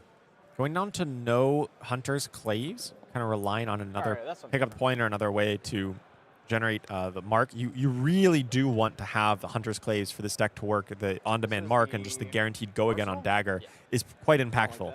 Okay. It is fun aware, and Alexander asks, is this one Arsenal? And Jacob Clements says, yep. He's like, I don't like that. Attack for 4 with the Scar First Guard. Just get that out of here. Got to make sure that you get your value when you can. Alexander's last card, I believe, was a Staunch Response in hand. Oh, it's a Frailty as well. Even only 3. All right, clearing the Arsenal maybe as putting a Staunch in there makes a little more sense. Yes. Alexander did could have took the damage from CNC and had it go away, but might as well get your little 0 card playing while you can, even though it's been knocked down a peg or two thanks to the Frailty. Cut from the same cloth, going to reveal the hand once again. I love this hand out of Alexander. Like, this doesn't seem that impactful, but it's just everything you want. You've got good blocking cards. You got a D-React. You got some options to use a single card plus Tunic to swing Sledge. Or if you get tempo and you feel like pushing the issue, you can eat Enlightened Strike to go again into Sledge. 5 go again. Thanks to Cut from the same cloth, doing a very big pump on the dagger. And of course, Graphene's so cheap to swing and a stealth attack.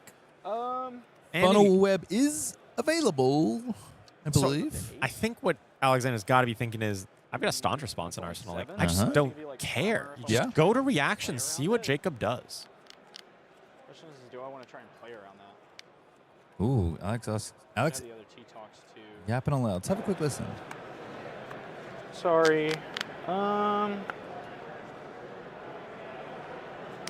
want to block 4. Try and play around the pump. Reactions, I'll discard and play to the Going to point, play around the so pump, it's he said. There's to the point and the discard. This is plus 7. And I'm blocking 4 and 12. Be plus 7, so up to 12 total. Threatening the Arsenal, which we know is something that Alexander Young can still play here in reactions. I believe it's the Staunch Response. I think it's red, but he did have 1 blue Staunch in his deck, right? So maybe it was the blue. I didn't quite catch that color there. I thought it was red, though. I'm pretty sure it's red. This is 4 on 12 right now. So 8 to cover still, but Staunch will be able to get there with little to no This issues. has no on-hit, functionally. So you could 10 Staunch here and just super cover it up. Or he could have preserved a second blue in his hand and taken 1 point of damage. Honestly, I think I would prefer that. If he had just blocked for 7 plus the 4 is 11, he takes 1, but who cares because he's got the no Arsenal. And he has at least a card in hand. Yeah, you got to discard that and get some prevention. Codex at it again. Now Jacob finally has a window to do some damage. Wants to pick up another dagger here, though. Yeah, he's got to get that 100 square back. And I guess in hindsight, if Alexander, anticipated this Codex of Frailty, getting rid of that extra card out of his hand to pitch, no reason not to take that extra point of damage here. Do I have any good attacks in here? Ooh. There is still 1 Oakenhold left for him to get, but he obviously wouldn't be able to attack with it just now. This is coming in for 3. You're going to pay 2, get back your clear. But I do think... Just take 3, go to 28. He's running through the math here, and At some point, I'm going to let Alex do my job, I think. Like stymie more damage, or Let's have a listen. Nah, I'm not going to. I'm already blocking 1 on 2. I'll take 2. Yeah, I'm gonna get back Oakenolds. Yeah. he just runs through his logic out loud. You Yeah. know, he's got to think about how much damage he's going to take, what he's preventing, what is the long-term game plan here. And Jacob is relatively low. I mean, 15 life is not infinite. Another Oakenold coming in for 9 dominate on a future turn. That's a big chunk of what Jacob Clements has left. Yep, Jacob got his clave back, but does have the tempo granted back. So Tunic at 3, it kind of seems like a big pivot turn here potentially for Jacob to chop the life totals down a decent amount if he can. Jacob asked for the last Fiddler's Green. Yeah. Full grip. Is Don't sending see weapons that. pretty frequently, which again good. makes sense in this kind of matchup. Yeah. It's like really good. He does also have the quick dodge Shelter flexes would if do he it too. really wants to. That still would block the Hunter's Clave pretty cleanly. But that's not really a resource you want to deploy at this exact moment. How dangerous can this be? How dangerous can this be, says Alexander Young. Little count of the graveyard, little flick through to see all the reactions to the point, ×2, already sitting in the bin. Decent amount of power cards used by Jacob Clements. You're on 2 incisions. Yeah, it's interesting here. If you just block with like a single 3 block on this, Jacob can just attack with his Chelicera and put all the pumps on the Chelicera. And if you don't block here, he can just put all the pumps on the Clave. It's really, there's no right answer here if Jacob just has a bunch of attack reactions in hand. Says take it. I believe his hand looks like it fires Oaken. I think there's another Oakenold, Terra Sunder. There is, hey, this does work. You pitch the Terra Sunder, you reveal the Felling and the Channel Lake Frigid. And you put the other Oaken in your arsenal. Why not? All right, here's Orbweaver, Kiss of Death. I think 7. this is where Alexander's thinking, wait a second, I see a path to just win this game sooner rather than later. You lead with Oakenold, you keep another Oakenold, and you keep one of the 2, like at least the Earth or the Ice part of it, and then you just go to next turn and be like, I'm going to Oakenold you again. And then at that point, even if Jacob is blocking 1 card each, he's still probably taking 12, 6 and then 6. Yeah. Jacob's down a single-digit life total if Alexander can do this line of play. So Jacob Clements just emptied a clip, basically. That Kiss after the flick basically did 9 or 10 damage. This T-Tox Screen did 4 more. Now the life totals are even. Alexander Young says, I'm keeping my whole hand. Because Jacob Clements said, I don't think I've seen a y'all keep a whole hand and be happy about it. And Alexander Young just said, I'm going to do it. And we're about to find out why. Oakenold, baby, it's back. Reveal the 2, set the other Oakenold, and now as long as you draw a blue among your 2 cards, you have another Oakenold fuse next turn. And assuming there's no reactions here, well, Jacob did have some extra reactions, but that still potentially could have threatened to put Jacob down to single-digit life total without having any turns in between, because he's going to lose cards here to the Oakenold. Yeah, hard to find enough reactions as Marionette Yeah. to cover a dominate of quite this size. So 2 random cards go on the bottom. Jacob gets to keep one of them. See if he can't power up a turn, but not going to be all that great, you have to think. And not only that, yeah, he's got the blue. He's got 2 Everbloom lives. He's able to maybe even cycle one of them through. And then he Oakenolds again, and then he fell into the Crowns again. Like, this is a powerful chain of sequence here for Alexander Young, and the fact that he had such a massive life total lead over Jacob Clements to allow him to keep this is what really is allowing him to say, like, wait, I can smell the end game right now, which is way earlier than I think any of us expected. Yeah, he's going to take the swing. Not even 25 minutes through this game. We were looking for turn 20 as our check-in turn. We are 6 turns away from that milestone. By that point, you know, Jacob may be in like a must-block territory, and at that point, it's really difficult to come back from. All right, Everbloom Life going to get Enlightened Strike back into the deck. And here's we're a blue, just and here's an Oaken, and here's the fuse. And we're going to set the Felling of the Crown and do another big attack next turn that disrupts Jacob. The longer this game goes also, remember, we pitched a pummel on like turn 1 or 2. And so that pummel is going to be coming back in rotation relatively soon. And if we're just kind of buying time churning through the deck at this rate with Alexander just kind of forcing Jacob to pass by these big disruptive attacks, he's going to get back to that pummel. And that pummel could be what ends this game in favor of Alexander Young. Jacob just says, yeah, I got to take it down to 3 life now for Jacob Clements, knowing that Felling of the Crown is on the way. Yeah, that could be very risky. 2 random cards go on the bottom. And Jacob's going to have to swing back with whatever he's got. Alexander is marked. That is typically the best thing Arakni Marionette can do. Here's up sticks and run, no retrieve, but graphene for a bunch with red back behind. Went in for 5, go again. Alexander does have a Tunic and Oasis if he wants, and looks like a Sigil, Autumn's Touch, and a Channel Lake Frigid. So 2 blues, pretty reasonable hand. A little bit of blocking, can block for like 7-ish pretty well, and gain 3, and then throw that Felling. That seems like a solid hand for Alexander to keep up this tempo. Now, it's probably not going to kill Jacob straight up, but it buys more time. It gets closer to that pummel that is just ticking. It's a ticking time bomb coming back into his deck. All right, here's red back. More go again, +3 is kind of the big one here. 8 go again now being presented. Here's Oasis getting used off the Tunic. Going to cover 4, take 4 down to 11. Jacob Clements is making it close, but close does not get it done. Interesting that he didn't go block. more. Like, why didn't he put another 3 block in front of it? Does he want to swing Sledge here? What's an IP? Because I want to throw this Felling. So good. That's okay. Alexander wants to fill this Felling, but yeah, talking about IPing. Oh, he didn't want to play in Tarantula Toxin. Okay, but your other option here is to just IP the card anyway. I don't know if I agree with that line of play. Okay. I like if they wants to throw out the last T-Toxin. That's fair, but Bottoming this card. yeah, it seems like I think that's one, you know, if in hindsight you're like, well, I ended up losing the card anyway because you could have just played the Sigil. Sure. Ooh, Jacob goes to 1. He has 3 blocks. 2-blocks when he had no other option. I guess he must have even bottomed a 2-block as well, and now Alexander's functionally at 14 thanks to the Sigil of Solace, but is he going to have enough tempo here to take advantage of this? I think that was an all-red hand. I saw a Fiddler's Green. I saw at least 3 reds, if not a 4th. Have a peek. No, there's a blue. There's 1 blue. 3 very defensive. I got to imagine this is just you got to swing Sledge and just keep your best defensive options, yeah? The old tried and true. The old tried and true. Still 6 demands 2 cards. Yep. 3 blocks specifically. Yeah, We know exactly. Jacob has a decent number of 2 blocks in the deck. Able to keep the 2 defensive options, refill your arsenal here with one of them, and kind of IP 1. But, you know, given the circumstances, this is like the best thing that Jacob could have possibly hoped for, given this hand texture here. Cut from the same cloth again. Ooh, that's really don't want to There's- see this hand. There's some go again. There's some attacks, and Jacob is already down on cards. He's not really in a position to threaten lethal here or to even demand blocks. So Alexander, if he wants to, could keep this whole hand and go pretty wide. 1 card 5. Jacob Clements throwing Clave. I'm pretty sure to try and roll into Trapdoor Yeah. at this juncture.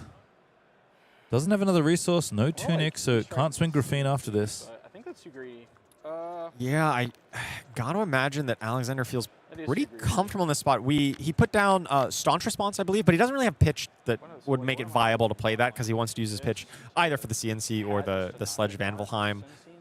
I think he just Get more cards. block. Pitching inertia. Well, Tunic's coming up, so you could go 5 into 6 off of a E-Strike, blue, and a bottom card, like card for the bottom. With the Tunic to swing the Sledge. I think that's probably his best bet off a 3-card hand to swing for 5 into 6. That basically takes out every card from Jacob. He would not get to keep anything. Sorry if I'm thinking out loud. Is there anything that punishes Alexander for doing that out of Jacob's arsenal here if he just blocks with just the Fiddler's Green, for instance? I mean, I think the worst card that could be there is Codex. And I don't even know if that does all that I don't much know here. that you care about Codex. Yeah, I don't think Like, so. even if... No pump's going to kill you from here. No? All the to the points are gone. T-Tox isn't going to end the game. If Marionette flips into under the trap door, like to get a trap, maybe he can survive it? I mean, I think that's why Jacob's swinging. So we're going to put 3 cards in front of this. Trying to play around the pumps. Fiddler's Green going to gain some life up to 17 now for Alexander Young. He doesn't want to take too many chances. Just wants to kind of just swing the hammer and get it going. I think this is fine. You know, you definitely could play a riskier line, but this is a bit more conservative. Yeah, he's probably thinking, well, this is still going to take 2 cards. And I feel a little more comfy demanding 2 cards out of Jacob, going back to a 2-card versus 2-card kind of cycle, and then the pummel's coming up in a turn or 2. Yeah. And then all Alexander needs to do is hold 2 blues in the pummel, and he's golden. Makes sense. 3 blocks are found here, at least for Jacob Clements. So that's the good news. Don't have to commit an extra card or possibly your tunic. Or I guess your flick knives also has block value on it, so got to start thinking about the other small bits of defensive things you have. Kiss of Death going to get on the defensive side of the combat chain, though, as Tunic up for probably the last time in this game. Here comes Hunter's Clave. One go again, threatening a mark. Should make the Chalicer a little bit better if it hits. And no Fiddler's Green. All the Fiddler's Greens are gone. So there's the block. Blocking 2. I'll play Mark of the Black Widow. Mark of the Black Widow.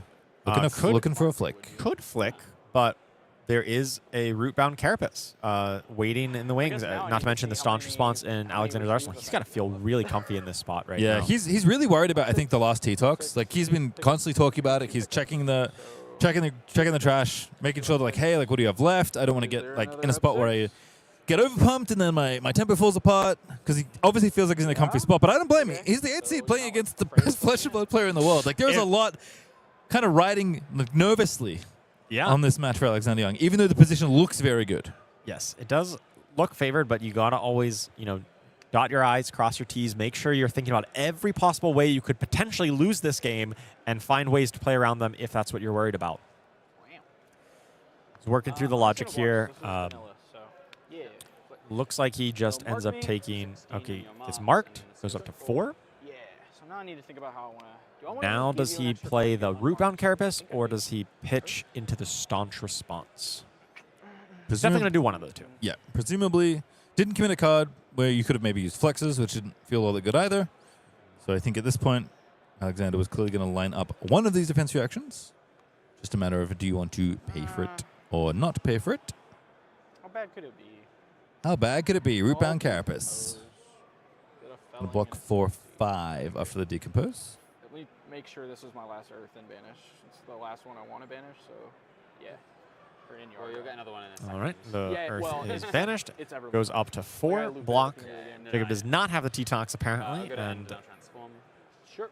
Alexander's going to get back to his regularly scheduled programming of swinging a hammer every turn. Back to Redback. Not necessarily what Jacob Clements is looking for at 1 life. Yeah, not ideal. Sledge it up. 6. Sledge or bedge.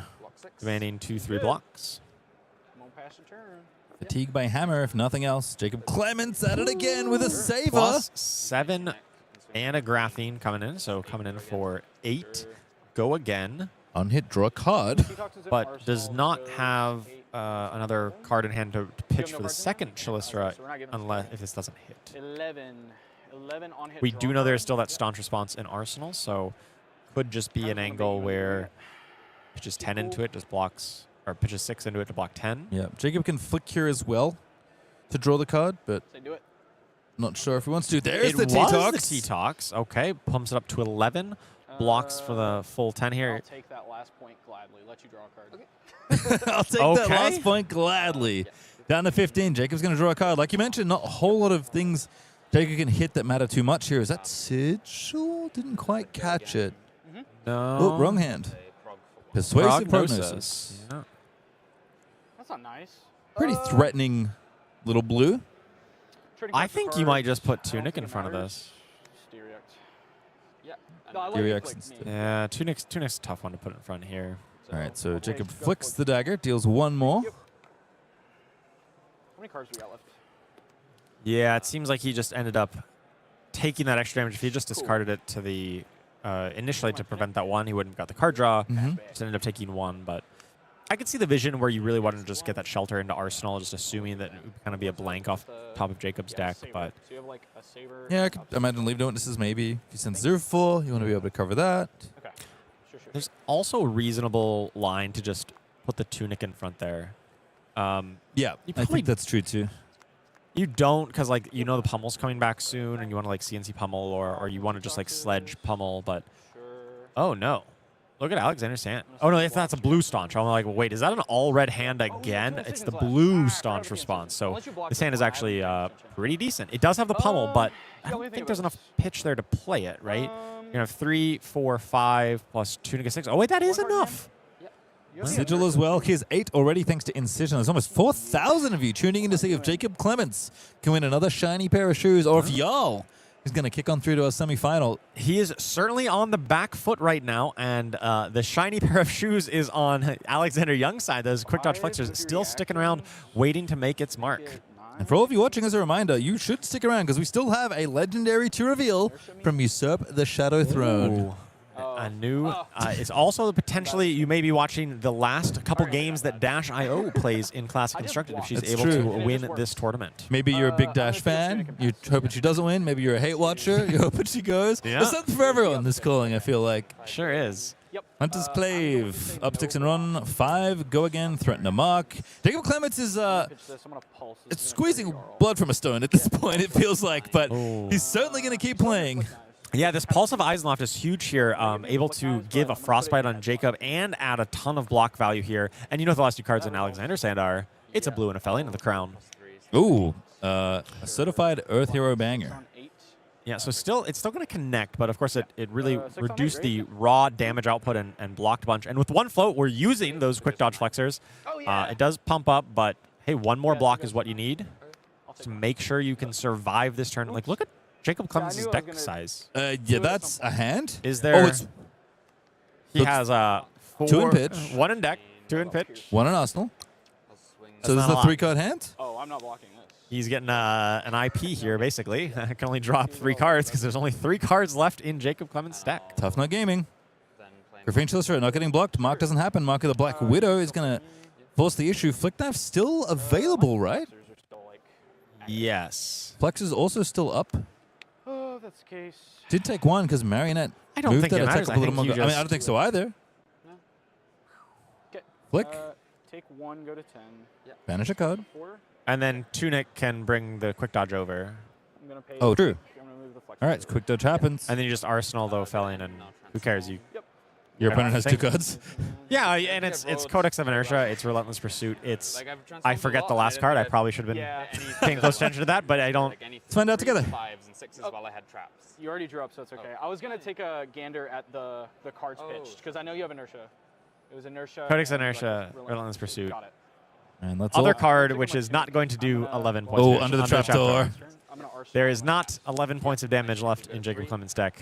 This It's 8 block, I think. 2 3s and a 2. I'm going to use Tunic. The Codex is roll 2, right? Tunic, Grafene. Jacob Clements is, again, he's doing it. He's doing his best. yes. Yeah, 1 is fine. But he definitely has run out of gas here. Alexander Young is going to be able to just swing hammer or play the Felling of the Crown, and I believe that is going to be all that she wrote here. If he had a second dagger still, maybe. He keeps swinging, Be but very don't even have difficult, that. yeah. Oh, popping Black Widow, just doing it all. Jacob Clements trying to get maximum value out of his cards before this game comes to its inevitable conclusion. Alexander's going to take a full 4 here and is going to have to banish one of these cards out of his hand, but I don't think he minds all that much. Goes down to 6. 4 damage for the 4,000 of you watching right now, waiting, I assume, for your Usurp the Shadow Throne Legendary Yeah. spoiler. But this game's been pretty good. Jacob Clements has tried to get through the wall, but Alexander Young kind of done it mostly with damage more than anything else. But the tools that y'all has, the defensive tools and the big threatening attacks, chaining Oakenolds together, may put the leader of the Player of the Year leaderboard back down a peg as Jacob Clements extends the fist and says good game, and Alexander Young celebrates. Our 8th seed is moving on to at least 1 more round. That is absolutely amazing. Really well done by Alexander Young here, able to take down the best player in Flesh and Blood right now, playing his signature deck. This is a really impressive showing here. Alexander Young moving on into the top 4 of Calling Kansas City here with Jarl Vetreiði. And we have an updated bracket for you. Let's have a look, because I have Yes. excellent news for the 4K of you watching this stream. Sometimes we don't have time to cover everything. And the reason the bracket hasn't updated yet is we're waiting for the Canadian Civil War to finish. But the good news is we will bring you not 1, but both semifinals. That is going to be so hype. Alex and Austin will be next. We'll be putting those on stream next here. We just saw Alexander Young. He's going to be going up against Austin Henson, who's my pick and my caster pick team. Gravy Bones historically is quite powerful into Guardians, this kind of necromancer or illusionist kind of ally-based game plan, but Jarl Vetreiði has got lots of tools to counteract that as well. If Jarl's able to destroy the Compass of Sunken Depths, which it is an equipment, it's able to be destroyed by something like Frozen to Death, that could really turn the game on its head. I'm going to be excited excited to see how that matchup plays out. And I'm also still live for Caster Picks. Evan Herndon wins his quarterfinal, beats an Oscilio, potentially has another one waiting in the wings, depending on if Yuki can get it done against Matt Moose's Teklo. But no matter what, whoever ends up there in that second semifinal, we will show it to you on stream. So this is great. I love when we get some bonus coverage. You don't always get to do it. On a day like today when Oscilio and Dash.io are running around, sometimes you get to do it. This is so exciting. I can't wait to see if Dash.io is going to hit Living Legend, how the rest of this top 4 really is going to play out. Well, of course, you might be thinking, you know what? There's a lot of Living Legend points to go around. There's a lot of heroes that I might want to play. Well, perhaps you should get yourself to a Pro Quest. Right around the corner, going to be a real big deal to qualify for the first Pro Tour of next year, Pro Tour London in February, right around Mansant's birthday in London, September 26th through October 25th of this year. So basically after Usurp comes out, after the world premiere, you can go ahead and get yourself one of these beautiful promos. We saw Saber Bloodshed do some work for Jacob Clements. Now it's going to look even better. It's a very powerful card in a great deck, Arakni Marionette, as well as just any other assassin or even some warriors have played this a lot. Feng has played quite a bit of Saber Bloodshed in the past as well. Make sure you go and try to top 8 your local Pro Quest for Pro Quest London, and you will get one of these sweet cold foil Saber Bloodsheds. And of course, there's the other things you get. Gem Pack 6, which we did have some reveals for already this weekend. You get those for participating. Pretty sweet Viscerai, the 4-second playmat for top 2. And of course, the winner gets a gold foil legendary. Yes, this is a really exciting prize pool here. Gem Packs were so sweet. We saw some of the spoilers from that earlier. The playmat looks great. Viscerai, awesome. And Saber Bloodshed. Love to see it. It's Pro Quest London. It's in 2 stages. You can think about it. September 26th to October 4th. The first part of it will be limited to funnel into Pro Quest London, which you will need 2 weeks of limited practice here if you are planning on qualifying and going to the Pro Tour, because limited, very important at those Tier 4 events. Absolutely. So you get your get the feel for the format, like right after Usurp the Shadow Throne comes out. You get to play some limited for it while you're kind of working on your constructed deck and a feel for all the cards. And then 2 weeks after that, you get to play the classic constructed Pro Quests instead with the deck that you've honed over those few weeks. And again, by the time we get here, things will be potentially very different. And then maybe even halfway through the Pro Quest season, things will get different. Yes, you know, every week that could happen. There could be new heroes that hit Living Legend. Of course, we're going to get a lot of innovation around the new heroes coming out in Usurp the Shadow Throne. Going to be a really exciting and dynamic Pro Quest season. Yeah, it should be great fun, all in the lead up to World Championships, of course, this year in Paris. But we are going to go to a break, but don't go too far, though, because the semifinals, not 1, but 2, are coming up in just a moment.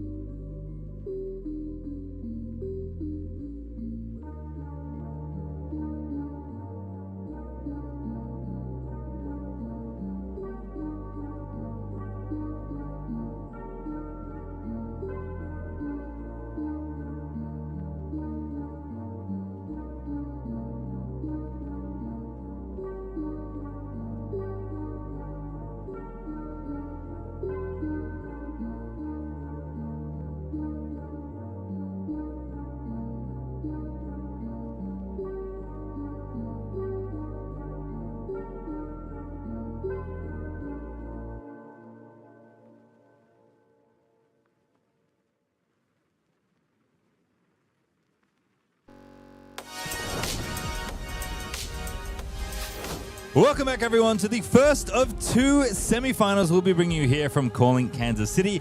I'm Julian Pastrytime Carr, still joined by Calling Champion Charles Dunn. Yeah, it's great to be here. I'm really excited. We've had a ton of great Flesh and Blood games, and there's 3 more games left to see. Certainly is. So we're going to have a look at our first of two semifinals. That's right. 2 semifinals will be shown to you. Here's our bracket. We already know the first one. The first one we're going to show you on screen. Alexander Young, our 8th seed, taking out Jacob Clements' Arakni Marionette up against a matchup that might not be quite as good in Austin Henson's Gravy Bones. Yes, there's definitely some play on both sides of the matchup here, but you got to imagine just baseline, the allies of Gravy Bones are going to be a little difficult for Jarl to deal with. It's a very different mode of attack. We haven't seen Gravy Bones on stream this whole weekend, so we'll definitely have a lot to talk about that we haven't explored with this deck in a while. And of course, Evan Herndon is awaiting the winner of Teklo and Oscilio, as Matt Moose and Yuki Lee Bender still do battle. Yeah, that game is still going on. It's a little bit of a slog, apparently, but going a little bit long. But Evan will be waiting the winner of that. And once that happens, we will bring that to you right after the Jarl and Gravy matchup as well. All right, well, as I said, we have 2 semifinals, so let's jump into our first one here. The one we know about, Jarl versus Gravy here in KC. Alexander Young, our 8th seed, a generational yapper, I have to say. He definitely had a little bit of banter in that last round. Austin Henson on Gravy Bones. I picked him as my caster pick. Added him on day 2 as he was doing quite well. And continues to do quite well. He's been playing Gravy Bones for quite a while as a friend of mine, and love to talk about this hero because we haven't really seen it at all this weekend. Yeah, Gravy at some point in recent months felt like maybe one of the best decks, top 3 decks certainly in the format. Obviously, Evan Tanguy won calling Edinburgh on that hero, looking very good. But all these warriors that are running around that we've been seeing all weekend certainly caused some problems for the Pirate Necromancer. But it seems like Austin has at least figured that out or dodged a bunch of them, because right now, with no warriors somehow in this top 8, feeling like the path is pretty decent for a calling win here. Yeah, he was able to pick up the quarterfinals win against Teklovossen. Similar to Jarl, Teklovossen often struggles to clear out some of the allies and certainly struggles to pressure Gravy Bones' life total efficiently. What Gravy Bones is most afraid of is aggro decks like Syndra or Fi, or even decks like Kassai that are able to go fast, aggressive, clear out their allies, and pressure Gravy's life total.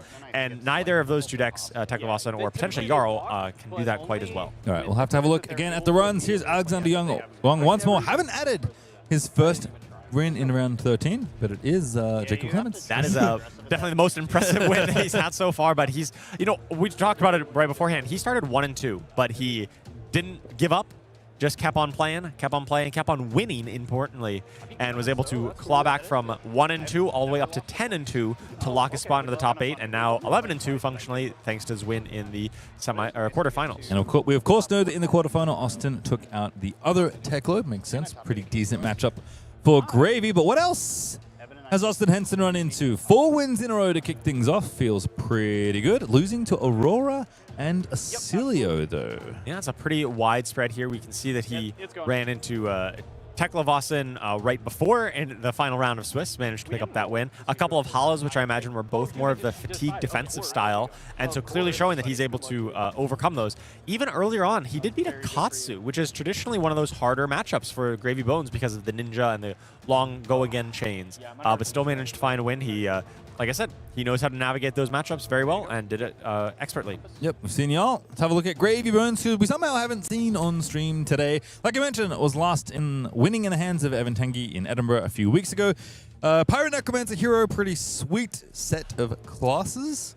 As an instant, destroy Goldie control, draw a card, discard a card. I don't know why that would be good. We'll find out soon, because if a blue card has been put into your graveyard this turn, you may play cards with Watery Grave from your graveyard. And it does, importantly, pair nicely with Compass of Sunken Depths. Yes, he has got this ability to discard some of these zombie allies, or the skeleton allies rather, and bring them back to join his crew from the graveyard, and that allows him to get a lot of value because they're pretty efficiently statted when you're playing them functionally for free out of the graveyard, and then they linger on the board and force your opponent to deal with them, else you're going to get recurring value from them every turn. All right, let's go down to the feature match area then and have a look. Can Alexander Young do it again and find himself as the 8th seed in a calling finals, or is Austin Henson going to stop the run on Gravy Bones and ascend Gravy once again? And it is turn 0. Austin Henson wanted to go first and has already popped Carrying Crown. Sawbones gets in the rubbish bin, draws a fresh card. Basically, a gold that starts in your face. Yes, so Austin is playing Anka, Drag Under, and choosing to attack with it right off the bat. Oh, no, sorry, to discard with it. I turned him sideways. I assumed it was attack. No, it is. He is fueling up his graveyard by discarding Sawbones and another Anka as well. And very, very important to note, last-ditch effort. That is precisely where you want the it. pitch. Right at the bottom of your deck, because you want that for second cycle or third cycle even as your deck total drops down lower. But this was a very productive first turn for Austin. He was able to fill up with 3 allies and put one of his best endgame cards at the bottom of his deck to start his pitch cycle there. I can tell you the way Gravy wants to approach matchups where he's definitely going to get fatigued, which not necessarily going to happen in this game, although y'all can be quite defensive, is to have a giant stack of gold and then set up a massive turn. This was Evan Tanky's big anti-fatigue strategy that kind of got him through those matchups in Edinburgh. So this is actually a huge... We have a great turn for Austin. We have an even better turn, arguably, for Alexander here, where he's able to play Crumble to Eternity, and that puts a -1 counter on target equipment. Normally, you look to put that on blocking equipment, but it turns out Compass of Sunken Depths is an equipment. This is a key part. It's kind of the weapon for Gravy Bones, and this is what gives playing his allies go again. And that's how he's able to play them and then attack with them in the same turn. It's really critical to the way Austin's deck is supposed to work. Putting the -1 counter on it makes it now vulnerable to Frozen to Death. This is a card, it costs 3, here we got it. Costs 3, and if it was fused, you can destroy an equipment that has that -1 counter on it. And of course, you do make Frostbites as well. There was actually a Frostbite given because there was a zone exposed, and Austin tried to activate Compass and had to pitch this Fearless Confrontation. That's true. His only one, by the way.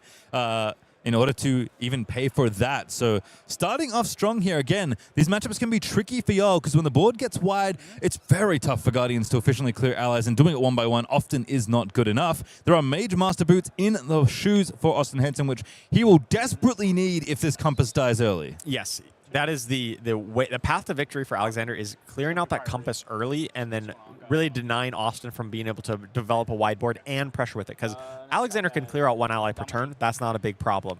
But if Austin's able to play an ally, attack with it, and then do more, he's going to fall behind. But without the Compass, you really can't. You can just deploy the ally but not attack.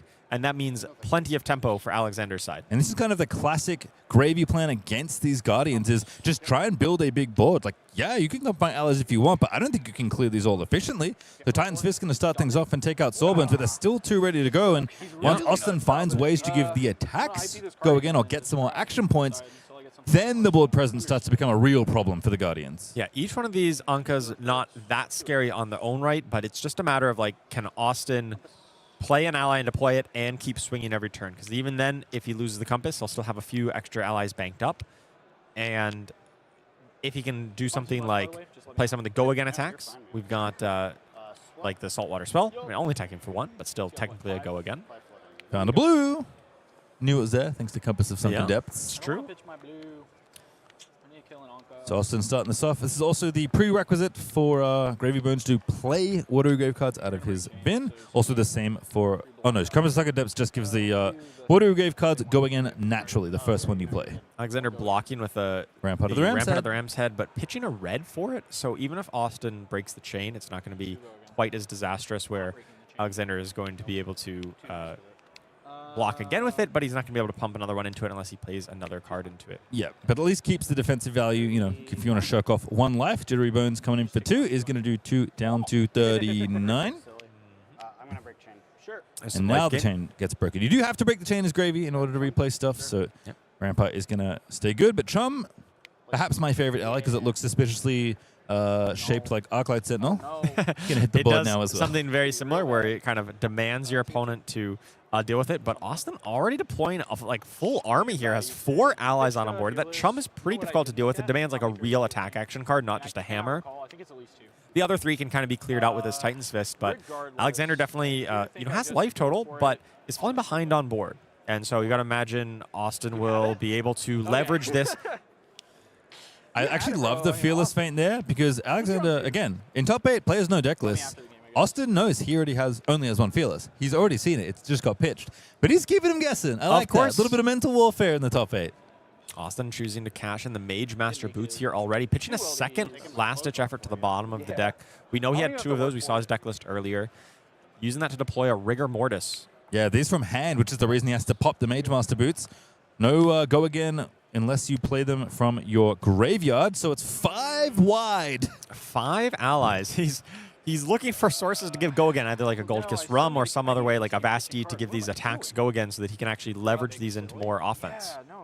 Let's have a little peek. That's a Conqueror of the High Seas in the Arsenal. That's a banger. Yeah, he's ready. Austin is ready. Like he's assuming Alexander's turn is just swing hammer, clear a Stobbe or a Rigor Mortis or an Anka, and then Austin is able to attack with Conquer the High Seas, maybe another go again attack like one of the sloops into an ally attack and just really put the pressure on Alexander now that he's got a big board to buffer it. Yeah, the board is not enough on its own. You have to go wide as well. So Rigor Mortis going to hit the depths, go turn face down and pop into the graveyard. But again, Alexander Young, this is the problem, right?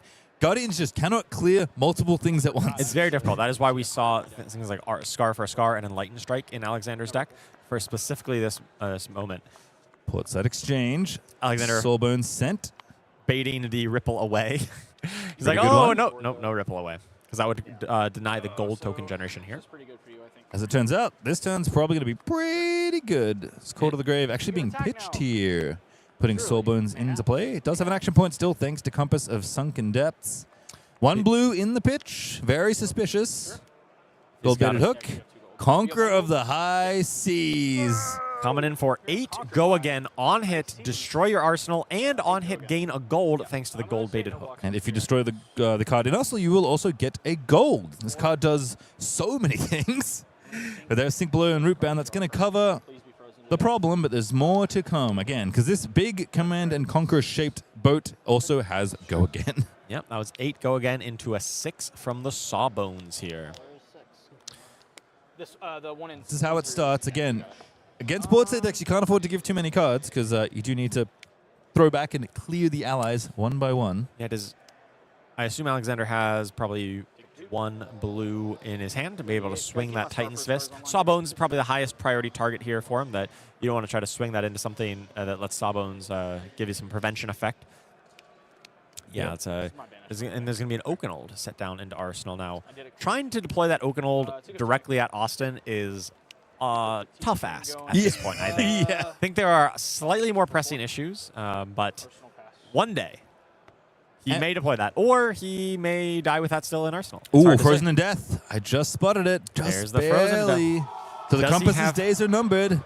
Kind of already done the damage in some ways, at least early on. Loan Shark, though, going to get played, make some gold.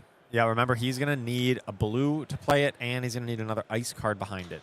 Meanwhile, Austin still has a good backdrop of allies ready to go, even if he loses his go again source from the Compass. Activate Gravy. Oh, I see Whaler. Whaler Humperdinck is a very good one as well. Rigor Mortis loading up, taking a peek. Puts it back on top. Prismatic Leyline. This turn might go pretty large. Pitching the Whaler, saving that for later. Cycling it out with a gold. Not a bad one to save for later. There's Leyline. It's good. It's good, says Alexander Young. I tend to agree. Motorist Rabble. Went in for the full 6 damage. That's an Avasti. That's one of those go-again sources that Austin's going to get next turn. Even if he loses his Compass, he's still going to be able to make multiple attacks potentially, or at least attack and then play an allies, just kind of in the reverse order. Yep, feels like the setup phase potentially complete, and now we can hopefully start the swinging phase. If Alexander wants to keep a big hand to deploy this Frozen to Death, he's going to take a bunch. Austin's really punishing him this turn with that Prismatic Leyline into potentially +5 damage, right? From 3 from the blue and +2 more from a yellow attack here. All right, back alley break line pitched from the hand to play Rigor Mortis from the bin. Cracking a gold. Oh, he just wants to go wide right now. He knows this is his opportunity to push as much damage as possible. He's just going to play the Avasti to come in for 6 off the Rigor into another 6 off the other Rigor. What do you have floating? And there's the Lone Shark, 1 floating. I believe Dead Threads is active. Not that it's going to matter here. Dead Threads is active. He could activate Gold-Baited Hook because he just played the Lone Shark this turn, right? Yep, he did get 2 gold this turn. Used it all to kind of set this big wide turn up, which I do like. But Gold-Baited Hook is quote-unquote free to activate here, or safe to activate maybe. Yeah. Probably should have activated it on the 8 power attack rather than wait for the subsequent 6 power attack. But I think given the way Alexander's playing this, is either one is going to hit regardless. Yeah, Avasti, of course, makes a gold as well. Happy to break the chain, pop the hook, and send the second Riggy in. Yeah, maybe just a slight sub-optimization from Austin here. I think it would have been better to send that on the 8. But it didn't matter in the end. Alex says, don't do that again, please. Took all the damage down to 18, but is it here? No, scar for a scar. Actually, that is a go again source. It is. It's able to clear out an ally, so he can clear out an ally and still play Frozen Death here, assuming it's a blue and ice and Frozen Death. It looks like he got it. No chummies. There's Frozen to Death. There it There's the is. pitch. There's the ice card. Finds it all. Y'all make some frostbites and goodbye compass. All right, and Austin gets a frostbite from Jarl and a frostbite from from Frozen to Death for his troubles here. So, life total is 40 to 18, very clearly in favor of Austin Henson, and he's got 4 allies on board. But importantly, he has no weapon, no offhand equipment here. Now the game starts to slowly turn in Alexander's favor. Yeah. But is he too far behind? We'll have to find out. Yeah, again, the important thing here is obviously you can't look at the top of your deck, which feels kind of bad, but the first card with Brodie Grave you play from your graveyard no longer gets go again. And we already used Mage Master Boots, so kind of what's on board is not necessarily what's there for the rest of the game, but you have to lean on a lot of what you already have deployed at this point. And find other sources of go again, such as the Avasti or Tip the Barkeep to get some Gold Kissed Rum, or something that gives you go again sources because you just don't really have it. Jeez!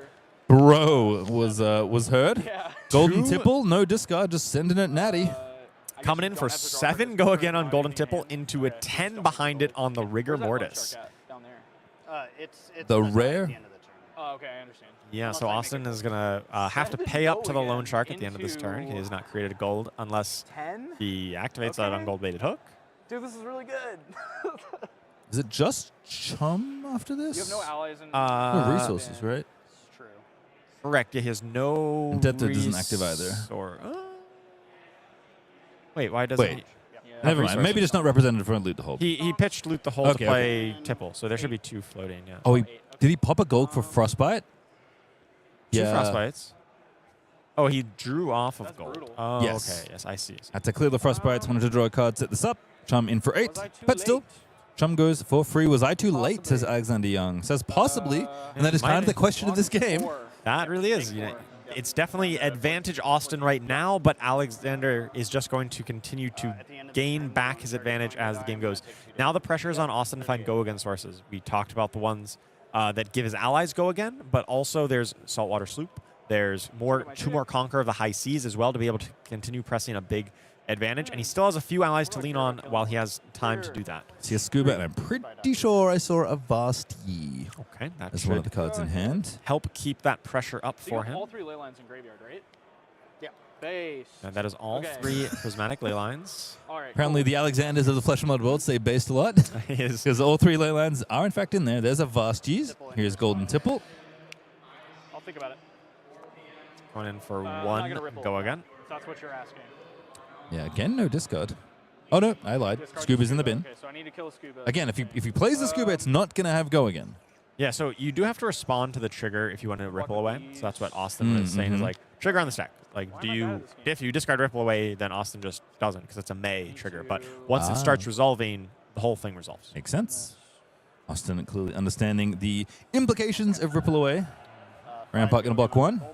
Here comes Anchor. It's coming in for 5 go again, thanks to the Avasti on hit create a gold. Yes. 14 life, not that much to play with. See an Oakenold, I see Enlightened Strike. That's a decent go again source. It's not big enough to take out Chumbo though. Just to make it Not that many allies left on board, but 3 is still a decent number against the Guardian, even though Alexander does have some go again loaded into this deck. Have a quick look at the hand here just to see what he's working with. There's Sink Below, Oakenold, Enlightened Strike, and an Overcrowded. I just need to stop damage. You could double clear using the Enlightened Strike to bottom a card and then swing the hammer afterwards. Be like 5 into 3, clear out maybe both Ankas. Could be pretty valuable here, but he's probably going to have to take a good chunk of damage in order to do that. And there's 5 more from Anchor. Austin is taking the go again, not bothering to break the chain. Don't want to get the hook involved. Just really go wide. I mean, this Golden Tipple was just a regular attack. Yeah, it's just a 1 power go again. Not really what you signed up for there, but it does help to keep the pressure up. Alexander goes down to 8, it's like. Scuba's still there, hanging out, ready to be deployed. But again, so much different. Yeah. when you don't have compass The anymore. game is absolutely, the momentum has shifted the opposite way. All right, so we've got to clear something here. Probably got to clear two things. Because you don't have that many cards in your deck that say go again. As y'all, 5 go again. you probably want to get them used. 5 go again. Goodbye, Anka number 1. Hammer into Anka number... So I hope so. Don't hit Chum. No one's not going to work out. Oakenold into the Chum. Ooh, I actually really like that. Yeah, Chum is definitely a bit more of a struggle to clear out. You can always just send a hammer at Anka, and it's not that big a deal. But the Chum, the 6 power life, or the 6 life, is quite a bit difficult, more difficult to get through. Draw off gold. He's choosing to pitch the Avastia. I figure that would be one of the most important cards in this matchup, so choosing to pitch it is a little bit curious. Gravy activation. Discarding Sawbones. But also of note, even though Austin is running lower on allies on the board, even if Alexander clears them all out, Austin still has time to find a way to win. He can still cycle through a lot of his deck. He can set up a later game push to like re-establish with multiple go-ins, and so maybe he wants to put that Avasti further down. We know he put a Whaler Humperdinck near the bottom recently, and so if he just wants to get that closer to the Whaler to maybe set that up in the future, maybe that's his game plan with that pitch. Let's conquer the high seas. Pretty good one. Nice go again attack here. Yeah, and putting down the Murderous Rabble as well definitely makes me think that he's thinking about the long game. Yeah, I mean, I think you have to in matchups like this when your deck like Gravy Bones. 8 is lethal. Probably not going to get it all the way through. Not that easy to win the semifinals of a calling. Demands some blocks, and there's certainly, of course, the full suite of equipment over on Alexander's side. So he's got some options. We see a Staunch Response. That seems likely to also come out here. It's a big attack. Dead Threads is active, by the way, so Anka is free to swing after this. Oh, Sloopy time! Sloop. Okay, so this is where we got to go, right? We got to get these 3 wide turns. It's 8 into 6 go again, into the 5 with the Anka behind it. This is huge. So is Alexander going to be able to survive this turn? Yes, but just barely. And when he does, he can clear off that Anka, but it is some tough sledding for him right now. Sloop's a giga banger. This is I know a card that, again, Evan Tangy was playing up in Edinburgh to mostly help with the mid-rangey warrior matchups, which makes a lot of sense, but also very good at this kind of matchup. When you got to go wide and go tall, you can set up some big turns with Sloop, and actually going to play another Anka here instead of swinging. Wants to keep the board presence up. Just making sure he's got an ally for next turn as well, rather than push potentially 5 more into it. Ooh, Scar for Scar. But it's not a double clear. It's basically the same. Oh, right, of course, there's only one card. Arguably, it's worse here than a blue because you'd want to have that Scar later for a double clear turn, and instead he just has to kind of waste it on a single clear. And if you're wondering, without Compass, what can Austin do to maybe play an ally and swing it in the same turn? Well, tip the barkeep, making Gold Kiss from, get 1 extra action point. Back alley break line. One of those cards that's really good to either find with Call to the Grave or put in a pitch stack. He can go and find that back alley break line. There it is. So now he has 2 action points. And so he's able to maybe deploy the Sawbones and attack with it or find some other way to keep up the pressure on Alexander. And again, if Austin can pressure Alexander enough that the cards just keep falling out of the hand because he has to block the incoming damage, then Austin will have room to do things like this. Set things up with the extra action points. Scuba also very good at getting things like Prismatic Leyline back, which is really good in your late games. And I imagine Austin probably going to want to swing with Scuba here. And there's Scuba. Over pitching here so that he can still pitch that yellow. It looks like that's an Oyston. Yeah, not. Some Graves have started cutting Oyston, actually. So curious to see him in here. Yeah, Oyston I don't think is... it's not my favorite ally. It's pretty good into more aggressively oriented decks where you kind of want to block with a lot of your hand and, into like ninjas where they can clear it easily. Like they don't really want to, but if they ignore it, then it's just kind of a free 3 points of value. Into this kind of matchup, it's much less impactful than most other of the allies. Yeah, might just be like, I need all my guys. Yeah. Because I know there's a lot going on the other side. So Scuba makes a gold, good boy, finds a ley line, tucks it back under the bottom of the deck, which is got a couple cards between it, I think, but hanging out between something like a Vasti, a last-ditch effort, and one other reasonably impactful blue. Maybe a slight mistake here from Austin. Didn't activate the gold-baited hook. He would have guaranteed kept it because he created a gold off the Salty Scuba, Salty Sea Dog. So potentially could have had 1 more gold here. We'll see if that becomes relevant later on. Ooh, asking about Fearless. Again, also on the bottom of the stack, but we're getting close at turn 10 to getting back around to that point. Well, Austin has also shuffled his deck thanks to Oh, the yes, Call to the that's true, Grave. too. So, and he draws a bit more cards than your average deck. So the concept of pitch stacking is a little bit tricky with the Gravy Bones deck. Gonna do the elevator thing with the riches of Tropple Donny and a gold. Crack a gold, make a gold. Thanks to riches of Tropple Donny. And it might seem silly to, you have enough gold that right now it feels like. Why do you need such a big stack? Well, if Austin is thinking about a late game where a lot of gold gets turned to set up a one massive turn to finish the game, well, that is when A, you have stopped shuffling your deck and you care about your pitch stack, and B, you have a big stack of gold to churn through to get something like last-ditch effort online. Which is why maybe missing that one last turn may be relevant. Yeah, exactly. I mean, it seems like he has a lot, but there could always be one more. Maximize your greed in Yes. Flesh and Blood when playing. Well, most of the heroes that care about gold are happy to have an excess. There's Whaler. He's just getting deployed. playing Man out the has Whaler 7 and- health. Not attacking with it, just assuming that Alexander doesn't have a way to clear this or anticipates that maybe he could draw that Fearless to save it if so, but Ooh, that does it's not right. He look- made the right call. Alexander does not have a 7-power attack.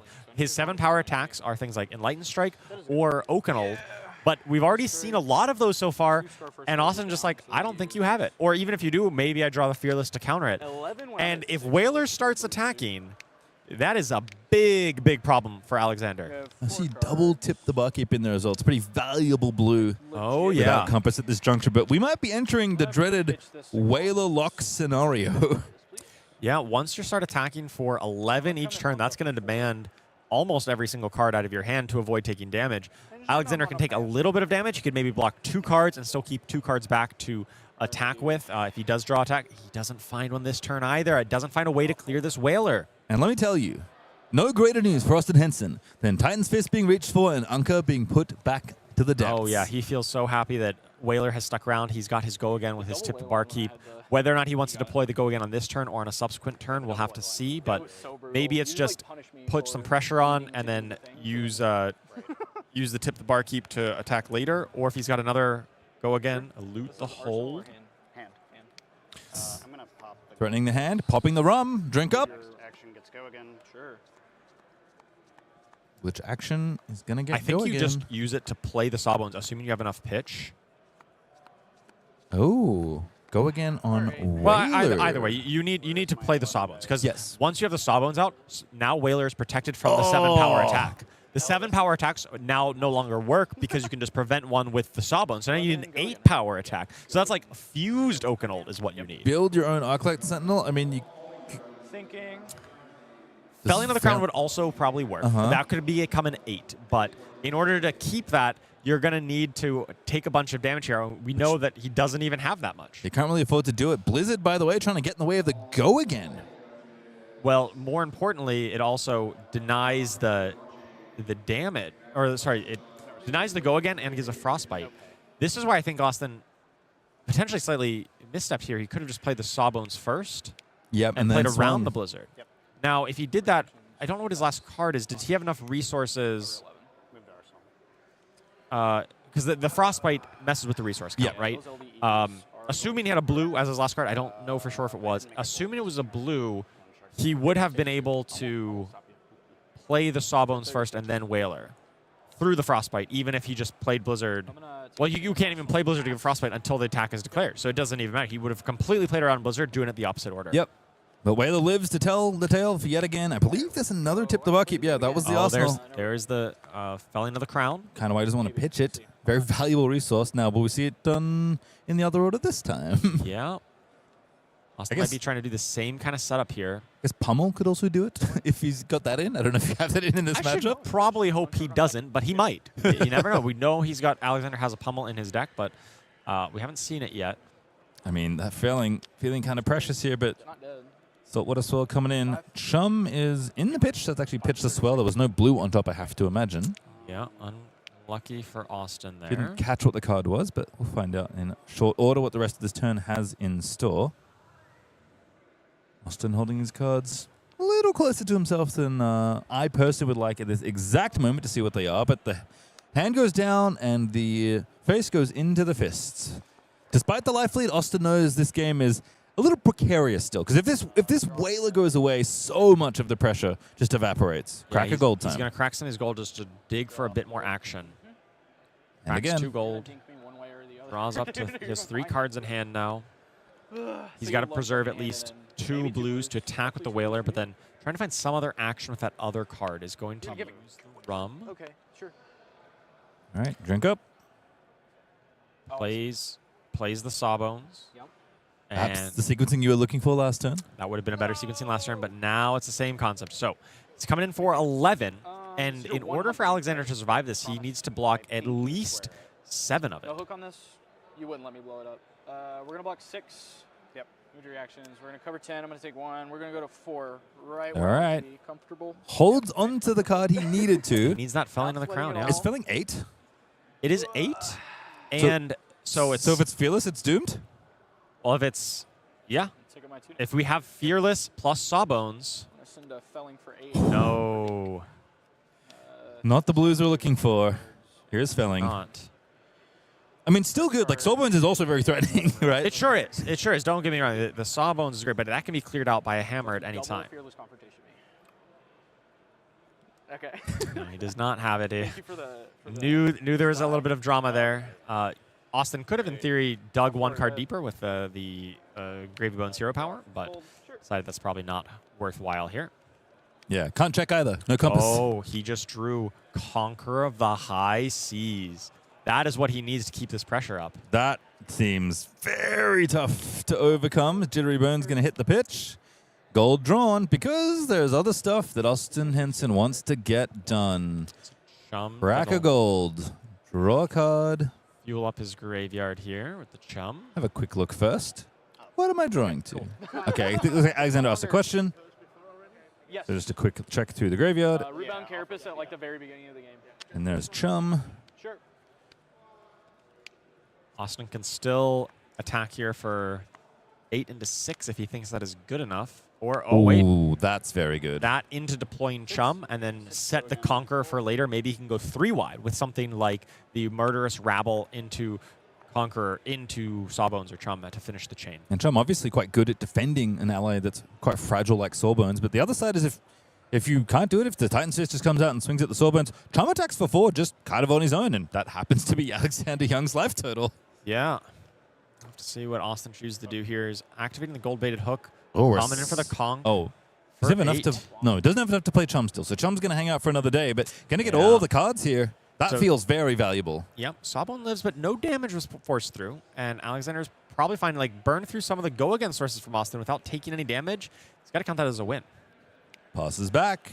Austin Henson needs to fire another salvo here. Running out of resources despite the life deficit being very positive for Gravy Bones. Found the Fearless, but it's going to go back into the pitch. Yeah, this hand would be a lot better if he had a gold to be able to pitch gold into the gold to play this sloop. Looks like he's probably just going to play chum and pass. Remember what you said a couple turns ago? Could have had another gold. He could have had 1 more gold. Might have mattered he here. Played a little bit differently and activated that when it was basically free to activate. Do you have like 1 ley line? 1 ley line, right? There was 1 ley line that the Scuba sent back into the deck. Have a look at the hand right now for Austin Henson as he puzzles through this. Scuba, Sloop, Call. All actually getting popped here. What's left? We can see not a lot left in the deck. At this point, Austin's got to be thinking his end game is double last-ditch effort. Yep. He's got to find a way where he can play 2 last-ditch efforts and then oist in attack for 0 because it costs 0 to play and attack with after the 2 last-ditch efforts. That's probably what the end game he's trying to get to, and that would be, a 19 damage turn is probably going to be enough to force through these last couple points, and is just trying to tread water till he gets there, maybe chip in 1 or 2 more points of damage onto Alexander.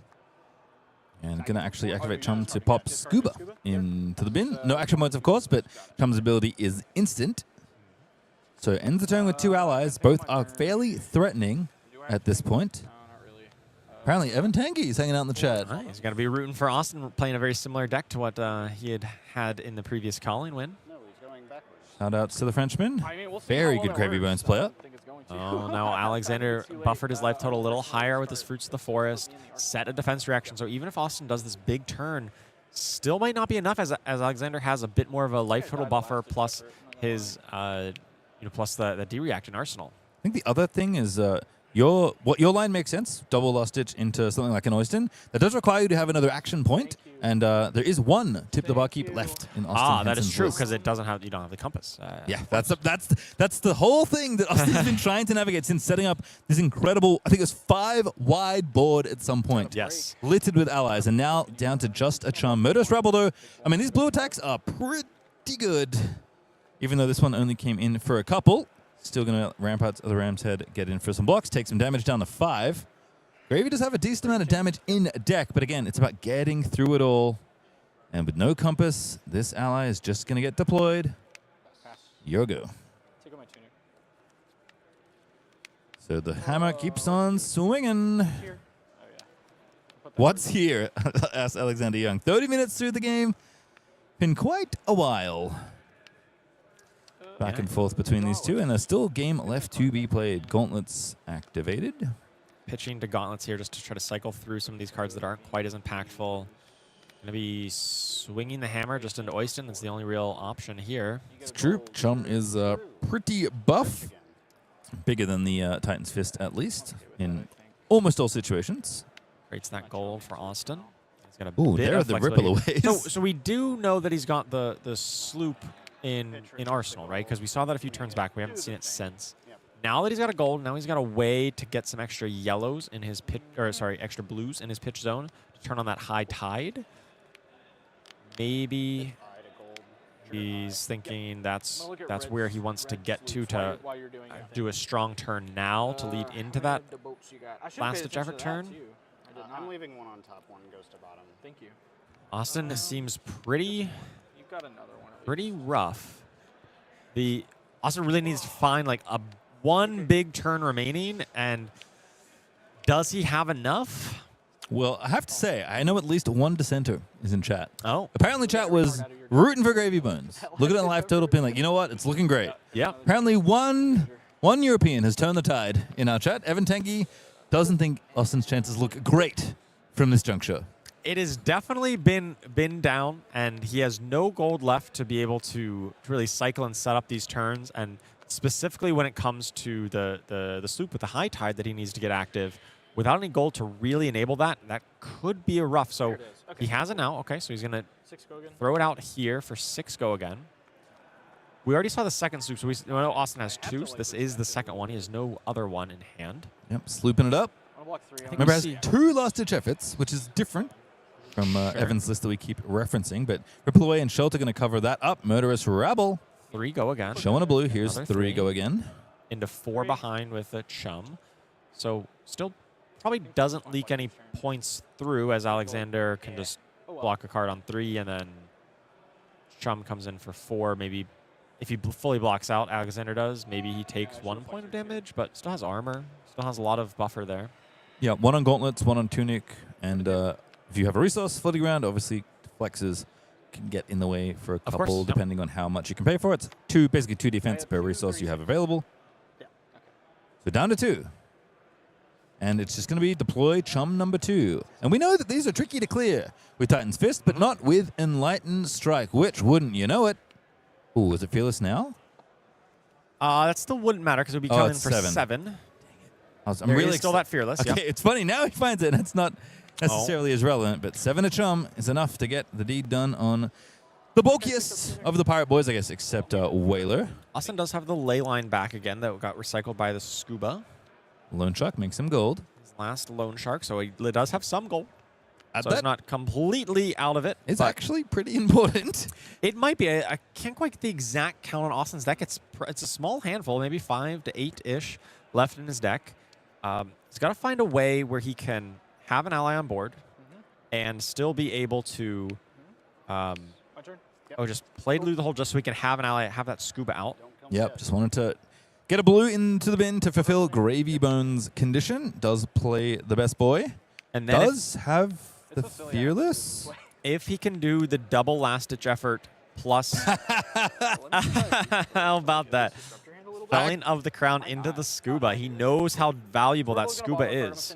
hit. Yeah, Scuba. I actually love this play from Alexander Young, knowing that you getting another ley line back is very bad for me. With the way you IP'd, Fearless seems pretty likely. I've seen it pitched around a few times. Yeah. So just ensuring that Scuba does not get extra value would make a gold, would get a very key yellow card back into the deck, and neither of those things Alexander Young can let happen. But now is Alexander going to be able to clear out this chum on a subsequent turn? Because Austin can still do like leyline, last-ditch effort, chum. Yeah, I'm a 2. That's still probably good enough. I've got that leyline in arsenal for Austin. Ooh, let's listen. It's counting decks. You have 8 cards. 8. How many loan sharks do you have left? I think that's your last one, right? Pretty sure that is also his last one. I think there's still one tip for the barkeep. I think We've it seen is my last one. 2 tips. He is running 3 tip the barkeep, I would assume. Cool. And they look like 3 loan shark. I believe there is a tip left. Yeah. I'm gonna count your face down. We have first. seen Maybe 3 let's do loan that. sharks. I know you have That's 17 true. now. That is all the damage Austin has taken. Austin has taken 4 damage. It's from 2 loan sharks. 16.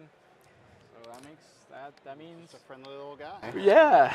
Okay. Let's see if I can get rid of him. I hope not. I might not be I able to. mean, can you care if I look real quick? Yeah, no, absolutely, dude. Austin's got to check what remaining attacks are available. So Enlightened Strike, Felling of the Crown, and Oakenold are the only... Oh, and Command and Conquers are the only options to kill Chum. Although Command and Conquer doesn't really work thanks to the Fearless Confrontation that Austin will probably try to hold on to for dear life, if at all possible. Yeah, it makes a lot of sense. You can hear Alexander actually counting face downs in the graveyard, trying to figure out how many allies there were. Counted 16. So I think knows that this is the last ally in the deck. Yeah, I think it's... If he only had 17, that would be... That's how that math would work. Send in the Chum.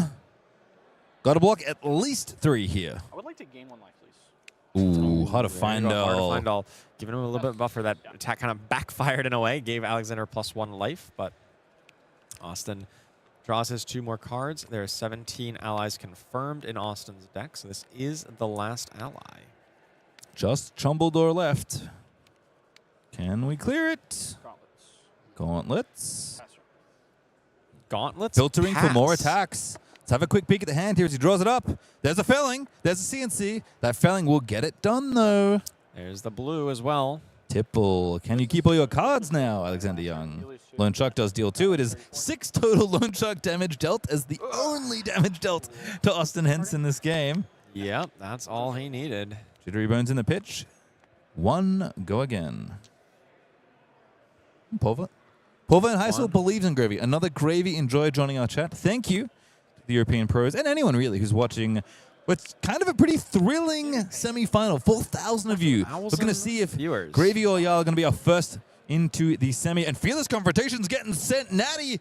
5 damage. Coming in for 5. Alexander can still cover this up and still clear out the Chum, and that's pretty risky for Austin here. Now the Chum is certainly going to be able to be cleared out even just by the Command and Conquer, because Fearless is gone. I don't have it. That's wild. Alexander Young said, I don't have it. Block with these on a breakpoint. He I don't has think you have any more on hits. attacks to be able to clear out the Chum, which is like just the most important thing.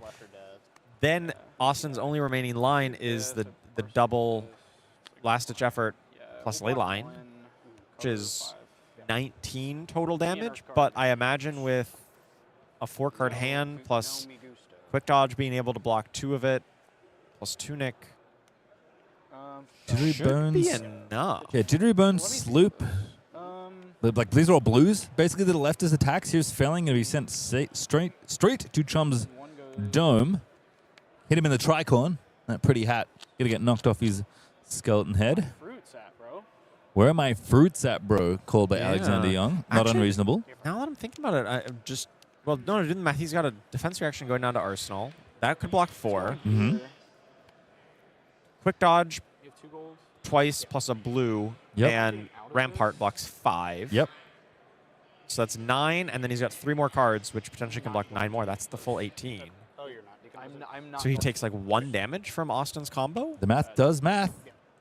assuming he gets all the 3 blocks and whatnot. Scuba couldn't retrieve another ley line. Didn't have enough. Things that need a Yeah, fork. Scuba's gone, though. He has no more allies left. Exactly. For That's what I'm Austin. saying. Drew what I needed. Here's a sloop. This is a Okay, relevant yeah. attack. Here's a gold. There's Eye of Ophidia hitting the pitch. Yeah, I think this is Do you get to looking- opt? That's hype. Gotta figure out how I survived 2 LDs. This is... Sora Last Jeff, I believe, put both of those cards on the bottom. Dude, if you have the last I mean, bottom is functionally near the top. That's at this also point. true. There's 3 gold in play.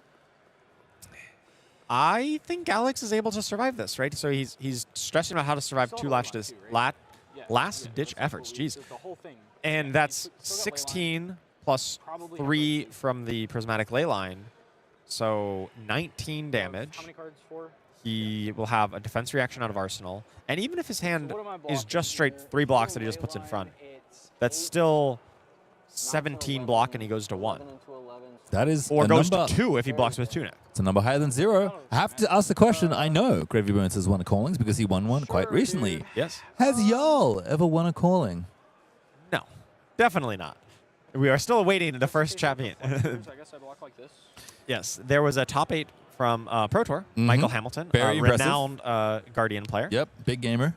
Has been able to make top 8 of Pro Tour with it, but has never gotten a big win. I'm not saying it's going to happen, but I'm saying there's a chance. You have 3 gold. Saying I feel pretty good as Jarl given this state, and you're looking across to the other end of the bracket. You know, we know there's a Dash IO on the other side. That's Hey, guess what? typically a good matchup for Jarl as well. Not to get too far ahead of ourselves here, but all right, you're going to use the quick dodge flexors. Commits the flexes, even though Jittery Bones did not have go again. Does that change the math at all? What is... okay, so Alexander wants to be able to use Fruits of the Forest and attack with the Command and Conquer. I mean, this is the last turn of the game coming up, right? There's just no cards left in Austin's deck. Going to make a gold off Sunken Treasure. Gain 2 from Fruits. Alexander Young has found it all. I don't know what's in his arsenal. I imagine it's a defense reaction. Yeah, it's a Root-Bound Carapace in Alexander's arsenal. That's why he feels so comfy, I think. Now he just needs a hand that can go in front of last-ditch efforts, just block cards of any variety, and even if not, I think we're fine. 2, 3, 4. What do we got? Oh yeah, he's got enough block here. Oh yeah, you need the cards in hand, of course. Oakenold overcrowded. Dude. Oh, Austin 1 card left. Could get it with a gold, obviously. That's that. Then This is Austin it. just Right, because passed. Austin just had to pass. He just blocked 2 cards. Oh, right. And then Alexander gets to do something with his hand, which is like, Oh, sorry. I feel like you just want to gain 1 life off Everbloom life I'm gonna and gain then 1 just life. pass. There's no reason to I don't do think much I'm else. holding anything here. Yeah, Both find my something other- if Give you want. yourself 1 extra point of buffer. You're out of Go to balance next is the turn. thing. And so like all these cards are just not as good. Wait So for Austin to do his thing. Otherwise, you can just start idly swinging hammer every turn until he does his thing. And then you just block out because you got a D-React. You got a bunch of blocking cards in hand. I don't think so either. And you should be fine here. 7. 7. Bro, Austin's like, yeah, you got it. I get you at 27. Yep. Be Alexander looking for some other cards. I guess it filters out a 2-block out of his hand. Let's find out what they In are. exchange for a 3-block. 3 block. Let's go. Big defense reaction. Another blocking card. Last turn of the game coming up. Austin Henson draws all the cards. One of them's an Eye of Ophidia. There's the prismatic ley line. Okay, so that's going to be 8 or 10 go 11. again. Sure. Oh, 11. 11. Sorry, it is +3 for the blue. Yeah. 11 go again. Last ditch effort. Very aptly named card. coming for... We got 11 into 8 into 2. I think there's a Jittery Bones at the end. So Yep. This is 21 total damage. Alexander's going to need a block for 16. So it's a blue and LD. Oh, he has to right? pitch Jittery, never mind, for the second one. So he can't even finish it with that because he doesn't so have it is enough 22 pitch. damage, and then you have a blue and 2 fables. So Alex Yeah. is a knower. Stop this. He's done the math. I think he's seen all the cards. He knows how this is going to play out. And I think if he just My last ditch effort. puts his cards in Yeah. front of Austin's cards, I think Alexander is going to be able to survive this turn and just be able to win by default with that Titan's Fist. I just gotta like make Yeah. the I numbers mean, match no the more right way. offhand for Gravy. Lost Compass a number of turns ago at this point. Yeah, it's been a while. Titan's Fist and Heart to Find Out can combine This is 5. to swing on I'm just gonna in think out loud. for enough turns as Austin Henson. This is 5. So many possible ways to set up this stack, but I think Alexander Young has navigated it, doing the math just to make 12, absolutely 13, sure, that's way too much. I'm not giving you that. counting out everything. Yep. Because let me tell you, you don't want to mess this up No, on the definitely outside. not. This is the game here, and Just not. just a matter of making sure that you do it the most efficient way. So it's like Rampart and Staunch Response pitching a blue, 7, 8, 9,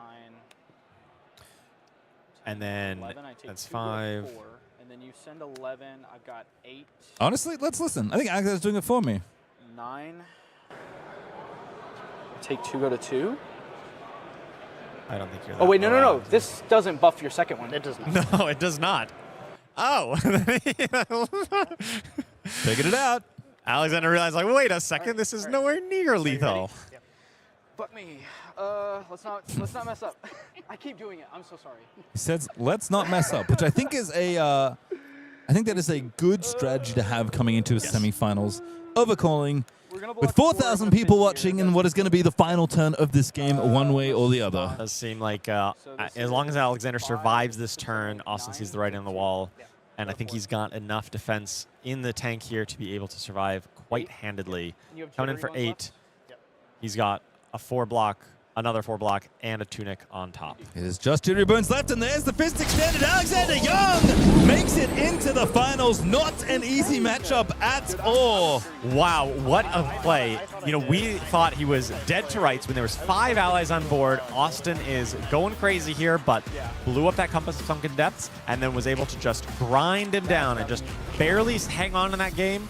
Austin stumbled a little bit near the end, couldn't quite push over that last little bit, and Jarl is going to the finals. Gravy is a tough deck, and even though these slow defensive Guardians are typically very good matchups, you typically need to set up a very big turn, and there were not enough Scubas retrieving enough ley lines to set up, you know, some 10-pitch gold line where you go wild with 30-plus damage. Yeah, definitely feeling the loss of remembrance in that matchup where you would have loved to be able to shuffle back some of those Conquer the High Seas into that deck, but wasn't able to do it, and Jarl was able to take that win there. All right, well, Jarl's in the final, so let's find out who his opponents might be, because we have a second semi-final.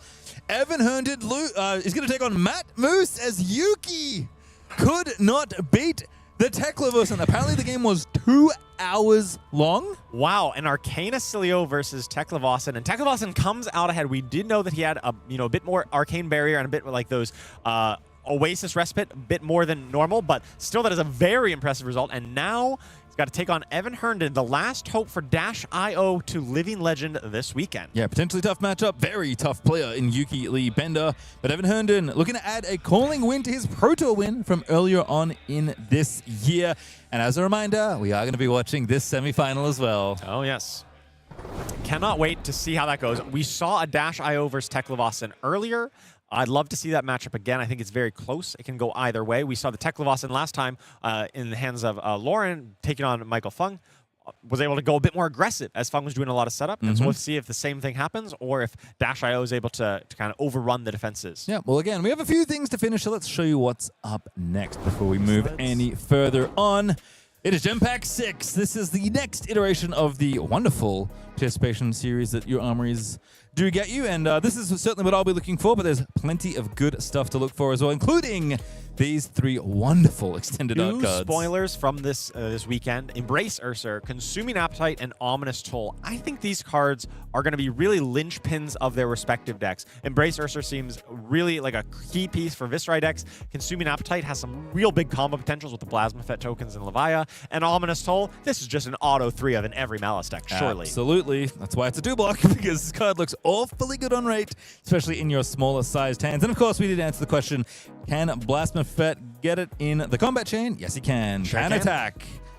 As 17 Nebula in and Vox Necropolis in cold foil will also be in these gem packs. Pretty common thing with gem packs to have the weapons of the set they're kind of next to be available in cold foil treatments. So if you like any of the 3 heroes that are in these sets, or maybe just these 2 specifically, get in there. Get your armory, get your gem packs, and open your sweet marvels, and then trade them to me. You're going to need them for the new Usurp the Shadow Throne heroes. I cannot wait to see. All right, with that, we are going to go to a break, but when we return, semi-final number 2 is on the docket. It's Evan Herndon taking on Matt Moose on Teklovossen.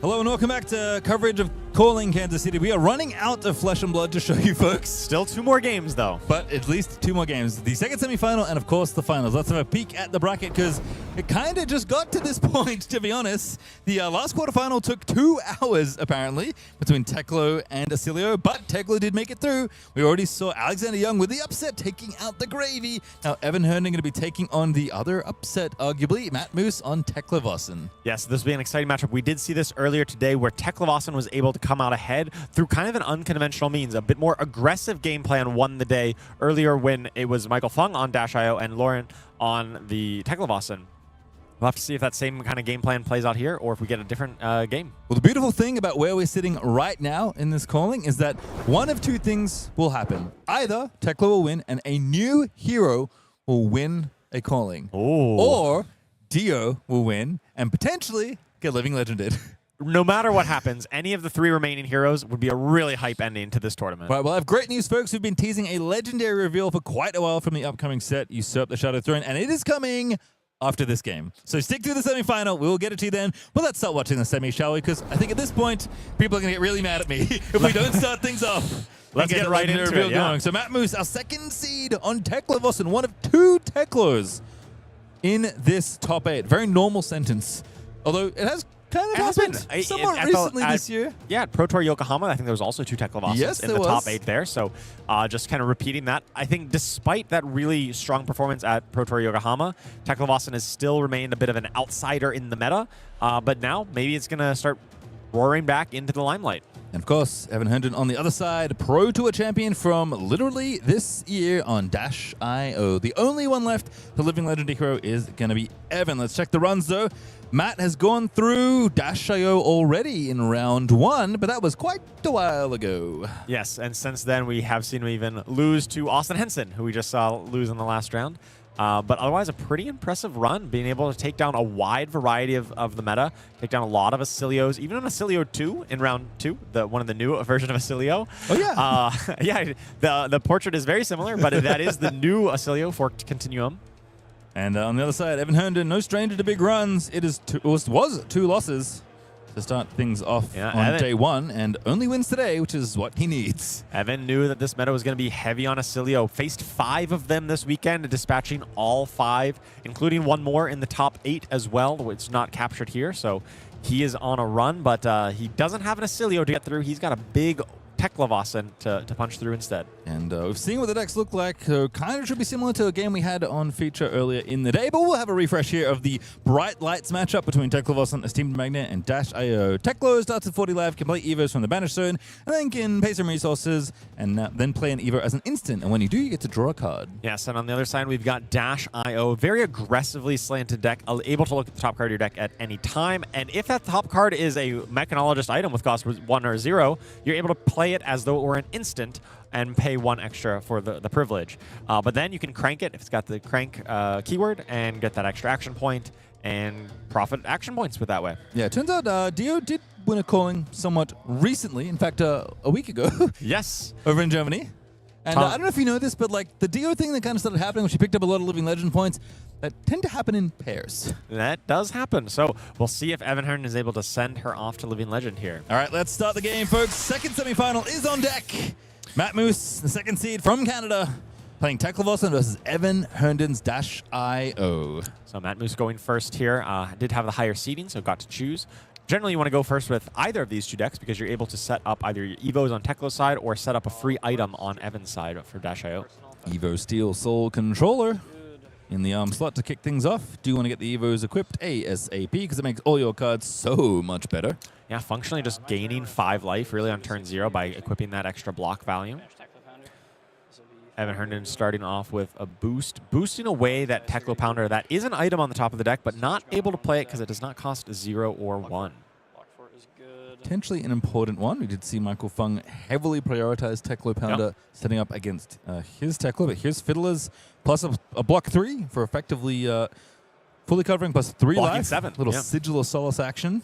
We do know that both the Teklovossens that are in the top 8 here are very defensively oriented. Slightly different choice in exactly how they approach that defensive, but same general concept where most of the reds in their deck in Matt Moose's deck here is intended to be very defensively oriented. I'll get a gun counter though for sure. All right, so Symbiotic Shot gets a counter. Penetration script played off the top. I'll play a Teklovossen. No, pass already. Opting to crank it, and then, oh, did not crank it. Did not crank, because he did not need the extraction point. He just wanted to keep that counter on there, and then play the Teklovossen with his last action point, setting up a big turn for next turn for Evan. Just right off the bat, just similar, set up the items, set up the big turn. Penetration script is going to help that out. Even Magneto, I get a ponder token. All right, so time the spot cap, make a ponder. Very cool piece of equipment. Get to banish an Evo from your hand. If you do, create a ponder token, and there's battle 1/1. Yeah, this is a very powerful base helmet. I think when I first saw this spoiler, I thought, oh, this is going to bring Teklovossen right back, because it just is so much value. You get to banish an Evo from your hand, which is kind of like keeping it in your hand, because you can always play those Evos from your hand, and then the ponder token potentially could profit you as well if you're able to arsenal the card that you get off of it. All right, I spy, ooh, 2 sinks, a CNC, and a Ghost Protocol mainframe. Yes, that's the blue Ghost Protocol Very here. pretty looking Teklo deck, I have to add. Here comes Dio. Dio's working it up to get Boom Grenade of the yellow variety involved. Yellow Boom is cranked this time, so there's 2 action points on Evan's side, and all of his attacks, as Mechanologist attack action cards rather, get +1 thanks to that penetration script this turn. We know he's got a pretty full grip. I think there's 4 such things in his hand, so you got to imagine all 4 are coming out and all going to get +1, and all threatening and on-hit Boom Grenade. Yeah, and that little die floating kind of in the ether. There we go. Is with the resource die. Evan did get resources off of Teklovossen, so the turn should be pretty well funded as well. Yes. By that item. So a very good start here for turn 2. Again, trying to punch through a deck with a decent amount of defense. Fate for seeing it get in the way, covering that up. 1 from the Battle 1 equipment and 4 from the defense reaction. Very fancy Proto Vegas promo. Yeah, the Olympia Fate Foreseen, as he has playing some poker there in the artwork. Yeah, well, I was today years old when I realized how many different poker references there were in Olympia's cards. That was a fun side quest for me as we watched Quite a bit, yeah. Get involved. Maximum Velocity. Getting banned to Teklo, Boundary, Heart. Only 2 of those in Evan's deck. That's definitely one of the cards you like to try and punch through with in a matchup like this. Still has 1, though, and I think it's worthwhile given how important this particular turn is. You're trying to go 4 or 5 wide between all of your cards in hand to maximize that penetration script and push through some damage into Matt's defensive wall here. Yeah, even though Dio does get to check the top card of her deck always, you don't get to control the top card of your deck. Correct. And sometimes you just got to go boosting. There's another 1+ sync. Another different defense reaction now going to cover up this 5. And Evan's going to keep presenting breakpoints, trying to get that Boom Grenade damage through. 3 cards left between the 2 in hand and the 1 in arsenal. Matt also has the armor, the Steel Soul Controller, to be able to cover up a bit of breakpoint here. This is definitely where you'd want to be using some extra armor to stop that Boom Grenade, that extra on hit. Yeah, temper 3 on that bad boy. So good amount of value you can extract over the course of the game. He's pitching here, so throttle for 7. I think no boost, but he does have a second action point with Dash.io.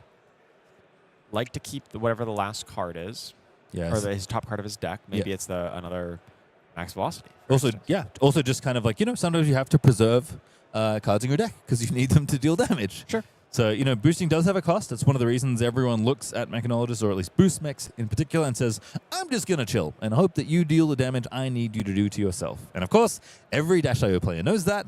You aren't going to play against only aggro and race people or calling long, so I know Evan Herndon has a plan for these slower matchups. Looks like things are going to line up really well for Matt here, though. I think Evan's last card is a Heist. Yeah, Heist. 6 on-hit Boom Grenade, on-hit Heist trigger, but Matt has the full coverage. 3+4 looking good. No boost either. Yeah, it must be an important card that Evan wanted to keep on top, whatever that first card is. It is a Plasma Mainline. That's the card he wanted to make sure he kept there because he knows that's going to be important later on. There was also Max Velocity a few cards down, but Evan's hand is all red, and so he's going to get a lot of tempo here, but his items are going to die, and he's got to find a way to utilize this hand. And I think I understand why Evan was so protective of that Plasma Mainline. It is the only one in his deck. Yes. Only one here, and he knows in order to really punch through the defenses, he's got to set up really big turns. So again, kind of back in the setup phase, you have to imagine. I will zipper Yeah. hit and boost. He's going to boost off a zipper hit, get rid of a yellow 0 to 60 off the top. 5 go again. I think he's just going to follow this up with a plasma main line.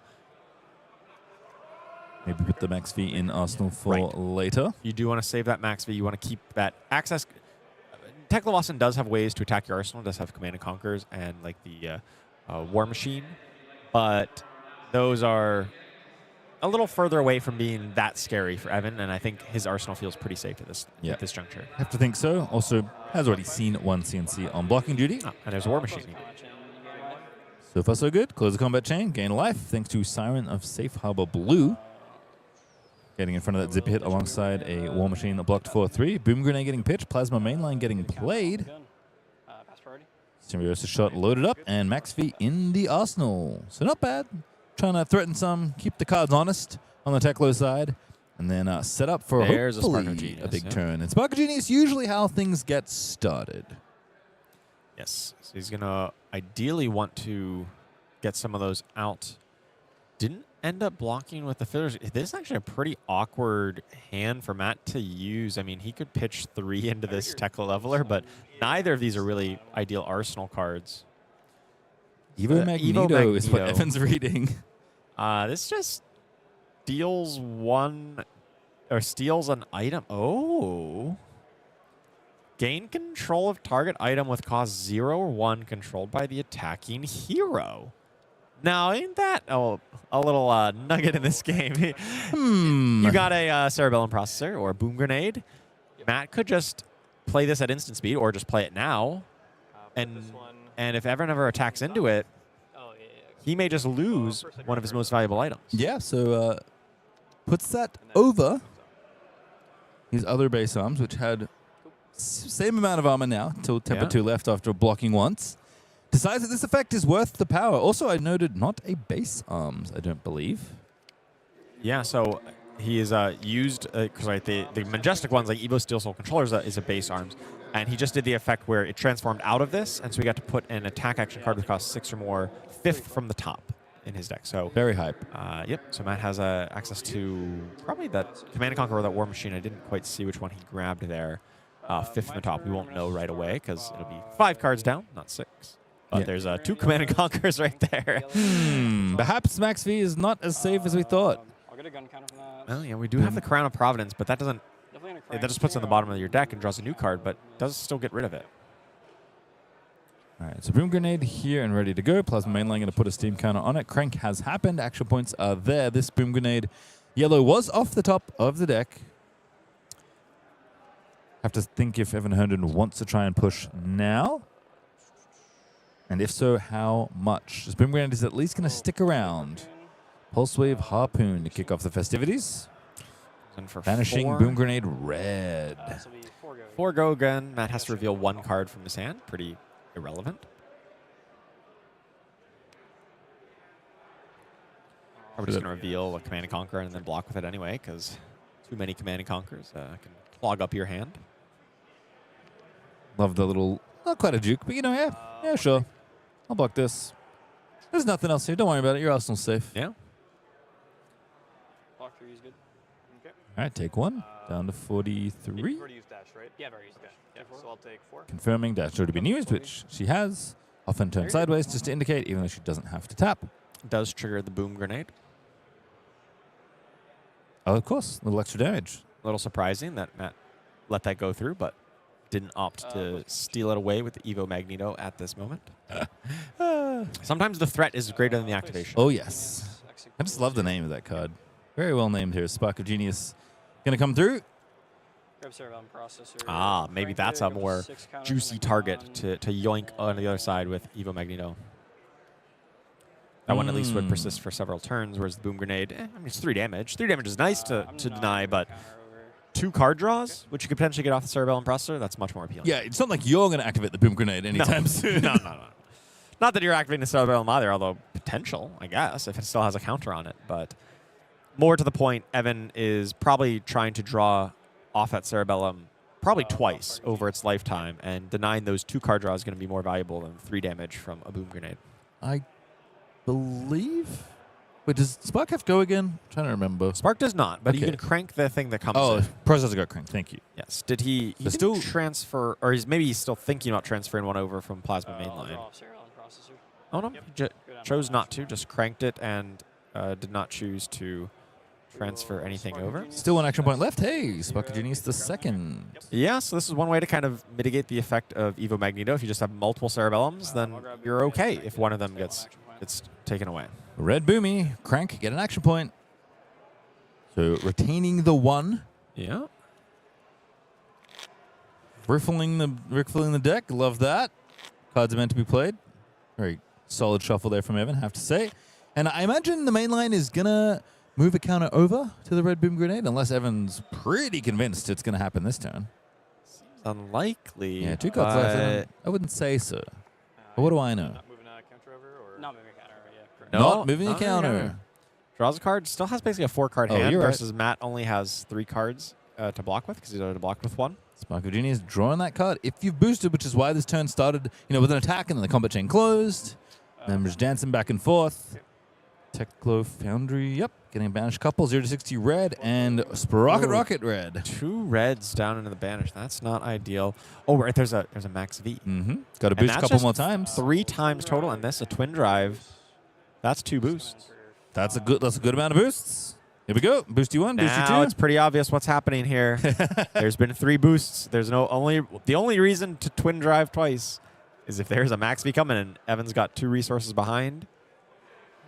Yeah, double go again does not 3 times. do anything else. And Matt's Once like, on boost the- count. I played before, so 3. pulse Yep. wave and then twice on this. And it's not like it has to be on the same combat chain. Nope. Just 3 times in that This turn. 3 boosts total, so Evan's coming in for 5, go again, into 10 after that. Matt is definitely going to take a big chunk of damage here, but he is still at 40 life, still has plenty to work with. This may be the time for the Evo Magneto to be like, maybe I'll save 4 damage with it by yoinking that boom grenade, or Cerebellum has obviously gotten a lot of its value. right now the only on hit is the boom grenade. Correct. Yeah. Not just making sure he understands the lay of the land here. Love that. Got to make sure. Evan answering questions. Just chilling. Not trying to give anything away. As Matt considers the tools in this hand. Ooh, is that a piece of... that's an Evo. Not a I block think it's card. Evo Steel Soul chess piece? I'm Yeah, pretty that's sure. the blocks 3 if he wants to. Oh, you can just put block the- with it. Oh, okay. It's not ideal, but it still just blocks 3. It goes to your graveyard. Command and Conquer Alright. blocks 3. Evo Magneto. Still blocks 2. Could be the play. I guess at this point, just trying to figure out, am I getting boomed? No matter what? Yes.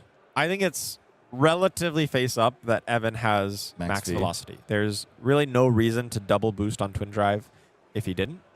And more to the point, I think it also signals that Evan does not have another attack as well. He has just max velocity behind this, because if he had, say, 0 to 60 or some 0 cost attack that he could boost, he wouldn't need to double boost on the Twin Drive. So it's pretty reasonable to assume that the rest of Evan's turn is attack for 10 and then Arsenal the last card. Or keep it in Arsenal if the card So if in hand that's true, I is- think it's time to yoink the boom grenade. Yeah, this basically saves 4 points of damage. Any reactions? Take 3. Take 3. Take 3. 7. Turn off the boom. Damage is being dealt, but maybe not as much as Evan thought would happen in this turn. Max So now just leave it. Nope. 10. Hit it. Max V, 10. Only play if you've boosted 3 or more times this turn. A Brute's Dream for an attack this large. Take 4. Take 4. And still 4 damage leaks over onto Matt. Matt holds Yeah. on to a Fabricate for his arsenal, so all things said and done, feels like a pretty reasonable turn cycle on either side. Boom Grenade goes back, loses its steam counter. And Matt's going to pass back and say, what else do you have? Exodus destroys, not banishes. This is actually here. Give me 1 Yes, second. so Matt only has 1 more use of Evo Magneto if he wants to, but if he does use that last usage, it gets destroyed. And then he loses the access to the 4th Evo for the rest of the game. Yep, and that turns off things like Singularity, if it's in the deck for this matchup. Turns off things like Teklo Levelers, all of the modes. Turns off all the modes for a War Machine, Terminator Tank. There are... There's a lot of costs to I that. think Singularity is probably the least of Matt's worries, but all the other things I mentioned feel pretty valuable. They're pretty impactful. Now, If he does have Fabricate in this matchup, he can use it to give it +1 and block an extra time. That could be very valuable. This is like one of the best things to block with. So getting 1 extra block out of it could be very pivotal. Now, would you like a spoiler? There's Fabricate in Matt's arsenal. Well, how about that? All right. Take some damage. Fast and Furious, kicking things off. Boosting away. I got really excited for a second because you said a spoiler, and I'm like, it's a spoiler time already? Nope. I can't wait for that legendary spoiler. End of the game, people. Before the final one, we're done with this game, and we're set up for whatever pretty incredible final we're set to have. Oh, yeah. Regardless of which of these two players gets on through. Legendary spoiler reveal from Usurp the Shadow Throne will be in front of your very eyeballs. I've been told by production it's a banger, and I believe them. Yes. We have not seen it either, so you're going to see our live reactions, our live takes on exactly what this new legendary is all about. But in the meantime, we've got to see if Evan Herndon can push through enough damage over the stifling defense of Magnusson's Teklovossen deck, or if he's going to boost himself into oblivion and run out of gas before he can successfully win the game against Matt. All right, backup protocol red as Blue Boom gets pitched to for There Evan. was one Blue Boom we saw, yeah. Pretty valuable into probably the Oscilio decks because you want the density of boom grenades and also just a bit of extra pitch into the arcane decks. Grabs a Throttle. That is a Mechanologist attack action card. Big ol' 6 damage coming through. 6 boosty. Getting rid of that blue 0 to 60. That's an ideal boost. But we do know that Evan is now basically out of max velocities. He had just 2 of them in the list. Boosted one away earlier, and 1 more has already been used. So really be nervous about how much damage output he still has left in his deck. We're probably thinking about backup protocol red. Trying to set up another one, I have to that's imagine. very true, yeah. All right, well, cards going sideways on that side of the table. Pulse Wave Harpoon. Deals some damage down to 31. Plays 34. Close the combat chain. We're gonna Combat chain draw closed. Cerebellum going to draw a card. He knows what the top card is. Thinks that's better to put into his arsenal rather than, say, shoot the Symbiosis shot. Yep. Again, kind of set up big hands. You got to get over. You got to get over the wall. Just chaining together 5 card hands. I probably have Seems like it can be good, at least chipping in a few damage each turn cycle into Magnus. Nope, that is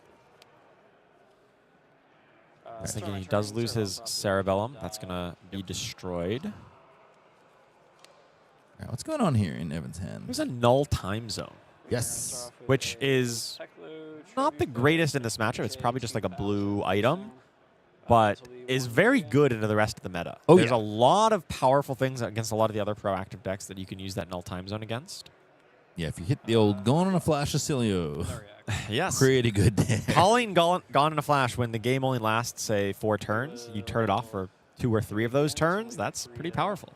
Ooh, it's the Battle of the Blues. Teklo Trebuchet is boosting up a storm. Red Zipper Hit sacrificed. 1 go again into 3 go again into +2 on the next thing. So basically blue 3s. Pretty powerful addition to the deck from the Compendium of Wraith set. There's the Evo. Popped sideways. Not going to be equipped, which is the other way it can block. Not currently a piece of arm, but still a card that can block. Blue Throttle. 6 go again thanks to the Teklo Trebuchets. These blues are doing some work. Yeah, unfortunately, he's casting a lot of blues and boosting away a lot of reds. That's how it be sometimes. And that is how it lines up. You know, you don't always control the exact way your deck lines up. Gonna look through the banish while Matt considers blocks. You know Pretty that decent turn given all the blues. Evan still has 2 Teklo Pounders left, I believe, that he is ideally going to save some of the Plasma mainline charges to pump into Matt. But the deck is wearing a little thin. You know, we've been through a number of turns. He's done a lot of boosting and still hasn't found those out. And you want to find those Pounders and then still be able to deploy them over the course of multiple turns. Looks like just Matt thinking about 3+4. That's 3 block plus this shelter. Holding on to the Ghost Protocol Architect. Remember, fabricate the card in Arsenal. Block 6. Just block 6 instead. I'm gonna close the combat chain. Get that place value. the processor from hand. I'll crank it and move the counter over so it'll enter 2. And I'll tap it to draw a card. All right, setting up another bigger hand there. Cerebellum Process to end it all. Cranked it down to 1 and then it'll back up. Has an extra counter thanks to Plasma Mainline. And again, another way that Dash pretty commonly extends hands. by getting extra action points and popping the processor. Yep, they're just checking, confirming, as he is, Evan cranked the Cerebellum processor, but also transferred a counter thanks to the Plasma main line.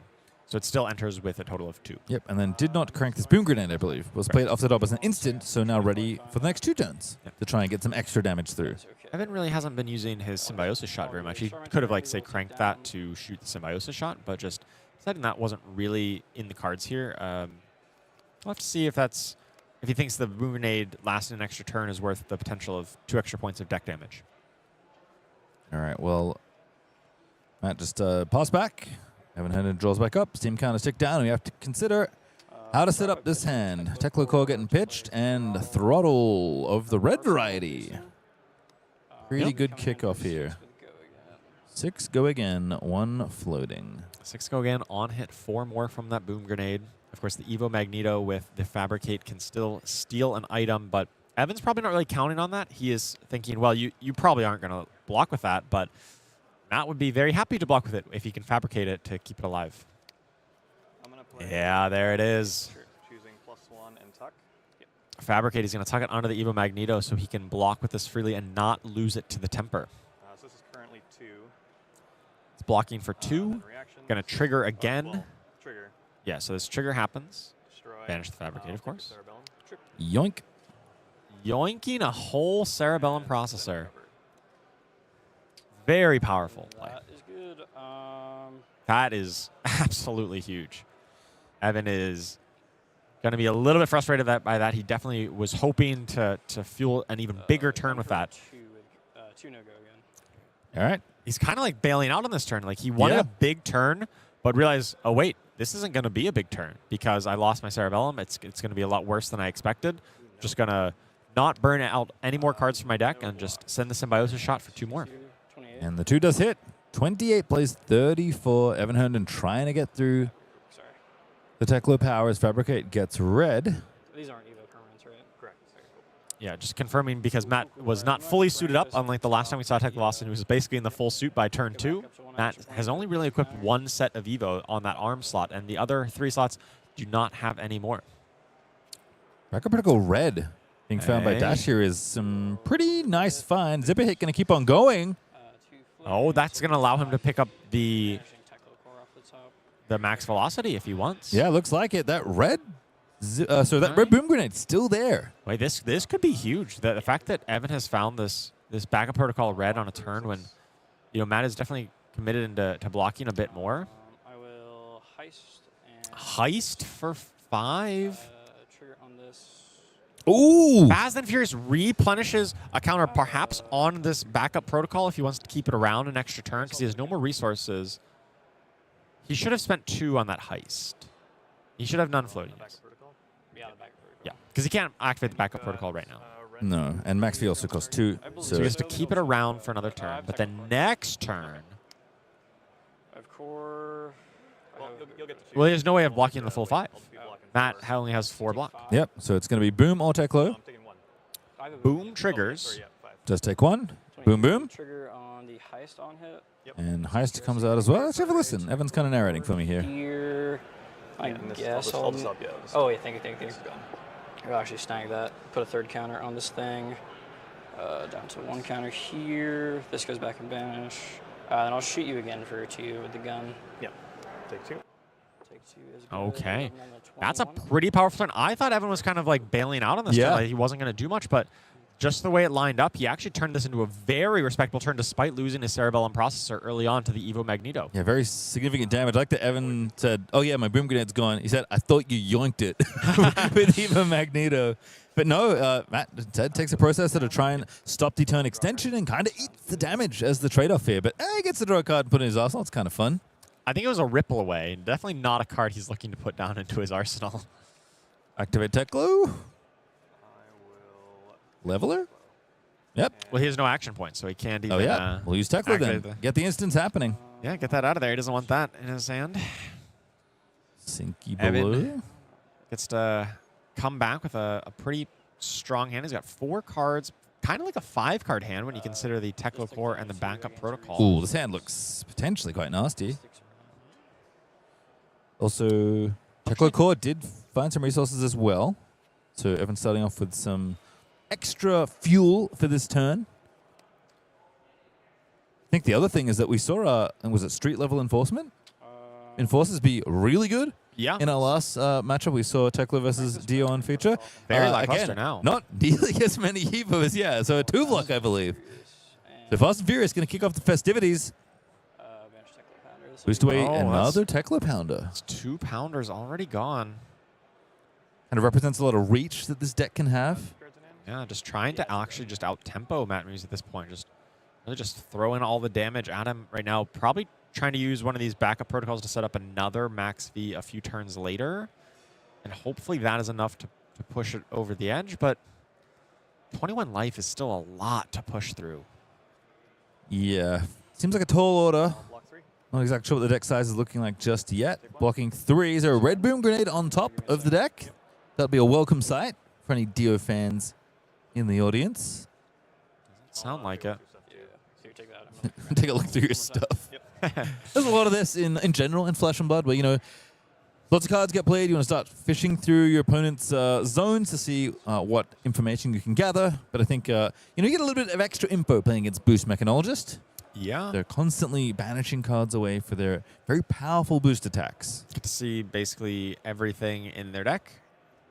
It's also why it's important to bling out your Mechanologist decks. Yeah, because your When you opponent is boost going to them look away. at it Exactly. so much. They're going to look. Every time you get double value, you get the shiny card on the combat chain and the shiny card in the banish. Yeah, it's double value right there. All right, so backup protocol. What are we backing up? I'm gonna grab Twin Drive. Oh. If he's got enough pitch for it, you could just max V this turn. I Twin suspect Drive that's is what's happening. 2. Pitch Tekla Trebuchet. Yeah, because his double boost. And then he's got 1 float here plus the blue. That's enough for 2 to pick it up, and then 2 more to play it. But he did lose 2 red outpaces. Definitely the boosting has not been super favorable to Evan throughout this game, but he is still presenting a big turn here, coming in for a total of 19 damage, 4 into 5 into 10. Yep, 1 floating, and I believe Dio's still ready to be used if an item is in the correct spot in the deck. All right, But there's no more boosting to be had on this turn, I don't think. It's just he's pitching to the backup protocol to Max V. Well, certainly enough boosting for Max V. Feels pretty good. Also, the backup protocols are not coming back if you don't do this now. Yep. Although you can also pitch on your opponent's turn to pick up the card. It does maybe telegraph what you're up to, but at least it gets you that big attack you're trying to reach through against an opponent that you know is looking to block you out for a lot of this game. It's been a very low Evo count for Matt, who I think it's more just like how the deck has drawn up rather than a conscious effort to ignore the regular game plan completely. Yeah, well, think of how different this game went compared to our last time we saw this matchup. Last time, Michael Feng was really trying to set up. He brought out he brought Plasma on the main line and all 3 pounders and penetration script before he's even really attacking. He was just often passed right back. But this time, Evan has been like all gas every turn. And that has not really given Matt any space to develop these Evos. And so instead of this being like Matt has some tempo to attack back like we saw before, now it's much more about like, if Matt can just hang on and survive this onslaught, Evan is running out of firepower in his deck very quickly. He's counting it. Don't know if he shared it with the class. Didn't see exactly, but it looked like it was approximately 10 to 15 cards, roughly. It wasn't too much more than that. Not too many? Take 10, down to 20. That's impressive. So what were the last 2 cards in Matt's hand that made him feel like this was worthwhile? I feel like at this point, just put every blocking card available sideways and you're fine.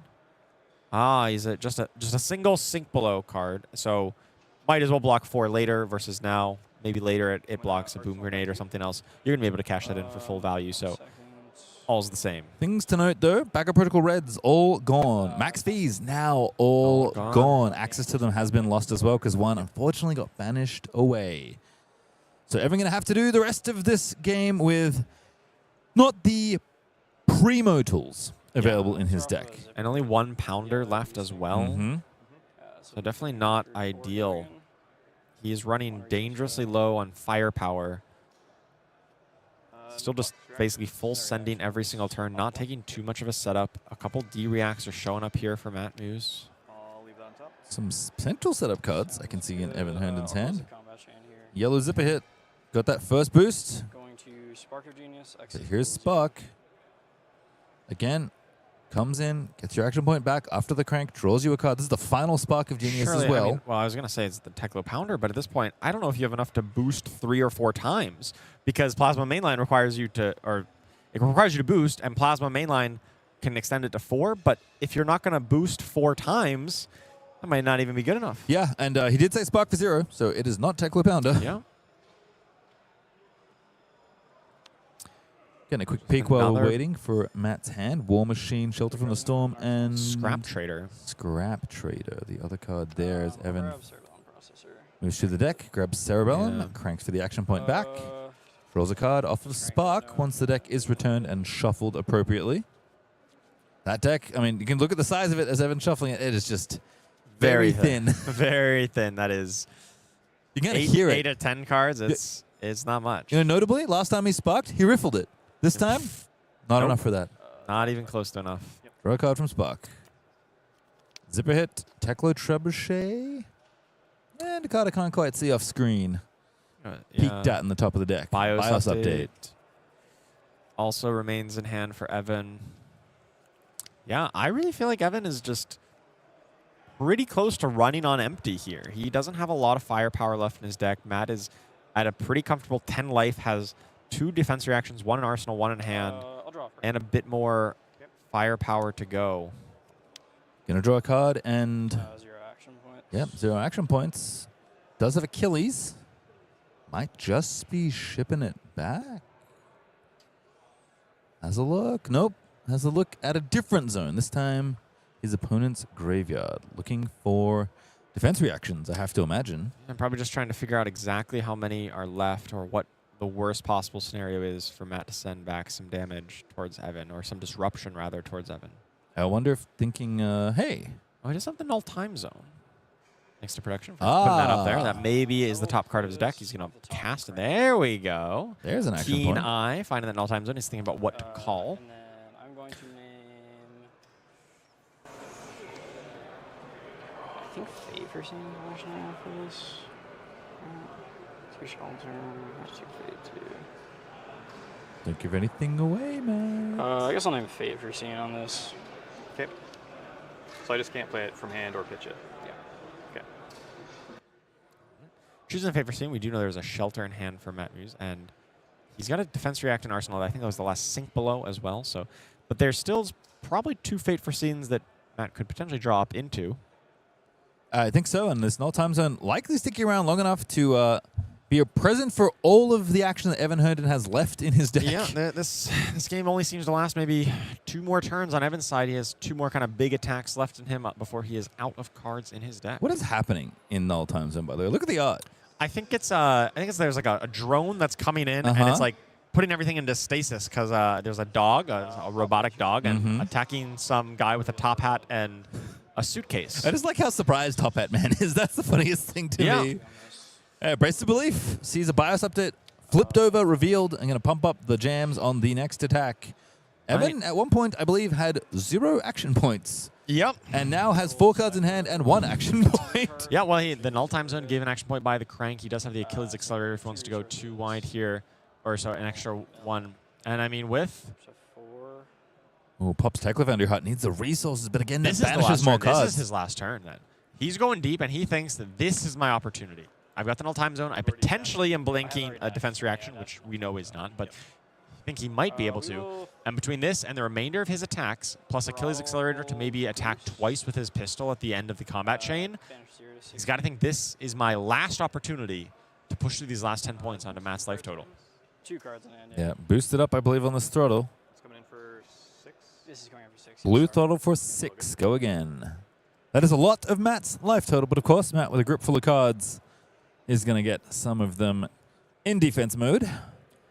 Yeah, he's got, what is that, a total of 13 block between his 4 cards. Not to mention, if he really wanted to, he could use the last charge of that Evo Magneto just to grab the null time zone. if that actually was kind of blanking his turn, which it's not, but it just that is the power of that Evo Magneto, which got played early on. That's probably the only Evo that this Teklovossen deck, which is built around Evos, has played all game. That's true, and I think it's the only one Matt has access to as well. Yeah, he did play the other arm underneath the other base Steel Soul true. controller, but like it's just in the arm slot. Yeah. He never has played an Evo head, chest, or legs. Oh, dude, I'm such a genius.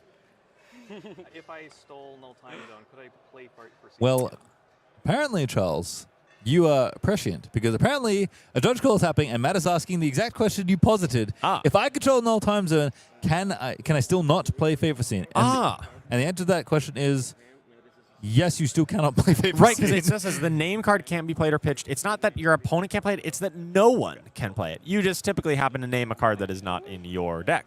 However, this is an interaction I have never seen come up, stealing a null time zone. But we have figured out that null time zone globally affects the board regardless of whoever the controller is for it. And of course, Dash, the mechanologist, boosting away, does not, in fact, have Fateful Scene. Correct, but he does have a sink below, and so maybe he's concerned about sinking a card into Fate for Scene, which would then be kind of disastrous. If Certainly that is the would. case. Evan, of course, is free to name pretty much whatever he felt like there on the defense reaction front. Because the scrap trader only blocks for 2 baseline, and so you have some incentive to maybe sink that away, but Matt just has to play the odds here and be like, I don't want to potentially risk this getting downgraded to a 0 block. Well, you're not getting boomed, because Dio has already been used this turn for this very null time zone that in some ways maybe was the key piece for Evan's offensive salvo this game. It was kind of like a 1 in 3, right? Yeah. Between the 3 major 4-block defense reactions that Matt has in his deck. Maybe everyone's thinking, you know what? I just got to find the right one and thread the needle with my last few attacks. Because like you said, this does feel like the final turn of the game. Certainly with how much time players are taking, with how much Matt is considering these blocks as Blue Throttle is coming in for 6. Yeah, I think if Matt is able to survive this turn and get to his turn with even 1 point of life total left, he's going to be in the clear and he's going to be able to take this game to a win. But if he dies this turn, well, then obviously Evan is going to take the win. And again, no matter what happens, first of all, we will reveal a legendary from the upcoming set. That is the Usurp the extremely Shadow exciting Throne. part. But maybe more exciting than that is that we will either have a hero playing for Living Legend or a new calling champion crowned. Both, I believe, for player and hero. Yes. And especially when coming into this weekend, a lot of people were thinking, well, it's just the Oscilio show. It's just Oscilio. That's the deck to beat. Maybe Arakni Marionette in some hands of Drake Clements. But here, we're seeing a remarkable amount of diversity and some unusual decks coming up to the front. So Evan go, I see this shelter from the storm was deployed on top of that scrap trader that did block for 2. BIOS update time. Outpace. Boosting. Ooh, Yellow Boomy. Well, it boosted, but then BIOS update puts it into play. Crank it to get a second action point. Now you can Achilles Accelerator to attack 3 times with Symbiosis Shot behind. Things are happening. That is 7 covered. Matt Moose is out of cards. He's out of block. But he just takes 4. That's not 10. Shoes, yeah, he can go one more time. Matt Muse now has successfully survived this turn at 4 life. Evan has a grand total of 5 cards, 4 in his deck, 1 pitch. Yep. So just going through it. 4 to 34 feels like a life deficit that is not so problematic. Yoinking the boom. Evan says, I don't think it matters. On the last attack, just kind of grabbing that back. Might as well. Again, Matt's not going to need his Evos this game. The only one he needed, apparently, was Evo Magneto. Yeah. Oh, Fiddler's Green. Insult, meet injury. Evan Herndon going to concede the game, and Teklovossen is in the finals of a calling.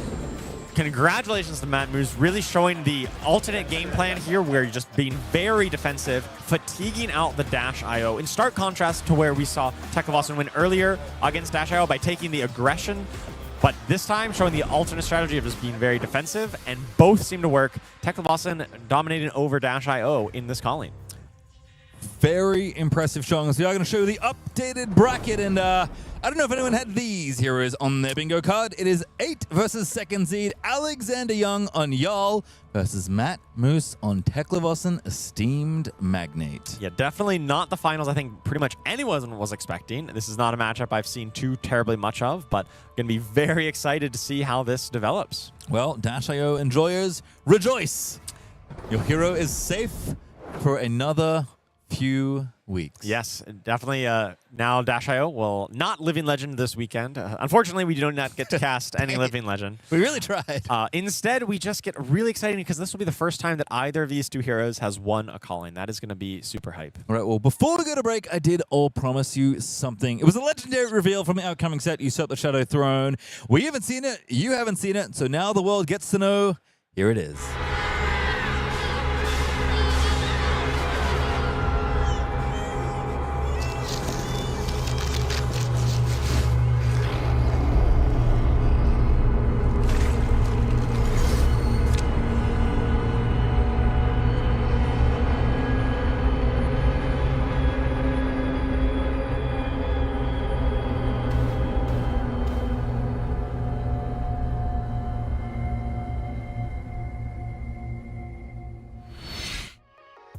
That is a fascinating bit of equipment. Reach of the Abyss, a legendary Shadow Arms, blocks for 2.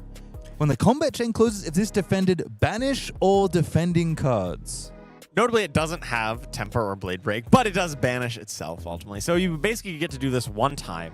And it's such a weird card, right? To initially evaluate it, you're thinking, okay, I want to block with some cards that maybe have Blood Debt or that I can get into my banish that I can then play. It almost reminds me of like Electromagnetic Somersault in a lot of ways. That card obviously was so good, was banned multiple times, where you were able to block with cards and then still keep them in your hand to attack later.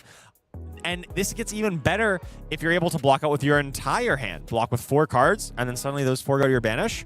You still get to play your turn if you can play those cards out of your banish zone. This card has a lot of potential if you can really build around it. Yeah, and of course, just a shadow bit of equipment, right? All the shadow heroes can play it. And I'm trying to remember, does Open the Gate to Arathiel trigger when it gets banished? So can you just put this and that on the combat chain? And then just make some gates. And make a gate? Yeah. That's pretty hype. I mean, there's got to be a ton of applications for this card. It's going to be a while to unpack exactly how you do this, and we need to wait to see the rest of the spoilers as well to understand exactly how this fits in. But I would not doubt that this becomes a very high-value card in a lot of Shadow heroes, just to be able to enable this block and still get to keep the card. If you can do this with 2 cards, it's basically it says draw 2 cards on it. Yeah, I mean, I don't think Vynnset right now at least would give up her Silver Quill, but you can see a world where Renegade goes to banish and you just send it after that, and that's like level 0 of how good this card could be. For sure. I definitely think there are other good arms that this is competing against, but the upside of this is immense. I'm very excited to see what people smarter than I cook up. Yep. My brain hurts reading this text because it's so cool. Yeah, when we saw this at the same time you did, I was just staring just like, huh? Yeah. And I'm like, well, that's really cool. Yeah. And the more I think about it, the higher upside potential I'm seeing in this. Yeah, I mean, Reach of the Abyss, coming to a set near you, a new legendary Shadow Arms from Usurp the Shadow Throne. Still more Usurp spoilers to go. September is a little while away before the world premiere, but our break is ready. Our finalists will be soon as well. Do not go too far away. The finals of Calling Kansas City is coming right up.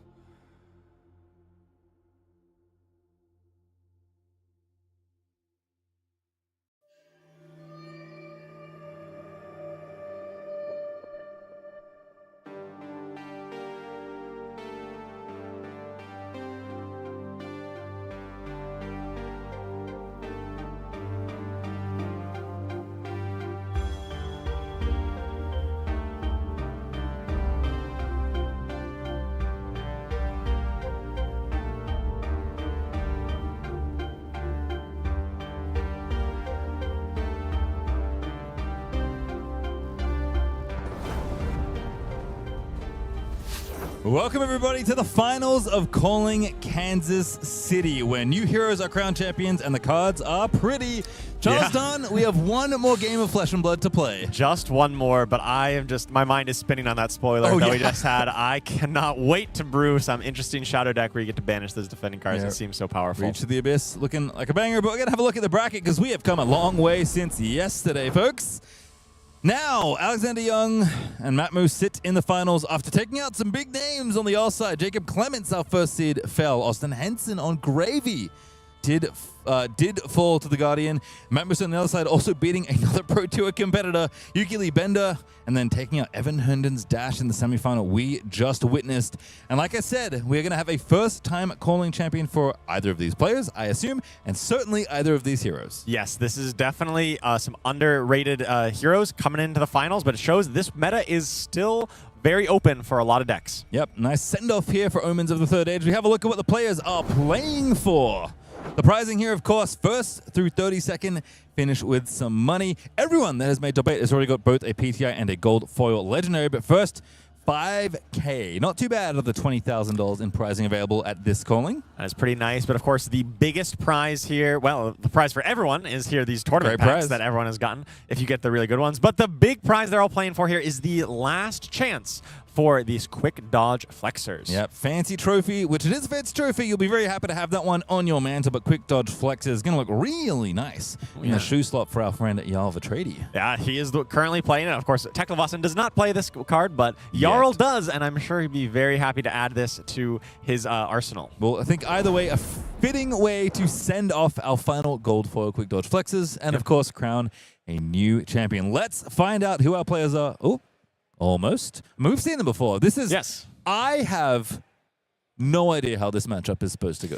It's going to be interesting. I think on the baseline level, because Jarl has the ability to destroy equipment, and Teklovossen is so dependent on making sure he has all 4 Evos active, you got to think that at a baseline level that Jarl's going to be favored. However, there's a lot of play in both of these decks. There's a lot of intricate strategies, and it's what makes Flesh and Blood such a great game is that you can really go deep and find solutions to these, and especially in these longer games. So I think there's a potential strategy that Teklovossen can employ to kind of counteract that. We're going to have to see if he's able to enact it. All right, well, we're here at the finals. Let's meet our players for the final time here in KC. This game should be fun. We're going to learn a lot. Yes. At the end of Omens of the Third Age. Matt Moose, our second seed, the Canadian, trying to take down the American. Teklovossen versus Alexander Young's Jarl Vetreiði. Matt got through quite a lot to get here. Again, everyone was X2 at some point. Last loss came in round 12, but not a bad spot to lose. Also losing to Jacob Clements because, I've got to be honest, that happens to lots of players at Callings. Very true. On the other side, though, Alexander Young beat Jacob Clements in the quarterfinal, not represented here.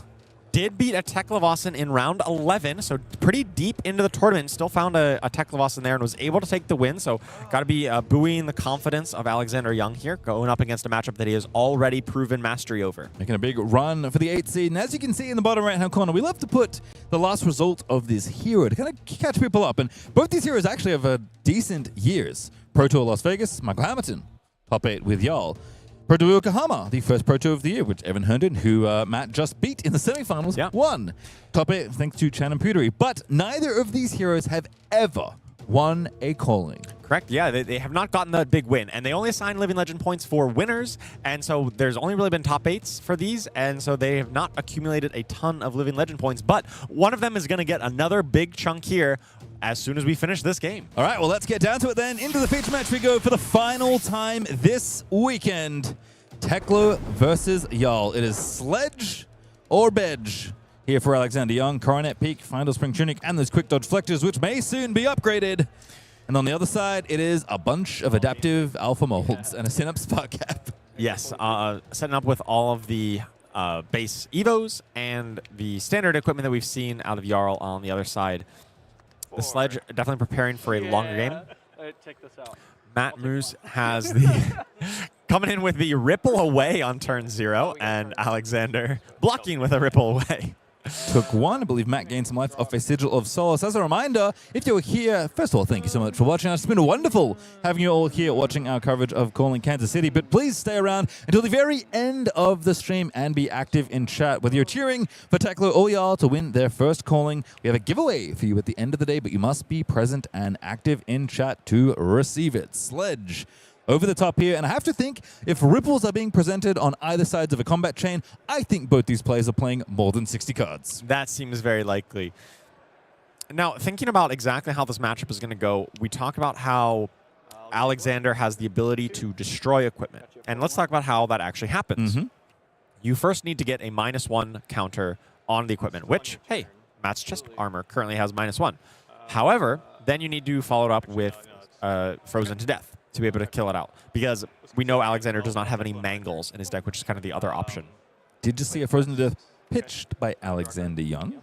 But we now see exactly how Matt's going to counteract that. Anytime that you get a -1 counter on one of your equipment, if Matt has the ability to play an Evo at kind of instant speed, he can kind of deny that fact that you can destroy this, because you get to clear it and reset it to a new item or a new equipment that does not have the -1 counter on it. So there's going to be this little bit of a dance between if there can be -1 counters on Matt's equipment versus whether Alexander can actually destroy it in the first place. Does that just work face up if Frozen to Death is trying to hit one of your equipment? If you have the corresponding Evo and enough pitch to pitch to Teklo? Yeah, so I think what Matt wants to do is get one of each type of Evo in his banish zone and then just have that as an availability.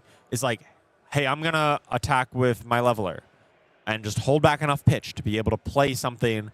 Oh, you do it? Okay, well, I'll play it, right? And then just like make sure he has that option available to him at all times. And if he does that, then this might just be a very grindy like weapon swing v weapon swing game where no one gets a decided advantage. Now, Teklo Leveler, very good weapon, especially when you're online with all your Evos. But it's not as big as Sledge. No. When we're talking purely deck versus deck damage, 3 go again is nice. 6 is very nice. All right, well, we'll have to see, but it seems like early on players are playing pretty conservatively. And again, Matt does the same thing. Blocks with his legs, immediately has the Evo to equip over it. Make sure he's covering bases every single time. Now, this may just be like I will block when it is safe to do so because I have a backup Evo, but I do recognize that your other plan of putting Evos and stocking them away in your banish might also line up, because I have to imagine if Matt is going to crack through this game, because of the weapon differential, even though Leveler is very good, surely it's a singularity angle. Yes. That is definitely what Matt needs to play to, is he needs to kind of keep the game at least moderately even and like maybe chip a little bit into Jarl with some of those like War Machines or Terminator tanks to chip through a bit of damage, and then go into the singularity with a ton of cards on the backup, and at that point you're going to do a bunch of damage. Now, it is kind of on a clock because you only have a certain number of singularity attacks, and that number depends on how many Evos you've been able to play and replace throughout the course of the game. But if you're able to get to that point, as Matt, you're going to do a lot of damage once you transform into the singularity. All right, well, first Evo is going to be on blocking duty here as Shelter pairs up with, I believe it's the Chest Majestic Evo to cover up that Sledge. Here's a Ghost Protocol Architect. 1 damage coming in. I've seen this before where it allows you to search your deck for any Evo with cost less than or equal to the number of Evos you already have equipped, banish it, and then shuffle. Basically, you have to draw a card, search your deck for whatever kind of Evo slot you're still missing. It looks like he's going to grab an arm slot, which he has not yet found.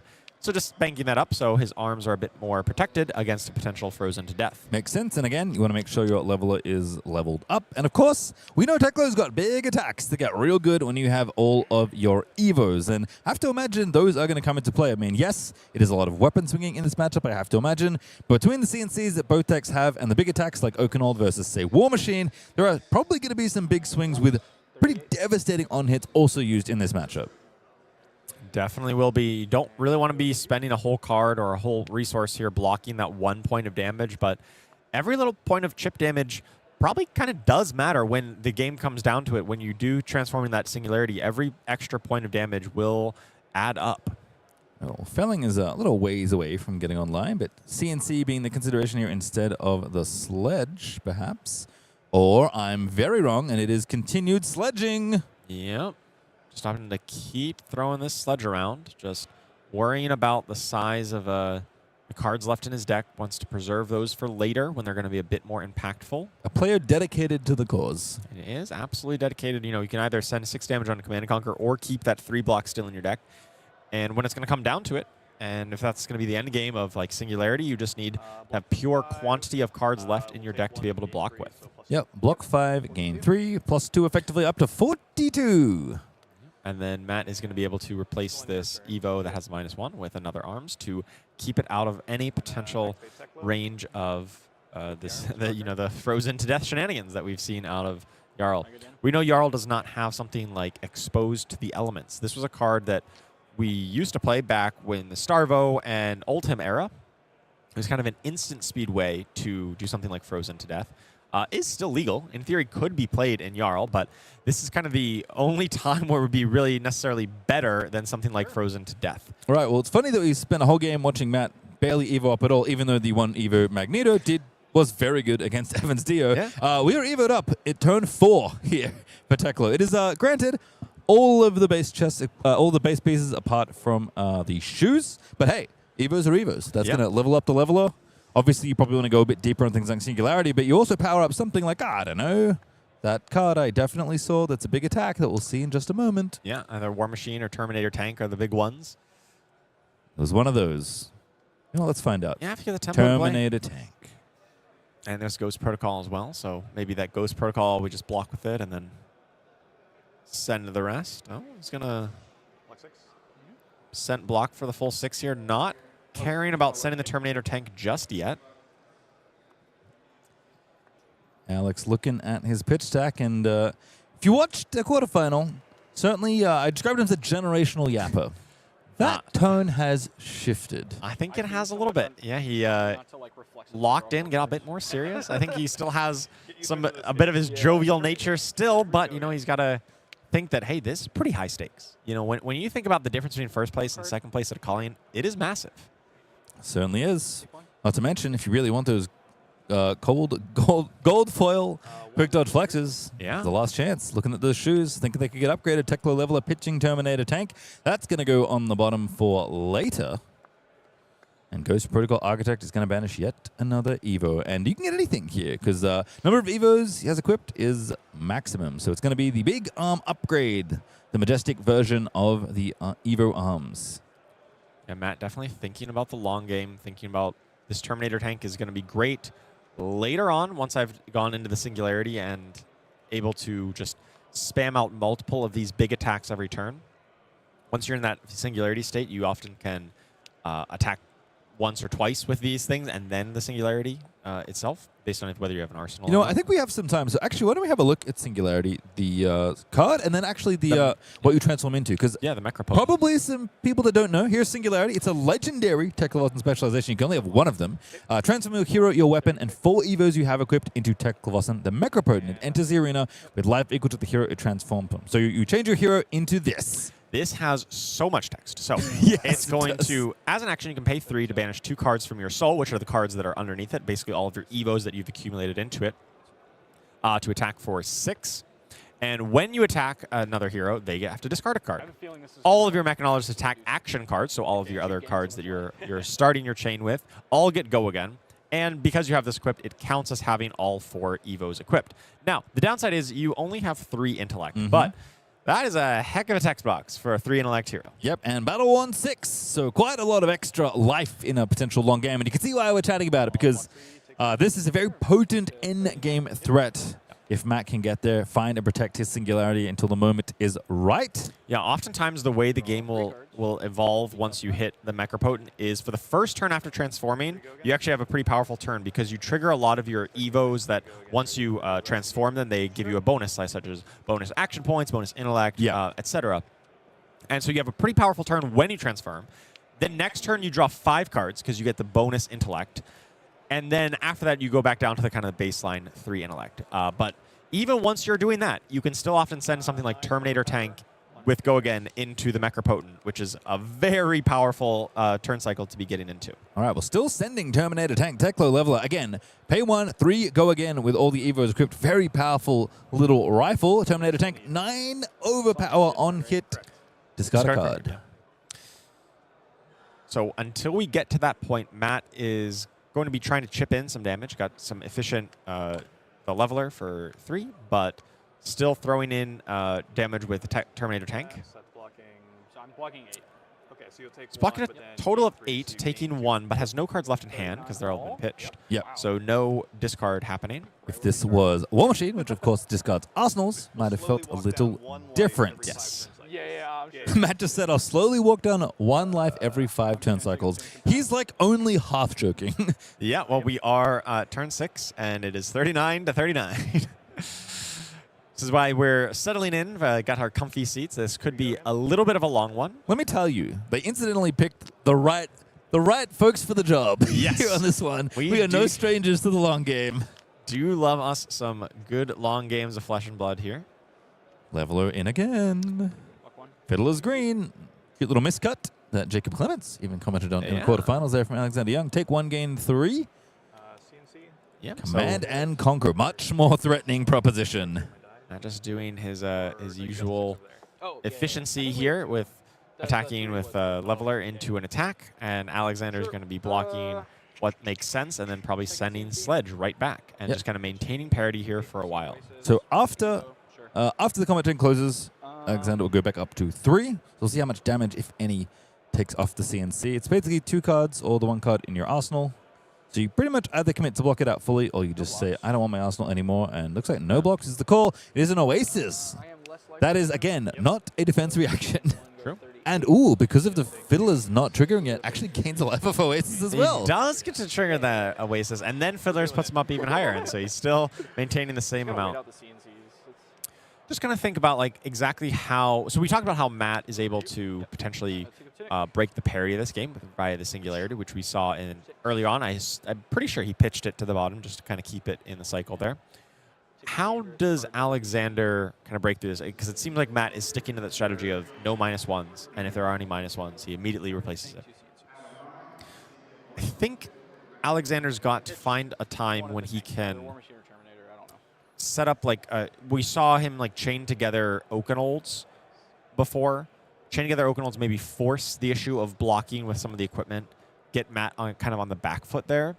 Or we know he has 1 pummel. And if he's able to line up a pummel plus a command and conquer whenever there is, say, a Singularity in Arsenal, if he's able to correctly kind of suspect that, then maybe that is his avenue to break that parity in the game. Matt blocking with some Evos. Alexander just said, why do I feel like you're not Singularitying me? There's a War Machine in pitch. Here's Teklo Leveler. Well, I mean, not this turn. Yes, but obviously... Eventually. Because you have to banish 2 cards, obviously the more Evos you can put on top, the more stuff you can tuck under your Evos, right? Before the transform. Much like Construct Nitromechanoid. The more material you put under your guy, the more stuff you get to do. More material there, and also Fabricate can go under there. That can count as a card as well. There's a few different ways to kind of up that number, and Matt wants to get as many as possible to ensure that he can really maximize that Singularity when it does happen. All right, 5 go again. Is the proposition, thanks to Enlightened Strike. Alexander did have to take a bit of damage for this. It's down to 36. Might have a blue. Yeah, it does have a blue here for the Leveler potential. Sorry, the War Machine potentially. Going to be Fate for Scene Time. Just barely see an Evo. A blue Evo that he sunk. Sends to the bottom. It's not interested in that right now. Trying to think. The one that gives intellect is the head piece. That makes sense in my head. Heads give intellect. Chest gives the resources. Legs give the action point. And arms puts your attacks back into your deck. Got it. We do have one of the arms actually already in banish. Kind of a handy spot to have it. Yep. If you are going to, I don't know, recur an attack, perhaps in a long game where that might matter. Be ready for that, yeah. I'm starting to see the vision. Yes. But again, Sledge is awfully big in a game where you are trying to do as much damage as you can while using as little cards as possible. Yep. Just being able to kind of freely generate 6 points of value out of your weapon every single turn cycle. Very valuable. Matt's going to just swing Teklovossen for 3 and then Arsenal one of his attacks here. I think it's a War Machine. I think there were 2 in the hand before, so Matt's going to chuck one of them in Arsenal.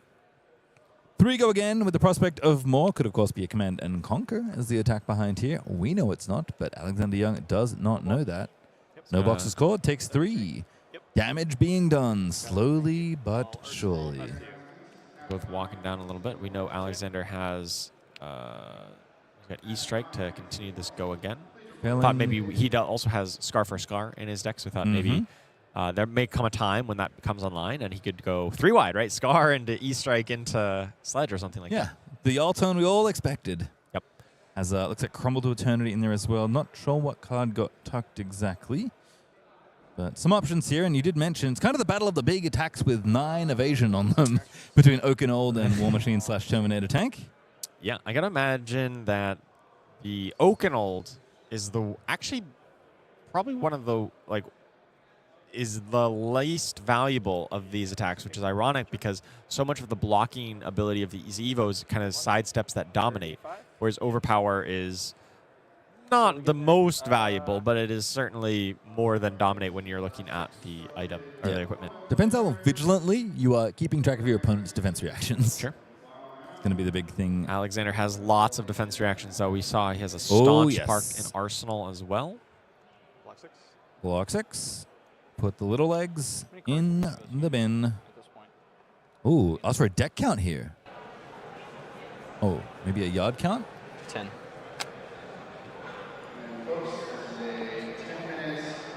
Uh, 22, 23. Plus 24, 25, 26, 27. And you presented 68? Yep. Okay, so what's the delta? I'm at 10 used. Okay, so you still have 18, 19 more cards. 19, yeah. Alexander definitely winning on the fatigue math thus far, which is exactly what we expect with Sledge just constantly swinging in for 6. You know, doing what I'm doing. What is the delta, the difference there? Yeah, Matt presented 68, which we did suspect it was bigger than usual after we saw the little ripple away exchange. I think really speaks to Alexander's plan in this game. He's in on the fatigue plan, fully in this matchup. Faster to do the math, just counting up the cards that have been used rather than count the decks, because both of them are still probably around 40 to 50 cards each. What's the delta? Matt asked the question, answer received, and it's pretty significant. Yes. Between the two decks, which means Matt has a different plan, and I am keeping track of the pitch. And granted, Teklo can shuffle search his deck, so that stack, those cards we're tracking could eventually be moved out. But I know Fabricate got pushed down there. There's a bunch of big attacks later on. You suspect the Singularity is hiding down there near the bottom. There's the Scar for a Scar. Had to pitch 2 reds. I think his Sigil gains 3. Arsenal pass. All right, so we have a small update. Obviously, we love the venerable chatters of the Flesh and Blood community. Chat, apparently, and we do run polls, by the way, for every single streamed game. The poll is 50-50 with hundreds of votes. Exactly 50-50. Wow. But the vocal voices in chat have decided it is doomed for Teklo. Doomed for Teklo. Hey, that's what the current chatter believes. So if you believe otherwise and you're listening to me right now in the chat, push against the tide. Vote in the poll. I think it is quite likely that, based on the way Matt has been playing, that he will be able to transform into the Singularity and will be able to do the powerful thing that Singularity affords you. However, you are a hero. The Teklovossen the Mechropotent is a hero equipment. It is a dual card type. So if once you become the Singularity, then Alexander gives a -1 with Crumble to Eternity, Frozen to Death. No, really? You can just win the game. Are you serious? Okay, yeah. Yes, it is a hero equipment. That is hilarious. You can destroy that via the combo. However, when you are Teklovossen the Mechropotent, you are not giving your opponent very much space. No. You are attacking with War Machines and Terminator Tanks and other go-again Mechanologist attacks into an attack for 6 that forces them to discard a card every turn. Because every time you attack with it, they have to discard. I was just worried about the poor little Evos. Apparently, you have to worry about the whole suit. You do. So you can do that later, but if you are at a low enough life total after all of this, you may just not have the space to do that kind of play, because you need to hold a Crumble to Eternity, play it. Then you need to hold a blue, a Frozen to Death, and a Fuse. And you're going to discard a card to Mechropotent. So you basically need to no-block an entire turn cycle. And if you are like sub-10 life, you are not getting away with that. So it really depends on exactly where the life totals are when this Singularity happens and exactly how much pressure Matt is able to deploy and how quick Alexander is able to set up that combo post-transformation. It's turn 11. We're almost 21 minutes through the finals of Calling Kansas City, the last calling of the Omens of the Third Age era. I don't know what's going to happen yet, but I can tell you right now, Charles, after intaking all the information I have, including that nugget that I'm very glad I just learned about, this is going to be a banger when we get to the end of this game. Even after all this analysis and theory crafting of how the game could go, I have no idea what's going to happen. No, right? That's the fun part. It is really still 50-50. It very much comes down to execution. Okay, we've got a 51%. The overwhelming majority has now come along to the Matt Muse side. They're voting for Teklo. Chat is turning. Chat, you can keep it up. I believe in you. Continue your spam. Continue your yapping. This is why I said every point of damage really matters, because it's how much space is Alexander going to have post-transformation. It's not going to be a lot, but if it's just barely enough, he may be able to freeze Matt to death for a win. I'm just imagining the unbelievable pitch stack that might be coming up. You got to be really diving deep on this. This is a fitting end to this calling. All right, Sync covers the 4 from Blue Sirens of Safe Harbor that followed in after the Teklo leveler. Again, very normal sentence here as Sledge or Bedge continues. The answer still for Alexander Young is Sledge. Crumble to Eternity and Frozen Death, the 2 parts of this combo pitched right together, and there's very few, if any, ways for Jarl to really shuffle his deck, unlike we got Ghost Protocol Architect over on Matt Muse's side. So we know that when those 2 come back around, but it's going to be a while because we know Alexander has more cards left in his deck, more cards in his cycle, really, than Matt Muse. So honestly, if Matt, when he just comes back around to the Singularity, if he just sends it, that combo might be a few turns away. There's levels. There's a lot of levels to this. This game's like an onion. There are many layers to this onion as we're peeling it apart. Because the other thing is, it's not like gravy, right? Or if you have a massive stack of gold, or maybe the book wizards of old when the tomes were still legal, you can't just rip through your entire stack and play 12 cards in a turn. You kind of got to naturally get a big burst and you keep going. But if Matt's keeping track, it might be 10 cards played, but over multiple turns, and you just know you are not going to get to the thing you need to take me out by literally killing my hero that's an equipment before I can do everything I need to with my transformation.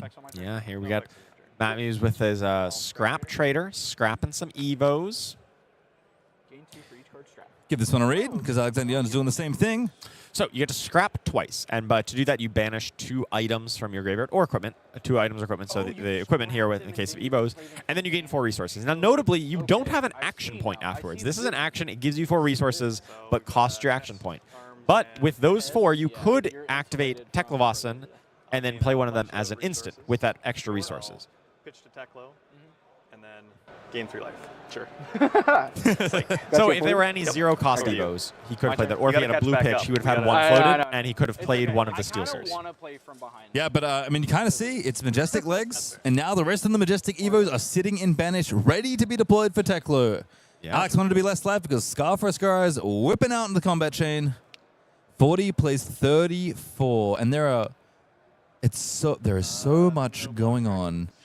Sitting at the bottom of these players' decks. Shelter going to cover 4. 3 cards in hand, 1 in arsenal. Yeah, and if Matt wants to deploy these Evos from Banish, maybe, just maybe, that opens up an opportunity for Alex to be like, well, you don't have one of the key Evos available in Banish. Maybe he could take a risk to play a Crumble Frozen combo over 2 turns and just hope or assume that Matt does not have a way to replace it within that 2-turn cycle. Now, as we heard, Matt presented 68 cards this game. Has tooted out a few with Ghost Protocol Architect. Typically, you look around turn 15, start that second cycle, getting through all your cards, getting through 60 or so. It might take one more turn than that, but you're going to probably start taking closer looks at Matt's draws when we start getting towards that particular turn marker. So this is the other anti-fatigue package with Teklovossen, this cognition nodes that we've just brought up on screen here. So this is an item that just sticks around forever. You can pay a resource to add a steam counter to it if there are no ones. And as a reaction, you can remove that 1 steam counter to make target attack action say, if it hits, put it on the bottom of your deck. Ooh. So when you get down to the nitty-gritty of like, I need to make sure that my Terminator tanks and everything stick around, you basically can pay 1 resource to give them on hit, go to the bottom of your deck, which ensures that you really still have gas left, even though your opponent has more cards left. It does not. This sticks around forever. It's also a pitch outlet. There's a... This is a very powerful card. That's a rare. There's a maximum amount. There's a lot of cooking happening. The ancient technology from Arcane Rising is being resurrected for this particular matchup. That is the beautiful part about, well, so much of Flesh and Blood, but Mechanologists in particular, they've got these really weird cards that you look at it. Like, when this was first printed, everyone looked at it and be like, yeah, this is just not important. It's not relevant. It's not very good. But here we are seeing it may be a critical piece of the infrastructure that Matt Muse needs to win this calling. And I do want to point something out that you kind of alluded to. With the Evos and Banish, there was some inbuilt protection from something like a crumble happening into the frozen to death. But of course, Matt, if he has the resources available, can deploy one of those Evos to cover that up and make sure that the -1 counter does not blow up his equipment. But if that does happen, it is impossible for Matt to use the Singularity, because you need all 4 Evos. Yes, if Matt does manage to lose any one copy of his Evos due to a frozen to death, that is almost game over. I think like literally just if one of them gets destroyed, just concede at that point. You have no path to victory. Every path to victory for Matt here revolves around the Singularity being a powerful force, and then when the going gets tough, you've got this cognition nodes to extend the life of your Terminator tanks and your war machines. Again, Evo to get back some attacks, extra resources, intellect, resources, all the things you can play for. Matt setting up his Banisher and considering blocks. Thought a long time on this Command and Conquer, but probably wants to protect the arsenal. So going to put 2 cards in front and hope not to get pummeled. He doesn't want to put the leg armor in front. Doesn't want to get that -1 counter. He doesn't feel like he has a way to immediately clear that counter. Doesn't want to open himself up to that risk. Little bluff for the pummel from Alexander Young, who did mention kind of before that block tank. He's setting up something with a pitch stack. Here's another scrap trader. Yeah, another scrap trader. Going to banish. Backup Evos. 2 of the Evos, another legs, and a chest or an arm. So if Matt does choose to block with his legs, he at least has another one to be able to deploy at instant speed should he need it to reset those counters. Or if it gets a counter, if Alex has to go after a piece before the transformation happens. Now he's got insurance on all of them. Yeah, really bounce on a razor's edge for the Teklo in terms of managing all your little pieces of equipment, because you can't get one of them blown up before you transform. You kind of have to transform, and you also can't get blown up after you transform. It is a very fine line to walk here, but they both appear to be navigating this exactly as well as they can. No. Like, funny as in, like, I, like, take a turn off not attacking, but I think it's incorrect. Thinking about taking a turn off, there's another frozen to death. Sledge comes in, and again, Alex keeping very well aware of both of his fatigue angle in this game with his big card Delta plus, but also his pitch stack. He's mentioned it a couple times now, and he's got a plan. I imagine it involves many Oakenolds flying across the table. That's true. He does have some big power attacks. Of course, Matt has tons of life total to work with. I do stand corrected. Jarl does have a way to shuffle his library. He's got the Imposing Visage to be able to search for something like Crumble to Eternity if you need to tutor it up out of your deck. He did end up, or Alexander still has that in hand. He kept 2 cards, one, and he just drew a second Imposing Visage as well. So maybe that's where he's looking to set up some combo later on. Okay, so no tank. Trying to think where Cognition nodes went to. Is it in Matt's arsenal? I think I saw it in the hand before. I think he ended up pitching it? I think it went to Arsenal. I think it's an Arsenal because it cost 1 to deploy. Yeah, he didn't have an extra pitch, so it's currently in his Arsenal. All right. I imagine it will be out of it in short order. But first, as soon as he Leveler. Well, that's going to be after this Teklo Leveler attack. As soon as he can after this attack, unless there's nothing that can be done to stop this interaction. Yes. Well, he could Blizzard it. It would be funny. That would be very weird. That would be very weird. It's like, well, yeah, I gotcha, but... all right. Will Alexander read this card? Yep. Oh, boy. Over to you. Yep. I heard a man, oh boy, but I think he knows. Already understand that this is an important part of the anti-fatigue. Oh, I found it. Plan. I spy a very legendary specialization. Yep. Well, I think Matt still wants to build up a bit more of the Evos from his banish onto the board just to make sure this is as powerful as he really wants it to be. Yeah, he's sinking it right back to the bottom. He's like, nope, not the time yet. 2's good. Take 2. 2's good. Down to 39. Oh, man, we're neck and keeping it in your arsenal is very vulnerable to CNC pummel, so it's much safer at the bottom of your deck. Yep. No assassination contracts happening on your Singularity. We're leveling up once again. 3 go again. And then a Command and Conquer behind it. Pretty good little turn. Give me your arsenal pretty please. Nodes it up. Here's CNC pitching the red. And I like charging the nodes. Threatening that the CNC could go on the bottom of the deck with the cognition nodes. This is just like, hey, I now have the threat of more deck total. And they told me mechanologists don't have attack reactions. Oh, what they do. Cognition's node is an attack reaction. And CNC only says defense reactions can't be played. You can certainly play the attack reactions. And so Alexander Young rereads Cognition nodes, immediately realizes 2 cards are going in front of this CNC. Do need that one. So pitch stack continues. Matt's going to draw up 4. Is that all your CNCs is the question being asked. I see 1. Sorry? I see 2. Okay. 2 CNCs. I see 3. That's all 3. My arsenal's free. Alex is cool. My arsenal's free. I don't know if he knows about War Machine. Well, he knows. He just mentioned it. Yes. All right. Tunic counter used. I think it's been there for a while. It's been chilling. Oh, my goodness. Block. Big old block happening there. Fiddling it up. Getting the enforcers there to block up a ton. So, here we are. It's turn 17. It is. 32 minutes into the game. Singularity's back on the bottom of the deck. We have almost more total life than we started with. We have 1 less total life. That's true. Than we started with. Alex is slacking. Have to take it. Is that the call? Does it ever matter? What are you yapping about, Alex? I don't feel like it does. Oh, look. I think I see a crumble to eternity or 2, so it might be Oakenall time. No, you're good. Nope, you're good. Matt's got monk mental, I have to say. I don't think this is his first rodeo against a Guardian with Teklovossen. I think he understands how this matchup is supposed to be played and is very expertly playing to his win condition. However, Alex also seems to know what is going on and is very vocal about, like, he's thinking through his strategy and making sure that he knows once, like, his win condition here is either, like, force the issue on Matt by trying to fatigue him with damage, but then once he forces the Singularity, then set up the combo and hopefully it's good enough. Yeah, both players absolutely have a plan at this point. And I'm very excited to see when we get there just how it all manifests. Ooh, even Magnato's back. I think you just play every legal card into this match. Yeah, I think absolutely. Every card that looks somewhat reasonable. And again, if you could equip multiple Evos and really rack up the slots on the cards under your pieces, your Singularity is going to get even better as Sledge crashes over one more time. And we've got a Crumble to Eternity pitched together with the Oakenall as well. If we get back to that point in Alexander's cycle. Okay. So yeah, you can use it to, like, pitch that. I think Matt explaining that you can overpitch to Okay, so you can Teklo. just pitch into it, but Of course. it's only ever going to have 1 counter. Yep. So this is just an action that has to go again. Oh, Cognition nodes you can overpitch to. Yes. So if the game stalls out, you have a pitch outlet here. I mean, you also had just one in Teklovossen's Hero Power if you really needed to. But this only gets +1 Steam counter if you don't already have one. But if you'd like to, by all means, pump into it. Oh.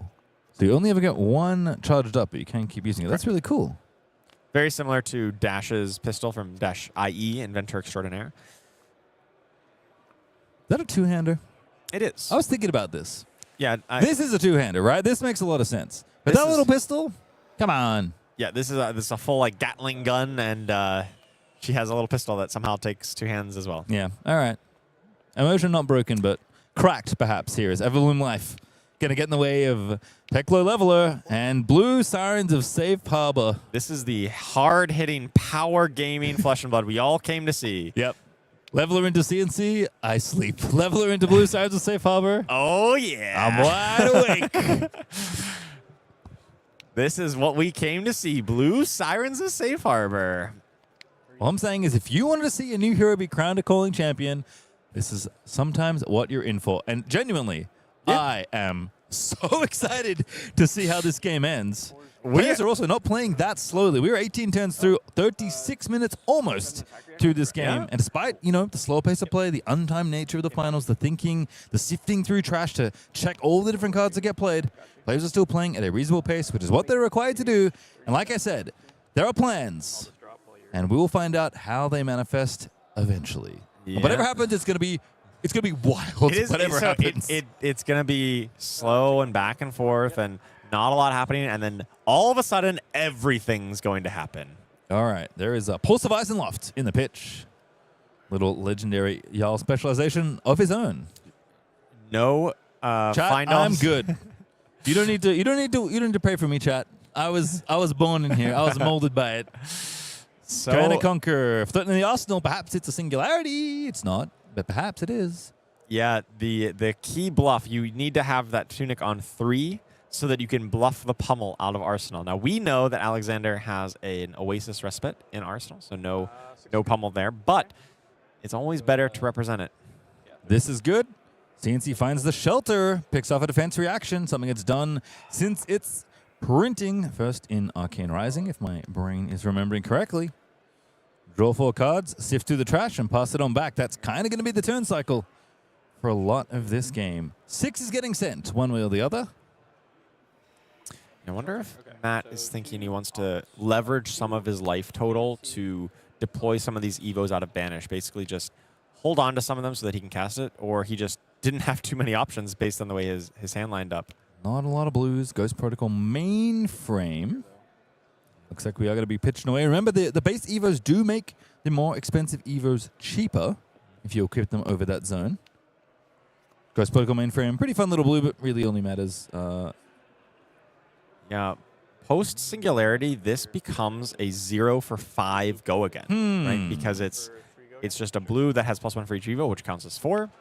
Teklo Leveler is coming in right now for 3 go again. A little too excited for Teklo Leveler to get on the combat chain, perhaps. 3 damage dealt down to 34. Cognition nodes noted. And here comes Terminator Tank. Please give me this one back. Do you have a Staunch in your arsenal? Do you want to commit some armor? Something's going to have to happen here, or I'm getting the old tank back. Do you want to stop this from hitting because of cognition nodes? Alexander Young says, I do want to stop this from hitting because of cognition nodes. That is a very astute observation. Yes, absolutely. Very dangerous to let this hit. Now, it does have overpower, so it makes it a little harder to block. We do see 2 Sigils of Solace in Jarl's hand here. That is not very good at blocking. There's a blue Staunch. Do you have the Oasis? 4, 5 left. Gain a life. 5. So I have 4 prevention. Could use quick dodge and a 3 block if he's got it. No, that's a root bound, so maybe needs to block with armor here to fully cover it up, right? So the armor blocks for 2, root bound blocks for 3 to 4 more. Just really needs the 3, doesn't need the full 4. Doesn't need to decompose. Yeah. So I'm not going to decompose. All right, so it doesn't decompose as a result. Terminator Tank hits the bin. Yep, no cognition nodes value there, but the threat is often greater than the activation. Which Evo piece did you say gives you attacks back? The arms? The arms, Let's have a read of the arms, because that's the other thing I'm kind of considering, especially in tandem with this cognition nodes, as Alexander is going to gain 3 life. Evo Steel Soul Controller. When you transform from or into an Evo with a different name, then you can put an attack action card with 6 or more from your graveyard, 5th from the top. If that is an Evo, if that Evo is a hero, this instead triggers twice. So when you transform into the Singularity, you get to put 2 attacks back. That is very good. Sure is. Because that means the turn afterwards, when you have 5 intellect, you're going to draw up a Terminator Tank and a War Machine, or like 2 copies, and then you have presumably about 3 blues to attack with both of them and attack with the Singularity. So you get to go 9 overpower, 9 overpower, 6. On Make hits, you discard a card. You discard a card on attack with that. Yes. So you get a massive turn, and so there's not a lot of space for Jarl after the Singularity hits. And this is where I feel like maybe, I don't know what phase we're in specifically, but certainly phase 2-ish, phase 2+ here for Matt. Not the end game. Nope. But somewhere in the middle where War Machine's going to be really threatening with cognition nodes, potentially going to leak some damage. But again, knowing that at the end of it all, some attacks are going to go back. So this is kind of like keeping the tempo up a little bit more, right? Yep. Pushing Alexander's life total down a little, threatening, getting some cards out, trying to prevent you from hitting some silly stuff. As frozen to death. I mean, we know there's more to come, but going to at least put one on the combat chain. And now Rootbound Carapace this time will decompose. Just needs to block the full 9 here and keep his life total high. Cover 9. Matt really hasn't deployed any new Evos recently, so I am a little worried if by the time Singularity comes around again, he may not have like enough to justify transforming yet. He still needs to spend some time actually deploying these or like using Fabricate to put more cards under so that he has a little longer of time in the Singularity. We did just see a Fabricate as well. How many blues are in this hand? Not enough, potentially. So perhaps he's going to keep on blocking. But Fabricate, definitely another bit of material that is important to keep track of. As Sledge of Anvilheim rolls on in for 6 more damage.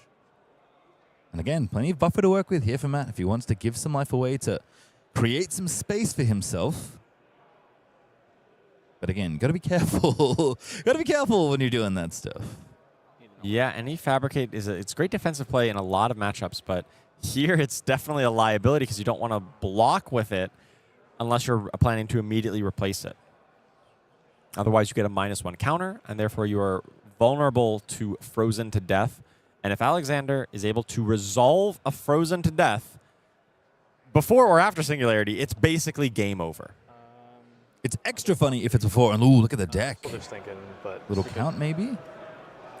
Yeah, Matt's deck is very thin at this point. Alexander has got tons of advantage in terms of deck size. Which it feels like Matt, if he's getting towards whatever this big stack is lining up to look like, yeah, that's going to have maybe some extra time in the suit that he desperately needs. Yeah, you know, I definitely see the vision of where Matt is coming from, but if post-transform, if Alexander still has sort of enough material blocking ability to deny cognition nodes, putting those back perpetually, he may be able to run Matt Muse out of threats. You have both arms here. Even if he doesn't do the Frozen to Death combo. Yeah. I still have.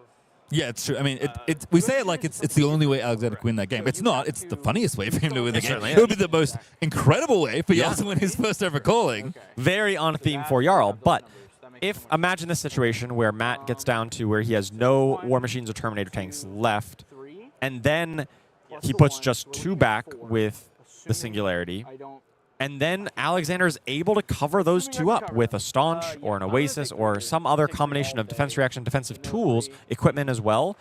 And if they don't trigger cognition nodes, Matt might just be out of gas in his deck. Here's War Machine.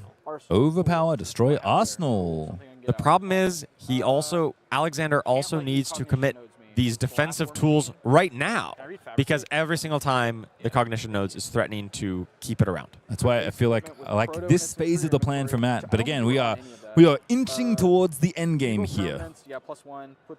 So almost if you're thinking about like pure optimization, maybe right from the get-go, Alexander, if he knew this is the way the game was going to progress, he would have been saving any defense reactions, any Oasis only exclusively for War Machines and Terminator tanks, and not wasting them on any other attacks or Teklo levelers, even if it costs them more tempo. Just have to give up the armor so you can't nodes it back. Definitely wouldn't necessarily want to use armor on anything other than these big overpower attacks as well, because everything else you can just put cards in front of and eventually block out. If it's like a 5 go again, like the blue mainframe, you can just block that with 2 regular cards. Yeah. And you can leverage your higher deck total to block this out. But he is cashing in this Oasis and this Quick Dodge Flexors here just to cover that up because he knows that's how he's going to lose this game if he does. We're at that stage of the game. Yeah. He is out his Flexors, but if he's able to enact this game plan that we're saying, maybe he finds another Flexors in terms of the trophy for this tournament. Triple blue Singularity. I'm starting to feel like can't cast I don't it think yet. you can do it now, but I feel like maybe some of the Evos are going to get out of the banner soon. Yeah, into the armor slots. I think this is a swing leveler, play one of the banished ones.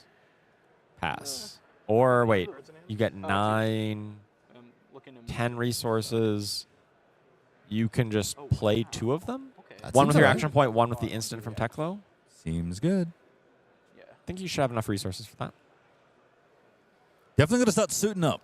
You do need to add a bit more, because like a lot of the powerful turns of Singularity only come when you actually have all of the Evo Steel Soul ones, not the ones he currently has equipped. Matt currently has the Evo base base. Beta base. Beta base. We need the Steel Soul bases instead. It's 1 Steel Soul and 3 Beta base currently. There's Gonna the controller. start changing it up. That's going to bring one of these back. So I first draw a card? Yes. What if he did it again? 5 deep. Yep. He could. Absolutely. What if he did it and becoming a hero? I think he's going to hold off on that until he gets at least 2 more. But it is important to note that basically every one of those he has does represent 1 more Terminator tank / War Machine. And I really think that despite the life total and deck size lead that Alexander has, we got to consider the number of defensive tools that he has. And I've seen him go through a lot of Oasis. He's gone through his equipment. He's gone through a lot of defense reactions. He may be running very low on ways to be able to deny cognition nodes. Ripple Away coming on in. Gotcha, bro. Oh, so the Ripple Away will go back. 4 on hit, go to the bottom of your deck. Cognition Nodes Ripple Away. This is where we are. This is what everyone came for. I mean, earlier he popped the cognition nodes on a Sirens of Safe Harbor, but it did not connect thanks to a defense reaction. But still, Ripple Away. That's the one we need on the bottom of the deck. Cognition nodes doing work. Again, both players have a plan. I think we can see the vision clearly now for Matt. Alexander Young, popping Command and Conquer. And we already know, everyone, in fact, should know, Singularity back on the bottom. We saw it pitched to Teklo Leveler. This is the fabled Command and Conquer Pummel coming up for Alexander here. He does have the 2 resources floating. He overpitched by 1 here and has the Pummel in hand. But the Singularity should be safe. It wasn't, he didn't put an Arsenal, surely, right? No, it's in the bottom of the deck. It got pitched to Teklo Leveler. Oh, I was worried for a moment. We did not get 47 minutes through this game for Matt to put Singularity in his arsenal.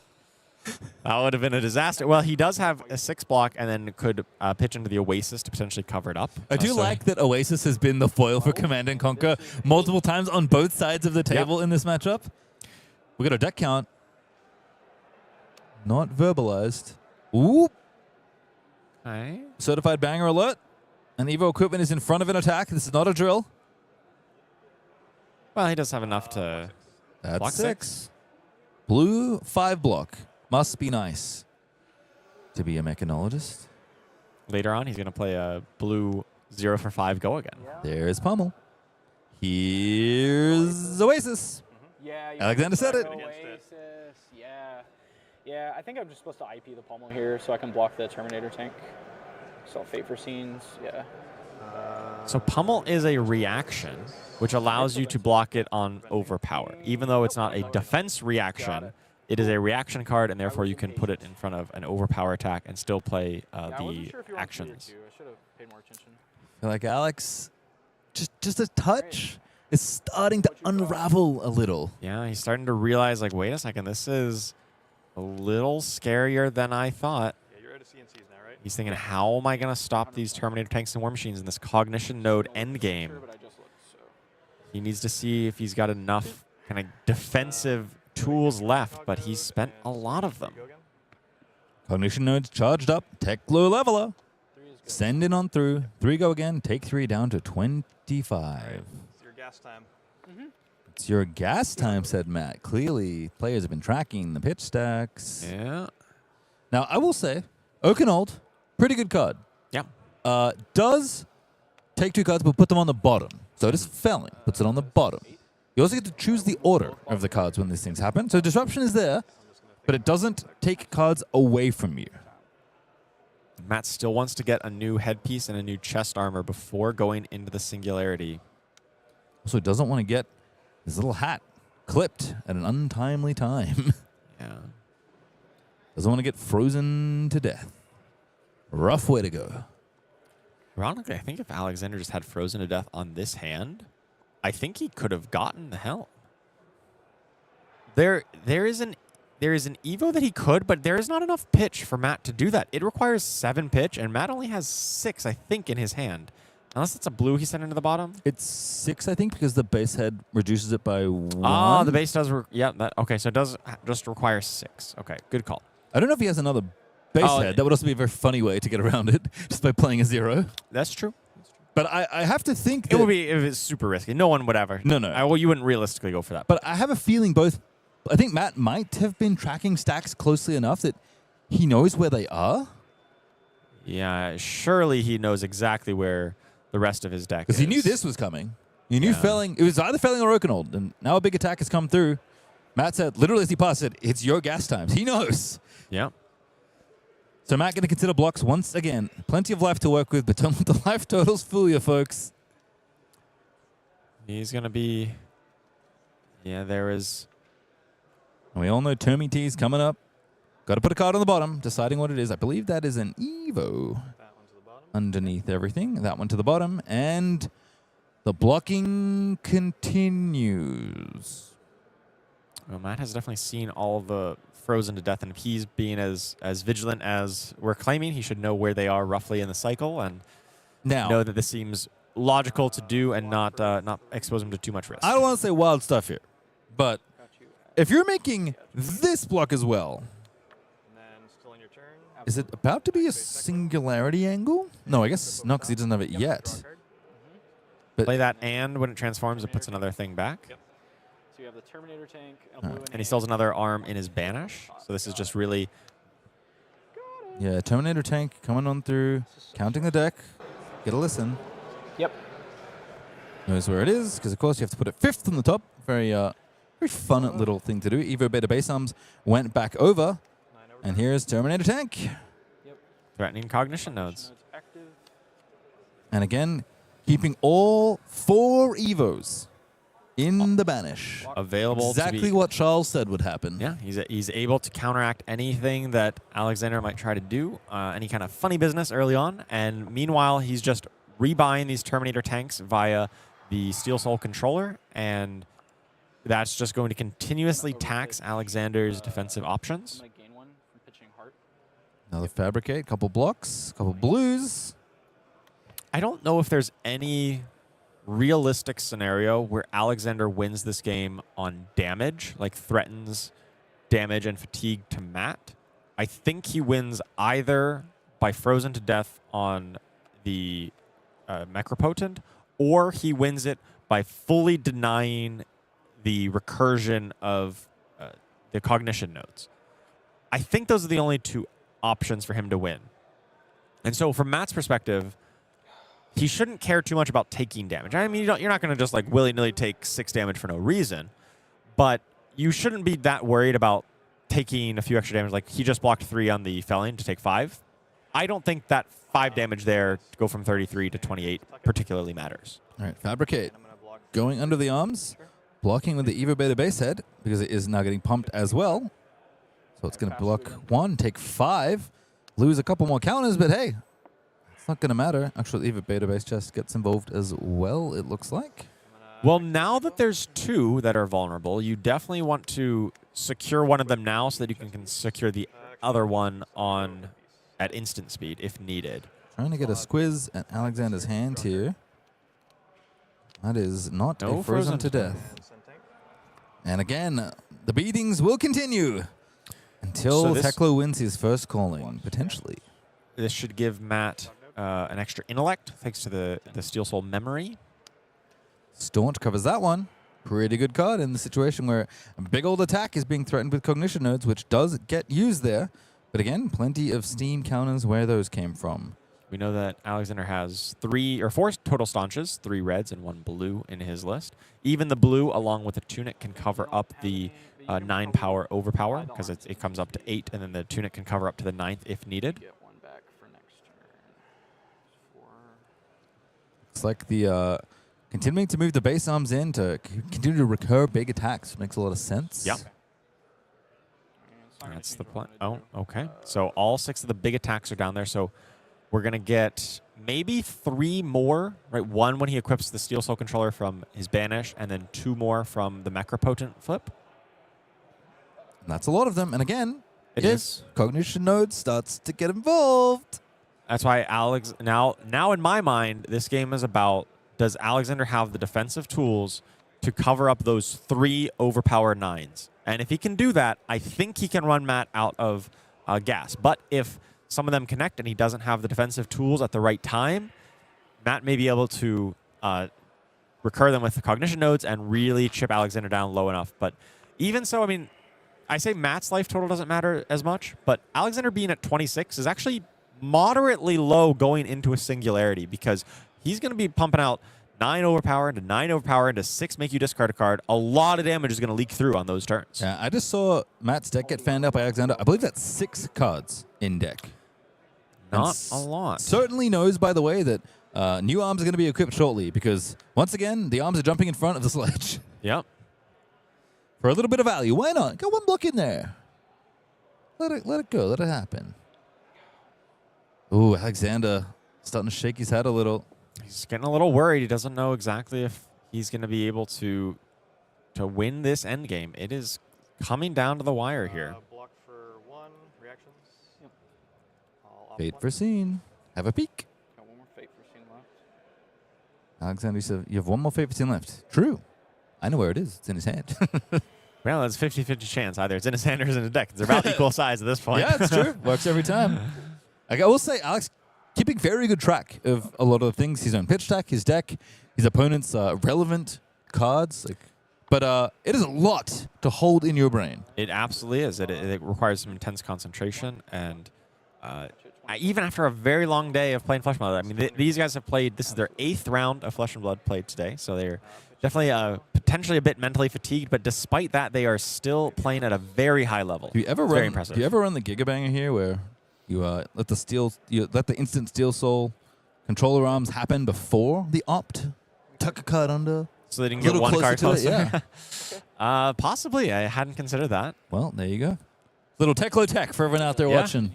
Your Fate for Scene can help you draw one card closer to the Evo Steel Soul controller, 5th from the top. All right, what's going on the other side? I've looked a lot, I feel like, at Matt's hand. We're going to have a peek at Alex's when he picks it back up in a moment. Because, again, starting to get very, very interesting. There's a Crumble. There's a Fruits of the Forest. There's a Shelter Felling and a Shelter. Oh, Felling and a Shelter. Shelter, yeah. Got it. Count. Oh, okay. Now everything must be counted. The material being counted. In fact, I think he's counting out loud. So let's have a listen. 3. This should be 7.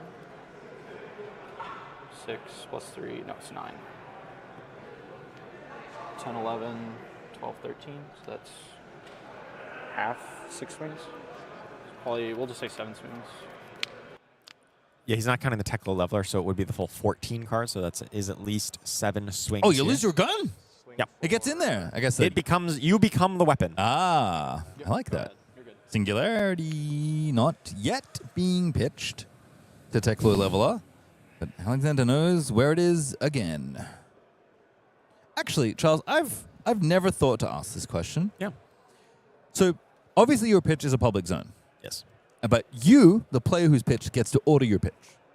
Does your opponent get to know the order at which you pitch your cards? No. Well, so he knows what's in the pitch, but not what order you put them in. Correct. Putting it on the bottom of your deck is not public information. Got it. That makes sense. That's what I would have thought. So there's some, again, even more layers to the onion. We're unpeeling here. Perfectly pitch tracking your opponent is difficult. You don't know exactly where they're going to put everything, but you can roughly estimate within like a hand or two of where a card is going to come back if you're that cognizant on what their pitch deck is. All right, Singularity is again going to power up Teklo level. This play has happened a number of times already this game. We're mainframing it up. The cognition nodes are getting boosted up, and Ripple Away is back at it again. I'm pretty confident this was the Ripple Away that got cognition nodes before. So we started this game by attacking with Ripple Away on turn 0. And a Ripple Away blocked. And here on turn 26, we're coming back in with a Ripple Away. Pitching a blue, charging nodes, like leveler into nodes into 4 has happened multiple times. Yeah. Sirens of Safe Harbor was getting it done, and now Ripple Away is doing the work. It's going to keep coming at me, he said. It is. I don't think Alexander cares too terribly much about this damage output, but even the deck size, it's just, I don't know. I think actually because of the tempo provided by Singularity, I think the 4 damage is actually the scarier part of this rather than putting it back on the bottom. You're much more afraid of the big Terminator tanks are the ones that you're afraid of hitting you and being put back on the bottom. Oh, for sure. Those cards are just actually going to end you if you let too many of them through and get them recurred away. So 2 cards get put in front of this Ripple Away. Have you ever seen a Felling of the Crown blocking a Ripple Away when you are at 23 life? I have now, as we are over an hour into this finals. I said, I think at 20 minutes, we'll see where we are And now we've hit an hour, turn 27, and we are still not in the throes, the true end game of this finals yet. We're approaching it, but it is still a little ways away. So many machinations here as Matt's considering all the cards floating around in the pitch stack. Just trying to map out really the rest of the game in his mind. He can pretty accurately predict how the next turn or two cycle is going to go here. A lot of blues, which makes sense because got them all to fuel your Evos. And after that, block. Looks like, did Alex pass? Okay, Ripple Away happened, it got blocked, and now Matt's considering... Well, it's Alex's turn. Okay. Alexander should have the turn here, and he's debating what to do with his two cards. Block with 2 cards, has 2 cards left. Absolutely. That's right. We just covered it. Ripple Away got covered by failing in one other card because of cognition nodes. Based on their body language, I kind of suspect Alexander might be trying to pass priority. Yeah, pass is good. Yeah, so he passed priority, and Matt was considering if he wanted to do any instant speed at the end of Alexander's turn. So we're going to IP as Shelter, Scar for Scar, and Oaken Old of the 2 cards drawn up there for Alexander Young. I'm trying to get you a peek at them, chat, but he keeps putting them back on the table. I think he seemed a little bit surprised by that Scar for a Scar. That could be a liability in an endgame state here. Just a 2-block that doesn't really do much. 3 go again. Without hesitation, makes the change on the life pad, I believe. Takes the 3 right off the bat. It's here again. Oh, no, it's not. It's all blues, just like I saw earlier. Alexander's pretty frustrated that Scar for a Scar was not a blue. If that was a blue, he'd be able to Oaken Old on the back end here, but instead it's a red, and it's just going to deny him from casting a fused Oaken Old here on this turn when he really needs to start threatening disruption onto Matt. Send 4. Liquid cooled machine? Yep. Yeah. Mayhem. Liquid cooled mayhem. Cost 1 less per Evo you have, so it's just a 0 for 4. Another 0 for 4 blue. Oaken Old blocking. Have you ever seen an Oaken Old block when you were at 20 life? Blocking a liquid cooled mayhem. I guess I have now. Yeah, Alexander he knows. Like we said before, like the way he wins this game is by surviving the onslaught and denying cognition nodes. And so that means he needs to use his regular actions on the cards that he can block with regular actions, and use his defense reactions and other defensive tools on the things that he cannot block like that. That is the combo. Oh. Crumble, crumble, frozen to death, shelter from the storm. Needs a blue. Nope, that's everything. Needs a blue? Yeah. Has well, a red. You can't do it in the same turn, is the problem. Oh, of course, you don't have action points. It's just a single action point each. Now, if you had Imposing Visage to kind of cast the crumble with Go Again, perhaps. Right, you would need like a full 5-card hand, I believe, to do that. Alex just said tank on top, I believe, which is correct. That is the card that Matt just drew off of his Teklo draw. And now the full Steel Soul Suite is equipped.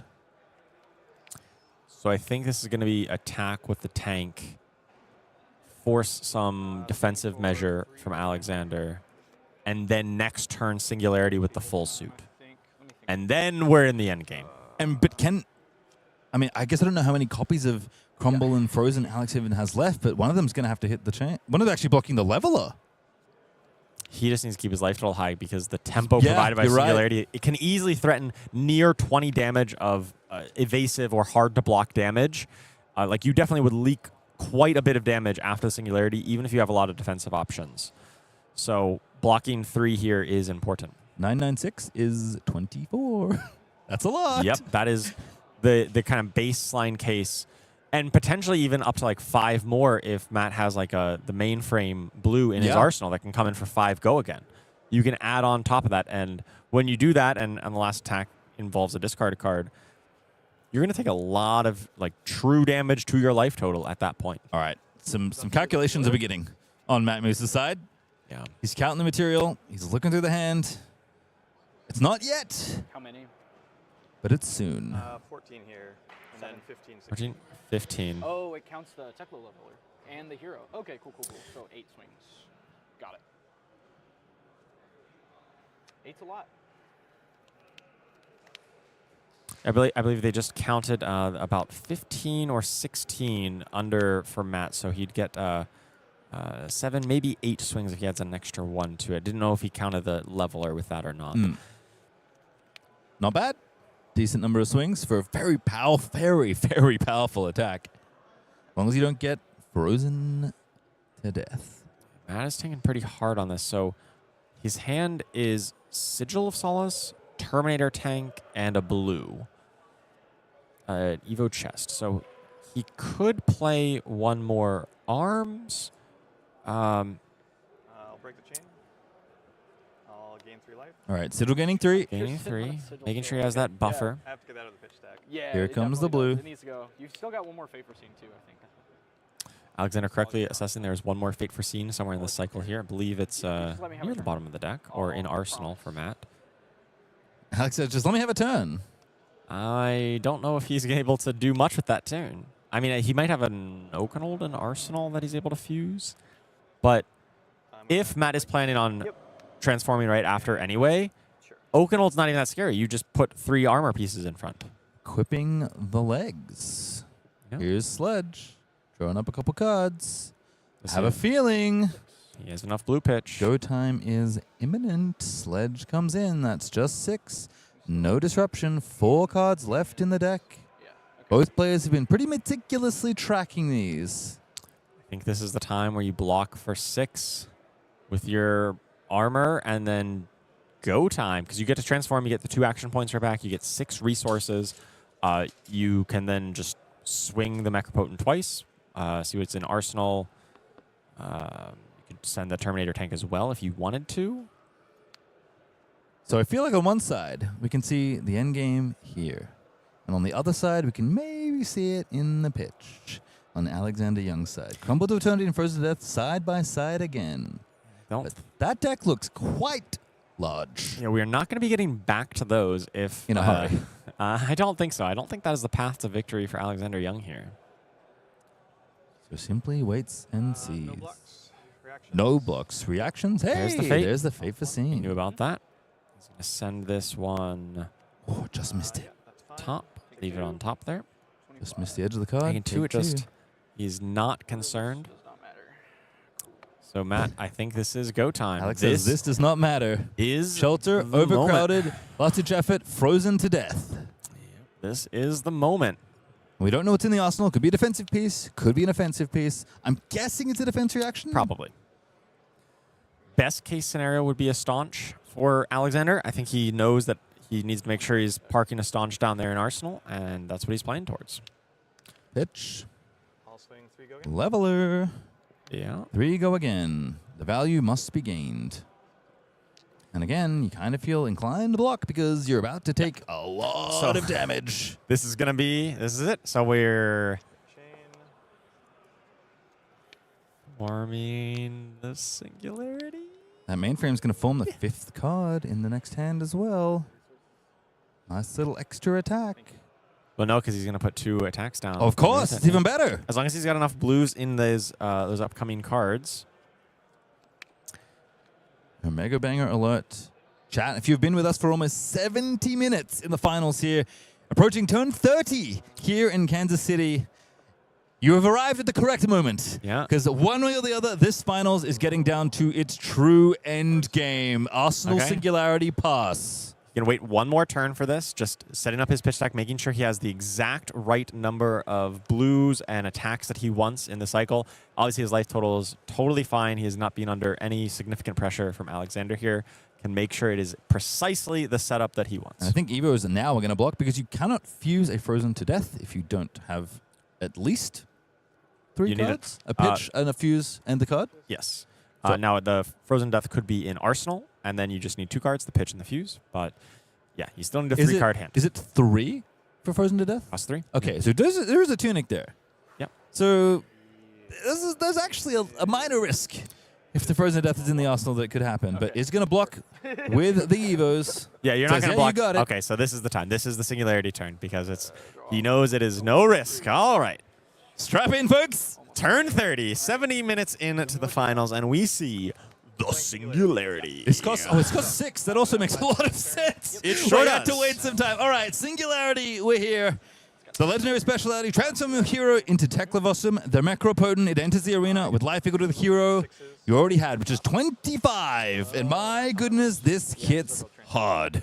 Oh, yes. So all of these cards are going to go underneath. And a lot of triggers are going to go on the stack from all of these Evo Steel Soul mechs. So Magnuson is going to gain 2 intellect. So he has 5 intellect for this turn. He's going to put 2 Terminator tanks, the 5th card from the top, so 5th, and then 5th again. So it's kind of like 4th and 5th. And then all of his attacks get go again. He's going to gain 6 resources, and he's going to gain 2 action points, thanks to the chest and legs. Oh, you have 2 action points. Got it. Yep. Sorry. What's the total number? For number of swings. I've got I believe 8 swings. Okay. So I thought so 1, too, but 2, 3, 4, 5, 6, 7, 8, and then okay, sure. Got it. That's what I was debating on. Do I go for 1 more? But no, we got 8. Okay. 8's good. We will send the first one coming in for 6 on attack. You got to discard a card. On attack, 1 action point still remaining. This has no go again, but he does have 2 action points, so functionally still has go again behind us. Again, like you said, the first Singularity turn is the biggest. Well, so this turn is fine. The next turn is... It attacks for 12 and makes you discard 2 cards. Next turn, when he has 5 intellect, is the big one. Okay. So it's going to get even better. Had to invest some resources to play the Singularity. You still get to threaten 12 and make him discard 2.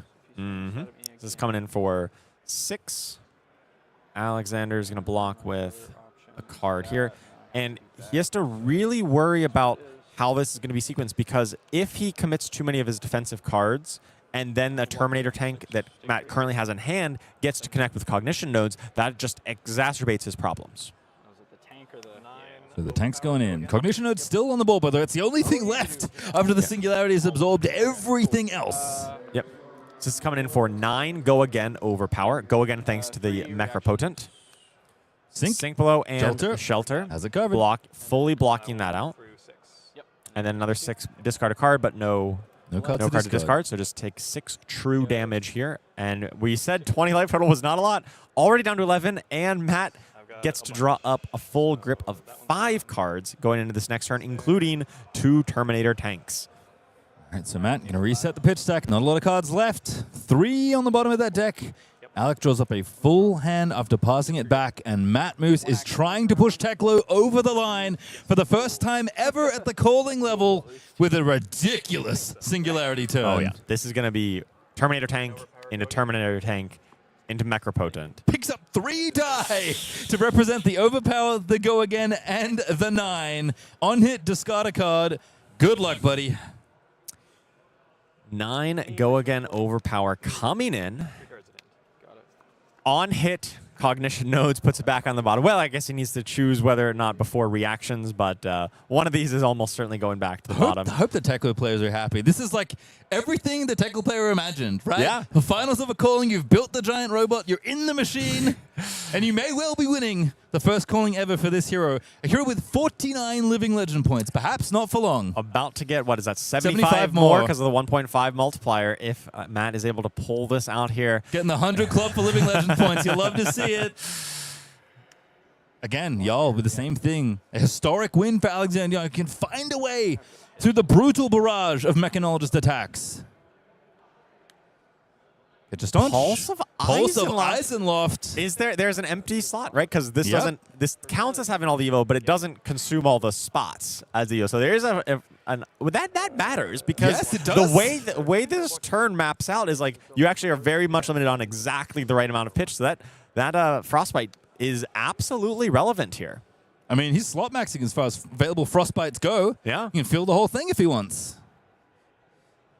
So Matt, I assume, put this in the calculations. Well, yeah, so now he's just got to overpitch to the Macropotent and just save the Terminator tank for next turn. That makes sense. Discard your card, leak your 6. I mean, you're down to 5 life, and you're still got a Terminator tank and the Macropotent coming back next turn. And more when Macropotent you're at behind 5 it. life or 6 life here. So now it's 3 intellect, right? Now you're back down to 3 intellect, so you are a Tough Nut adjacent. I wish my Tough Nut was this good. If Tough Nut was this good to start, I think we'd all be playing him at this point. Tough Nut, the Macropotent. Oh, someone to get James White on the phone. We got a new hero idea for a future set. I'll have a chat with James anytime. James, you have my number. If you don't have it, don't worry. Someone will give it to you. Give Ethan a buzz. As Matt Muse is on the precipice of a historic calling victory, and Alexander Young is trying to play the defense of a lifetime. So he's got Terminator Tank go again into Macropotent. I think so. That's going to be 9 overpower, even if Alexander can cover that up. Presuming that costs him 3 cards. And then Teklo just wins? The Teklo discard, I think that's going to line up. We'll have to double check what the hand is and how Matt plays this, but 9 overpower go again. Bunch of blocking cards. Oh, it's not even enough to cover up. I think this is just it as is. He's at 5 life. Reactions. He can play Everbloom Life as an instant to gain 1. Yep. 6. And 6? All cog node. Yep. Hey, Cog there's node the puts it cognition back. nodes. I'm blocking 4 and 9. I'm going to take 5, go to 1. Yep. Take 5, go to 1. Card and goes to the bottom. Goes to the bottom 8. Is not able to stop the cognition nodes. Step in front of the Macro. That's all you needed. That's all you needed to Alexander Young. Blue pitch, cognition Reload nodes back. cognition, Oh, got it. he's got it all. We roll Attack on for in. 6. Discard Discard a a card. card. There's 6. That's not it. Teklevossen's done it. That was amazing. Amazing win there by Matt Muse That with was really good. Teklovossen, the Macropotent, exactly how you draw it up as a Teklo. Okay, yep. He took 77 minutes of meticulous planning and constructed this, and then got the win. I love to hear it from Alex at the end. Playing a 70-plus minute calling final. Could be the first player to put your hero in on the map as far as calling victories go. And just extends the Pistons that, dude, that was awesome. That was a very, very deserving victory here by Matt Muse. Teklovossen, just an absolute masterclass of how to play Teklovossen into a matchup that a lot of people came in and said, oh, that's an auto win for Jarl. No, he had a game plan. He executed it to perfection and came away with a call-in victory. 4,000 people just witnessed the first ever Teklovossen calling win. And Matt Moose finally breaks and exhales. It's all over. Let's look at the final bracket. As calling Kansas City has been one for the books and then some, folks. Battling through Yuki Lee Bender, battling through Pro Tour champion Evan Herndon, and an absolute slog against Jarl to become the first ever calling winner, Teklo. What an impressive run. Absolutely amazing by Matt, and a well-deserved victory. And of course, if you want to get yourselves in the calling, folks, I can't blame you after that one. Get in now. Early Bird Weekends. You get a free side event voucher when you buy your package during Early Bird Weekends, and you, like me, could play an unsleeved tunic and finally win a game in your side events. Yes, if you are interested in playing in calling Shenzhen, Wakefield, or Portland later on this year, make sure you get your tickets now. The Early Bird packages are available. You get some extra bonus vouchers for that. And also, there's a chance these things might sell out, so make sure if you are planning to go these, get in now. If you want to be a calling champion just like Matt Muse, this is your opportunity. Incredible run. One of 2 Canadians in the bracket took out the other Canadian to get all the way to the finals for a win. Now, chat, I hope you've been pogging out after that calling finals, because that endgame was amazing. Oh, yeah. Because if you have, and you're staying active, I have good news. We're giving away a cold foil hot stamped drinking buddy. And we're going to announce who gets it right now. Edward Cardle 5747. Must be present in chat. Let your voice be heard in chat and take your drinking buddy, as Matt Moose is going to take a bow in just a moment. And that is extremely impressive. I can't wait to hear what he has to say about that amazing game, talking through his thought process on approaching the matchup, one that clearly he had a very robust game plan for and was able to execute it. And talk about the mental fatigue of tracking all the pitch stack for both players across both 77 minutes a game. Very impressive showing. We'll ask him in just a second. We are going to a quick break, but when we return, we'll be back with an interview with our winner.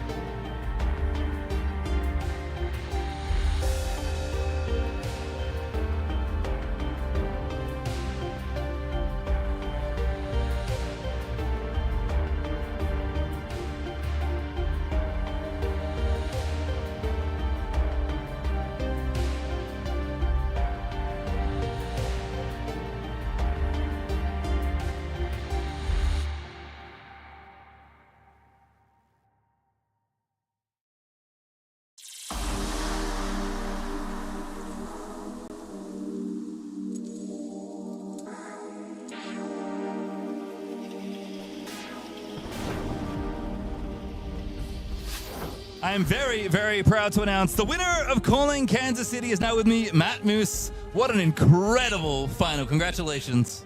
Thank you so much. It's been a wonderful time. I'm just buzzing. Yeah. You are the first ever player to win a calling on Teklovossen.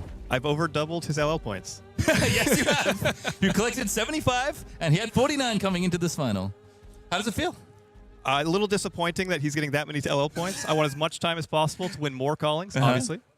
So you're from Canada. Whereabouts in Canada? Ontario. Ontario. London, Ontario. Okay. So how was the journey to get here? What made you come down and say, you know what? I'm going to play Teklo in a Kansas City calling. It's more just the meta was lining up. And I also had a delivery to make because my wife does altars, and there were some people here that were taking them. Okay. So I had to come down to deliver them. So he's like, you know what? Let's play the Teklo. Let's fly down. Have a good time. That's awesome. So your wife does altars. Did she ever do one for you? She does. And you probably saw it on stream. I've got it right here. She made That's amazing. my own homemade, handmade Marvel Teklo. I was wondering, I was like, that looks really cool, but I don't know if I've ever seen that printing. Now I know why. It's a one of one. Exactly. And now it's one of calling. This exact version of Teklo. We'll show off your hardware because you're, of course, a calling champion, but this is the last, I don't know if you know this is the last ever gold foil quick dodge flexors that have been given away. You had the last chance and you won it. And it says champion on it for a reason. How do you, I didn't realize this was the last one. Yeah, this was the last one. We're moving over to the circlet for Usurp the Shadow Throne. The seasons is shifting. But let's move back for Teklo. You said the meta was good. Yep. Why?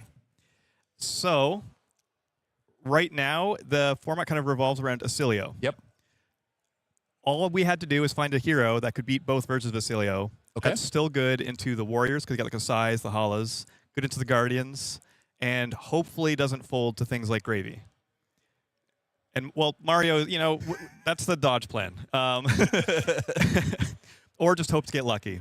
So Teklo was just it took a lot of work, but I found a version of Teklo with the help of Braden, Cass, and Hunter that worked extremely well into Oscilios, into Warriors, Guardians, and that's what I brought today. Nice. So I think the dodge Mario angle was probably a good call because Mario did not convert particularly well, and he managed to dodge Jacob Clements. Well, I faced him. He was my one loss during Swiss, other than the Gravy in the last round. But makes a lot of sense. Yep. So two versions of Oscilio can be quite tricky to plan for. What was it about Mechanologist? Because I wouldn't necessarily think, oh yeah, Teklo, that's the deck I want to bring in to take a Gone in a Flash Oscilio and a Spell Oscilio. They're both very potent for very different reasons. Yep. What you have to do is dedicate 10 sideboard slots. Okay, just 10? Just 10. Nothing. Because then you got the Sigils and the Oasis, good for both versions. And then you have AB5 with Visiotronic and 3 of the adaptive AB pieces. Nice. So is Teklo a hero that you've played a lot of, or is it something you wanted to swap to for this specific I've calling? been playing Teklo since he came out. I've fell in love with him right away. Unfortunately, he's usually not good for metas. So I practice him almost every meta, being like, is it Teklo's time? It's almost always no. How did you feel after Kabedium then? Because I feel like a lot of Teklo's tools, and we saw quite a few of them in your deck, definitely make the deck a little bit more consistent, a bit more powerful. I do agree, and he definitely got a lot better, although everyone was going for the boost version. So I basically had no help on how to build a control version. Then we also had the issue that there was a lot of ninja running around, which Teklo does not want to see. Okay, so all in all, bracket lined up, Swiss went well. I feel like your top 8 run lined up relatively well for what you were looking for. Yep. I did also hear your quarterfinal was insane against Yuki Bender. Yuki, is it 2 hours long? It was, yeah. She had a lot to think through because I'm obviously just going to be A-Bing everything and trying to fatigue her. But she was able to present so much damage and put me closer than any spell Oscilio ever has. I was down at like 6 life, and if she managed to have the right combo, I was going to die because I was having trouble finding my Oases. I'm not too surprised, but it sounds like an incredible game. Yep. And I will say, obviously mentally you have to go through a lot of long match, very long final as well. You seemed extremely calm at the table. How is that for you? You're tracking all these different cards, you're tracking your pitch stacks. Is this just a day in the park for a Teklo player? Yes. Well, I don't think we can hear much more from Matt. An incredible win from Teklo, so I'm going to give you the floor. Any last things you want to say? Any shout-outs, anything like that? I, of course, want to shout out Braden, Cass, and Hunter. As I mentioned earlier, I could not have done this without the 3 of you. I also need to shout out my wife that I could have an amazing Teklo altar that I could play with the entire weekend. And, yeah, I also want to shout you guys out. You guys do an amazing job casting. Thank you. Man Samp behind the desk, thank you so much. I mean, look, Charles and I are used to the slog. We kind of love it, and we're very much looking forward to the end game and how it unfolded. Usurp is coming, though. Are you concerned about Teklo's future with a brand new set, all these Shadow Heroes? Every time. Every time. Well, hopefully by the time you get to the next calling, it's all good for you. Matt, congratulations. Incredible win. Thank you so much. All right, we are done. This is the last time we get to see Omens of the Third Age, but perhaps not the last time we see this man on Teklo. We'll see you in Seoul, folks. Have a good one. It's been Calling Kansas City. What an incredible ride it's been.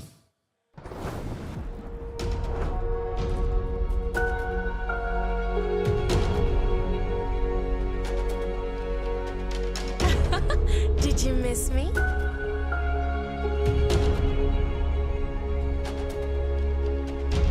Insufficient again.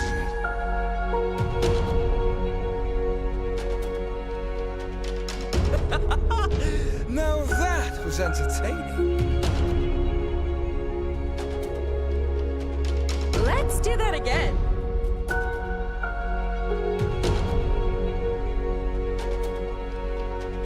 Our enemies will not grant you this mercy.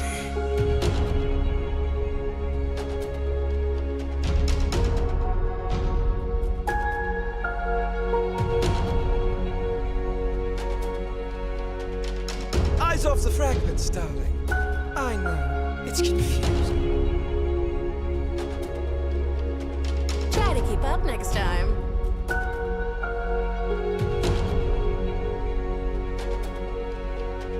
Invigorating, a worthy attempt.